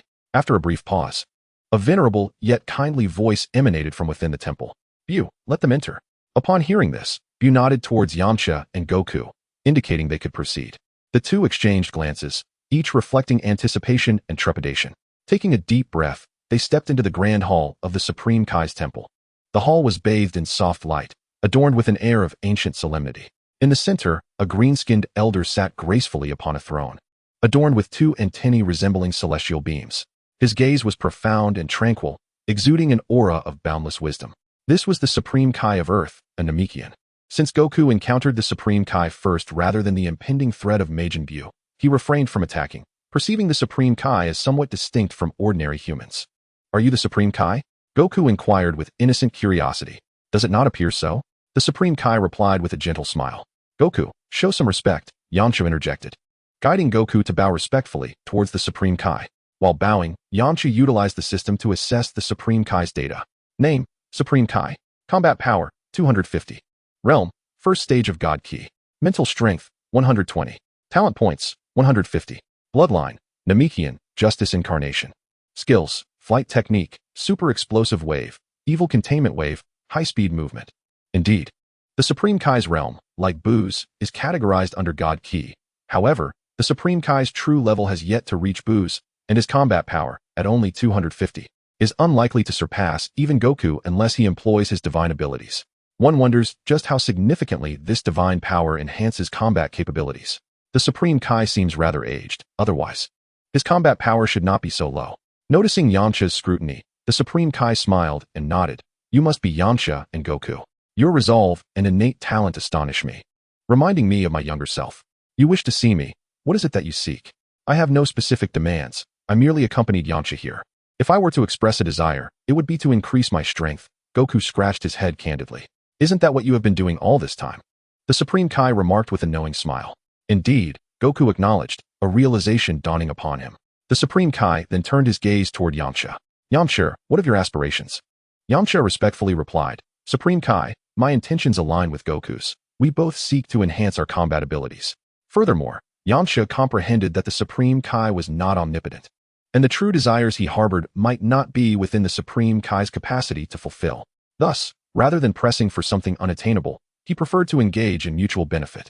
The Supreme Kai smiled and inquired, is it because you have glimpsed fragments of the future? It was evident that Master Roshi had relayed Yamcha's foreseeing abilities to the Supreme Kai. Yes, I have witnessed the future, where I, along with Goku and several Earth martial artists, face formidable foes who wreak havoc upon our planet, slaughtering humanity, Yamcha stated solemnly. The Supreme Kai, sensing Yamcha's unwavering conviction as he articulated his vision, naturally acknowledged the gravity of his words. However, he found himself at an impasse. The only course of action left was to exert their utmost efforts to enhance the prowess of Yamcha and Sun Wukong. The deity nodded in acknowledgement. Your current strength is commendable, yet training is akin to swimming against the current. Henceforth, Bobo shall continue to guide your cultivation. I hope you both grow ever stronger, so that you may better safeguard the earth in the future. With that, the deity waved his hand, signaling their departure. Yamcha and Sun Wukong once again bowed to the deity before following Bobo out of the grand hall of the Divine Palace. Having received the recognition of the deity, Yamcha and Sun Wukong's circumstances improved significantly. Previously, they had rested in the plaza, but now Bobo arranged for them to have private chambers. Their meals also improved considerably. In the following period, Yamcha and Sun Wukong devoted themselves to their training with increased diligence. Yamcha, having experienced a breakthrough in his mental fortitude, found his cultivation of energy to be increasingly effortless. One day, Bobo approached the two as they practiced. You have both made considerable strides in your energy training, yet your execution still lacks decisiveness. I shall provide you with a unique trial environment. You must defeat the strongest entity within it to complete your trial. As Bobo explained the particulars of the trial, he led Yamcha and Sun Wukong toward a special chamber within the Divine Palace. Upon entering, they beheld a barrel-shaped room adorned with an array of clocks. Even the very ground beneath their feet was a clock. What is this place? Yamcha inquired with curiosity. Having long forgotten this detail, Bobo replied, this is the House of Time simulation, where past, present, and future converge. Within this room, you can traverse different eras and witness the mightiest from each epoch. Yamcha felt a moment of enlightenment. Was this not akin to traversing through time? He recalled that in the original narrative, there was indeed a segment where Sun Wukong journeyed back centuries to learn combat techniques from Master Roshi. Furthermore, when Krillin and the others arrived in the Divine Realm to train and challenge the Saiyans, it was likely facilitated through this very place. However, the so-called time travel here was not of a tangible nature. It was merely a simulation crafted by the House of Time. If genuine time travel were possible, it would be quite terrifying. According to information from his past life, traversing time to different timelines was strictly prohibited, for each journey would birth a new world. Moreover, such capabilities could only be achieved through the use of the time ring of the Supreme Kai or a time machine. Even so, this House of Time simulation was indeed extraordinary. Apart from Earth, he had never heard of such a place. And combined with the Spirit Time Room capable of accommodating Super Saiyan battles, the origins of this divine realm on Earth were shrouded in mystery. It could very well have been created by a long-deceased Supreme Kai. Bobo approached a square clock and beckoned Sun Wukong, who was curiously surveying the surroundings. Wukong, come here. Coming. Sun Wukong replied with a grin as he walked over. Bobo pointed to a vacant spot nearby. Stand here and do not move.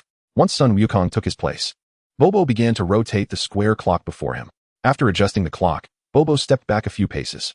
In a short while, the clock vanished, replaced by a deep, dark void. Sun Wukong, intrigued, leaned over to peer inside. Before he could brace himself, a powerful suction emerged from the void, and Sun Wukong, caught off guard, was swiftly drawn in with a startled cry. Once he disappeared, the void closed, reverting to its original form. It seemed that each clock allowed for a single simulation, and each simulation catered to one individual. Bobo, which era did you send Wukong to? Yamcha inquired with curiosity. The world 300 years ago, Bobo replied casually. Once Sun Wukong emerged, Yamcha would learn of the realm Wukong faced, so Bobo had no reason to conceal it. It appeared Sun Wukong would be contending with Master Roshi once more. Thus, although he had arrived in the Divine Realm 3 years early, he would still find himself in the same situation. As for you, your strength has surpassed Wukong's considerably. Thus, that era presents little challenge for you. After speaking, Bobo scrutinized Yamcha anew. Yamcha felt as though Bobo had seen right through him. Even with his energy suppressed to a minimal level, he could not evade Bobo's perceptive gaze. Therefore, this timeline shall serve as an excellent trial for you. After contemplating for a few seconds, Bobo approached another square clock on his right. Yamcha stood as directed. And once Bobo adjusted the clock, a similar dark void materialized. With the prior example of Sun Wukong, Yamcha appeared much more composed, without resistance. He allowed the void to engulf him. Inside, he found himself in an endless tunnel, surrounded by an array of clocks. Some of the clocks were ancient and worn, their hands moving slowly, emitting a faint ticking sound, while others were ornate and exquisite, adorned with gemstones and precious metals, radiating a mysterious glow. The surface of the clocks reflected the dim light within the tunnel, casting an ethereal ambience throughout. Yamcha felt as though he had entered a labyrinth of time. Uncertain of where he would be taken, he experienced a mix of excitement and trepidation. In recent days, under Bobo's guidance, both his combat skills and power had reached new heights, leaving him without a rival on Earth. He yearned for an adversary that could pose a genuine threat. Otherwise, this unchallenging path would hinder his future growth. As he pressed onward through the tunnel, Yamcha began to perceive vague silhouettes flitting between the clocks. Continuing forward, he noticed peculiar symbols and patterns emerging on the tunnel walls. These seemed to be some form of ancient script or incantation, emanating an enigmatic energy that instilled an intangible pressure. Yamcha attempted to decipher the meaning of these symbols and patterns, only to find them utterly incomprehensible. After an indeterminate passage of time, Yamcha beheld a dazzling light. The next instant, he was ejected from the time tunnel. Upon Yamcha's entry into the simulated timeline, Bobo departed the House of Time simulation and returned to the deity's side. The deity, understanding the situation, produced a crystal ball. After murmuring an incantation, Images began to materialize within the crystal ball, depicting none other than Sun Wukong. At that moment, Sun Wukong emerged from the time tunnel and found himself in a mountain range, encountering the voyeuristic Master Roshi. As the deity observed Sun Wukong, Yamcha too emerged from the time tunnel. Upon regaining his senses, he discovered himself in a different sky, suspended at a great height, plummeting rapidly downward. Below him lay a steep cliff. A fall from such a height would surely result in disaster. However, this did not faze Yamcha. Energy enveloped his feet, allowing his body to soar gracefully into the air. During the course of his flight, Yamcha expanded his perception, allowing it to envelop the surroundings. In an instant, his expression became animated. Is this Earth? A sense of doubt crept into his mind, for his awareness had only reached a radius of 10 kilometers. Yet he could sense two formidable energies, each equivalent to a battle power of approximately 500 or 600. This dramatically exceeded his understanding of Earth, as, apart from himself and Sun Wukong, there were no other individuals with a battle power surpassing 200. This led him to question whether he was truly on Earth. However, the surrounding environment left no doubt. It was indeed Earth. As he continued to extend his energy, he was taken aback to discover 3 even more powerful presences, each boasting a battle power exceeding 1,000, which shocked him profoundly. To make matters worse, these entities were attacking the civilians below, each strike resulting in explosive devastation upon the city beneath them. As explosions erupted, countless weaker energies were obliterated. This was nothing short of a massacre. Yamcha's emotions surged. It was the first time since his rebirth that he had witnessed humanity on Earth being slaughtered. As a martial artist imbued with a profound sense of justice, he felt compelled to intervene. He resolved to investigate the battlefield and uncover the truth of the situation. Accelerating his speed, he flew toward the nearest conflict zone. As he drew closer, a horrific scene unfolded before him. The ground was littered with corpses and ruins, the marks of battle starkly visible. Today is your doomsday. Regardless of who you are, Yamcha pressed on toward the city center, quickly spotting the 3 powerful beings. Unlike the inhabitants of Earth, these formidable entities were clad in silver armor and possessed towering physiques. A device resembling a display screen was affixed to their left eyes, connecting to their left ears. Was this not the battle power detector from the Dragon Ball universe? It was evident that only extraterrestrials could wear such equipment. The current scenario indicated an alien invasion of Earth. The leader, a blue-skinned alien adorned with evenly distributed black spots, had 2 protruding nostrils atop his head and an arrogant glint in his eyes. His mouth, almost overwhelming his face, was flanked by 2 antennae measuring 5 or 6 centimeters in length, possessing a battle power of 2,100. The second, a rotund alien with red skin and a face marred by grotesque lumps, appeared terrifying, his features twisted to the point of obscuring his eyes, with a battle power of 1,500. The last was a somewhat more normal-looking alien, with pitch-black skin and 2 small horns protruding from his head, emanating an evil aura with a battle power of 1,300. At that moment, the 3 aliens continued to traverse the battlefield, ruthlessly harvesting the lives of the weak. Embrace the rule of the Kanu battle squad, Earthlings. Otherwise, death awaits you. Haha, the humans of this planet are truly feeble. Their haughty laughter echoed throughout the city. Below, the surviving humans were engulfed in despair. Who will save us? Demons, may you meet your end. Despite their cries and curses, their fates as insignificant as ants remained unchanged, for even the most powerful martial artist in their city could not stand against them, let alone the others. Witnessing this scene, Yamcha was filled with uncontainable rage, shouting, "Stop!" The aliens, engrossed in their slaughter, immediately noticed Yamcha's arrival, halting their attacks to gaze upon him. Chapter 68, Resolving 1. As Yamcha approached like a bird in flight, the onlookers perceived him as a new dawn. They had been on this planet for over half a month, engaging in numerous battles, yet they had never encountered a flying martial artist. Strangely, although Yamcha was in flight, the 3 aliens' battle power detectors indicated that he possessed a mere 5 points of battle power, indistinguishable from an average Earthling. The blue-skinned leader smirked coldly. "Carter, eliminate this ignorant Earthling." "Understood, Captain Blue," the red-skinned fat alien replied, his eyes gleaming with a bloodthirsty glint, resembling a ravenous wolf. "A mere 5-point indigenous. Prepare to die." With that, Carter surged forward like a bolt of lightning toward Yamcha. Meanwhile, hidden within a thicket a kilometer away, 2 martial artists clad in half-armor, reminiscent of soldiers, were lying in wait. Their names were Jerry and Lucas, both warriors of Earth. In a time when the concept of martial artists was yet to be established, they considered themselves simply as fighters. The aliens had entered Earth 2 weeks prior, unknown to anyone at the time.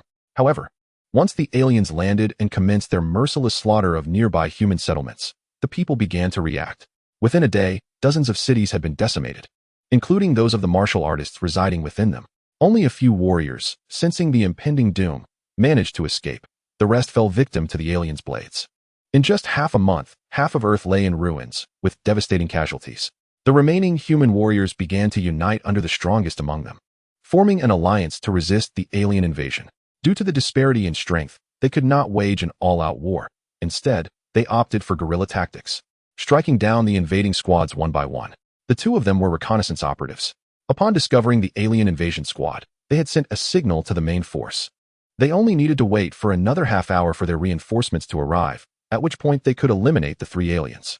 However, they never anticipated that an oblivious warrior would suddenly appear. Though his attire differed slightly, his skin color and appearance clearly marked him as a genuine Earthling. Every remaining warrior was crucial to the Resistance Alliance. Seeing Yamcha recklessly charge toward the aliens, they couldn't help but worry for him. What an impulsive warrior, rushing headlong into danger. Is he perhaps a secluded martial artist?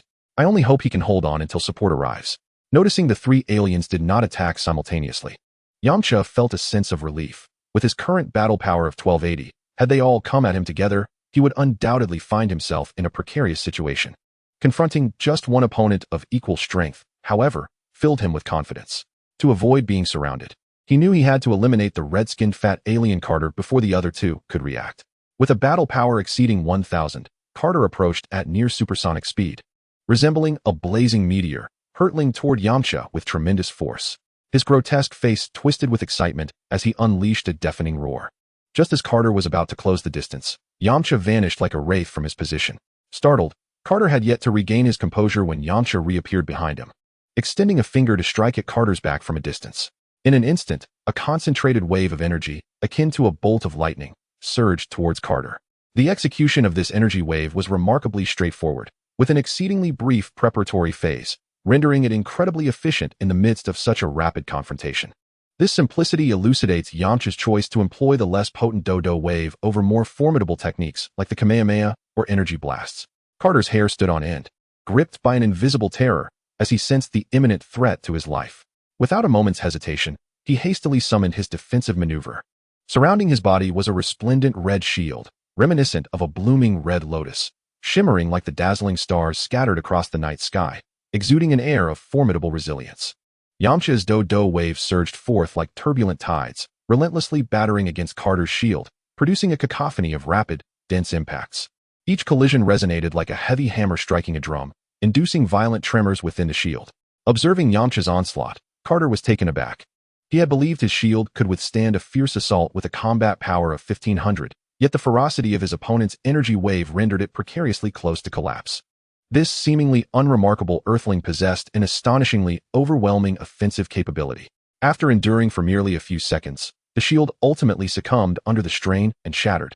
Fortunately, the shield had softened the blow just enough for Carter to regain his composure in time to narrowly evade the Dodo wave strike. Undeterred by the failure to secure a swift victory, Yamcha swiftly retracted his energy wave and engaged in close combat. Although Carter's combat prowess was comparable to Yamcha's, the disparity in their energy manipulation was stark, akin to the chasm between Sun Wukong upon his arrival at the Heavenly Palace in Bobo. In mere moments, Carter found himself bewildered by Yamcha's relentless assaults, unable to even graze the hem of Yamcha's attire, while he himself was struck multiple times. His silver armor, once gleaming, was now battered and in tatters from Yamcha's relentless barrage. Amidst Carter's confusion, Yamcha teleported directly above him, clasping his hands together before delivering a devastating blow to Carter's head. This strike was imbued with Yamcha's deep-seated animosity towards the trio of extraterrestrials. With a piercing scream, Carter was sent crashing to the ground, creating a thunderous impact that resonated throughout the area. The tremendous force caused the earth to buckle, forming a vast crater. Yamcha afforded Carter no respite. He once again pressed his palms together, preparing to unleash a final strike. Just as he was about to attack, the other two extraterrestrials finally reacted. The blue-skinned alien captain roared in fury, "Damn Earthling, how dare you harm my comrade?" With that, he and the black-skinned alien surged towards Yamcha. A wave of urgency washed over Yamcha. He understood he must dispatch Carter before they could intervene. With a fierce shout, he unleashed a more potent energy blast towards Carter. This time, the energy attack surpassed the earlier Dodo wave in strength. Carter had just risen from the ground, still dazed, and was unable to evade the incoming blast. The energy wave enveloped Carter entirely, overwhelming him with its might. With a resounding explosion, his body disintegrated, vanishing into thin air. What a formidable warrior, mused Jerry and Lucas, who had initially believed Yamcha was doomed, now standing in stunned amazement. Their shock transformed into elation, for Yamcha's increasing strength meant the power to protect Earth was likewise bolstered. However, there was no time for celebration. Two more formidable extraterrestrials remained, their power vastly exceeding that of the fallen foe. With Carter vanquished, Yamcha turned to face the approaching aliens, his gaze steely with vigilance. Despite his recent victory, the prowess of the two newcomers was not to be underestimated. Particularly the blue-skinned captain, whose combat power soared to 2,100, 820 points above Yamcha's base power, a difference sufficient to negate any advantages gained through technique. The blue-skinned captain and the black-skinned alien moved with remarkable speed, closing the distance to Yamcha in the blink of an eye. The captain struck first, his hands weaving swiftly before him, conjuring a blue energy wave that hurtled towards Yamcha. The energy wave traveled with astonishing velocity, exuding immense power. As the air around it crackled and sizzled, Yamcha, sensing the imminent danger, swiftly evaded, disappearing from his previous position. The energy wave obliterated a nearby hill with a resounding crash, sending debris flying. Before Yamcha could regain his footing, the black-skinned alien, Lucas, materialized silently at his left side. The two extraterrestrials demonstrated an uncanny synergy, flanking Yamcha and constricting his maneuverability to the utmost. Lucas employed a rather peculiar method of attack. Rather than launching an energy wave like his captain, he extended his hands, sharp bone spikes protruding from his fingertips as he lunged towards Yamcha's side. The spikes sliced through the air with a menacing whoosh. Instinctively sensing the threat from his left, Yamcha had no time to ponder. He pivoted sharply to the right, simultaneously delivering a kick towards Lucas's wrist. The black-skinned alien responded with remarkable agility, retracting his hands and leaping back to evade Yamcha's strike. At that moment, the blue-skinned captain seized the opportunity to attack once more. As Yamcha dodged Lucas's assault, the captain appeared above him, his right foot raised high, poised to crash down upon Yamcha's head. This blow contained the full weight of his formidable power. A strike to a vital area would be exceedingly difficult for even Yamcha to withstand. Perceiving the overwhelming pressure descending upon him, Yamcha steeled himself and resolved to absorb the blow. He pushed off the ground with all his might, propelling himself upward while channeling energy into his hands, crossing them above his head in preparation to withstand the captain's strike. With a resounding crash, the blue-skinned captain's foot descended upon Yamcha's crossed arms like a cannonball. The tremendous force drove Yamcha into the ground, causing the earth to fracture around him like a spider's web radiating outward. In that instant, Yamcha felt a surge of energy within him, a mouthful of blood erupting from his lips. It was evident he had sustained significant injury. Although he had successfully withstood the captain's fierce strike, the force had forced his energy back within, resulting in his wounds. Gritting his teeth, Yamcha pushed upward with all his strength, sending the captain sprawling backward. The blue-skinned alien, after being deflected, tumbled through the air before regaining his balance. "You Earthling, you managed to withstand my attack. This is intriguing," he remarked, having expected to dispatch Yamcha easily alongside his companion, only to find his opponent resilient. Yamcha leapt from the crater, his arms trembling slightly. The captain's earlier attack had indeed imposed considerable pressure upon him.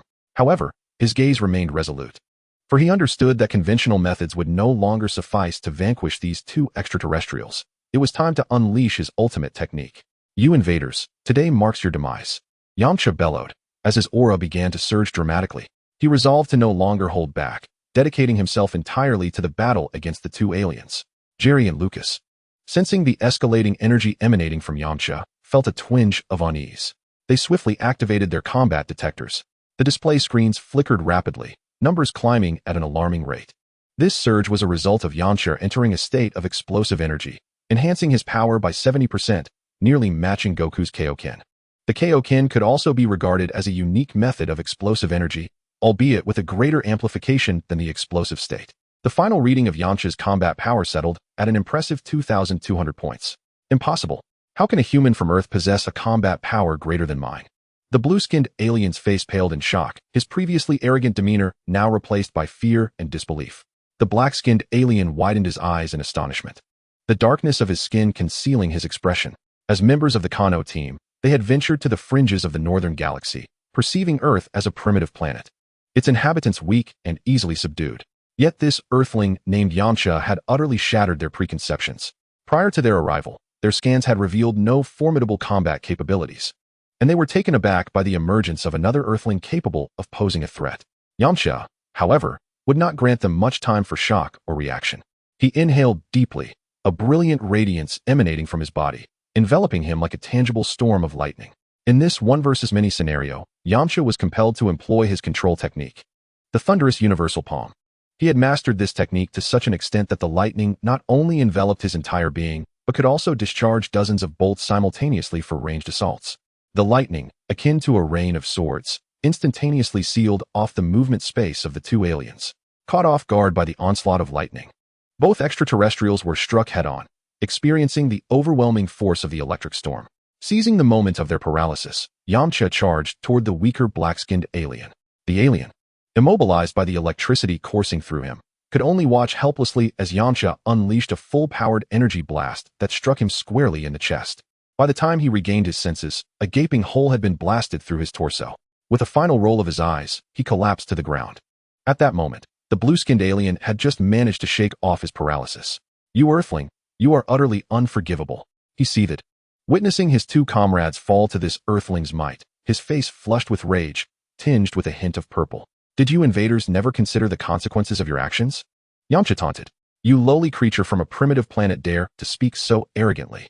The blue-skinned alien roared, his body trembling violently, the very air around him warping under the weight of his fury. Chapter 70, Jerry and Lucas. Yamcha stood like an indomitable statue, his explosive state akin to an impenetrable shield, instilling him with boundless confidence. The blue-skinned alien captain, now seething with rage, resembled an enraged lion, revealing flaws in his defense. With a sudden movement, the alien clenched his fists and raised them high above his head, causing the blue light surrounding him to intensify, gathering into two massive spheres of energy. A sense of foreboding gripped Yamcha's heart. He could feel the impending power of this attack, akin to a cataclysm. He dared not let his guard down, focusing intently on the colossal energy spheres. "Prepare to perish, Earthling," the alien captain shouted, launching himself toward Yamcha like an arrow, simultaneously swinging his arms downward, causing the two energy spheres to explode into countless smaller projectiles, engulfing Yamcha in a tempest of energy. This assault struck like a bolt from the blue, sudden and encompassing, leaving Yamcha no time to evade as he was caught in the fierce blast. Boom, boom.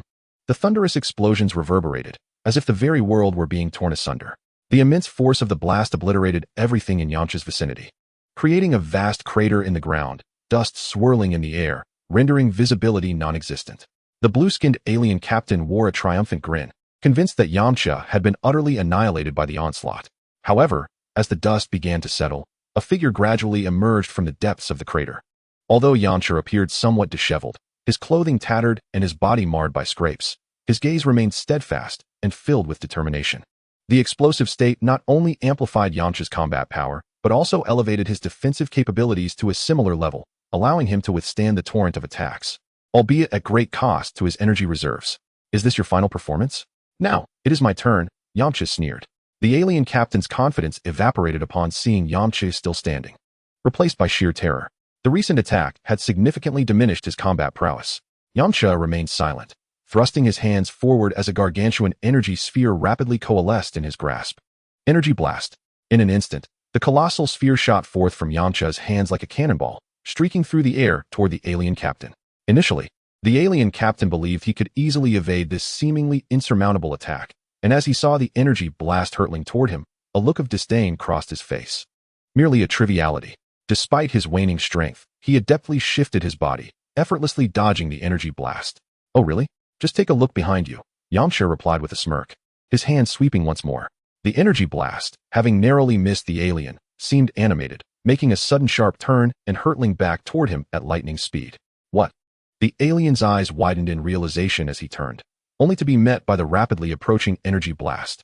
"This is the punishment for your invasion of Earth," Yamcha roared, as the energy blast engulfed the alien captain, followed by a deafening explosion that resonated through the skies, shaking the very earth beneath them. A Yamcha who could manipulate energy blasts was no longer the same Yamcha. Indeed, after training in the Temple of the Gods and achieving breakthroughs in his mental prowess, he had finally mastered the technique of energy manipulation, allowing him to wield his energy blasts with newfound versatility. As the brilliance dissipated, the alien captain had vanished without a trace, leaving behind only a desolate wasteland. Yamcha gazed solemnly at the war-torn land, marred by countless scars from battle. Though this world was not his own Earth, the sight of the ravaged city filled him with sorrow. At last, having vanquished 3 aliens, Yamcha let out a sigh of relief. However, this moment of relaxation brought forth a wave of exhaustion, causing his body to ache all over and rendering his rage-fueled state unsustainable. He collapsed onto the ground, savoring this fleeting respite. This had been the most arduous battle he had fought thus far, pushing him to his limits. Habitually, he reached for a senzu bean in his pocket, but after rummaging through his clothing for some time without success, his suspicions were confirmed. Soon after the battle's conclusion, the surviving humans began to emerge slowly from the rubble, their faces reflecting the joy of having survived a catastrophe. Yet, their elation was short-lived as they hastily turned to rescue efforts, for many remained trapped beneath the debris. Meanwhile, Jerry and Lucas, who had been lurking on the outskirts, stealthily made their way into the city. Although they sensed that the enemy had been eradicated, they needed to confirm the fate of the aliens with their own eyes. Furthermore, the warrior who had dispatched the aliens was their intended target for recruitment. Yamcha had narrowly triumphed over the 3 extraterrestrials, yet for the entirety of Earth, it was still far from sufficient. From their gathered intelligence, they had learned that the invading alien force comprised 500 beings. Had Yamcha encountered a larger contingent, the peril would have been immense. Just as Yamcha was enjoying a moment of tranquility, he suddenly sensed 2 powerful auras approaching him swiftly. He dared not be complacent and quickly rose to his feet. The 2 figures came to a halt a mere 10 meters away. Yamcha regarded them warily. One was tall and resolute in demeanor, while the other was slightly shorter but equally exuded a sense of determination. "Who are you?" Yamcha inquired in a low voice. Jerry stepped forward and slightly bowed, saying, "Please do not misunderstand. My name is Jerry, and this is Lucas. We have been observing the battle and greatly admire your strength and courage. Those aliens brought tremendous devastation to our city, and you stepped forward to save us all." Yamcha furrowed his brow.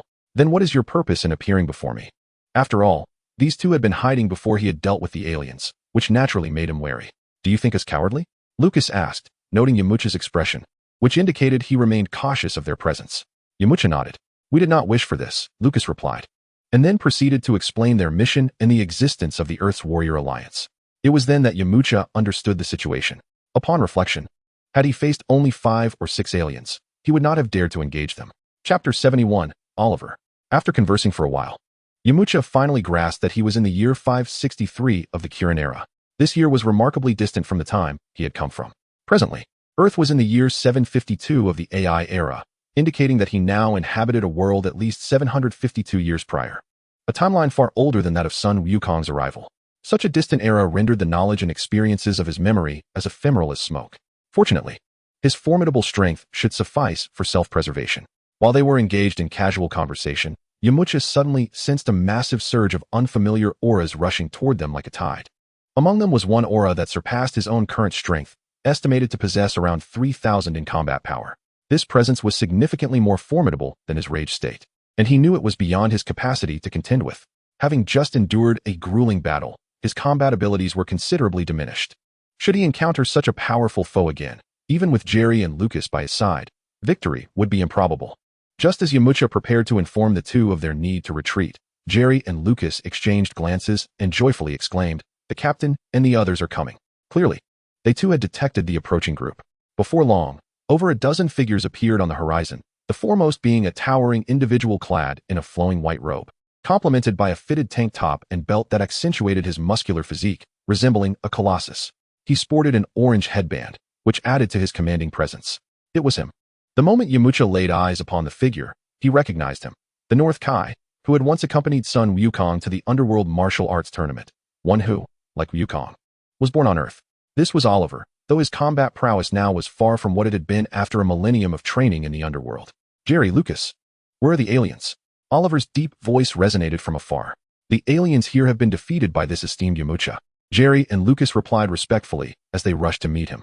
"Ah, it seems our Earth possesses brave warriors of whom I was previously unaware," Oliver remarked, approaching Yamcha. He scrutinized Yamcha from head to toe, his gaze imbued with admiration. "Yamcha, is it? Indeed, young man, you exhibit remarkable courage and strength.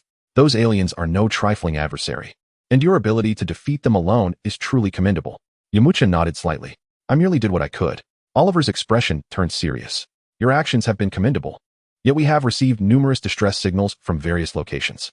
These aliens are advancing aggressively, and we must swiftly organize an effective response. Would you be interested in joining us?" He extended his broad hand. Certainly, but I have a humble request that requires your consent, Yamcha replied, for he had already discerned that his trial would involve Oliver. Haha. As long as you agree to join us, I would accept not just one condition, but 10 if you so desire, Oliver laughed heartily. I wish to challenge you, Yamcha stated. That's not acceptable. Before Oliver could respond, one of his companions interjected, you two are the last of our high-end combatants. Any injury to either of you would diminish our strength. Oliver regarded Yamcha's serious expression and replied calmly, I consent. The individual attempted to protest, but Oliver interrupted him with a wave of his hand, silencing any further objections. Subsequently, Oliver and Yamcha moved to an open area outside the city. While the others went to rescue the surviving humans within, the two stood 10 meters apart. Faced with an opponent twice his strength, Yamcha adopted a standard starting position, signaling his readiness to give his all. However, Oliver remained relaxed, arms crossed over his chest, clearly unperturbed. Yamcha had not posed any pressure upon him. Oliver, are you not going to prepare? Yamcha's brow furrowed involuntarily as he recalled his encounters with Krillin, never imagining that one day he too would be underestimated. As I stand before you, I have already begun my preparations. Feel free to attack, Oliver declared with a smile. This evoked a sensation in Yamcha akin to facing Bew. Yet, regardless of Oliver's demeanor, Yamcha felt compelled to strike first. With a speed that surpassed the comprehension of those watching from the sidelines, Yamcha lunged toward Oliver. In an instant, he unleashed a flurry of punches aimed squarely at Oliver's face. Impressive speed, Oliver remarked with a slight smile, effortlessly evading Yamcha's barrage of jabs by deftly swaying his body. Undeterred by his failure to land a hit, Yamcha swiftly altered his strategy, delivering a powerful side kick aimed at Oliver's waist, generating a gust of wind with the force of his strike. A glimmer of appreciation flickered in Oliver's eyes as he calmly extended his arm to block Yamcha's kick. Yamcha felt as though he had struck a solid rock, the recoil sending a tingling sensation through his leg. A commendable attack. Now, behold my response, Oliver said with a grin. In a flash, his fist surged toward Yamcha's face, perfectly timed to exploit the moment when Yamcha's old strength had waned and his new power had yet to manifest. Faced with this nearly unavoidable blow, Yamcha did not resign himself to fate. The culmination of his training at the Heavenly Temple finally bore fruit. He transformed into a fleeting shadow, darting sideways for over 10 meters. However, just as Yamcha believed he had evaded Oliver's assault, a chilling realization struck him. Oliver had also closed the distance, standing directly before him. The punch that had just been aimed at him now loomed large in his vision. With a resounding impact, Oliver's fist connected with Yamcha, sending him soaring like a kite with its string severed, crashing heavily to the ground and raising a cloud of dust. Lying there, Yamcha felt a wave of dizziness wash over him, accompanied by excruciating pain in his face. After a moment, he regained his senses, overwhelmed with astonishment. Your strength and speed are commendable, but your mastery of ki remains at the level of mere awareness. You lack the ability to wield it with precision. Your strikes also lack decisiveness, failing to release your ki instantaneously upon attack, Oliver articulated. Yamcha recognized the truth in Oliver's words. This was indeed the critical issue he must address. Is there any method to expedite this process? He inquired. Oliver pondered briefly before glancing toward a boulder the size of a house nearby. He placed his hand upon the stone and exerted force. In an instant, a sharp sound of air being sliced echoed as Oliver stepped aside. A palm-sized hole suddenly appeared in the boulder, penetrating it completely, yet the stone remained unscathed, not fracturing in the least. Chapter 72. The battle commences. Yamcha approached the boulder with the swiftness of a gale, scrutinizing it closely. Do you see? Only by achieving such mastery can you truly manipulate your ki at will. At that point, each of your attacks will strike with the force of thunder, allowing you to unleash your full potential regardless of the circumstances. Yamcha nodded thoughtfully while he grasped the concept. Attaining such a level seemed as daunting as ascending to the heavens. Soon, he found himself embroiled in an internal conflict, oblivious to the external clamor. His mind consumed solely by Oliver's striking motion against the boulder. Oliver refrained from interrupting Yamcha's contemplation, standing by in silence. Before long, Jerry and others returned from assisting the refugees, revealing that out of a city of over 100,000, only a mere 1,000 had survived, a truly harrowing sight. Though Oliver was aware that this attacked village was not particularly prosperous, witnessing the devastation firsthand filled him with profound sorrow, deepening his hatred for the extraterrestrial invaders. Subsequently, he assigned 2 warriors to escort the survivors to another human settlement while he led the remaining fighters in search of isolated alien squads. As for Yamcha, he instructed Jerry to remain with him. After pondering for a moment, Yamcha resolved to put his thoughts into action, adhering to the adage that practice is the sole criterion for verifying truth. Emulating Oliver's method of exertion, he struck the boulder, and in an instant, it shattered into countless fragments like fireworks. Clearly, Yamcha's attack had been too dispersed, resulting in a lackluster effect. Unwilling to concede defeat, he set his sights on the nearby rocks, making them his targets. He attempted to strike over a dozen stones, yet the outcomes were consistently similar. Suddenly, he recalled a phrase from Bu, prompting him to calm his mind and focus entirely on his hand before delivering a powerful blow. This time, a miracle occurred. The rock did not explode into dust, but instead split into several uneven fragments, as though an invisible hand had pried them apart. This success filled Yamcha with uncontainable joy, a radiant smile gracing his face. The rock's brittleness was indeed significant. Insufficient focus resulted in it shattering like loose sand. Although he had yet to reach Oliver's level of mastery, he had made notable progress, indicating that he was now capable of concentrating his power. Otherwise, the rock would have remained unchanged as before. Only then did Yamcha awaken to the reality that Oliver had already departed, leaving Jerry nearby. "Jerry, where's Mr. Oliver?" Yamcha inquired. Jerry approached swiftly, cupping his hands in respect. "Master Yamcha, Lord Oliver has proceeded to the next incident site. I lost track of the important matters during my training. We must hasten to assist." Yamcha exclaimed. Indeed, with Jerry leading the way, they set off in pursuit of Oliver. In the subsequent 3 days, Yamcha assisted the Earth Warrior Alliance in combating the alien invasion while dedicating his spare moments to mastering ki manipulation. By the end of this period, his proficiency had markedly improved, achieving the ability to wield ki at will. According to the system's notifications, he ascended from the 6th to the 7th tier of ki mastery, a profound level of expertise. By all accounts, he had completed the trials set forth by Bu and could have returned, yet he had yet to receive any communication. Moreover, over the past few days, the Earth Warrior Alliance had conducted dispersed offensives with significant success, eliminating over a dozen squads and nearly 40 aliens. However, the extraterrestrials soon recognized the threat, initiating large-scale counteractions, complicating efforts to pick them off individually. Many scouts sent to gather intelligence also fell victim to attacks. As a result, the aliens gradually advanced, further constricting the operational range of the Warrior Alliance. In Krillin City, where Oliver was stationed and which served as the base for the Earth Warrior Alliance, the atmosphere had grown increasingly tense. As they all knew, the great battle was imminent. The remaining warriors of Earth had gathered here, with the strongest among them being Oliver, whose combat power reached 3,000, followed closely by Yamcha. Lastly, there were 100 warriors with strengths ranging from 100 to 1,000. The others, whose abilities were far too weak to influence the outcome, had been dispersed by Oliver to various corners of Earth for safekeeping, leaving behind a legacy for the future. Soon, a multitude of alien energies could be sensed approaching from the distance. The time had come. We must confront those vile extraterrestrials. With unwavering resolve, Yamcha and Oliver led the Earth's warriors towards the alien ranks. Their eyes were filled with determination and courage, each one acutely aware that this battle would determine the fate of the planet. As the two forces drew closer, a palpable tension enveloped the air. The grotesque visages and formidable auras of the aliens sent chills down their spines, yet the warriors of Earth showed no signs of retreat. Upon sighting the aliens, Yamcha immediately sensed their formidable strength. There were over 100 extraterrestrials, and among them, the leader, a green-skinned alien, possessed an astonishing combat power of 5,000, with 5 others exceeding 2,000, while the rest boasted strengths above 1,000. In terms of power, they were indeed at a disadvantage. Oliver stood resolutely at the forefront, his gaze sharp as that of a hawk, fixated on the alien adversaries. Yamcha stood beside him, radiating a potent aura. "Earthlings, your resistance is futile. Surrender, and perhaps we shall spare your lives," intoned the alien leader in a chilling voice. Oliver snorted dismissively. "Never will we surrender. We, the people of Earth, shall not bow to invaders." As his words fell, the battle erupted instantaneously. The warriors of Earth clashed fiercely with the aliens. Yamcha surged into the fray like a bolt of lightning, unleashing his most powerful techniques, each strike imbued with immense force. The aliens, undeterred, retaliated with their superior combat prowess and advanced weaponry, leading to a chaotic and tumultuous battlefield filled with the sounds of energy collisions and explosions. Yamcha continually sought opportunities amidst the chaos, employing his mastery over ki to inflict devastating blows upon the aliens. However, the sheer number of aliens and their formidable strength began to weigh heavily upon him.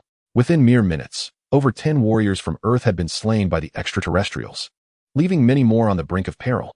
Chapter 73, the trial concludes. The warriors of Earth would never surrender.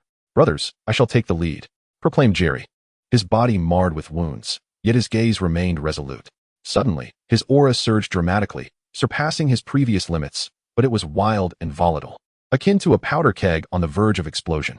Yamcha's heart sank. He realized Jerry was sacrificing his life to gain greater power. Jerry, no? Jerry had been the first person he met in this world, and seeing him fight so desperately was unbearable, but it was too late. Like a blazing flame, he charged toward the aliens, his attacks filled with desperation and madness, sending several aliens flying. However, such overwhelming strength was fleeting, and Jerry's body quickly deteriorated. In no time, he lay still, clearly having sacrificed himself. Yet, Jerry's death ignited a fire within the remaining warriors, who surged forth with their final brilliance. Reminiscent of valiant fighters from a bygone era, a young warrior, tears brimming in his eyes, cried out, "Avenge Jerry!" The others rallied behind him, an unstoppable tide rushing towards the aliens. Soon, the battlefield echoed with the sounds of explosions, akin to thunderclaps, as some warriors chose to self-destruct, determined to take the aliens down with them. At this juncture, Yamcha held nothing back, disregarding the expenditure of his ki, unleashing a frenzy of energy attacks with wild abandon. Before long, 5 or 6 of the aliens with combat power exceeding 1,000 met their demise. In such dire circumstances, even Oliver, the strongest among them, revealed his secret technique, elevating his combat power to a new echelon. Under the relentless onslaught of the Earth warriors, the numbers of the alien invasion party dwindled rapidly, akin to melting snow. This harrowing scene filled Yamcha with trepidation. In just half an hour, only a handful were left standing, mere dozens compared to before. Now, only Oliver and Yamcha remained from the warriors of Earth. Oliver cast a solemn glance at Yamcha, his voice heavy with the weight of impending fate. "Yamcha, I entrust the future of Earth to you. May you elevate the martial arts of our planet." His tone resonated with the gravitas of a hero bidding farewell. "Behold, this is my most cherished secret technique. I hope you will never need it." With that, Oliver turned his focus inward, channeling his ki. Burning Heart Fist, he bellowed. In an instant, Oliver's aura surged dramatically, his power skyrocketing from 4,000 to an astonishing 6,000, enveloping him in a fiery red energy. Yamcha's eyes widened in awe at Oliver's remarkable transformation, his heart brimming with admiration. The technique Oliver employed was not akin to Jerry's self-sacrifice. Rather, it ignited his ki, a unique explosive mode that doubled his combat power. Compared to Master Roshi's explosive techniques, Oliver's Burning Heart Fist was indeed far more exaggerated. At this moment, Yamcha finally perceived fear etched upon the alien leader's face. To the leader, his subordinates were mere expendables. Their deaths were inconsequential as long as he could conquer this planet and reap substantial rewards, recruiting numerous new followers. Yet now, with Oliver's newfound strength, the leader sensed a threat to his life, stirring within him an urge to flee Earth. Oliver, however, granted the alien little time for contemplation. Like a meteor enveloped in flames, he charged toward the aliens, his speed reaching its zenith, leaving behind a trail of blazing light. The alien leader, sensing the terrifying power emanating from Oliver, paled and frantically commanded his remaining subordinates to defend themselves. Yet, Oliver's assault was unstoppable. He plunged into the alien ranks, the crimson energy manifesting as a tempest of destruction, engulfing those around him. The explosions reverberated, shaking the entire battlefield with their ferocity. Yamcha clenched his fists, filled with grief and admiration. He understood that Oliver was making a final stand for the future of Earth. Amidst Oliver's relentless onslaught, the alien invasion force suffered catastrophic losses. Most of the aliens were obliterated in that single strike, leaving only the alien leader barely clinging to life. However, he too was on the brink of collapse. Oliver's figure gradually became obscured amidst the fiery energy, until he ultimately vanished. Yamcha gazed at the spot where Oliver had disappeared, tears streaming down his face uncontrollably.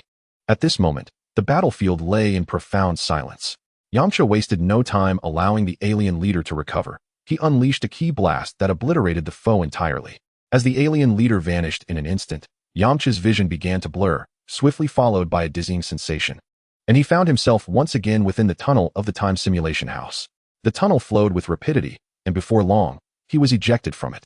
In the next moment, he reappeared within the very time simulation house from whence he came. At the instant of his emergence, he also noticed the recently returned son Goku. "Goku, it's been quite a while," Yamcha greeted. "Yamcha," Goku replied, his awareness slightly disoriented due to the swift temporal transition, causing him to respond a beat late. "How fared your trial this time?" Yamcha inquired with a smile. Goku scratched his head, his eyes sparkling with excitement. "Yamcha, I encountered an incredibly formidable old man who taught me how to control my ki at will. I've learned some new techniques, and my strength and speed have significantly increased." Yamcha nodded in acknowledgement. Even without the system, He could sense the enhanced control Goku had over his ki, having ascended to a new level. However, he too had made notable gains during his trial. In terms of ki manipulation alone, he had reached the 7th stage of ki, ultimately mastering Oliver's signature technique, the Heartburst Fist, which allowed him to unleash double the power of his ki. This technique, however, bore great risk, as a moment's inattention could lead to self-destruction. Yet, such danger was not absolute.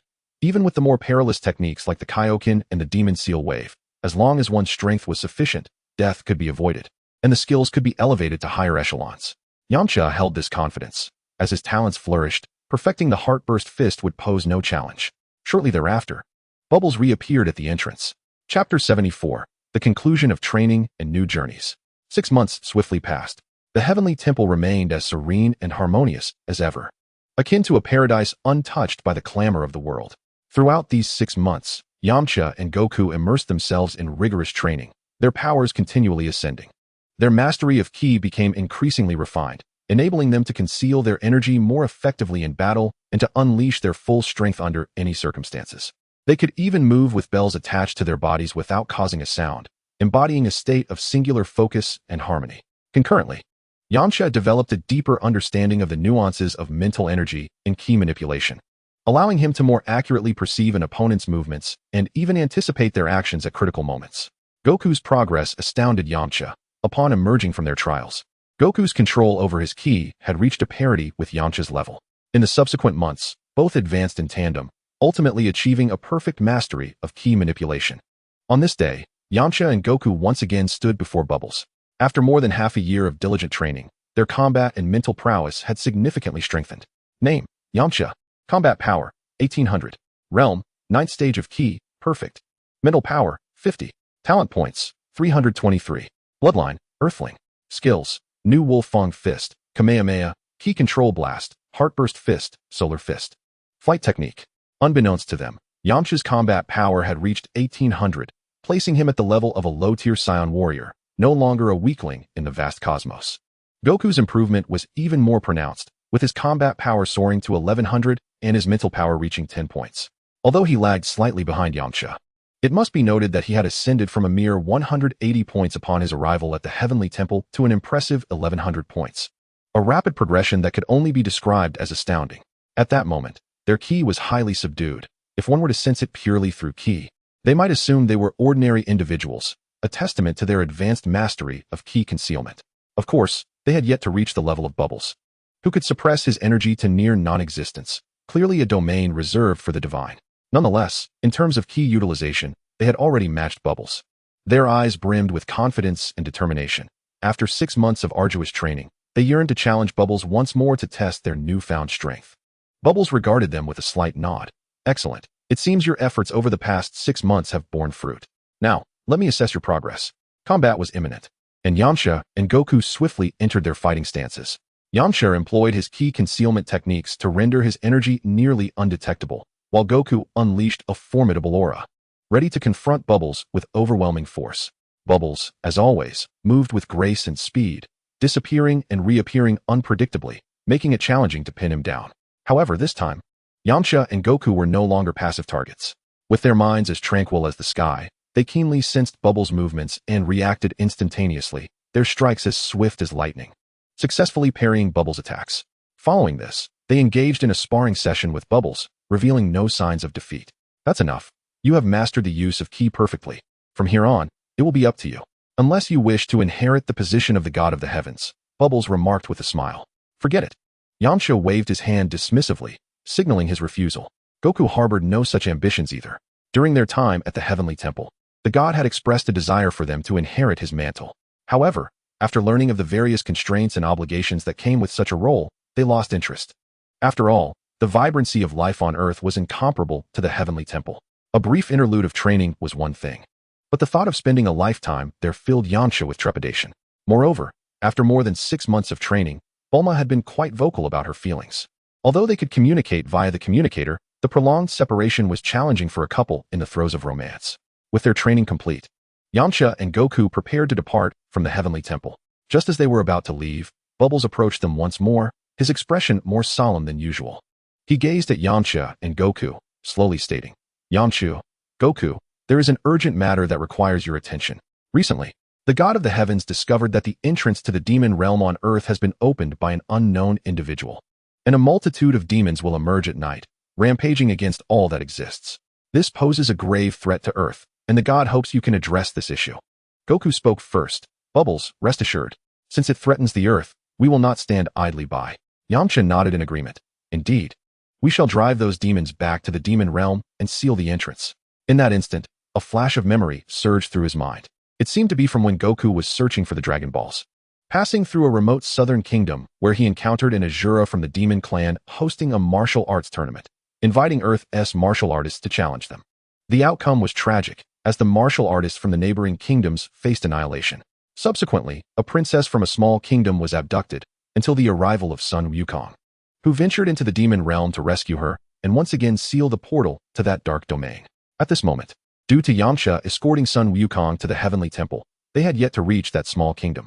However, this event seemed to have transpired prior to their encounter with Tao Bai Bai.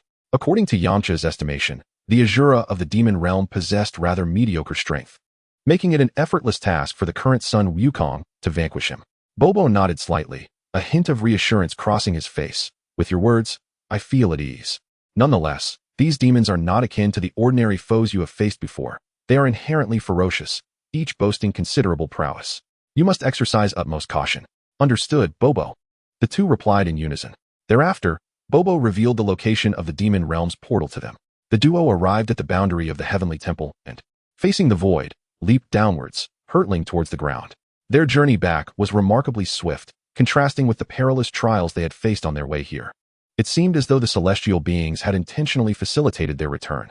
When Yamcha and Sun Wukong traversed the layer of thunder, they were not subjected to the same barrage of lightning strikes as before. Instead, the storm parted to create a passage wide enough for both to pass through. Passing by Karen Tower, Yamcha took the opportunity to bring Por along. Chapter 75, Return to Tien Mountain. In the sky, two figures soared rapidly through the air. Yamcha, this direction does not appear to lead south, Sun Wukong queried, perplexed, as he flew ahead of Yamcha. Indeed, Wukong, I intend to bring a few disciples along for some training in the demon realm, Yamcha replied, glancing back at Sun Wukong. Yamcha recalled that the so-called Asura of the demon realm was rather unimpressive. Their presence there would indeed be an overestimation of their capabilities. Mark and Vera, among others, were perfectly suited for this endeavor. Moreover, his disciples had been training for a while, and such a splendid opportunity for honing their skills was not to be missed. After all, Yamcha regarded them as the future warriors of Earth. Yamcha, you have disciples now? Sun Wukong exclaimed in surprise. In his mind, those who could be considered masters were invariably elderly figures like Master Roshi. Yet Yamcha, being of similar youth, seemed an unlikely candidate for having disciples. Of course, Yamcha is quite impressive. Having disciples is only natural. A devoted young admirer of Yamcha chimed in eagerly. Haha, I have quite a number of disciples. And you'll see soon enough, Yamcha responded with a smile. With their level of prowess, traversing several thousand kilometers would take merely a few hours. In the plaza of the Wolf Fong Dojo at Tien Mountain, 5 young individuals were diligently training, led by Mocha and Suddy. Suddenly, 2 black dots streaked through the sky towards them. Brother Mocha, what is that? It seems to be heading our way, one of the practicing disciples remarked, addressing a resolute-looking youth with a prominent nose. Mocha, having entered the Wolf Fong style at the same time as Mark and the others, felt increasingly anxious as their strength grew, prompting him to train even harder. Thus, he had not noticed the situation in the sky at first. Raising his gaze to the rapidly approaching black figures, his brows furrowed in concern. With his keen eye, he recognized that the entities soaring through the sky were not merely aircraft, but individuals, and those capable of flight were undeniably formidable beings. Lacking the ability to sense energy, he remained unaware that one of them was his master. Before long, the 2 black dots descended like shooting stars.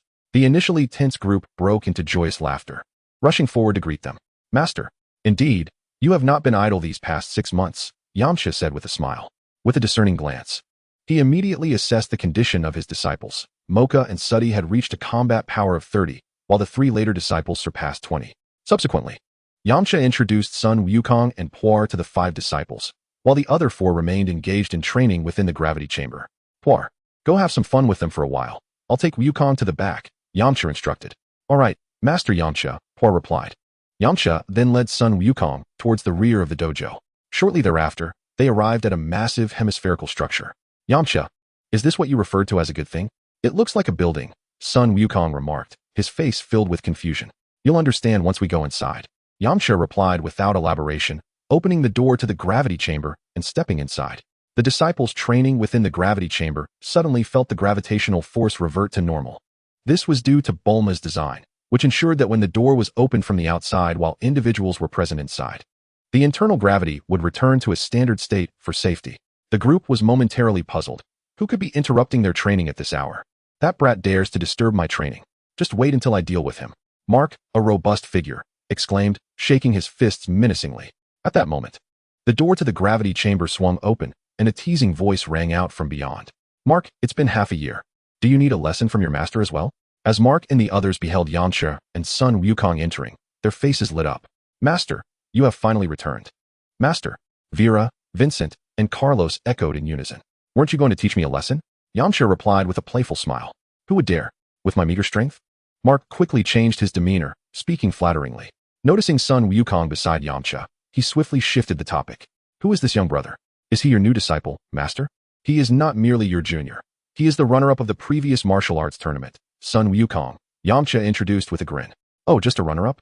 Your prowess remains unmatched, master, Mark complimented immediately. While your master is indeed powerful, Wukong's strength is also astonishing, Yamcha asserted. Oh, is he stronger than the three-eyed Tien? Mark expressed skepticism, as Sun Wukong appeared diminutive and did not seem like a particularly formidable opponent. Why not test him yourself? Yamcha suggested, having noticed Mark's doubtful expression. All right. Mark readily agreed. Over the past 6 months, his strength had significantly improved, boosting his confidence. Though he was uncertain of his exact combat power, he felt that if he were to encounter Tien again, he might not win, but could last for several rounds. What do you think, Yamcha?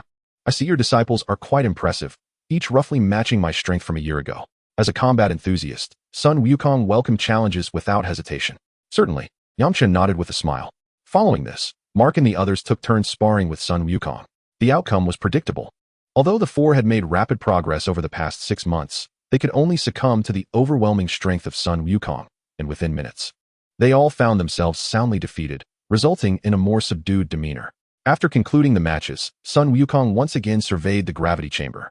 Yamcha remarked, "This place lacks any peculiarities." With a slight smile, he turned to the bruised Mark and instructed, "Is that so?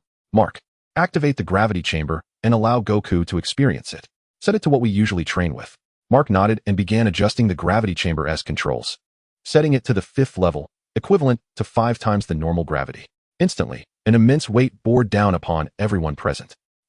In a flash, Goku found himself pinned to the ground beneath the overwhelming force, while Yamcha and the others, having prepared for this moment, felt comparatively little strain. What is happening? I can't move, Goku exclaimed, panic evident in his voice. Chapter 76, Preparing to Enter the Demon Realm. Logically, given Goku's combat strength of over 1,000, he should have been able to withstand 5 times the gravity with ease. However, during their time in the Heavenly Palace, the gods had instructed Bobo to create gravity suits weighing 500 pounds for both Goku and another warrior. Thus, combined with the 5-fold gravity, the total weight pressed upon Goku was akin to experiencing 20 times his normal weight. This sudden challenge left Goku, unfamiliar with the gravity chamber, momentarily disoriented. As for Yamcha, he had trained under 20 times the gravity before, and with his preparations, he was unfazed. Seeing Goku in such a predicament brought a sense of joy to Yamcha. Opportunities to witness Goku's misfortune were becoming increasingly rare. Perhaps in a year or two, Goku's power would match his own. Yamcha then spoke again. This is the gravity chamber, a valuable aid for training, functioning similarly to our gravity suits. Its advantage lies in the ability to adjust the gravity according to one's needs, significantly enhancing our training efficacy. Now I understand, Goku said, enlightenment dawning upon him. All right, Mark, revert the gravity to normal levels, Yamcha instructed. Mark nodded and restored the gravity chamber to its standard setting. In the next instant, Goku stood up, excitement radiating from him. Yamcha, this device is incredible. I can't wait to train thoroughly here. Once we resolve the issues with the demon realm, we can return to train.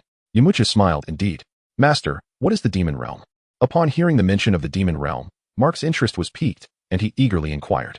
Yamcha proceeded to explain the situation regarding the opening of the demon realm and the subsequent invasion of Earth by numerous demons.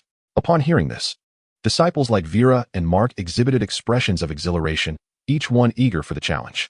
Mark clenched his fists, his eyes gleaming with anticipation. Master, this sounds thrilling. We were just lamenting our lack of opportunities to truly test our abilities. This venture into the demon realm is bound to teach us a great deal. Vera chimed in. Yes, Master, we fear not the demons. We must show them the might of Earth's warriors. The other disciples echoed their sentiments, their eyes shining with resolve and courage. Observing the fervor in his disciples, Yamcha felt a surge of pride. This was the spirit he had hoped to inspire. While your courage is commendable, I must caution you. The demon realm is not a common place. The demons within are formidable, vicious by nature, and ruthless in their methods.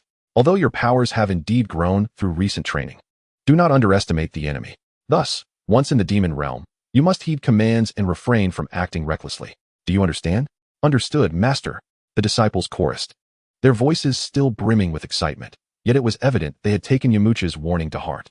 Goku, smiling from the side, reassured, Yamcha, do not fret too much. With us around, we will ensure their safety. Moreover, this presents a rare opportunity for them to grow. Perhaps through this experience, they will advance more rapidly. Yamcha nodded. Yes. Let us hope so. Now, everyone prepare yourselves. We shall embark for the demon realm. The disciples immediately sprang into action, and soon all preparations were complete. Yamcha led Goku, Vera, Mark, and the other two disciples towards the direction of the demon realm. Given the malevolence of the demons they would face, Yamcha chose only his strongest 4 disciples for this mission. Vera and Mark, having mastered the flight technique, required no further assistance, while the slightly weaker Vincent and Carlos were paired with Yamcha and Goku, respectively. The 6 of them soared towards the entrance of the demon realm. Along the way, the disciples exhibited contagious excitement, continuously discussing the potential scenarios they might encounter in the demon realm, envisioning their battles with the demons. Yamcha and Goku occasionally shared combat experiences and strategies for dealing with danger. After several hours, they arrived at a vast expanse of plains. Before they even touched down, Yamcha sensed an ominous area cloaked in thick fog, even under the blazing sun, as if a dark cloud perpetually hovered above. This must be the place. Let us descend and investigate, Yamcha declared, leading the way downwards. Their arrival quickly stirred the knights stationed below, for the rarity of flying individuals in this world was akin to witnessing a ghost in broad daylight. Who are you?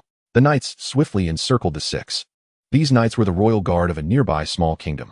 3 months prior, their king's daughter had been abducted by a powerful being from the demon realm known as Azura, who left a message stating that to rescue the princess, martial artists must enter the demon realm and defeat him. Understanding the gravity of the situation, the king summoned the kingdom's top martial artists to challenge Azura in the demon realm. However, dozens of martial experts had vanished without a trace. In hopes of a miracle, the king continued to send knights to guard the entrance to the demon realm each day. As the knights awaited, Yamcha and his companions appeared. Although the knights seemed numerous, to Yamcha and his group, they appeared merely as ordinary individuals.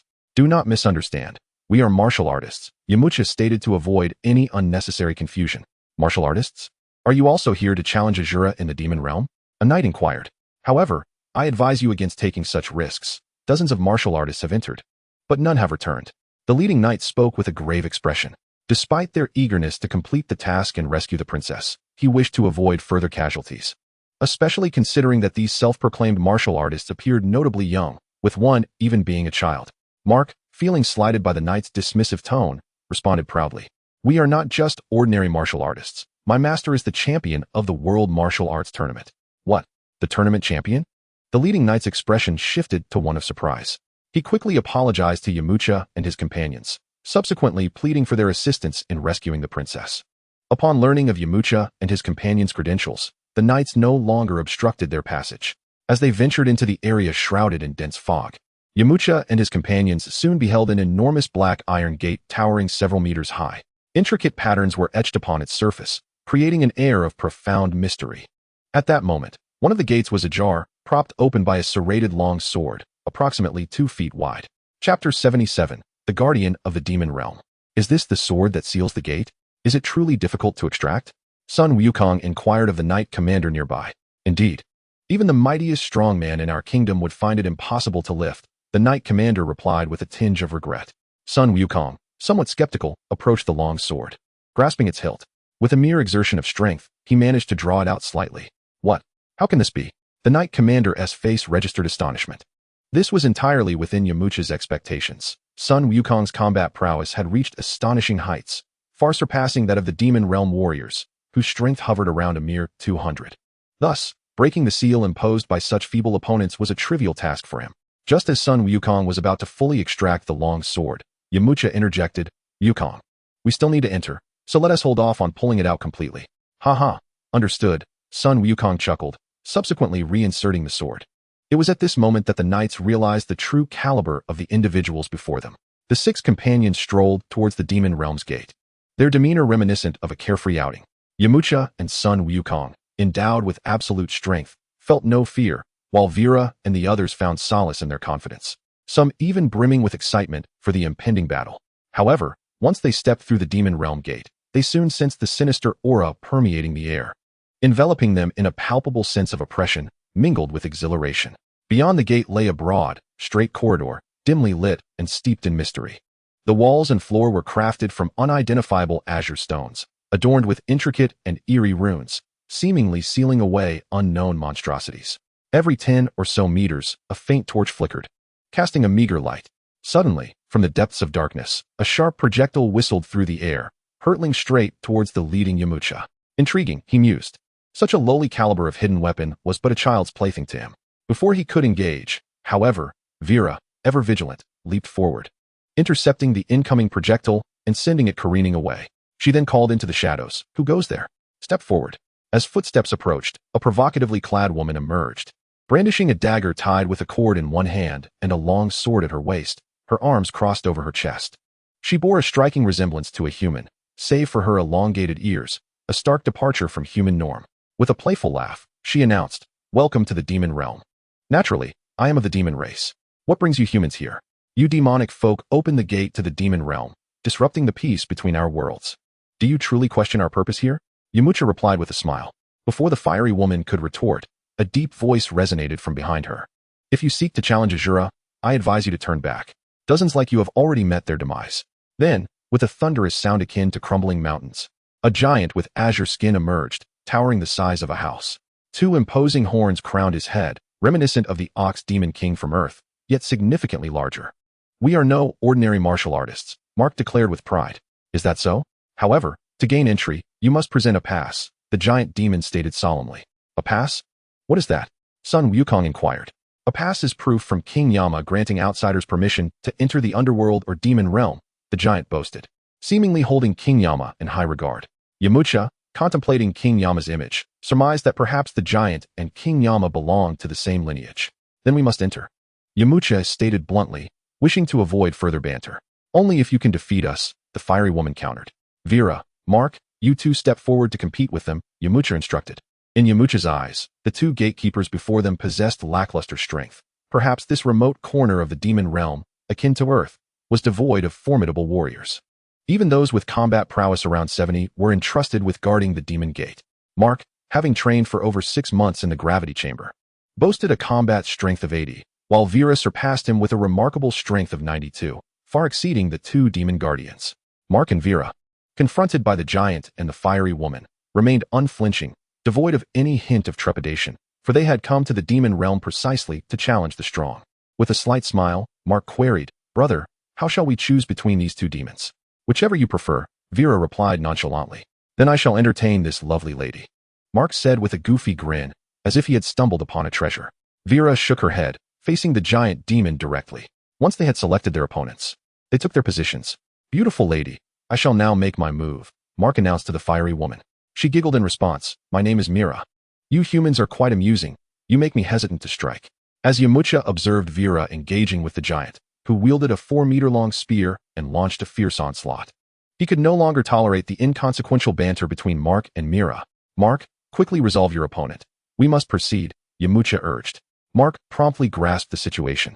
Despite his initial reluctance to strike a woman, he reminded himself that she was a ruthless demon, not an ordinary human female, easing his conscience. "Understood, master," he replied. And with that, his aura erupted forth, a formidable presence radiating outward as he advanced toward Mira. Mira, unfazed by Mark's aggressive approach, remained poised with her arms crossed, evading his strikes with the grace of a butterfly. It was evident that Mira was far more adept in technique than Mark. Suddenly, she deftly distanced herself from Mark by several meters, resembling a bat suspended from the ceiling of the tunnel. She then cast her gaze toward the battle between Vera and the giant. To her astonishment, the seemingly ferocious giant was being overwhelmed by Vera. Realizing the two gatekeepers were unlikely to thwart the entry of these determined human martial artists, she concluded that she had no desire to bear the consequences of Azura's recklessness, especially since she was merely a worker here. With a bright smile, she declared, "Gora, stand down. If these individuals wish to seek out Azura, let us grant them passage." Upon hearing Mira's command, the giant Gora immediately ceased his assault. "Mira." Gora still had something to say, but Mira hastily interrupted, "You don't know where Azura is, do you? Then follow me." Clearly, Mira assumed the dominant role between the two. Chapter 78. Carlos versus the Toad Demon. The Demon Realm's passage was intricate and labyrinthine. Wandering aimlessly could easily lead to disorientation. With Mira guiding them, Yamcha and the others soon arrived at a gathering place for demons. It was an expansive underground plaza. At the farthest end of the plaza stood a towering platform several meters high, upon which sat two figures, one tall and exuding an air of malevolence, Ashura, and the other, a petite and timid Princess Misa, whom he had abducted. Behind them loomed a colossal stone statue with 4 arms, its eyes glaring fiercely, revealing bloodthirsty fangs. Resembling a ghastly demon from the depths of hell. Beneath the platform lay a circular arena with a diameter of 100 meters, surrounded by over 1,000 demons of diverse and bizarre appearances. Some had heads resembling toads, others boasted skin that shimmered like scales, and some trailed long, spiked tails. These demons were either standing, sitting, whispering to one another, or clamoring loudly, filling the plaza with a cacophony that radiated an aura of malevolence. At that moment, 2 demons were engaged in combat atop the arena. All the demons' attention was focused on the duel, and Yamcha and his companions, having reached the periphery, did not attract their notice. As for Mira and Gora, they departed after Yamcha and the others arrived, evidently wishing to keep their involvement a secret from the demon tribe. On the platform, Ashura spoke softly to Misa, "Do not be afraid, Misa. The beings below are my subordinates. They will not harm you. Today's spectacle is quite thrilling, isn't it?" He even lifted her chin with a finger, causing her to tremble in fear. At that moment, a demon with a pig-like head was knocked off the arena by a toad demon, who boastfully exclaimed, "Ribbit! Who else is looking for death? Come forth and face Lord Lima-Do." Yamcha could discern the strength of the demons present. The pig-headed demon had a combat power of around 60, while the victorious toad demon Lima-Do surpassed 70. Among the disciples accompanying Yamcha, Vincent and Carlos had strength comparable to that of Lima-Do, although Vincent's talent was slightly superior to Carlos's. Yamcha then signaled Carlos. Understanding the cue, Carlos stepped forward boldly, proclaiming, "I will fight." His declaration instantly captured the attention of numerous demons, and the plaza fell silent as all eyes turned toward them. The appearance of Yamcha and his companions was evidently incongruous among the demons. Despite some resembling humans, their demeanor was entirely different. Curiosity, wariness, and hostility filled the air. "Humph. Another human comes to meet their demise," scoffed a demon with massive wings. "Hee, you said it was boring. Well, here comes the fun," cackled a short but muscular demon. Upon hearing Carlos's voice, Ashura diverted his gaze from Misa to the direction of Yamcha and his group. A smirk of amusement curled at the corners of his lips, his eyes glinting with disdain and arrogance. "Oh, humans, you possess quite the audacity to trespass into my territory and even dare to challenge me? Truly, you are unaware of the peril you invite." Ashura lazily stood, arms crossed, observing as Carlos ascended the arena step by step. At that moment, Carlos felt a surge of fear. Despite being mentally prepared, the fierce gazes of the 1,000 demons made his heart race with trepidation. He glanced back at Yamcha, who smiled and nodded encouragingly, bolstering his resolve. Once atop the arena, Carlos faced Lima-Do. The toad demon scrutinized him with his small, bead-like eyes, emitting a mocking croak. "You fragile human, you won't withstand even a single punch from me. You still have time to beg for mercy, otherwise you'll find yourself unable to rise after I'm done with you." Carlos retorted with a scoff, "Enough chatter, let's get started." With that, he launched the first attack, moving like lightning as he charged forward, delivering a powerful punch aimed at Lima-Do's face.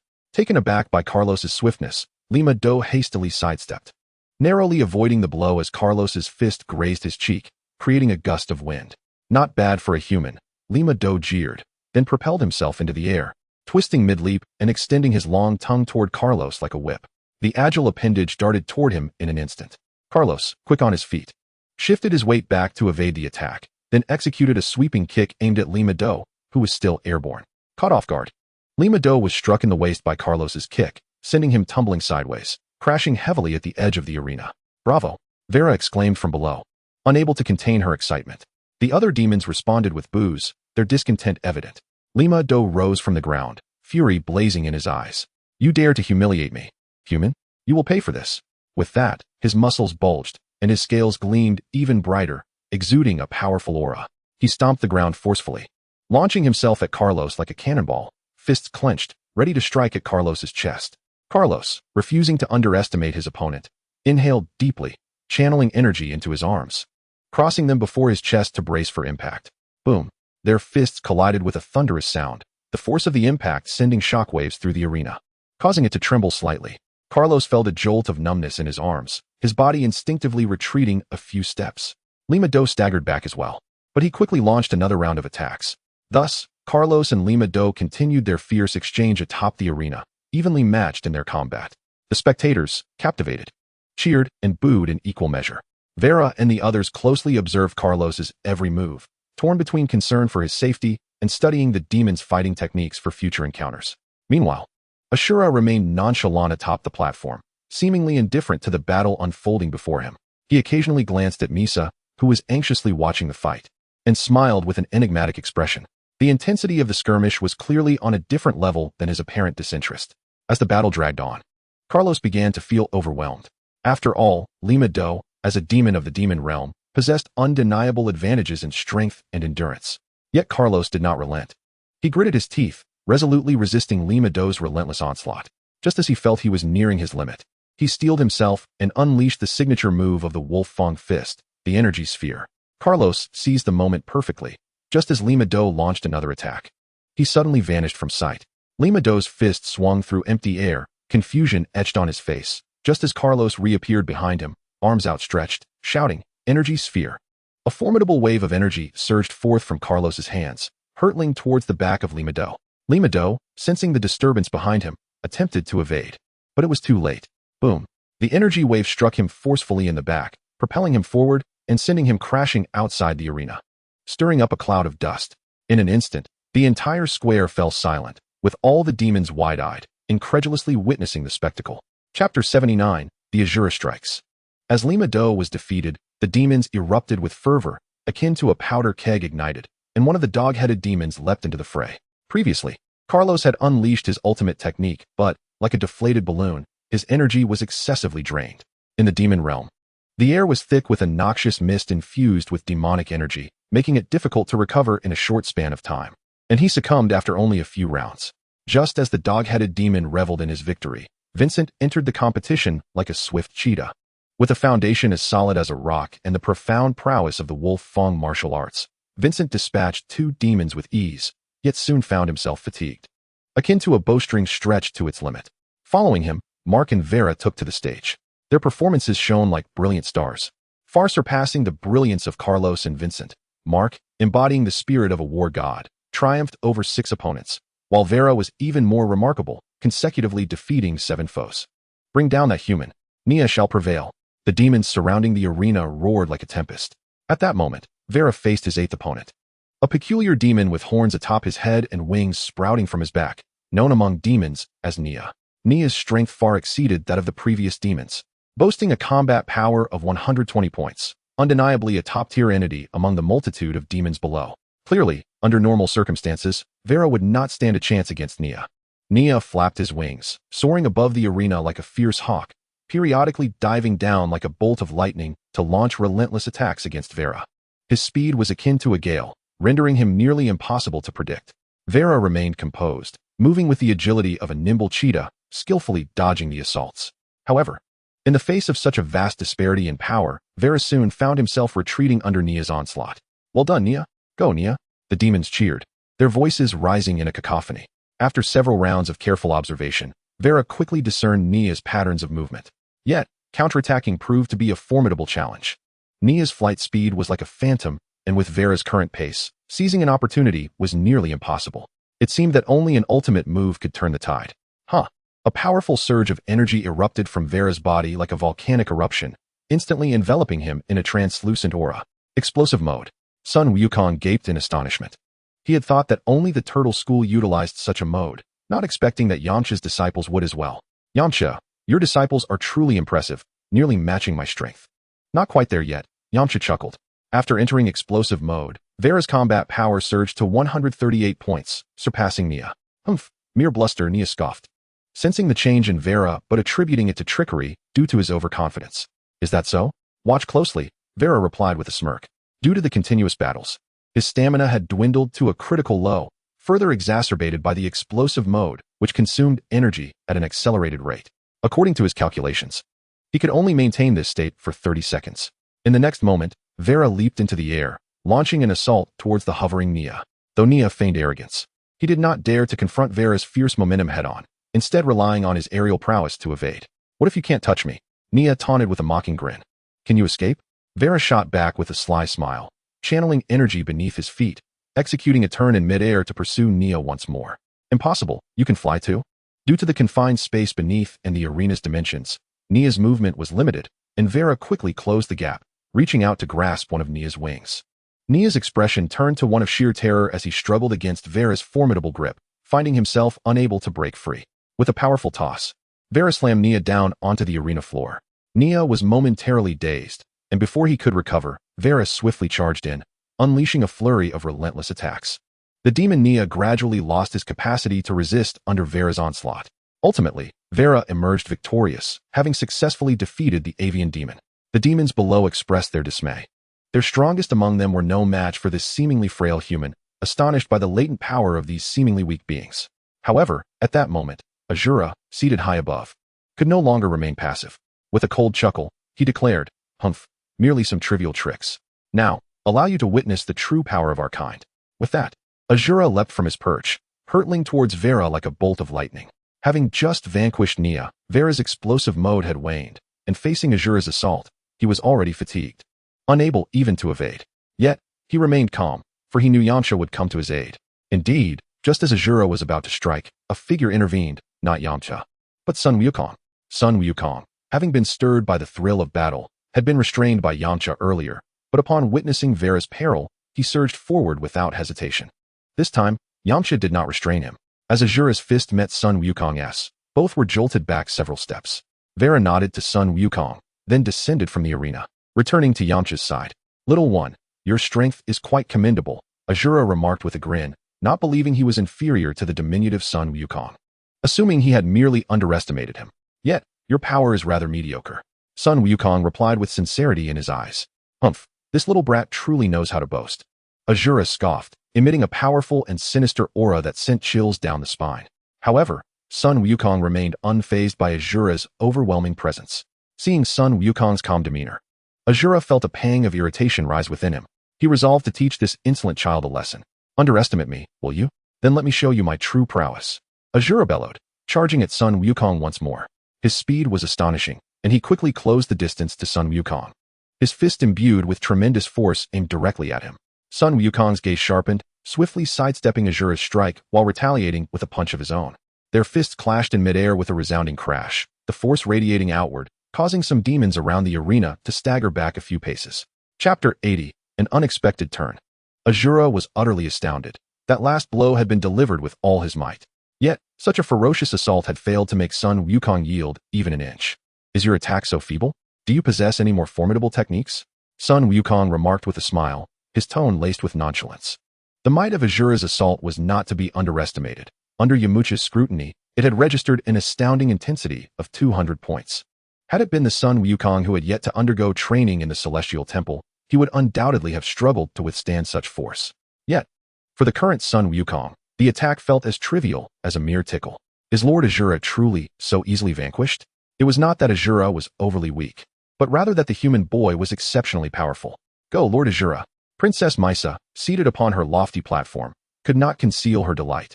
Sensing the possibility of Sun Wukong's triumph over Azura, faced with such dire straits, Azura, a formidable entity from the demon realm, had repeatedly suffered setbacks in front of numerous demons, a heavy blow to his pride. The cheers that reached his ears were akin to a sharpened blade, piercing through his proud spirit. "This is absurd. You brought this upon yourself.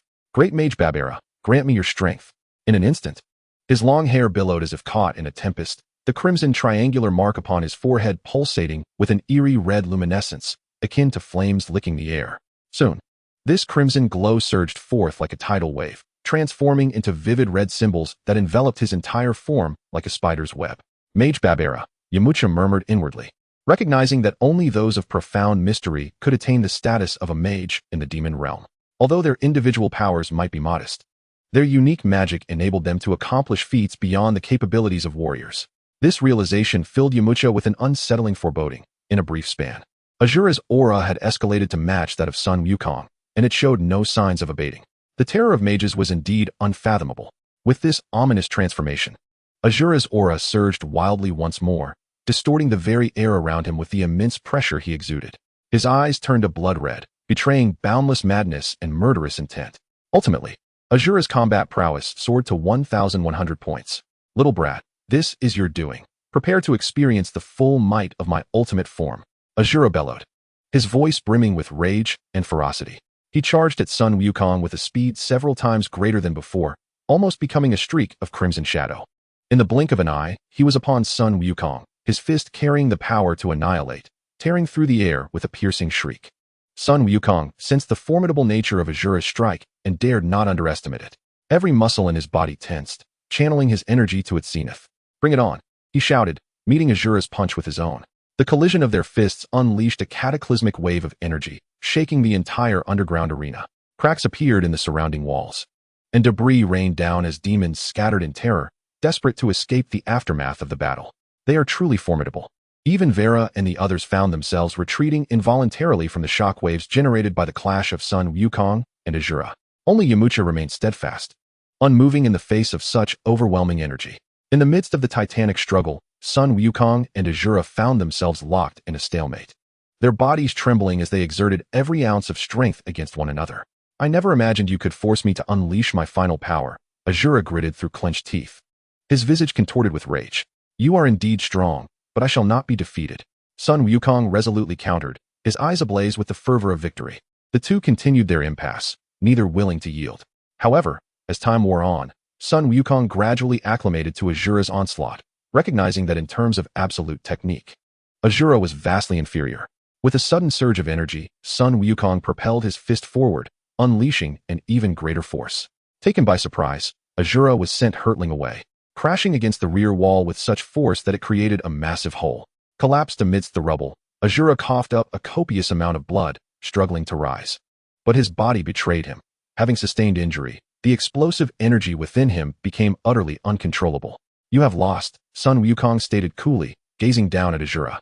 Asura knelt amidst the debris, rendered speechless. The arena fell into a profound silence. The demons stunned into disbelief that the mighty Asura had indeed been vanquished by this human boy. Even the distant Gora and Mela displayed expressions of fear, silently commending their earlier decisions. Vera and her companions erupted into jubilant cheers, celebrating Sun Wukong's victory with pride. Yamcha approached, giving Sun Wukong an approving thumbs up. Wukong, you were incredible. Sun Wukong scratched his head, grinning modestly. Heh, it was nothing really. Then, Yamcha turned to the gathered demons, declaring loudly, now that your leader has been defeated, we shall close the portal to the demon realm. Should any demons attempt to enter Earth again, I will ensure they learn the meaning of cruelty. The demons exchanged glances, fully aware of their inability to resist. At that moment, Princess Misa, who had remained seated upon her platform, spoke up. Warriors, could you escort me from the demon realm? Of course, come down and join us. Yamcha nodded in agreement. Upon hearing Yamcha's consent, Princess Misa's face lit up with excitement as she swiftly approached him. Just as Yamcha believed everything had come to a close, a raspy, cold voice echoed from a side entrance. Gaga, you come to my domain and wreak havoc, thinking you can leave so easily? Do you hold me, Emoto, in such low regard? The assembled group turned towards the source of the voice to find a hunched figure shrouded in black robes, emerging slowly from the shadows. A grotesque mask obscured his face, revealing only a pair of eyes gleaming with an eerie light, concealing his true identity. The moment the figure appeared, Yamcha sensed an astonishing aura emanating from him. A quick scan with his system chilled his heart. The opponent's combat power was an astounding 10,000 points. Emoto? Who are you? Yamcha inquired warily. Who am I? Haha. I am Asura's brother, and the true sovereign of this demon realm, Emoto proclaimed with a chilling laugh. At last, Emoto the Great has returned. This time, those detestable humans shall pay dearly. The emergence of Emoto instantly rekindled hope among the demons. Asura, hearing Emoto's voice, revealed a flicker of fear and helplessness on his face, his voice trembling as he uttered, Brother, why have you returned? Humph, you worthless wretch. Unable to handle a few Earthlings, and you've thrown the demon realm into chaos. Amoto glared fiercely at Azura. Chapter 81, A Narrow Escape. Amoto had once been the true king of this region, but dissatisfied with his circumstances, he had resolutely departed for the heart of the demon realm. There, he encountered the current master, Babera, and gained even greater power. This time he came merely to observe, but upon witnessing his brother being bested by inferior humans, he felt compelled to intervene. The emergence of Amoto took Yamcha by surprise. In his recollections, there was no such figure as Amoto, nor did he possess such formidable strength as an Azura. This unsettling realization prompted Yamcha to hasten his departure from the demon realm. The longer they lingered, the more powerful demons they would attract, and he was well aware that beings capable of rivaling a Super Saiyan's second transformation resided within this realm. Sun Wukong clenched his fists, eager for action. Suddenly, Yamcha's voice resonated in Wukong's mind, tinged with urgency. Wukong, this enemy is far too powerful for us to withstand. Take my disciples and Princess Misha and leave at once. Wait for me at the entrance of the demon realm. You must be swift. It was the first time Wukong had heard such desperation in Yamcha's tone. He steadied himself, gauged the opponent's power, and his expression darkened. The enemy's energy was nearly 10 times greater than his own. Nodding at Yamcha, he understood that this was not the time for bravado, especially since he had 5 others to protect and could not allow Amoto to breach Earth.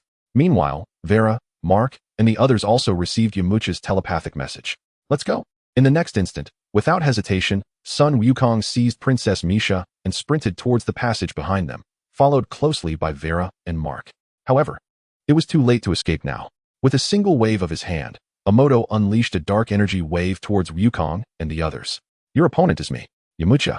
Having anticipated the attack, sprang into action, launching a golden energy sphere to intercept the black wave. The collision produced a deafening explosion. Yet, to Yamcha's astonishment, his full-force energy sphere did not completely negate Amoto's assault. It merely redirected the dark energy, which then crashed into the walls of the lower world, creating a massive breach. So powerful, Yamcha thought to himself. Nevertheless, with Yamcha's intervention, Wukong and the others successfully escaped the lower space. Are you fools not going to pursue them?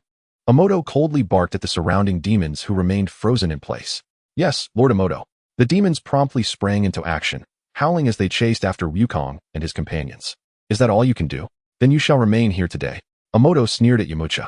In an instant, he vanished from sight, only to reappear behind Yamcha, extending a withered hand towards his back. Sensing the imminent danger, Yamcha swiftly turned to evade, but Amoto's speed was overwhelming. His hand grazed Wukong's shoulder, leaving a black mark on Yamcha's skin.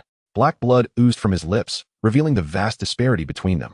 Refusing to let his guard down, Yamcha swiftly retrieved a senza bean from his pocket and swallowed it, suppressing his injuries. Such a precious item, but alas, no matter what treasures you wield, you cannot save yourself, Amoto taunted with a mocking tone. Not necessarily, Yamcha retorted. Burning Heart Fist. He activated Oliver's ultimate technique, doubling his power and achieving a combat strength of 3,600 points. However, facing Amoto's overwhelming strength, which surpassed 10,000 points, he still appeared feeble. Yamcha understood the chasm between their abilities, yet he harbored no intentions of retreat. His gaze was resolute, and his energy surged, having resolved to fight. He would give his all, no matter how slim the chances of victory. Amoto, observing Yamcha unleash the Burning Heart Fist, intensified his mocking demeanor. Humph, merely a death throw. With that, he vanished once more, darting forward like a specter, unleashing a flurry of punches towards Yamcha. Aware of their power disparity, Yamcha chose not to confront him head-on, but instead employed the agile techniques he had perfected during his training in the Heavenly Temple. You slippery little eel. Can you evade me?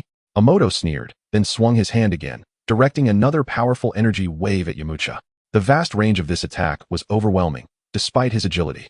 Yamcha was instantly sent flying.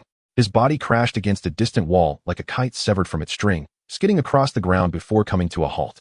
That should suffice. Considering the time, Wukong and the others must have reached the entrance of the demon realm by now. I never anticipated I would have to resort to that technique. Solar Fist. Yamcha shouted, suddenly unleashing this move. A brilliant light erupted from before him, illuminating the entire subterranean space. Amoto, momentarily blinded by the unexpected brilliance, felt a long-forgotten pain, causing his offensive rhythm to falter. A perfect opportunity. Like a cheetah seizing a fleeting chance, Yamcha dashed towards the passage behind him with lightning speed.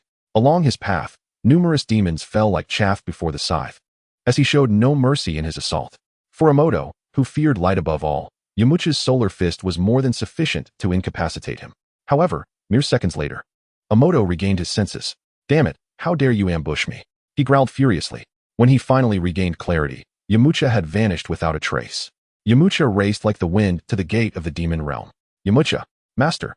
Sun Wukong and the others greeted him hastily. "Hurry, close the door." Wukong, not daring to waste a moment, swiftly drew the sword from the ground. As the sword was unsheathed, the heavy gate of the demon realm, akin to an aging elder, began to close slowly. Following this, Yamcha and Sun Wukong, guided by the heavenly god's instructions, commenced sealing the gate. Only when the entire gate vanished like a mirage did they exhale in relief. For according to the heavenly god, the entrance to the demon realm was not immutable. Once sealed, even if the demons attempted to reopen it, the new emergence point might not necessarily be on Earth. The demon realm was perilously treacherous. Having lingered there for merely half a day, they had already attracted formidable foes with combat powers exceeding 10,000, a thought that was indeed terrifying.